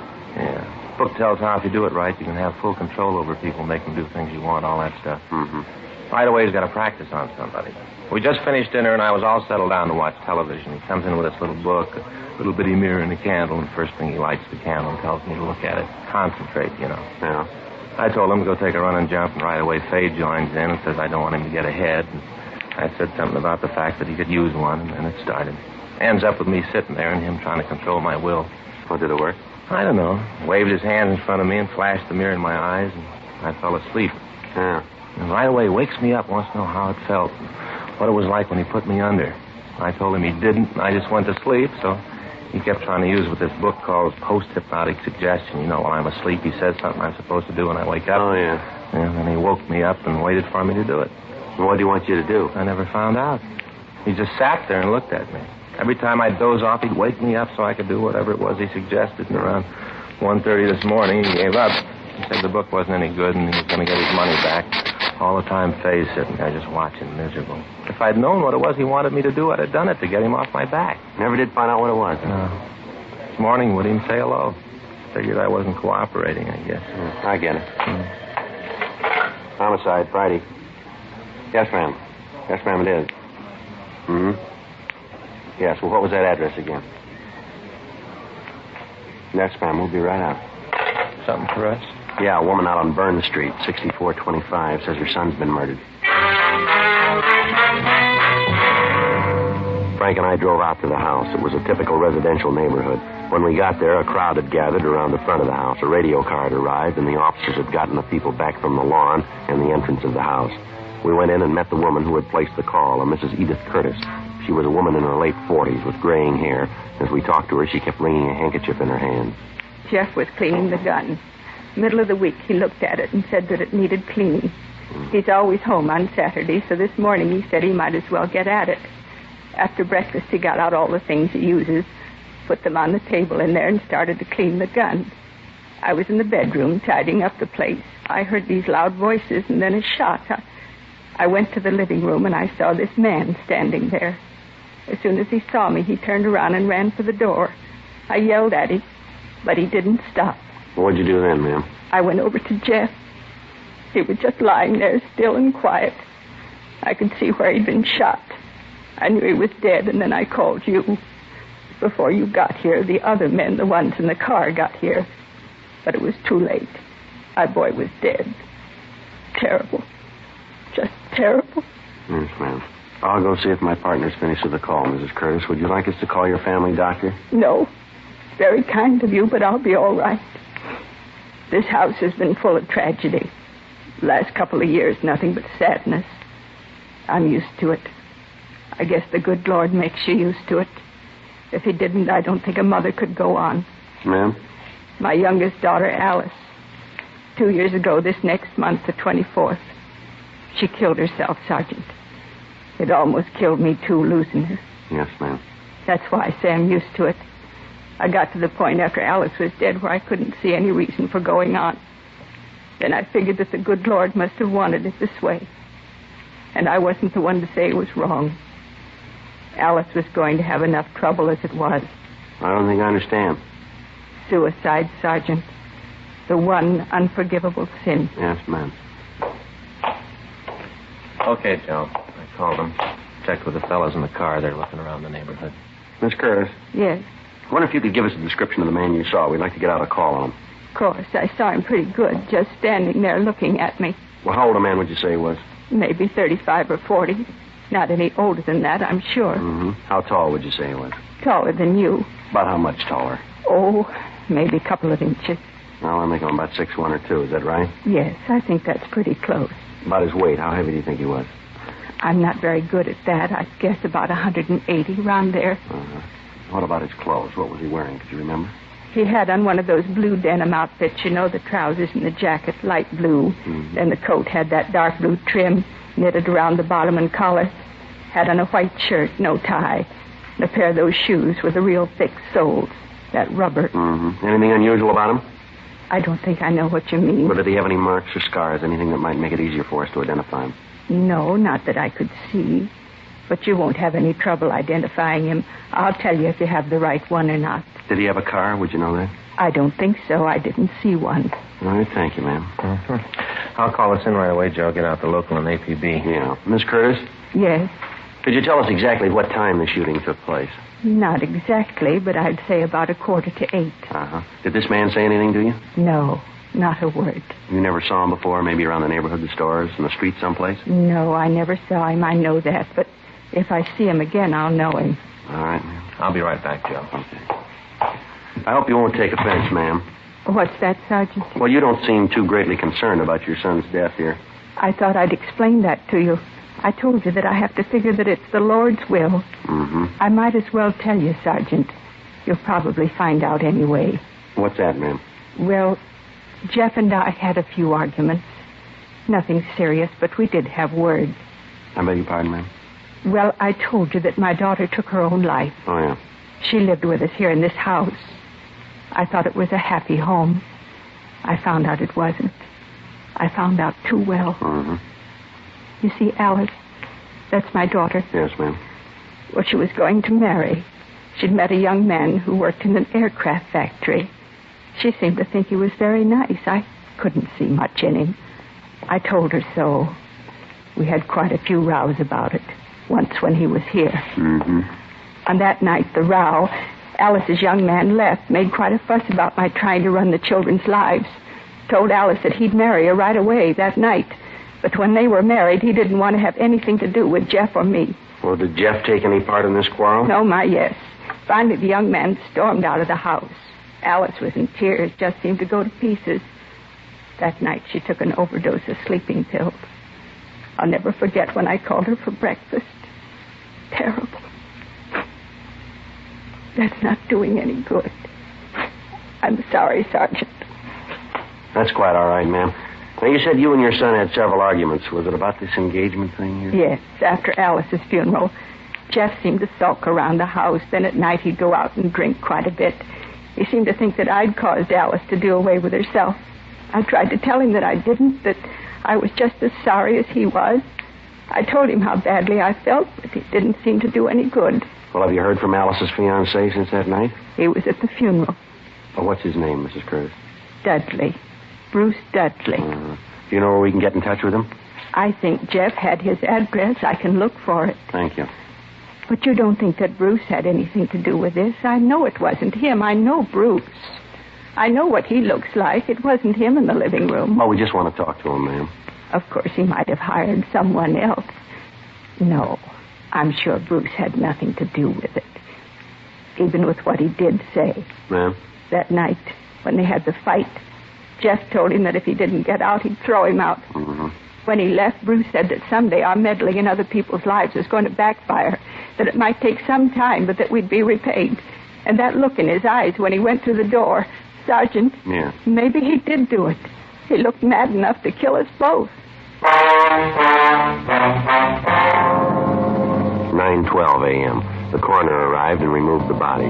The men from the crime lab crew went over the place. A complete set of pictures was taken before the body was removed. Latent prints went over the rifle on the table and the cleaning apparatus. Frank and I noticed that the tablecloth on the living room table had been on the floor when we got to the house. Mrs. Curtis had told us that her son had grabbed it as he fell to the floor. We talked with the neighbors. One of them, a Mrs. Alvin Kemper, said that she had been watering the lawn between 7:30 and 8 a.m., but that she had seen no one enter or leave the Curtis house. She told us that she had heard frequent and loud arguments between Mrs. Curtis and her son. Frank and I drove out to the address of Bruce Dudley. It was a modern one-room apartment on Riverside Drive in the San Fernando Valley. We rang the buzzer a second time and waited. Looks like he's not in. Oh, what time you got? 12:17. He's probably gone out. Come on, we can check the manager. Yeah? Well, Mr. Dudley? Yeah, what do you want? Well, police officers would like to talk to you. Okay, come on in. Just got up, out late last night. I don't feel at all well. Now, move those clothes and sit down. I'm going to put a pot of coffee on. Oh, I feel like a troop of midgets ran barefoot over my tongue. Yes, sir. Go right ahead. What do you want to see me about? Do you know a Jeff Curtis? Yeah, I know him. Hey, what'd you say your names were? Well, my name's Friday. This is my partner, Frank Smith. You got any badge? Something to prove that you're cops? Yes, sir. Here's my ID. Uh-huh. Sergeant Joseph Friday. Okay. Now, what's this about Jeff? He's dead, Mr. Dudley. Dead? Yes, sir. How'd it happen? Accident? Well, we're not sure. He didn't kill himself, did he? Why do you ask that? I just thought he might have. Sister killed herself. Thought he might have done the same thing. Do you know of any reason that he'd do something like that? Oh, no, not that I could name. I understand you and Mr. Curtis didn't get along too well. We got along all right. Oh, when Alice and I split up, there were some words, nothing serious. Well, the way we get it, you were pretty sore at him. Yeah? Yeah, I understand you and he had quite an argument. He was ready to throw you out of the house. You've been talking to his mother. She's been throwing lies around again. Well, is it true? Did you and Curtis have an argument? Yeah, I got nothing to hide. You been out of the house this morning? No, why? Have any way of proving you were here all morning? Just got up. You know that. You guys got me out of bed. What are you trying to prove? Just want to know if you can account for your time, that's all. You think I had something to do with Jeff's death, is that it? We didn't say that. No, but you meant it. Oh, excuse me, I got to get the coffee. You want some coffee? No, thanks. How about you? No. You don't mind if I have a cup, huh? No, sir, go right ahead. Thanks.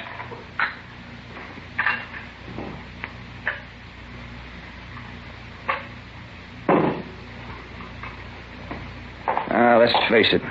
You guys really think I had anything to do with what happened to Jeff? Well, we're not paid to say what we think. We try to get the facts. Yeah. But if I was you, I'd concentrate on Mrs. Curtis. I wouldn't put it past the old bat to kill her own son. Check around the bars in the neighborhood. Talk to his friends. They'll tell you. His mother was scared to death that he'd marry one of these days, walk out on her. Used to be on his back all the time about the girls he went out with. I knew some of them. Alice and me used to double date with him once in a while. Mm-hmm. They ever have any arguments about this while you were around? A couple of times, yeah. If you don't believe me, why don't you check with Harry? He'll tell you the same story. Lord knows he went through enough of it. Harry? Yeah, Jeff's brother. He got married, let's see, about 5 years ago. Moved out of the house, lock, stock, and baggage. He went through a thrash with his mother about it. He'll tell you about it. He used to come over to see Jeff once in a while after he got married, but the old lady caused so much trouble that they started to meet at a bar. Got to the point where Harry wouldn't go in the house. Check with him, he'll tell you. You know where we can get in touch with him? No, I haven't got the address. Look it up in the book, Harry Curtis. I think it's out on Selma, someplace in Hollywood. All right, sir. Where do you work? Meyer Aircraft. I'm a toolmaker. You work the day shift? Yeah, I'm off today. Hey, what's this for? Just wanted to know where we could reach you. You still think I had something to do with it, huh? No, we didn't say you did. Your name came up and we had to check it out. Yeah. Well, there were a lot of times when Jeff and I didn't get along. I won't try to tell you that there weren't. I never do anything to hurt him. He had enough on his hands with that mother. Yeah. Sure, one night when we came home from a date, Alice, me, Jeff, and his date, we're sitting around the kitchen having something to eat. Mother came in madder than a wet hen. Raised Cain, told Jeff to get the woman out of the house. Jeff told her he wouldn't have her talk to the girl like that. He thought quite a bit of her. Mm-hmm. And the old biddy walked right over and slapped the girl across the face, told her to leave Jeff alone. Said she'd rather see him dead than tied up with a girl like that. 2:40 p.m. We drove back to the office. There'd been no replies on the local or the APB. We checked the names of Jeffrey Curtis and Bruce Dudley through R&I.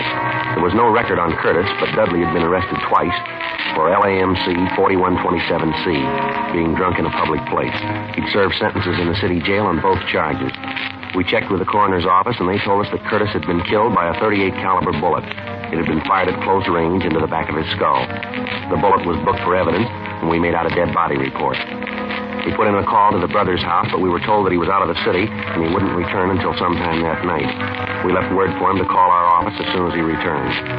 We checked on the suicide story given us by Mrs. Curtis and found that an Alice Curtis had taken her own life by an overdose of sleeping pills 2 years before. 5:20 p.m.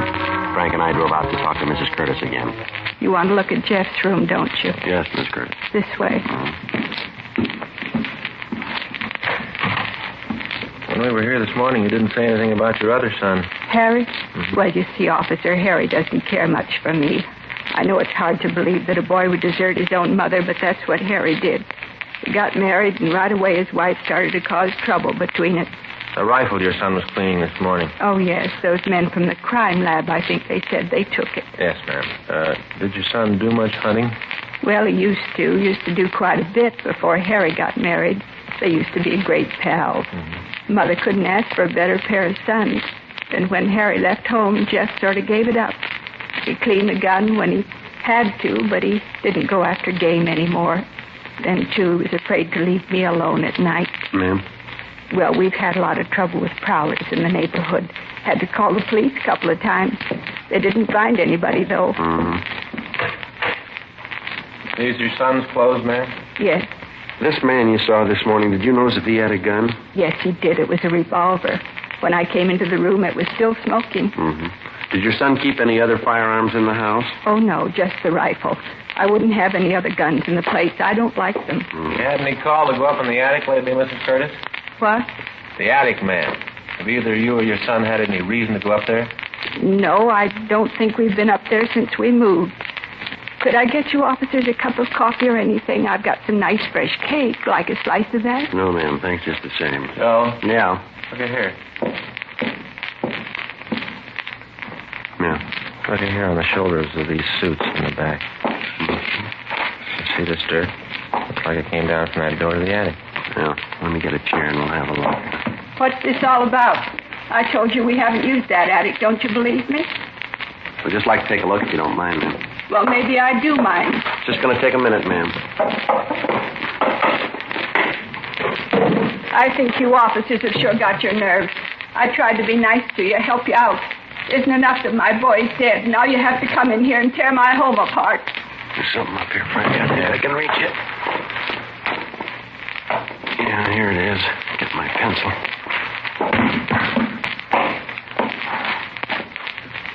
You ever seen this, Mrs. Curtis? No. I haven't got any idea how that gun got there. Doesn't belong to us. What do you think, Joe? I don't know. .38 caliber.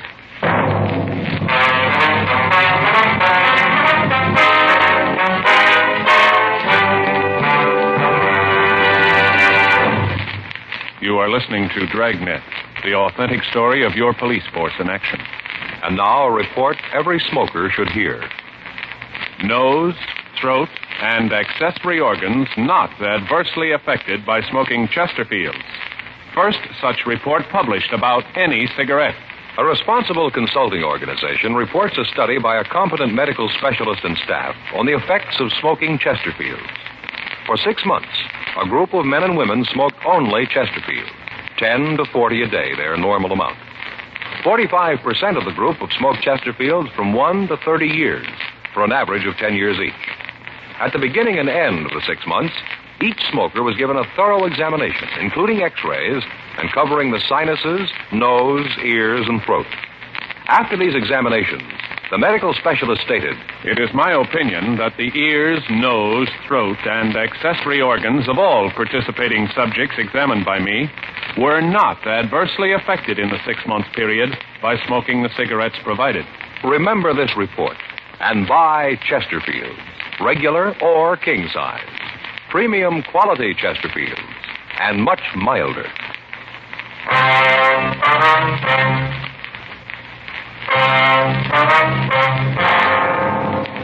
We took the gun back to the city hall. It was checked for fingerprints, but none were found.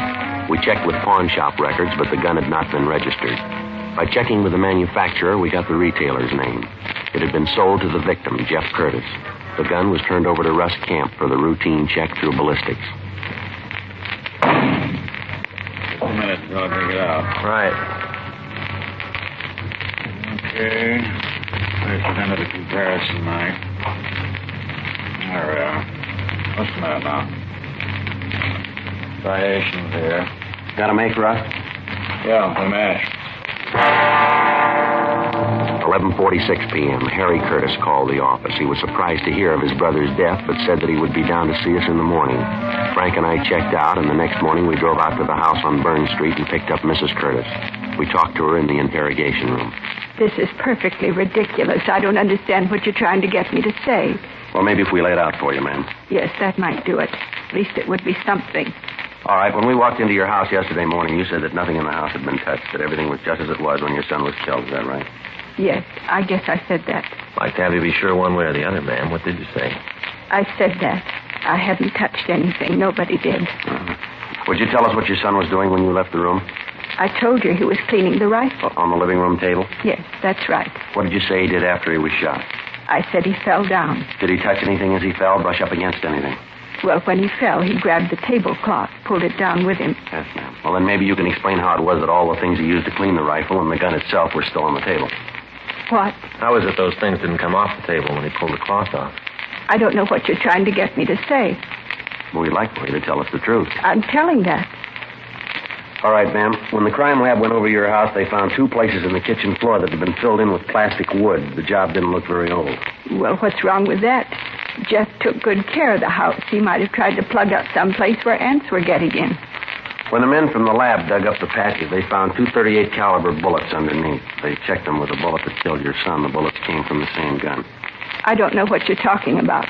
What does all this show? You talked about the prowlers. Said you had trouble with them in the neighborhood? That's right. What action did you take to stop this? I called the police.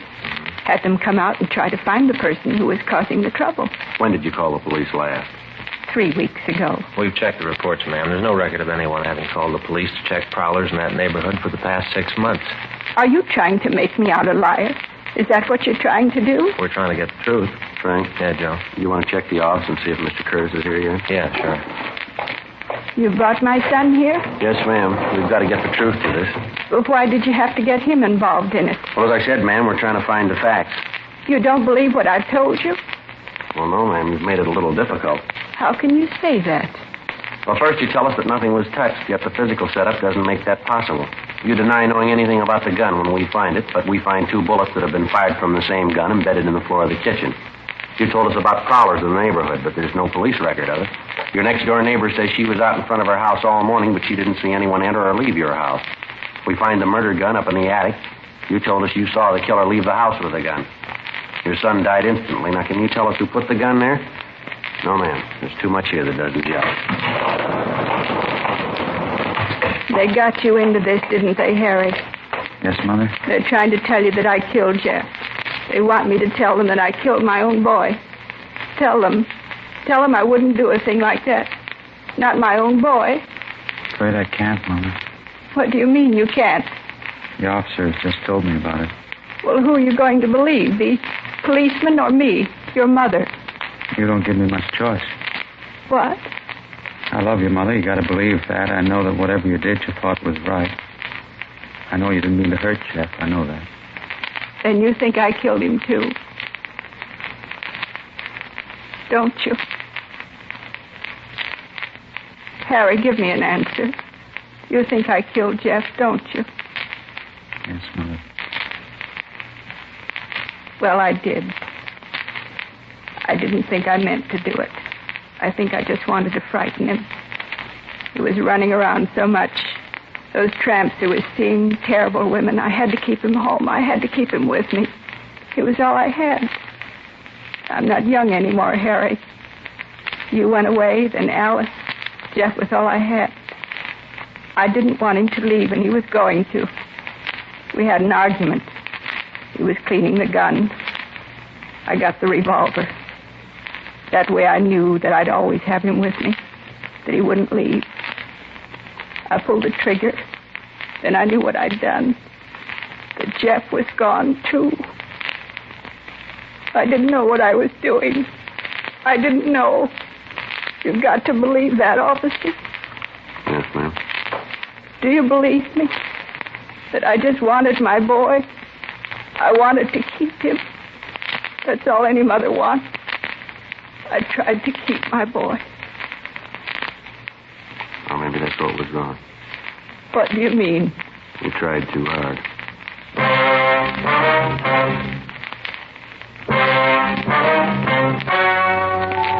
The story you have just heard was true.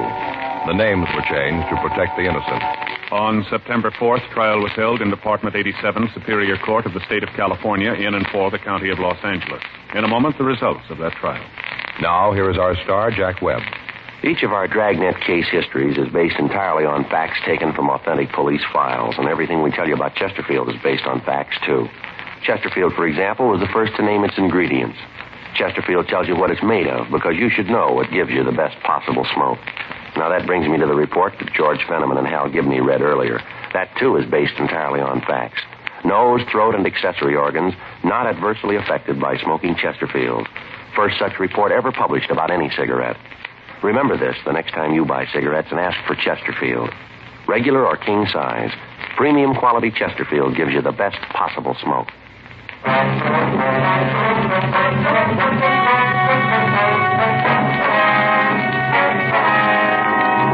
Edith A. Curtis was tried and convicted of murder in the first degree and was sentenced to the state penitentiary for women, Tehachapi, California. While serving her sentence there, she died from natural causes. Murder in the first degree is punishable by death or confinement in the state penitentiary for life.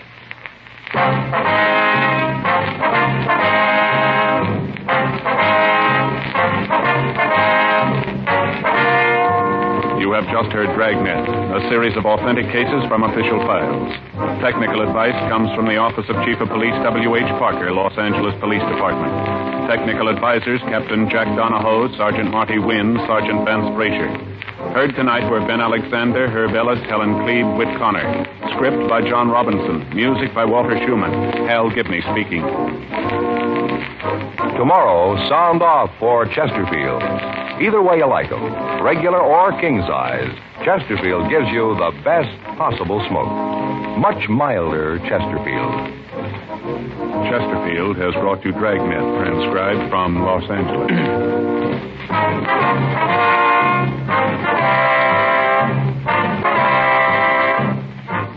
This is NBC, the national broadcasting company.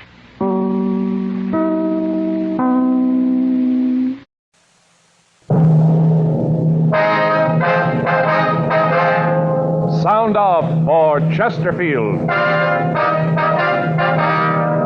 Chesterfield, only cigarette in America to give you premium quality in both regular and king size, brings you Dragnet.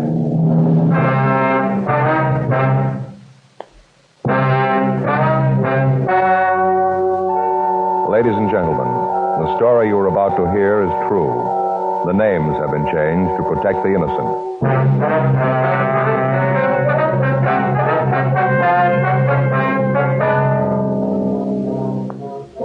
You're a detective sergeant. You're assigned to homicide detail. Naval intelligence tells you that 2 Marines have been picked up with the shore patrol. They're reported sick. One is in critical condition. Foul play is suspected. Your job? Investigate. Here's what leading tobacco publications have had to say about king-size Chesterfield. U.S. Tobacco Journal, Atlanta, Georgia. Chesterfield King Size is going strong.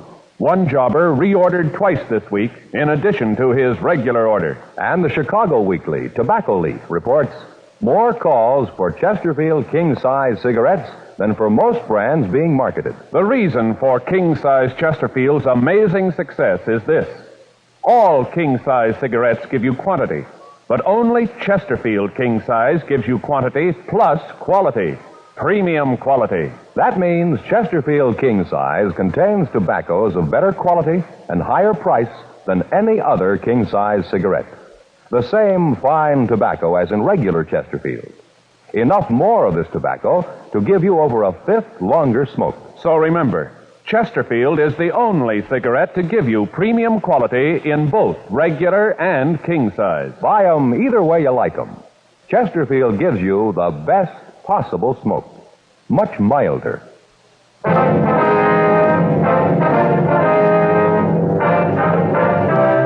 Dragnet, the documented drama of an actual crime. For the next 30 minutes, in cooperation with the Los Angeles Police Department, you will travel step by step on the side of the law through an actual case transcribed from official police files. From beginning to end, from crime to punishment, Dragnet is the story of your police force in action.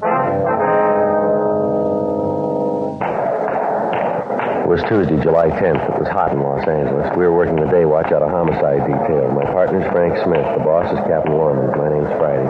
It was 7:58 a.m. when I got to room 42. Homicide. Morning, Joe. Hi. Just get in? Yeah. Anything in the book? I'm looking. What's the matter? You hacked about something? No. Why do you ask that? Well, figures you're sore about something. What'd you do, take a sour pill? You keep this up, you won't be asked to post for toothpaste ads. Well, now, that's funny. All right, Joe. Tell your Uncle Dudley. What's the matter? Dallas had court deal yesterday. It was miserable. Thing you and Gaffney been working out? Yeah, the white glove bandit came up while you were out on vacation. Spent over a month on it. Covered it from every angle. Yeah. Looked like we had the guy any way he turned. We had an idea how much he'd taken on each job. Lee thought he traced him on every move he made on each of the deals. We figured we really had the guy. DA's office thought so, too. They quit him? Yeah. Let him walk right out. 12 men, good and true. Let that cheap hoodlum walk right out on the streets a free man. Well, that's the way it goes sometimes. Is there Mr. Friday here? Yes, sir. I'm Friday. Is something I can do for you? Well, I'm Richard Houston, Naval Intelligence. Deputy Chief Brown directed me to you. I see. Well, it's my partner, Frank Smith, Lieutenant Houston. Hello, Smith. Like, sit down, sir. What is it we can do for you?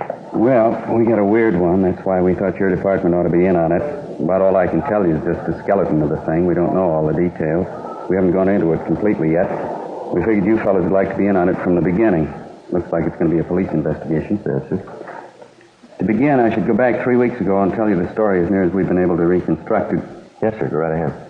Well, a couple of Marines left the base. They'd just gotten back from Korea, both on a 48-hour pass.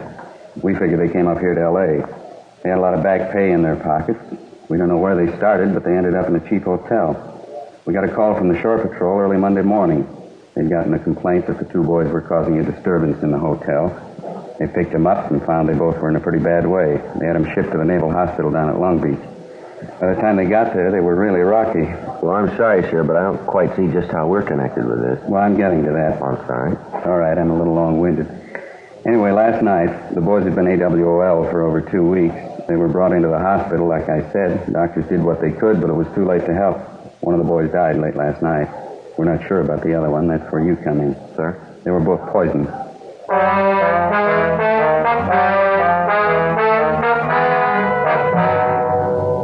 9:06 a.m.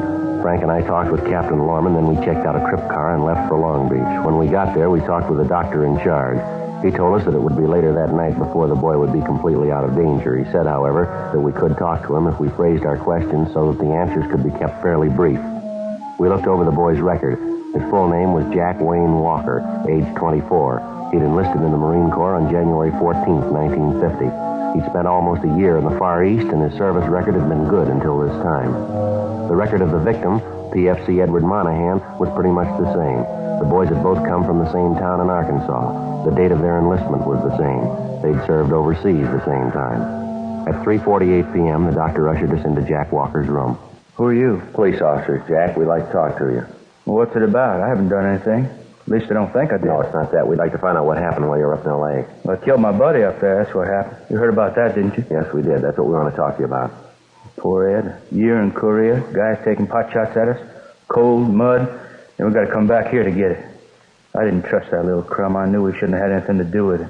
Well, you shouldn't have trusted who, Jack? Stubby. You know the rest of his name? No, just Stubby.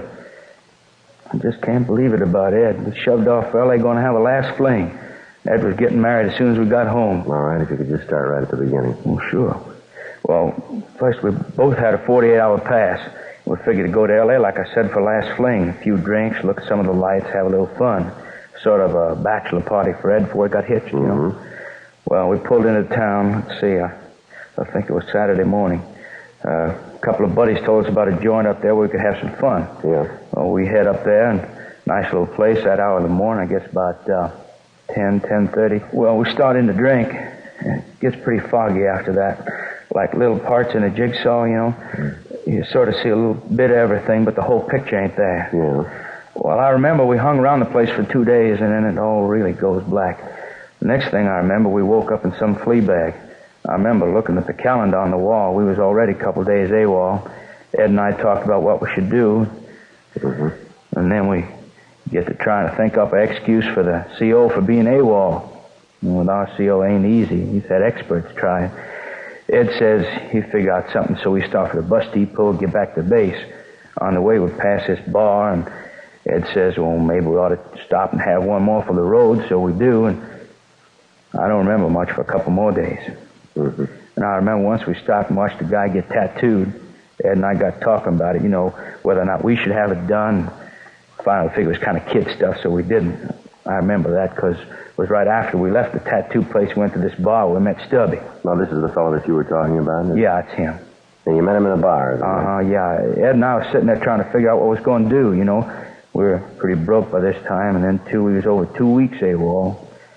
Anyway, sliced it, we had big trouble. Yeah. Well, we walks into this place. It was about 4:30 or 5 in the afternoon. At least near as I can tell, that's about what time it was. The whole deal gets kind of foggy. We sat down at this bar and ordered a drink and just sitting there minding our own business, trying to figure what we ought to do. Then this Stubby joker comes up, sits down next to Ed, brings a drink with him. He was in the bar when you came in, is that right? Yeah, well, at least I think so. I didn't pay much attention, but he had a drink when he come up to Ed and me. Yeah, go ahead. Well, he got talking about the Corps, and next thing we know, he's setting up the drink. The way we was fixed, as long as he wanted to buy, we wasn't going to argue. Did they seem to know this Stubby in the bar? Yeah, the girl who waits on tables called him my name. All right, you want to go ahead? Yeah, well, this Stubby kept going on about how he liked the Corps and how he'd won a whole flock of citations in Korea. Told us all about the time he'd spent in Japan.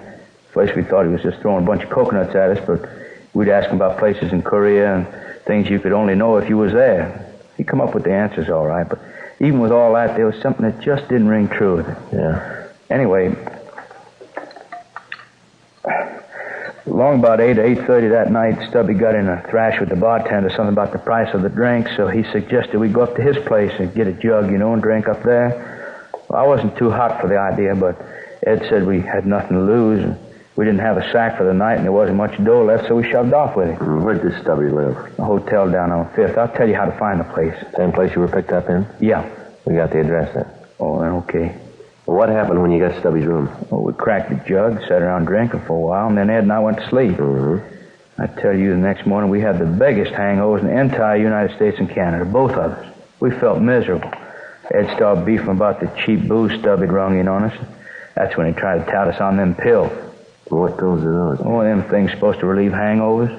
Oh, you mean the kind they sell in drugstores? Oh, no, not them. Stubby told us about that one. He'd come back to the States. He'd stood some duty in a hospital and said that while he was there, he got them pills. Said there was a special prescription that they was great for head shrinking. He wanted us to try them. Well, did you? Well, no, not right away. He kept after us, though, kidding us about being big, tough Marines with a hangover. And then he took one of the pills, leastwise we thought he did. So Ed and I figured then we didn't have anything to lose. You took one of these hangover pills then, did you? Yeah, we both did. Mm-hmm. What happened then? Well, nothing right away. Stubby said take a little time for it to take effect. We got up and started to get dressed. Ed and I thought we'd better get back to the base, you know. We'd probably be in enough trouble as it was without worrying about a hangover. Yeah. You left the room? No, we was just getting our stuff together, and Ed took sick. Said he had awful pain in his stomach, like a cramp, you know. And we asked Stubby if the pill could have caused it. He said no. It must have been the booze. Well, right about then, I was getting ready to mop up the place with this Stubby. I figured sure he'd given us a Mickey. I couldn't figure why, though. And then it hit me.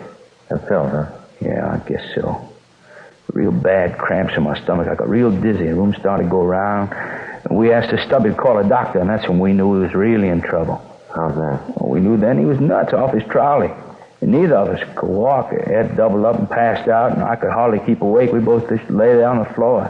I kept asking this bum to get us a medic. Mm-hmm. Did he? No, he just stood there and laughed at us. Laughed like a crazy fool. He kept saying we was big, strong Marines. We should be able to take a little stomach ache without running to a doctor. At no time did he make any attempt to get you medical help? No, just like I said, he just stood there and laughed at us. Then he got real mean. Got crazy leer on his face. Said he'd show us that he'd fix us up good for what we'd done. Well, what do you mean by that? I don't know. All I thought about was getting Ed and me to a doc. About this time, I didn't much care what the little screwball did. Then it really started harping on how he's getting even with us. I tried to get at him. I'd have killed him if I could have. I tried to get at him, but I fell and went out, I guess. And that's when he said that thing about that we wouldn't be the last ones he'd get. What? Well, he said like this, you guys are the first, just the first. But there's going to be more, a lot more.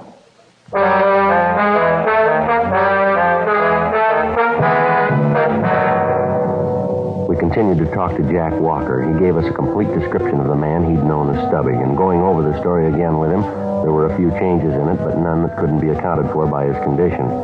We got the address of the bar where he'd met Stubby. We checked with the doctor, and he told us that both boys had been given a powerful corrosive poison. He went on to say that it was a miracle that Jack Walker was still alive. 9:26 p.m. Frank and I drove back to Los Angeles. We checked into the office and ran the name Stubby through the moniker file in R&I, but we found nothing. We got out a local and an APB on the description and the name. The stats office started to run on the MO. Frank and I checked the hotel on 5th Street, and the manager showed us the room, but he said that it had been cleaned and occupied since the two Marines had left. Leighton Prince went over the room, but failed to come up with anything. We took the hotel registration card and booked it in as evidence. The man had signed his name as Alton Richard. The manager gave us the same description as the one we'd gotten from the Marines. We ran the name through R&I, but we failed to come up with any new leads. There'd been no replies to the broadcast, and the staff's office had finished the run and had come up with 4 possible suspects. These were checked out, but they led us nowhere. 2:30 a.m. We checked the bar, but we found it was closed. Wednesday, 8:14 a.m. We briefed Captain Lorman on the developments, and then we went over to again check the bar where the two Marines were supposed to have met Stubby. The place was deserted except for one man drinking a beer. The waitress was sitting in a rear booth filing her fingernails. Frank and I went back to talk to her. Yeah, something you want? Well, police officers, miss. We'd like to talk to you. Cops, huh? Yes, ma'am. This is my partner, Joe Friday. My name's Smith. Yes. Boy, does that sound phony. Here's my ID card. Yes, Smith, all right. What do you want? Will you mind if we sit down? No, go ahead, Liv. Thank you. What's this all about? Do you work here steady? Yeah, most of the time. What's your name, miss? Vera. Vera Gay. Well, Miss Gay, were you working here around the 8th or 9th or the 10th of July? Yeah, and you can make it Vera. Mm-hmm. You know most of the people who come in here regularly, do you? Yeah, I suppose so. Wonder if you'd look at this description and tell us if you know the man here. WMA. What's that mean? White male American. Yeah, WMA. 36 years, 5'7" to 5'9", 155 pounds stubby. Yeah? Yeah, I know him. Comes in here all the time. Nice guy. Loud when he gets drunk. It's always nice to me, though. Tells me I should be in pictures. You know, the movies. Yes, ma'am. Have you seen him today? No, he hardly ever gets in before maybe noon, 1 o'clock. It just doesn't bother you, does it? Am I following my nails? No. It does bother some people, you know. Like running a piece of chalk down a blackboard. Miss Stubby, does he have any other name? Would you know it? Yeah, Paul Rogers. That's another one, Joe. No. Do you want to go ahead, miss? Yeah, I went out with him a couple of times. Finally gave it up. I couldn't go that route. What's that, ma'am? All he talked about was either him in the Marine Corps and what a big hero he was, or else how he was going to get me in pictures, you know, movies. Yes, ma'am. I didn't come out to California to get in the movies. No, I came out to be a private secretary, only those jobs are a little hard to get, so I work here. Make enough for coffee and cakes. And when a job comes along, I'll take it. Work in a big office, nice boss. Who knows, he might even marry me. No, that movie hokum for me. No, sir, not your little Vera. Did you work on the night of the 9th? It's the night before last? Let's see. Yeah, I was in. You happen to see the Stubby Rogers that night? Well, I gotta think about that. Let's see. That was the night we had the fight just before closing. Yeah, he was in earlier. You happen to notice if he was with anybody? What's it all about? He do something you want him for? No, we just like to talk to him. Yeah. Well, if he did anything, we had nothing to do with it. This is a good place. We got nothing to do with the people who come in. Got the price of a drink, they get served. We don't ask for trouble. Oh, we aren't going to cause any trouble, miss. We just want to talk to this Rogers. Yeah, well, as long as we aren't wrung into it. Do you remember if he was with anyone? Yeah, he was with a couple of Marines. Left with him, had a beef with Sam. He's the night bartender. Complained that the drinks were too high. I don't know what he was crying about. He's been drinking here a long time. Never had problems before. You saw him leave with these 2 Marines then? Yeah, 3 of them walked out. I think, actually, they sort of floated out. The 2 kids were really boiled. Do you remember what time it was when they left? Oh, that'd be kind of hard to tell. We were pretty busy. It was pretty important, miss. Let me think. I guess maybe around 8, maybe 8:30, around in there. It's just a guess, though. Do you have any idea where this Rogers lives? Yeah, I've been there a couple of times. Hotel on South Hill. Mm-hmm. Can you give us the address? Yeah, I got it in the purse. Yeah, I should have known he was a phony, always saying I thought he could get me in pictures, in movies. Yes, sir. Don't come that way. Don't you understand, I didn't come out here to get in pictures. I came out to be a private secretary. Here's the address. Here, keep it. I won't be using it anymore. All right, thank you, Miss Kay. Here's our card. If you think of anything more you think we ought to know, we'd appreciate a call from her. Yeah, thanks. Sure appreciate your help. Well, you never know. Maybe I'll need your help sometime. Matter of fact, you might be able to lend me a hand. What's that, miss? You know any picture producers? Movies?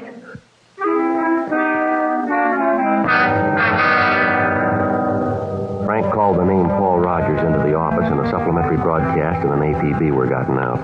A stakeout was arranged on the bar. We went back to the city hall, and a check through R&I on the name Paul Rogers netted us nothing.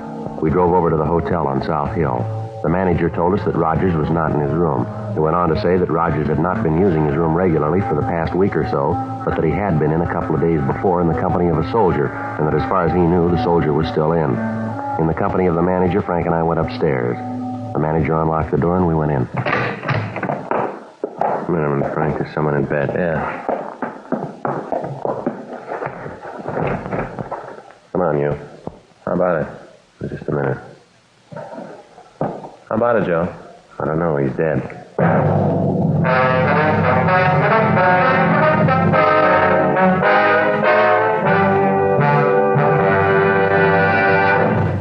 You are listening to Dragnet, the authentic story of your police force in action. And now a report every smoker should hear. Nose, throat, and accessory organs not adversely affected by smoking Chesterfields. First such report published about any cigarette. A responsible consulting organization reports a study by a competent medical specialist and staff on the effects of smoking Chesterfield. For 6 months, a group of men and women smoked only Chesterfield, 10 to 40 a day, their normal amount. 45% of the group have smoked Chesterfields from 1 to 30 years, for an average of 10 years each. At the beginning and end of the 6 months, each smoker was given a thorough examination, including x-rays, and covering the sinuses, nose, ears, and throat. After these examinations, the medical specialist stated, "It is my opinion that the ears, nose, throat, and accessory organs of all participating subjects examined by me were not adversely affected in the 6-month period by smoking the cigarettes provided." Remember this report, and buy much milder Chesterfield, regular or king size.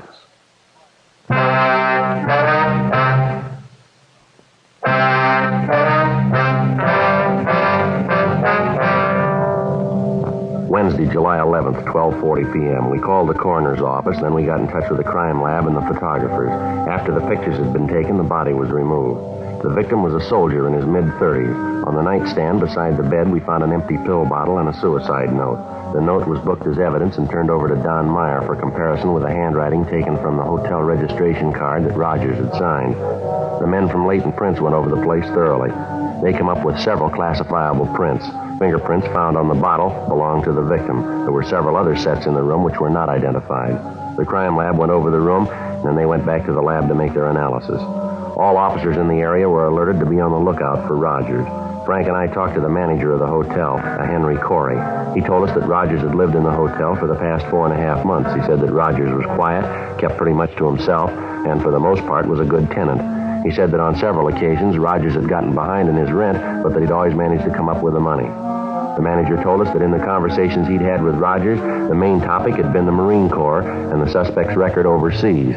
Rogers presented himself as an armchair general, constantly calling down the way the situation was being handled. He would refer to his own exploits, but when questioned about his leaving the service, he became vague and evasive. Additional handwriting samples were obtained and sent to Meyer.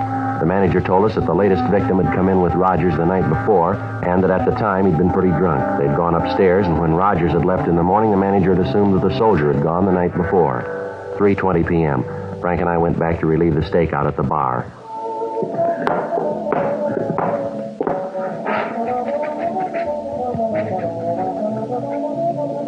Back again? Yes, Miss Gay. Sit down. Thank you. It seems like every time I see you, I'm doing something with my nails. This morning filing them, now I'm filing them again. I'm going to put polish on them after this. I guess you think I'm pretty vain. No, not at all, miss. A new color called Frosted Rose. And pretty? Kind of iridescent, what the label says. So sprinkle your nails with stardust. Yes, ma'am. It's a pretty bottle, too. They sure put things up nice nowadays. Uh-oh, here comes your boy. That's Rogers. Yeah. Yes, Stubby, what'll it be? Bourbon Coke. How's it going, Stubby? Same old six as before. Yeah, pretty dull. Yeah, you're doing a great business. No, it's early yet. Here's your drink. It'll be 4 bits. There you go. All right, tastes good. All right, Frank, let's go. No trouble now. Not unless he makes it. Hi, fellas. Something you want? You Paul Rogers? Yeah, who are you? Police officers. We'd like to talk to you. I don't want any trouble in here. No, there's not going to be any trouble. Always fights. Why is it everybody comes into a bar and starts fights? Ain't there someplace else to be? All right, come on, Rogers. What for? You got nothing to haul me in. We'll talk to you about that, too. Well, let me finish my drink. No, afraid not. Let's go now. Look, I said I was going to finish my drink. Don't lean. Let's can it, mister, and go. I said I was going to finish my drink. All right, mister, on your feet. Nothing on him. All right, let's take him to the office. Sergeant. Yes, sir.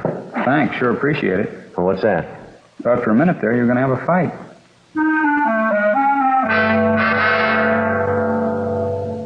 We took the suspect back to the city hall, then we checked the name through the Marine base in San Diego. Lieutenant Richard Houston called back to say that Rogers had received a court-martial and a dishonorable discharge in January of that year. He'd been tried by a military court on a charge of stealing alcohol from the hospital pharmacy and selling it to the patients in the hospital. We stopped in handwriting analysis, and Don Meyer took an exemplar of the suspect's writing. When we checked by the office, there was a message from Sergeants Bill Cummings and Harry Hansen stating that their investigation had shown that the death of the soldier in Rogers' room was suicide beyond any doubt. 7:46 p.m. Frank and I talked to the suspect in the interrogation room. Terrible thing treating a veteran like this. All right, let's save it, Rogers. There's a few questions we'd like some answers to. I got nothing to hide. All right, what were the conditions of your discharge from the Marine Corps? What do you mean? Did you get an honorable discharge or a dishonorable discharge? I had a little trouble.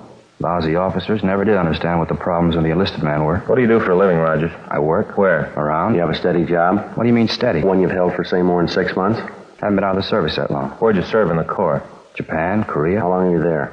About 4 or 5 months. Why'd you come back? I was wounded. How? What do you mean, how? Just that. How were you wounded? Well, I wasn't exactly wounded. I had my feet frostbit. According to this here, you went AWOL and got lost. When they found you, your feet were frozen. Is that right? What's that you got? Your record in the Corps. You got a lot of nerve digging into that. Just what do you got me in here for anyway? I done nothing that puts me in line for this kind of treatment. You know a couple of Marines named Ed Monahan and Jack Walker? Monahan? Walker? No, I don't think I know. You ever register in a hotel on 5th Street? No, I live over on Hill. You know a soldier named Marty Wilton? What's he got to do with it? We found him dead in your room. You're cracking up. Yeah, sure, Rogers. We just dreamed we found that body. Nothing to do with him. Met him in a bar. He said he wasn't feeling too good. Said he didn't have a place to sleep. I let him have my room. Something wrong in that? Be a little kind, and now even that gets you in trouble. You sure you don't know a Marine named Ed Monahan? Positive. There's something wrong, Rogers. Girl at the bar says she saw you leave the place with 2 Marines. They could have been Monahan and Walker. Well, maybe I know them. I might and still not know their names. You didn't take them up to a room you'd rented in a hotel on 5th Street? No, I told you once I never lived on 5th. Checked with our handwriting man. He says your writing matches some samples we found on the hotel register. Maybe I write like somebody else. No, we don't think so, mister. How about Jack Walker? Maybe you know him, you just didn't remember him. No, I keep telling you, I don't know them. Vera says you do. Well, she's lying. Is she? Sure she is. She's trying to save her own skin. From what? She doesn't want to stand a rap for murder, can't you see? Yeah, go ahead, Roger. I'm saying nothing until I see my lawyer. You sure you don't want to tell us why you did it? I got nothing to say. Makes it tough, Roger. What do you mean? Just makes it rough, that's all. Looks like you're going to have to stand a murder rap. Yeah? That's the way it looks. Well, I didn't mean it. I didn't. I just wanted to get even, that's all. Just get even. For what, Roger? For the way the court treated me. Kicked me out. I didn't do anything really wrong. Copped a little alcohol, that's all. No harm done. They look at it a little different. Yeah, that's the trouble. Stinking brass, they're all alike. They don't care what happens to us, the guys in the field. I tried to get a job. I looked everywhere. I just didn't fit. Seemed like everywhere I went, I got into trouble. I wanted like it was when I first went in. Like it was after boot camp. Walking down the street, girls looking at you, a Marine, a big man. They took that away from me. They wouldn't let me enlist again. I tried, but they wouldn't let me. You can understand what that'd do to a guy, can't you? I don't know. Well, it tore me apart. Right then, I decided to get even with all the stinking gyrenes in the world. They wouldn't let me in, and I hated them. Yeah. Remember what happened the day you gave the two boys the pills, do you? Sure, remember all of it. Oh, they cried for a medic. They weren't big men then. No, sir, they sure weren't. All right, Rogers, we'll get a stenographer. Tell me, Sergeant. Yeah. Did I get both of them? No, Walker's going to be all right. He the young one? That's right. A real nice kid. Lucky, too. Is that right? Yeah, no worries. Really got it made. Uniform, that's what does it. Uniform makes all the difference in the world. Yeah, well, don't worry. You'll get one.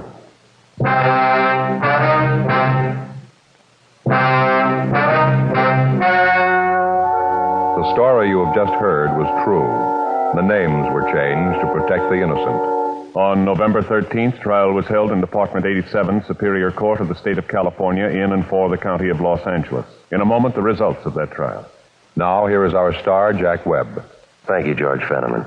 In modern crime detection, the working detective depends on scientific research. He relies on the services of trained experts in ballistics, communications, fingerprints, to name just a few. He's interested only in facts. And as a smoker, you should be interested only in facts. That's why the report you heard earlier is so important to you. Nose, throat, and accessory organs not adversely affected by smoking Chesterfield. First such report ever published about any cigarette. Remember it. And next time, buy Chesterfield. Regular or king size, premium quality Chesterfield gives you the best possible smoke.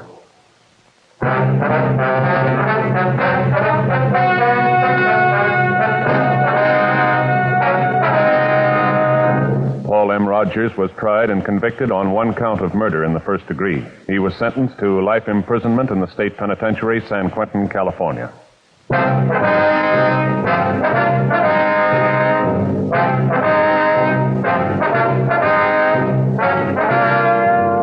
You have just heard Dragnet, a series of authentic cases from official files. Technical advice comes from the Office of Chief of Police W.H. Parker, Los Angeles Police Department. Technical advisors Captain Jack Donahoe, Sergeant Marty Wynn, Sergeant Vance Frazier.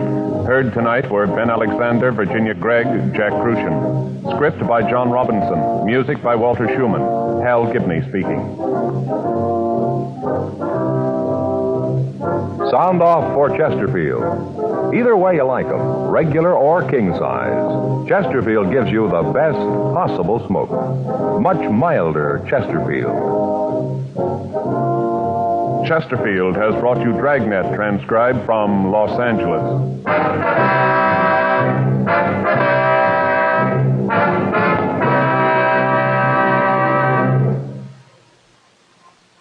Tonight, it's Barry Craig, confidential investigator on NBC.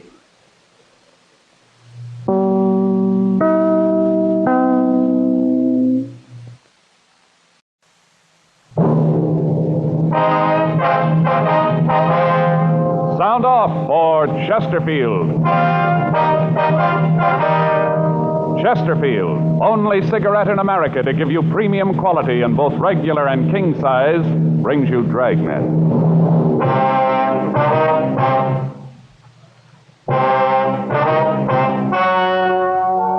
Ladies and gentlemen, the story you are about to hear is true. The names have been changed to protect the innocent.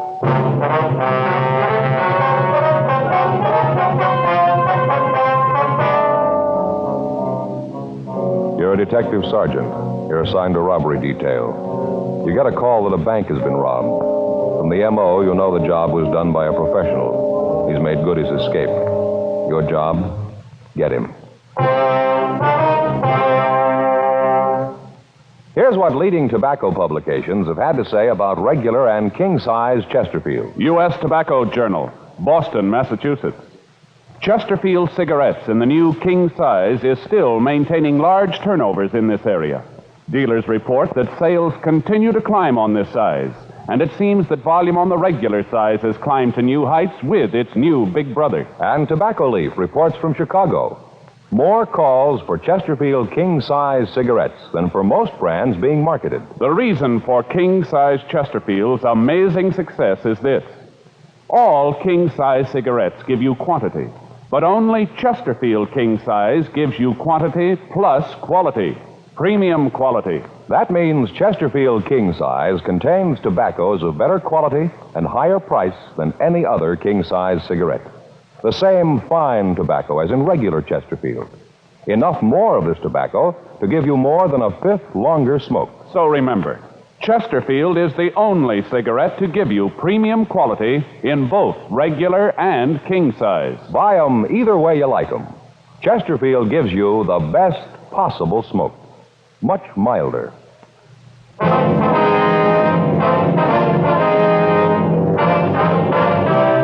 Dragnet, the documented drama of an actual crime. For the next 30 minutes, in cooperation with the Los Angeles Police Department, you will travel step by step on the side of the law through an actual case transcribed from official police files. From beginning to end, from crime to punishment, Dragnet is the story of your police force in action.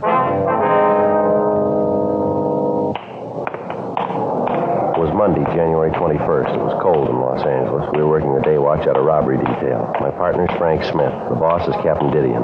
My name's Friday. It was 2:56 p.m. when I got to room 27A. Robbery. Joe? Yeah.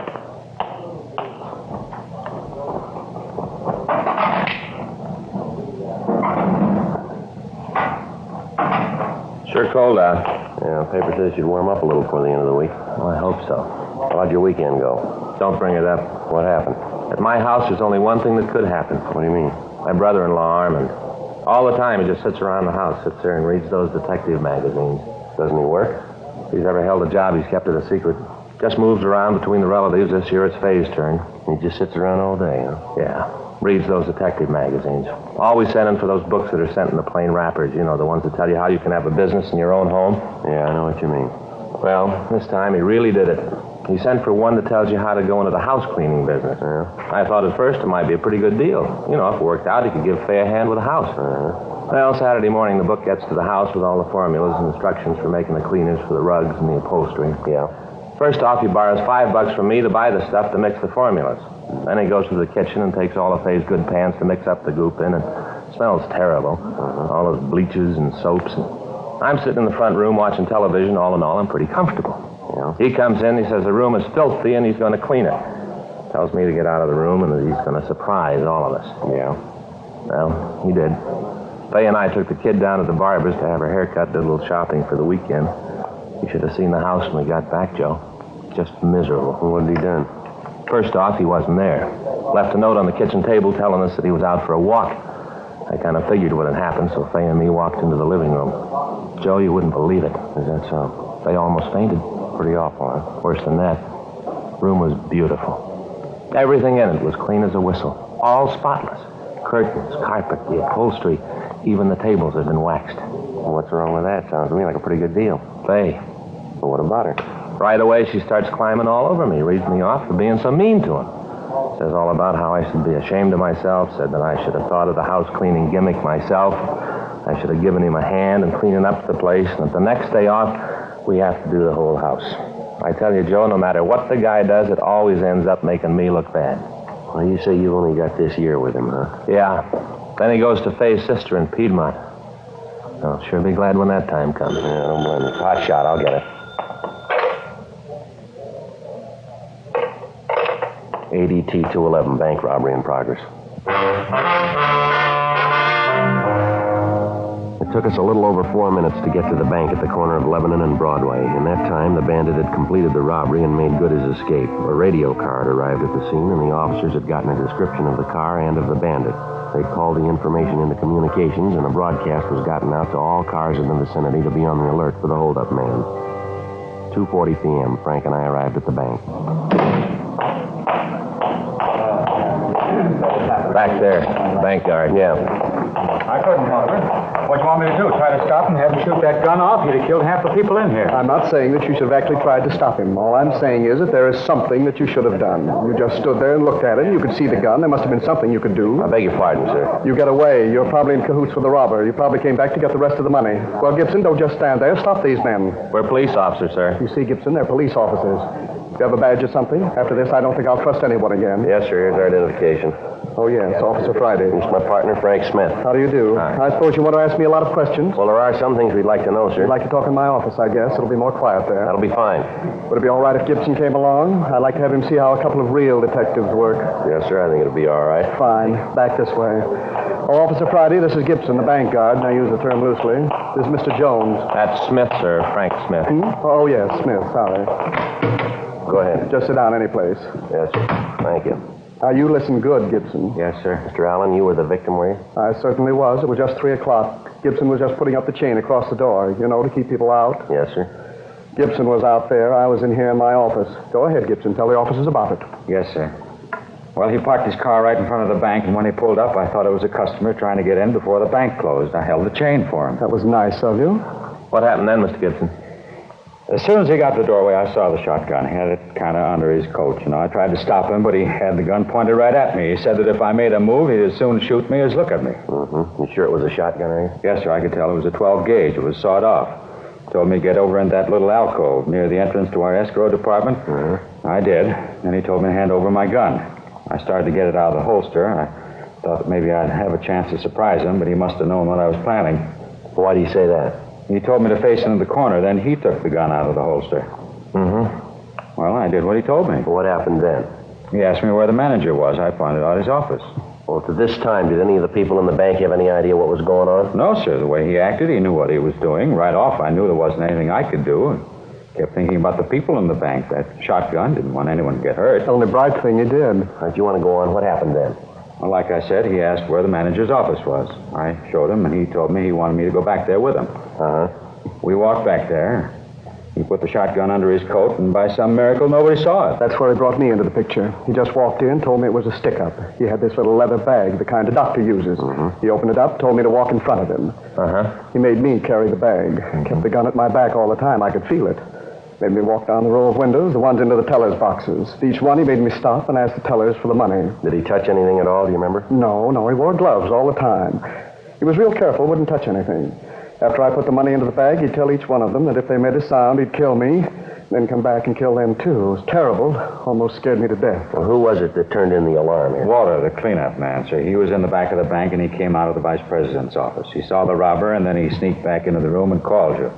The bandit just barely got out of the place when the police car pulled up. We gave the other officers a description of the car and the bandit. Yes, sir. We heard the broadcast. All the cars in the area have been alerted. I wonder if I could have a drink of water, officer. I'm so nervous. I'm still not over it. My stomach's going to be grinding for a month. You're a member of the Federal Reserve here, aren't you? Oh, yes. Mm-hmm. Well, then the Federal Bureau of Investigation will be in on it, too. Yes, sir. Water's right over here. I keep it in the office for my pills. I have ulcers, you know. Yes, sir. Would you like a drink? No, sir. No. Thank you. Well, what happened after the man finished taking the money from the cages? He walked out of the front of the place and got in his car. By that time, I could hear the sirens of the police car coming. He just left. On the way out, he said if we told him anything about him, he'd come back and kill us. Yes, he looked right at me when he said it.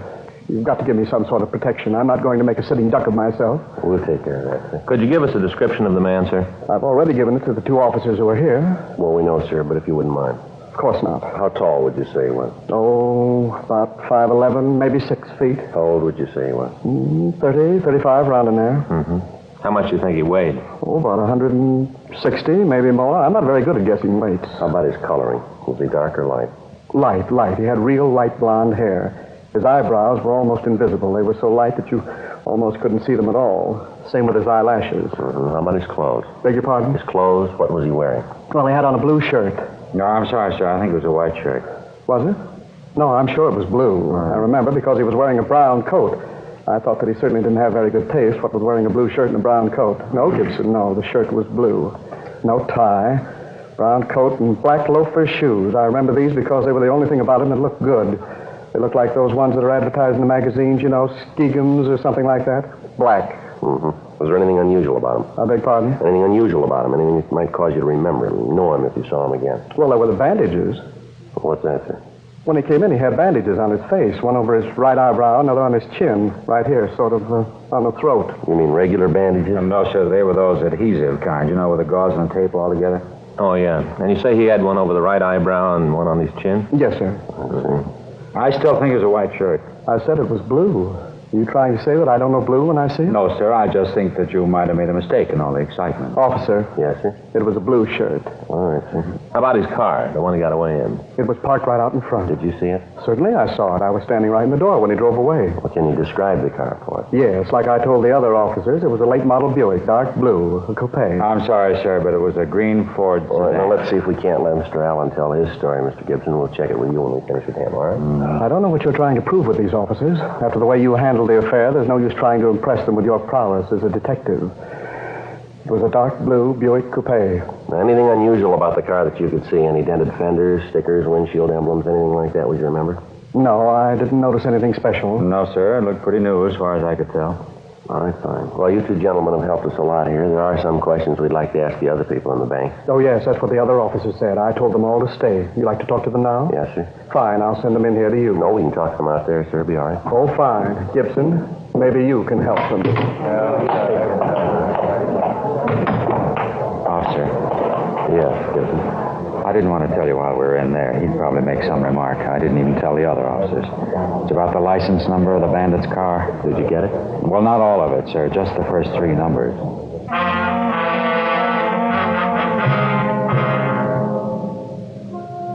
The bank guard went on to explain that in the confusion, he had failed to give the information about the license number to the other officers. We continued to talk to him. He told us that the bandit had tied a cloth over the rear license plate, and that as he drove away from the scene, a corner of the cloth had come loose, and he was able to see the first 3 numbers of the plate. We called this information into communications, and a supplemental broadcast was gotten out. In company with agents from the FBI, we talked to the rest of the employees in the bank. From them, we got a fairly good description of the holdup man and of his car. They agreed that it was a late model dark Ford sedan. With FBI agent Tom Ashford, Frank and I checked by the office and asked the stats office to make a run on the M.O. We checked the oddity file on R&I on the possibility that the tape might have been used to cover scars or other marks that would make identification easier. 9:46 p.m. We stopped and got some sandwiches and coffee, and then we went to the DMV offices. Hi, Joe. George, you know Frank. Yeah, hi. How's it going, George? This is Tom Ashford, agent from the FBI. He's working with us on this thing. Oh, hi. Glad to know you. Yeah, same here. Where do we find the files here, George? Oh, what's the number again? 1U5. That's all we have. Not much. Oh, you'll find the files for that number in these drawers here. You know what kind of car it is? Yeah, Ford sedan, late model. We're not sure what year. Uh-huh. Well, go to it. I don't envy you. Yeah, 9,999 possible. Mm-hmm. Well, that's it for the night. I think I'll shove off. Anything you guys need, there'll be somebody here. You can give me a call. I'll leave my home number on the desk. Right, thanks a lot. Good night, George. Good night. Hope you find it before I get back. Yeah. So do we. Well, let's get to it. Right.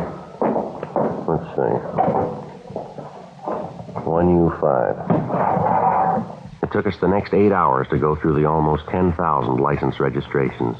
Each file card had to be checked for a similarity of make and model.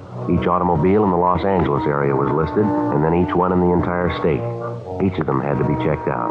6:02 a.m., Tuesday, January 22nd. We finished checking the files. That does it. I didn't know there were so many cars in California, let alone that many with a license that begins with 1U5 in the Los Angeles area. What's the total, Joe? How's it look? Well, we got a place to start here. 302 names. 6:30 a.m., we checked back into the office, and then we went home to get a couple of hours sleep. At 8:30 a.m., Frank, Tom, and I met in the robbery office. Captain Didion had assigned 4 other teams of men to work with us. The FBI had also assigned additional agents. The list of possibles was divided up, and we began to check them out. We spent 3 days on it. In each instance, we didn't talk to the person involved directly, but to their neighbors. We didn't explain what it was that we were after, merely that we were conducting an investigation. We ran into the usual false leads, the usual petty jealousies, and the neighborhood feud. It all served to slow us down and make the job more difficult. There'd been no replies to the local or the APB that we'd gotten out on the car or the bandit. The stats office had come up with 2 possibles on the M.O. These were both checked out, but led us nowhere. We went back to checking out the license plate numbers. January 28th. The names on our list were down to 7. The next one was a Mr. Ivan Q. Field. We rang the bell to the house next door and waited. Yes? Sorry to bother you, ma'am. Police officers, wonder if we could talk to you. Police? Well, what's it about? I haven't done anything. No, ma'am. We'd just like to ask you a couple of questions about your next-door neighbor, Mr. Field. If I should have known. I thought a couple of times about calling you about him myself. Miserable man. I wonder if we could come in, ma'am. Might be better than talking on the porch. You just bet you can. Come right in. I'll tell you what you want to know. Thank you very much. What do you want him for? What's he done? Well, we're just conducting an investigation, ma'am. A few things we'd like to know about Mr. Field. Well, you don't have to play cozy with me. I know what kind of people they are. Can't understand it either. Ma'am? I said I couldn't understand it. His brother's so nice, a real gentleman. Seems hard to believe that they'd even be related, let alone be brothers. Nothing but trouble since he and his wife moved in. You mean it's not their house? Oh, of course not. Don't think either one of them could afford the rent on a one-room apartment, let alone a house. Would you know if they have a car? No, not them. Like I said, I don't think he's ever worked. Just lives off his brother. His brother has a car. It's real nice. What kind of a car is it, ma'am? Do you know? Yes, it's a Ford. Do you know what model? Model? Yes, ma'am. Is it a coupe or a sedan? Oh, sedan. Real nice. Sort of a dark green. Only I guess it really isn't dark. Then it isn't light, really. Just green. Pretty, though. Yes, ma'am. Do you know if Mr. Field is in right now? Yes, I think so. I saw him out in the backyard a couple of hours ago, him and his wife. She was prancing around in one of them skimpy little sunsuits. Terrible. No decency at all. I tell you, officer, neither one of them's any good. Do you know what Mr. Field does for a living? Oh, you mean does he work? Yes, ma'am. Oh, no. At least I've never seen any indication that he does. All he does is just sit around the yard and throw rocks at my cats. It's terrible.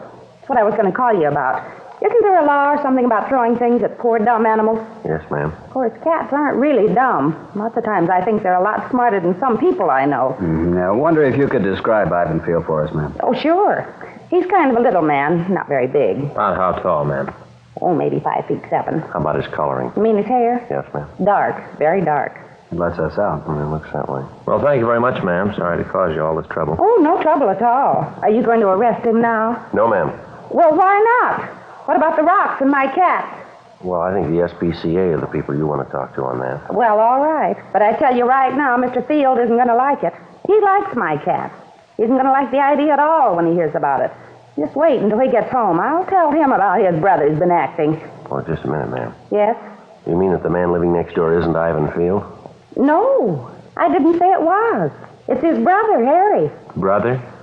What's the matter with you, young man? Don't you hear well? Everything I say, you ask me to repeat. Well, I don't mean to, ma'am. Just that I want to be sure of what you say. What's going on here? First you ask me a lot of questions about Mr. Field, and then I tell you that he isn't home. He and his wife went back east for the holidays. They haven't come back yet. While he was gone, he said that his brother could use the house. I thought at first it would be nice. Then I found out. Harry is nothing like his brother, nothing at all. Well, I wonder if you could describe him for us. My, you want to know about everybody, don't you? Well, we'd just like a description of Harry Field, ma'am, that's all. Well, he's taller than Ivan. Harry must be close to 6 feet. Doesn't look anything like Ivan in any other way. Ivan's dark and Harry's light. His hair almost doesn't have any color. He's real blonde. How long ago did they move in? Well, now, let me see. Elizabeth, that's my Persian cat. Well, Elizabeth had her last litter in December. December the 12th. Harry and his wife moved in the next morning. I remember that because I was up most of the night with Elizabeth. She didn't need me. Awfully independent. But it was the morning that they moved in. Oh, I remember it well. Elizabeth had 6 little kittens. It was December the 13th when Harry moved in. And they've been using Ivan Field's car? Oh, my, yes. Hardly a day goes by but what they don't drive it somewhere. I wonder if we could use your phone, ma'am. Oh, sure. It's on the table there in the hall. Thanks. I'll check the name through R&I, Joe. Okay.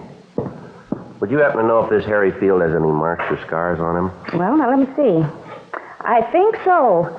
Seems to me that I saw him and his wife out in the backyard one day. He was wearing swimming trunks, and she was in one of those sun suits I told you about. Disgraceful. Yes, ma'am. Well, it seems to me that he had a scar on his leg. Yes, just above the knee.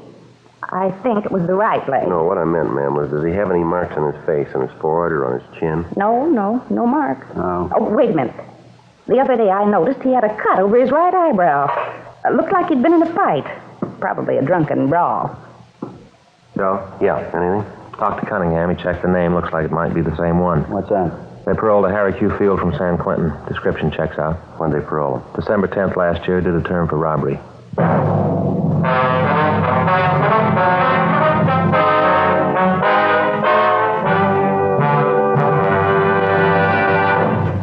You are listening to Dragnet, the authentic story of your police force in action.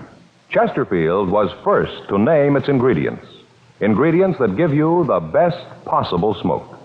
Now, Chesterfield is first to give you scientific facts in support of smoking. Nose, throat, and accessory organs not adversely affected by smoking Chesterfields. First such report published about any cigarette. A responsible consulting organization reports a study by a competent medical specialist and staff on the effects of smoking Chesterfields. For 6 months, a group of men and women smoked only Chesterfield, 10 to 40 a day, their normal amount. 45% of the group have smoked Chesterfields from 1 to 30 years, for an average of 10 years each. At the beginning and end of the 6 months, each smoker was given a thorough examination, including x-rays, and covering the sinuses, nose, ears, and throat. After these examinations, the medical specialist stated, "It is my opinion that the ears, nose, throat, and accessory organs of all participating subjects examined by me were not adversely affected in the 6 months period by smoking the cigarettes provided." Remember this report and buy Chesterfields either way you like them, regular or king size. Premium quality Chesterfields, and much milder.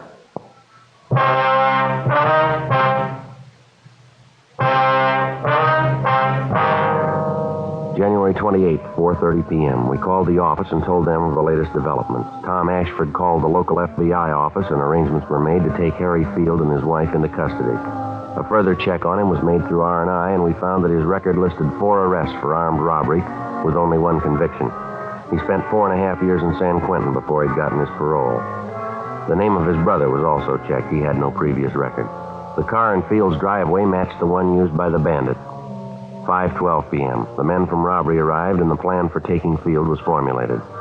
The working detective knows that to successfully apprehend an armed and dangerous suspect, he must act quickly and employ the one big advantage on his side, the element of surprise. By moving rapidly before the suspect becomes aware of any attempt to apprehend him, the officer, in many cases, can not only avoid bloodshed, but can often have a better chance of preserving any and all physical evidence necessary to prosecute the suspect. 5:36 p.m. We were ready to move in. All set, Joe. The men are around back. Good. No indication he knows what's up. The lights are still on. Let's hope it stays that way. Officer? Mr. Friday? The Jenkins woman. Yeah. Officer! Ma'am, would you mind keeping your voice down? We don't want Field to know we're here. Well, I'm not talking loud, but there's something I want you to know. Well, it'd be better if you went back into your house, ma'am. Just stay there till this is over, will you? That's sort of what I want to tell you about. Ma'am? Well, I got to thinking, and I figured maybe Harry wasn't too bad a sort after all. We don't want to be rude here, but I think it'd be better if you go back in your house. All this talking's liable to let him know that we're here. But that's just it. I don't want anybody hurt, so I called him. What? I called him. Told him he didn't have a chance to give himself up. Unknowingly, Mrs. Jenkins had made it impossible to take the suspect without violence. By warning him, she had put him on the alert. We had no alternative now but to apprehend him as best we could. 5:40 p.m. Caleb and Crowley are covering the back. Other fellows are covering the side windows. All right, let's go.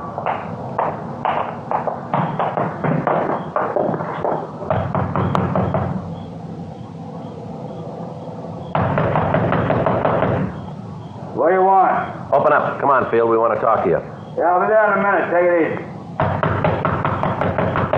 Open up, Field. Police officers. All right, I'll be there in a minute. Let's go. He's stalling. All right. Locked. Come on, let's hit it. All right. All right, stand Hey, still, what are you mister. doing? The fireplace, Joe. I'll get it. Guys, I'm parole. You cops won't leave him alone. I'm straight. Bag's full of money, Joe. Partially burned. My money, I can do what I want with it. You bet you can. Hands behind you. Come on. I'll shake him down. All right.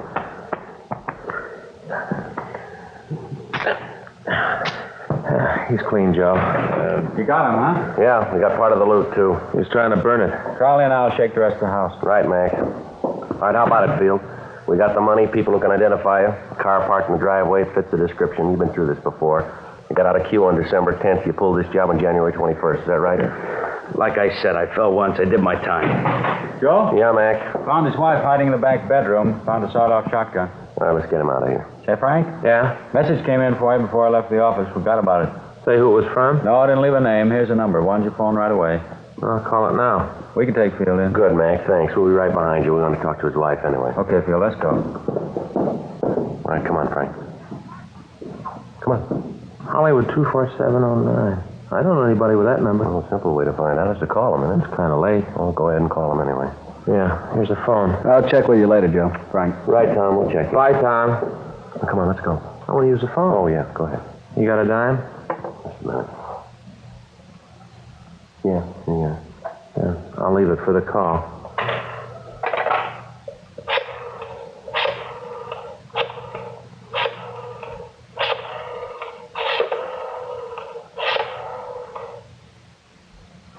Wonder who it is. Hello. What place is this? Oh. Well, this is Frank Smith. Were you looking for me? Yeah. Yeah, he does. Oh. Yeah, that's the right address. Yeah. I should have known. Well, what's that? Call from the Murphy House Cleaning Company. What do they want? My brother-in-law. Called him in to clean up our house. Yeah, what about it? Now they want to know where to send the bill.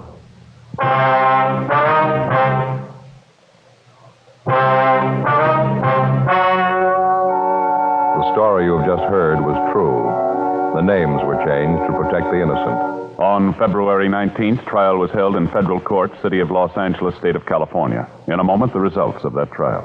Now, here is our star, Jack Webb. Thank you, George Fenneman. Before a case goes to trial, the working detective has to get all the evidence. He interviews witnesses, takes statements, checks and rechecks. He tries to get all the facts. As a smoker, you too should be interested in facts. You should know Chesterfield is first to give you scientific data in support of smoking. Nose, throat, and accessory organs not adversely affected by smoking Chesterfield. The first such report ever published about any cigarette. Remember that. And next time, buy Chesterfield. Get them regular or king size. You'll find premium quality Chesterfields give you the best possible smoke.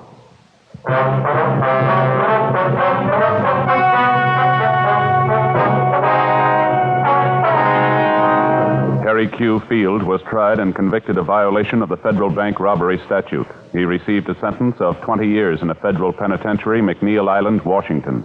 The investigation showed his wife, Dora Field, was not implicated in any way in the robbery.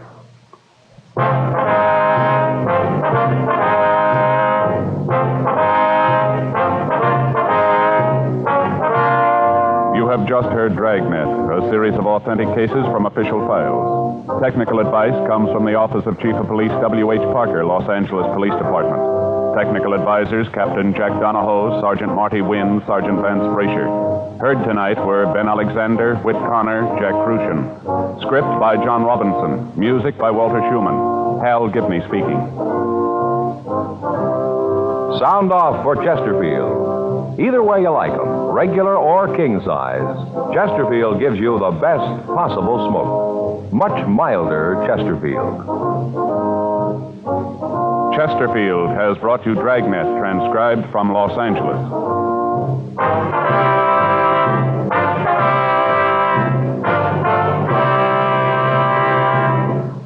Tonight it's Barry Craig, confidential investigator on NBC.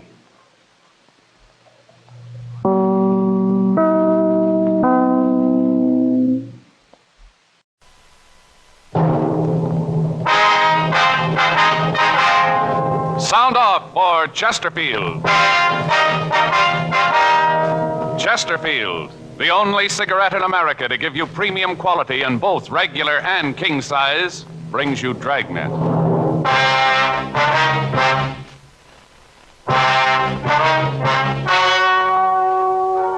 Ladies and gentlemen, the story you are about to hear is true. The names have been changed to protect the innocent.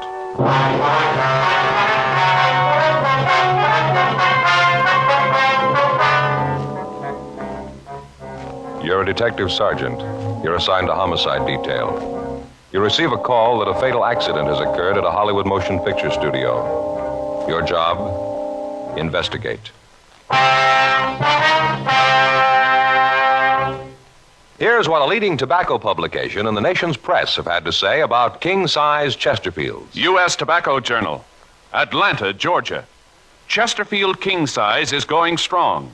One jobber reordered twice this week, in addition to his regular order. And the Herald Tribune reported King size is a sellout. Extra supplies of Chesterfields rush to dealers here. The reason for king-size Chesterfield's amazing success is this. All king-size cigarettes give you quantity, but only Chesterfield king-size gives you quantity plus quality. Premium quality. That means Chesterfield King size contains tobaccos of better quality and higher price than any other king size cigarette. The same fine tobacco as in regular Chesterfield. Enough more of this tobacco to give you more than a 1/5 longer smoke. So remember, Chesterfield is the only cigarette to give you premium quality in both regular and king size. Buy 'em either way you like 'em. Chesterfield gives you the best possible smoke.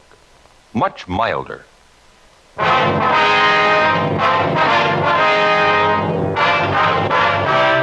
Dragnet, the documented drama of an actual crime. For the next 30 minutes, in cooperation with the Los Angeles Police Department, you will travel step by step on the side of the law through an actual case transcribed from official police files. From beginning to end, from crime to punishment, Dragnet is the story of your police force in action. It was Friday, August 5th. It was warm in Los Angeles. We were working the day watch out of homicide detail. My partner's Frank Smith. The boss is Captain Warman. My name's Friday. It was 2:25 p.m. when we got to the Winton Picture Studios. Stage 2. Better check the guard over there. Yeah. Yes, sir. Can I help you? Police officers, about the accident, where do we find Mr. Adams? Oh, yeah, he said to look for you. Let's see, I saw him around here a minute ago. Oh, there he is, over there by that office set. See him, the one in the blue suit? One with the gray hair? Yeah, that's him. Thank you very much. I know, you can check with the office. If they can come up with an idea, I'll go for it. All I know is that we gotta have this turkey finished. Yeah, something you want? Yes, you Gerald Adams? That's right. Police officers. My ID card. Oh, yeah. You're Friday, huh? Yes, sir, it's my partner, Frank Smith. Yeah, how you doing? Hi. How much you know about this? Well, doctor down at Georgia Street told us that Henry Wilson had an accident, is that right? Yeah, he was a director. At least he thought he was. I wonder if we could see where the accident happened. Yeah, sure, over in stage 1, just across the way. Hold on a minute, will you? I'd like to talk to Sam for a minute, try to get things organized here, get things moving. You know. Yeah, go right ahead. Just wait here, I'll be right back. Okay. Quite a place, huh, Joe? Yeah, a lot of room. It's a big stage, isn't it? Yeah. You know, all this, the average person doesn't stop to think about it. What's that? You know, a fella lays out 85 cents to see a movie. Never thinks about all the people, all the equipment that goes into making it possible. Yeah. I'm sorry to keep you waiting. Terrible thing, we're 12 days behind schedule now. This will probably knock a couple more days off. The exec's gonna scream like an eagle when he sees what this opus is costing. Here, right through the story. Right. One's right over there. Yes, sir. Wonder if you'd mind filling us in on this thing. Yeah, sure. What can I do to help? Well, if you can tell us how the body was found, who found it, how the accident occurred. Well, as near as I can figure, it must have happened about 12:10, 12:15. Crew had broken for lunch. Most of them were over at the commissary. I came down from the office and wanted to talk to Henry about tomorrow's schedule. Wanted to try to change some of the shots, you know, make them more simple. He wasn't in the lunchroom, so I went ahead and had lunch. About, let's see, I think it was about 12:40, Al Evans, the greenery man, came in and told me he'd found Henry's body. A lamp had fallen on him. Darn fool yelled it so loud that everybody in the place heard him. I see. Well, I came right over. First, it looked like Henry was dead. He'd lost a lot of blood. Felt his pulse, found out he was still alive. That's when I had the ambulance called. Here we are. Good idea. Thank you. Over here by the house set. Yeah. At the time those big doors were open, the green men were putting in the shrubbery here. After I found out about the accident, I had the doors closed so people wouldn't be roaming in and out. Are the doors usually left open? Usually are. When there's no shooting on the stage, when we're using it, they're closed. Mm-hmm. Now, right here is where he was found. You can see the lamp, but the sun arc must have hit him right about here. Poor guy. Yes, sir. Is that where the lamp fell from, up there? Yeah. Yeah, there you can see on the scaffolding where it was. Between the babies, there's space there. Who puts the lamps up there? Well, it's in the gaffer's department. He's in charge of them. Wonder if we could talk to him. Yeah, sure. He's over on 2. I'll call him. Thank you. Big lamp, huh? Yeah. Sure smashed up, isn't it? Gee, that thing must weigh a couple 100 pounds. Yeah, look up there. It's quite a drop. Figure it's about 40 feet up there. What do you think? Oh, yeah, that anyway. He's on his way over. What's your position here, Mr. Adams? I'm production supervisor, unit manager. A lot of names for it. I try to take care of the running of the company as far as this one picture is concerned, make out the budgets, work on the schedule, the director, things like that. Mm-hmm. Really hard to say just what my job is, so I do a little of everything. Yes, sir. You fellas from homicide? Yes, sir, that's right. You think that there's something wrong here? Maybe Henry's accident wasn't an accident or something? Well, it's just that in any death where there isn't a doctor in attendance at the time of death, we have to look into it. It's just routine. I thought for a minute you might think there was something fishy about this. That's all we need. Have murder on the set. Might as well fold up. Oh, hi, Jerry. You want to see me? Yeah, Dick, these officers like to ask you a couple of questions. Sure. This is Mr. Friday, Mr. Smith, Dick Patterson, our gap. How are you? Hi, Mr. Patterson. What do you want to know? Well, Mr. Adams here tells us that you were in charge of installing those lamps. Is that right? Yeah, that's right. Are you trying to say I had anything to do with causing Henry's death? Oh, no, sir. We didn't say that. Well, then what are you saying? Well, we're just trying to get the facts straight. No need to get upset, now, Dick. Well, what are you talking about? These cops come in here and try to make out I didn't put those lamps in right? That's not what they said.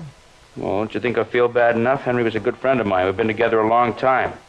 I don't know how the lamp got loose. I wonder if we could look at its mounting. Sure. I've been wanting to get up there anyway to look at it myself. But Jerry here said not to touch anything till you guys got here. Okay, how do we get up there? There's a ladder back here at the rear of the stage. All right. I can't understand it, Mr. Friday. I've been hanging lamps for a long time. It's going on 20 years. First time anything like this ever happened. Oh, here it is, just going up. Okay. Hey, watch your step. Yeah, you go ahead. Yeah. Okay. Yeah, we can get there down this way. They use these walks to hang the lights on, do they? Yeah, you gotta be awfully careful, though. Watch your step, it's a long way down. Yeah. Once in a while, if you want a real high shot of the scene, we lift the camera up here. Mostly, though, it's used just for lights. Here it is. Now you can see there where the light was. Yes, sir. Oh, appreciate it if you didn't touch anything, if you just stand back there. Sure. Now, base of the lamp went through this hole there, huh? Yeah, that's right. Yeah, look at the one over there, same way. Yeah. Do you have anything else securing the lights once they're tied down? No, sir. Once they're in place, the weight of the thing itself will hold it. Mm-hmm. In other words, you drill this hole and you place the lamp in the hole, and it could... It doesn't look like the wood is chipped, does it? No, these scaffolds are pretty new. This stage hasn't been up more than a year. Mm-hmm. Well, from what you can see, Mr. Patterson, can you figure out how the lamp might have fallen? How it could have broken loose? Well, I'll tell you, officer. Bob, that's my best boy. Bob and I were over here last night checking the lights on the set. Now, I didn't actually get up here myself, but Bob did. Now, he's a good boy. He's been around a long time, doesn't make mistakes like this. Mm-hmm. He secured this lamp himself. Now, I know it was right. Well, then, have you got any idea how it might have fallen? None at all. Matter of fact, I don't think it did. Sir? I don't think it did fall. I think it was dropped.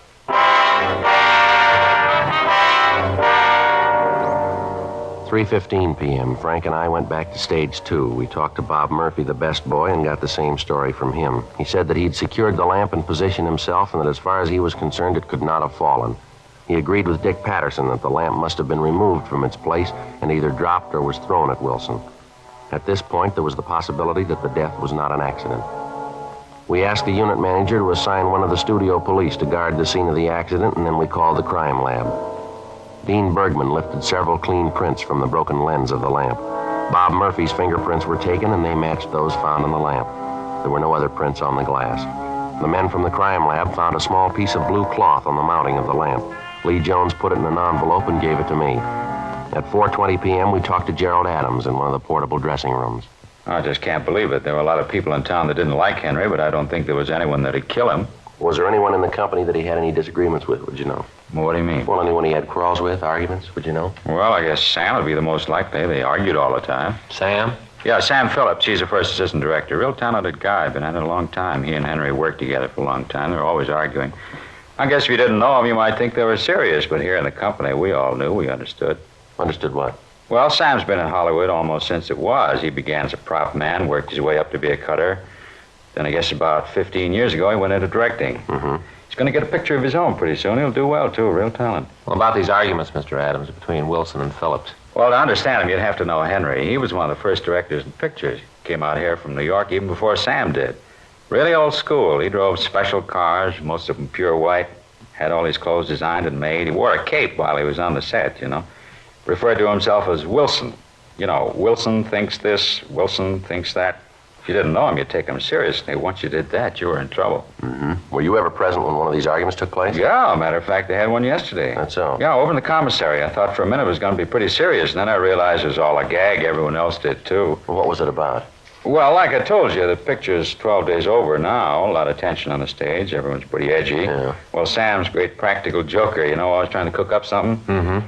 Most of the time, the jokes do the job. They give everybody a laugh. They all feel a little better. Well, day before yesterday, Sam got one of the set dressers and took a cement deer. The kind people used to have on their front lawns? Yeah, I think I know the kind you mean. Well, the two of them carted this deer down the parking lot and put it in the back seat of Henry's car. He planted it so the deer was looking right at Henry when he got in the driver's seat. The thing weighed about 250 pounds. Once they got it in, Henry couldn't get it out. He tried that night. He couldn't make it. He didn't think it was very funny, didn't he? No. He had to leave it in the car all night. Drove home with it. Next morning, when he checked in the lot, he tried to get it out again. While he was trying, the horns on the thing tore up the upholstery in his car, really ripped it up to pieces. I'll be darned. Well, finally, Henry got a hammer and broke the thing up. Smashed it in little pieces and threw them all out of the car. Left them right in front of the scene dock. Yeah. Was that when he and Phillips had the argument? No. Yesterday morning when Wilson got on the set, he wasn't saying anything to anybody. All the crew knew about the deer, and they were all waiting for him to say something about it, but he didn't. He just drove the crew through the morning setups. The argument took place at lunchtime. Yeah. Henry waited until the whole crew was having lunch, and then he stormed into the cafe. He walked over to Sam, really read him off, called him a child. He said that if he'd spend a little more time doing his work and less time playing around, the picture wouldn't be so far overscheduled. Really made him look like a fool. Argument went on for about 15 minutes. Well, what was Sam doing all this time? Well, he just sat there, and then finally he got up and grabbed Henry, kind of shook him, said he'd never been talked to like that before, and it wasn't going to happen again. Said he'd kill Henry next time he did it. Mm-hmm. Well, Henry looked pretty scared. Sam's a big man, I think if he made up his mind to do it, he could have broken Henry in two. Mm-hmm. Sam looked at Henry for a minute, and then he laughed. Then Henry started to laugh, too, and then the whole place, I guess it's like laughing at a horror picture. Anything to break the tension. Looked real tight. Even I wasn't sure it was a joke, You said that Sam lifted this deer into the car by himself? Well, I don't know if he did it by himself, but I know he could lift it without help. How much did you say that deer weighed? More about 250 pounds. Why? Well, I was just thinking. That's about what that big lamp weighed, isn't it?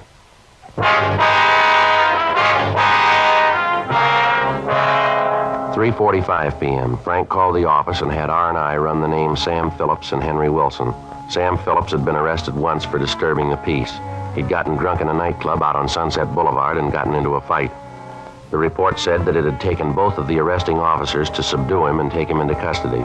There was no record on Henry Wilson. We continued to talk to the crew. Each one of them told us about the arguments between Phillips and Wilson, but most of the people we talked to didn't share Adam's idea that the arguments were just a joke. The script girl told us that on at least 3 occasions, members of the crew had to keep the men apart, and that Sam Phillips had said he'd kill Wilson. We asked each of them if they'd seen anyone enter or leave the stage at approximately the time of the accident. None of them had.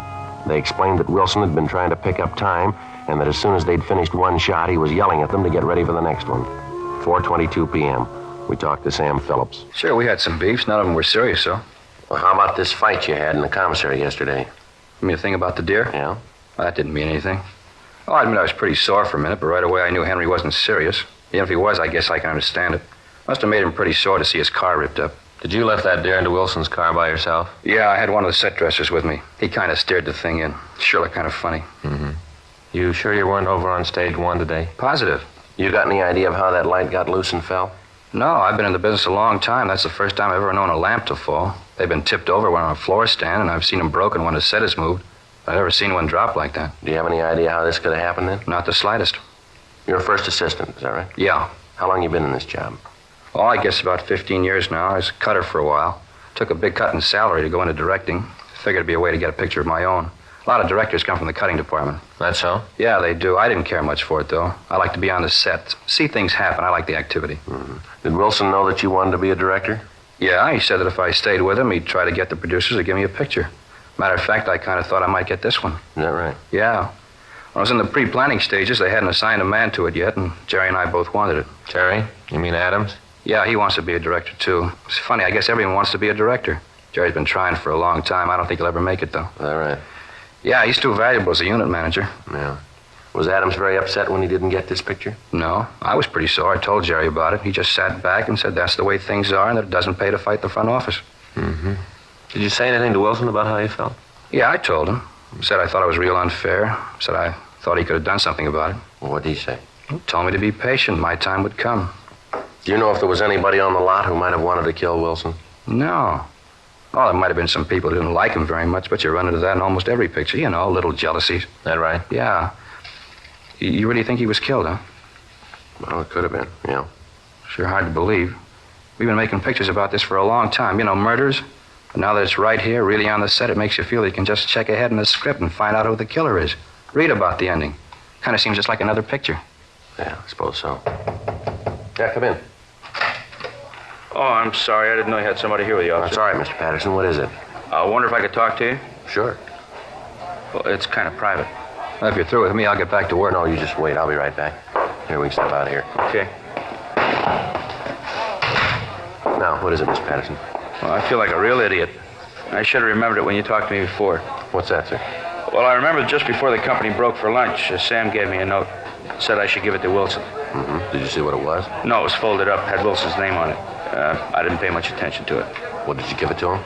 Yeah, he read it, and then he said he had to leave the set for a few minutes. Said he'd be right back. He left the stage then? Yeah. Where was Sam at this time? Well, I don't know. You see, he gave me the note just outside the door to the stage. I was bringing in some more lights, and right after he handed it to me, he left. Uh-huh. Headed for stage 1.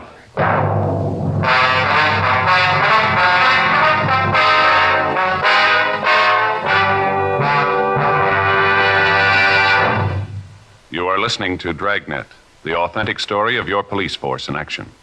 Chesterfield was first to name its ingredients. Ingredients that give you the best possible smoke. Now, Chesterfield is first to give you scientific facts in support of smoking. Nose, throat, and accessory organs not adversely affected by smoking Chesterfields. First such report published about any cigarette. A responsible consulting organization reports a study by a competent medical specialist and staff on the effects of smoking Chesterfields. For 6 months, a group of men and women smoked only Chesterfield. 10 to 40 a day, their normal amount. 45% of the group have smoked Chesterfields from 1 to 30 years, for an average of 10 years each. At the beginning and end of the 6 months, each smoker was given a thorough examination, including x-rays, and covering the sinuses, nose, ears, and throat. After these examinations, the medical specialist stated, "It is my opinion that the ears, nose, throat, and accessory organs of all participating subjects examined by me were not adversely affected in the 6 months period by smoking the cigarettes provided." Remember this report, and buy Chesterfields either way you like them, regular or king size. Premium quality Chesterfields, and much milder.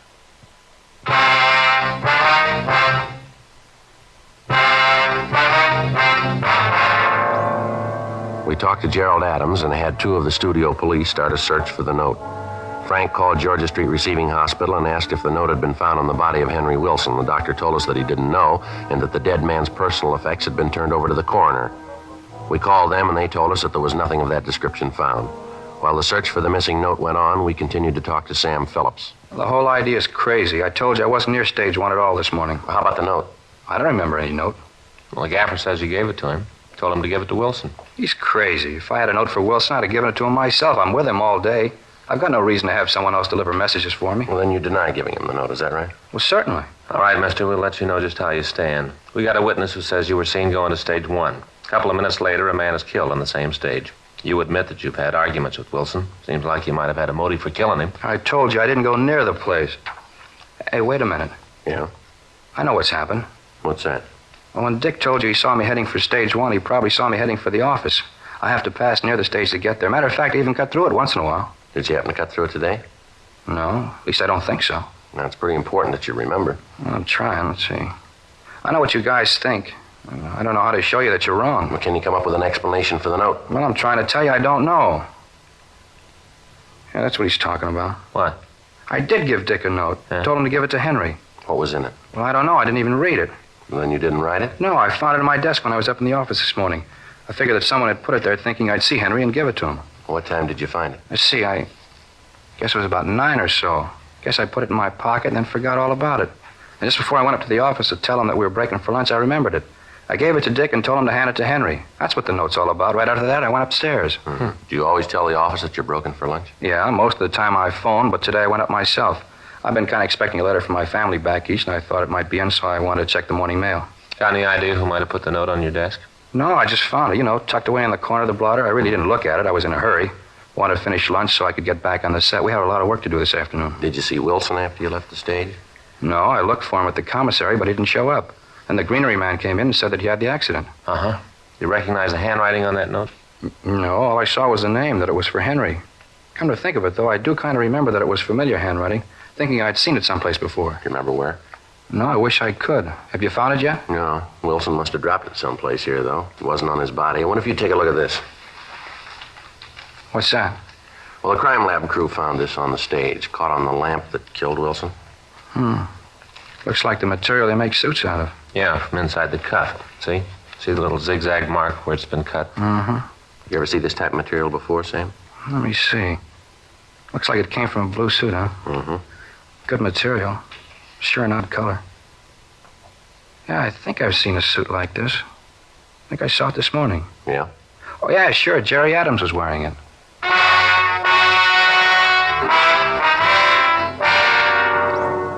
6:30 p.m.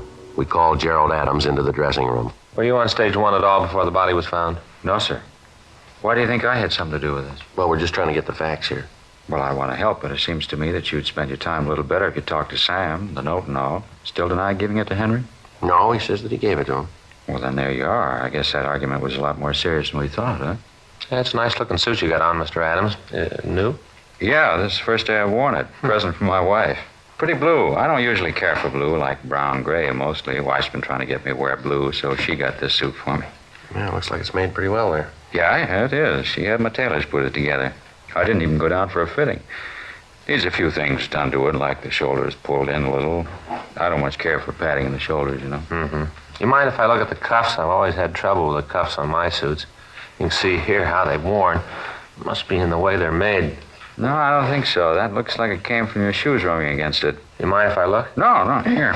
Yeah, it sure is beautiful material. Yeah, she sure got good taste. Of course, it should be. She paid $180 for it. Wow. Hey, you got a little tear here on the cuff. Inside, have you noticed that? No. Let's see. Right there. Oh, yeah. How about that? I gotta get that fixed. A little piece torn right out, huh? Uh-huh. What did you do when you found Wilson's body? No, what do you mean? Well, what were your movements? Well, it'll be kind of hard to explain. If you want to walk over there, I can show you. All right. Let's go. Company's broken. And I told him to wait up in the office. Figured you might want to talk to him some more. Fine. Here, I'll get the door. Yeah, sure a beautiful night, huh? Yeah, it is. Best time of the day in the valley. After the sun starts to go down, everybody's always kidding about the cool breeze that comes up, Really does out here. I know the wife and I practically live out of doors during the summer months. Is that right? Yeah, we both love the valley. Right, here we are. That's the work lights on. You want me to get the others? No, there's enough light. Okay. Now, if you'd show us just what happened when you found the body. Well, I came in that door, the big one there. It was open. Was there anybody on the stage then? No, not right away. The greenery man came in right after me, and then Jack the guard from the other stage. Uh-huh. And like I said, the body was lying about here. And the lamp was there. You saw that when you were here. Yes, sir, we did. Did you go near the lamp, touch it in any way? No, I didn't. The only concern was Henry. That's all I thought about. I knelt down to feel Henry's pulse, and then I told Jack to go and phone the ambulance. Yeah? And then I had the doors closed. I waited until a lot of policemen got here, and then I went back to the other stage. Mm-hmm. Our crime lab found a piece of cloth caught on that lamp. Matches the tear in the cuff of your suit. I can't understand how it could have gotten there. What if we could look through your pockets? Why? What's that going to prove? We just want to take a look. It won't hurt anything. Well, maybe it won't, but I don't see why you're asking me all these questions. Seems to me that Sam's your killer. Why don't you talk to him? Make him tell you why he did it. All right, come on. Let's see what you got in your pockets. Take everything out and put it on the table. All right. Here's my wallet. Well, you better take the money out of it. Okay. Now, let me see the wallet. All right, here. Just a second, Mr. Adams. What'd you drop over there? Right there. Looks like the note we've been looking for, Joe. What's it say? Wilson. I have to see you. Something's come up. Meet me on 1 when you break for lunch. It's private. Signed, Jerry. How about this, Adams? Oh, I don't know anything about it. Well, maybe we better talk downtown. Going on place with you. Watch him, Joe. He's going up that ladder. All right, give it up, Adams. There's no place to go up there. Stay away from me. Come on, Adams, give it up. He's not coming down. Only can't stay up there long. Why don't you shoot me? I'm not going to do what you say. Go ahead and shoot me. What for? You're not going any place. How about it, Adams? Why'd you do it? He had it coming. All his life stepping on people. This picture was mine. They told me it was. And he took it away from me just because he wanted to be a big man. This was my picture. He took it. All right, come on down. I'm going to stay up here. Well, you suit yourself. We got lots of time, Adams. Can't you just go away and leave me alone? You know better than that. You killed a man. Now, come on. You either come down or we'll come up. What do you think, Joe? Yeah, give him a minute. He wants to be a director. Yeah. Let him figure out the ending.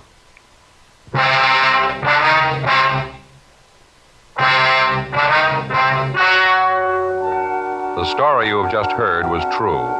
The names were changed to protect the innocent. On February 17th, trial was held in Department 89, Superior Court of the State of California, in and for the County of Los Angeles. In a moment, the results of that trial. Now, here is our star, Jack Webb. Friends, in a sense, every smoker is his own judge and jury when it comes to selecting a cigarette. Now, you've heard the facts in our case for Chesterfield, and I'd like to sum them up for you. Chesterfield, the first and only cigarette to give you premium quality in both regular and king size. Chesterfield, the first and only cigarette to name all its ingredients. And now, Chesterfield gives you scientific facts in support of smoking. You heard the report read earlier. Nose, throat, and accessory organs not adversely affected by smoking Chesterfields. First such report ever published about any cigarette. Consider these facts carefully. I'm sure you'll want to change to Chesterfields. Regular or king size, Chesterfield gives you the best possible smoke, and much milder.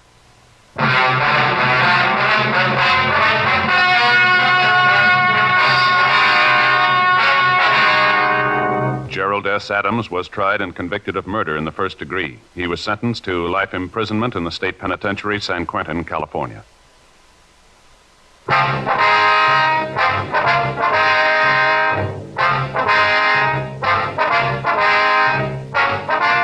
You have just heard Dragnet, a series of authentic cases from official files. Technical advice comes from the Office of Chief of Police W.H. Parker, Los Angeles Police Department. Technical advisors, Captain Jack Donahoe, Sergeant Marty Wynn, Sergeant Vance Brasher. Heard tonight were Ben Alexander, Whit Connor, Jack Crucian. Script by John Robinson. Music by Walter Schumann. Hal Gibney speaking. Sound off for Chesterfields. Either way you like them, regular or king size, Chesterfield gives you the best possible smoke. Much milder Chesterfield. Chesterfield has brought you Dragnet, transcribed from Los Angeles.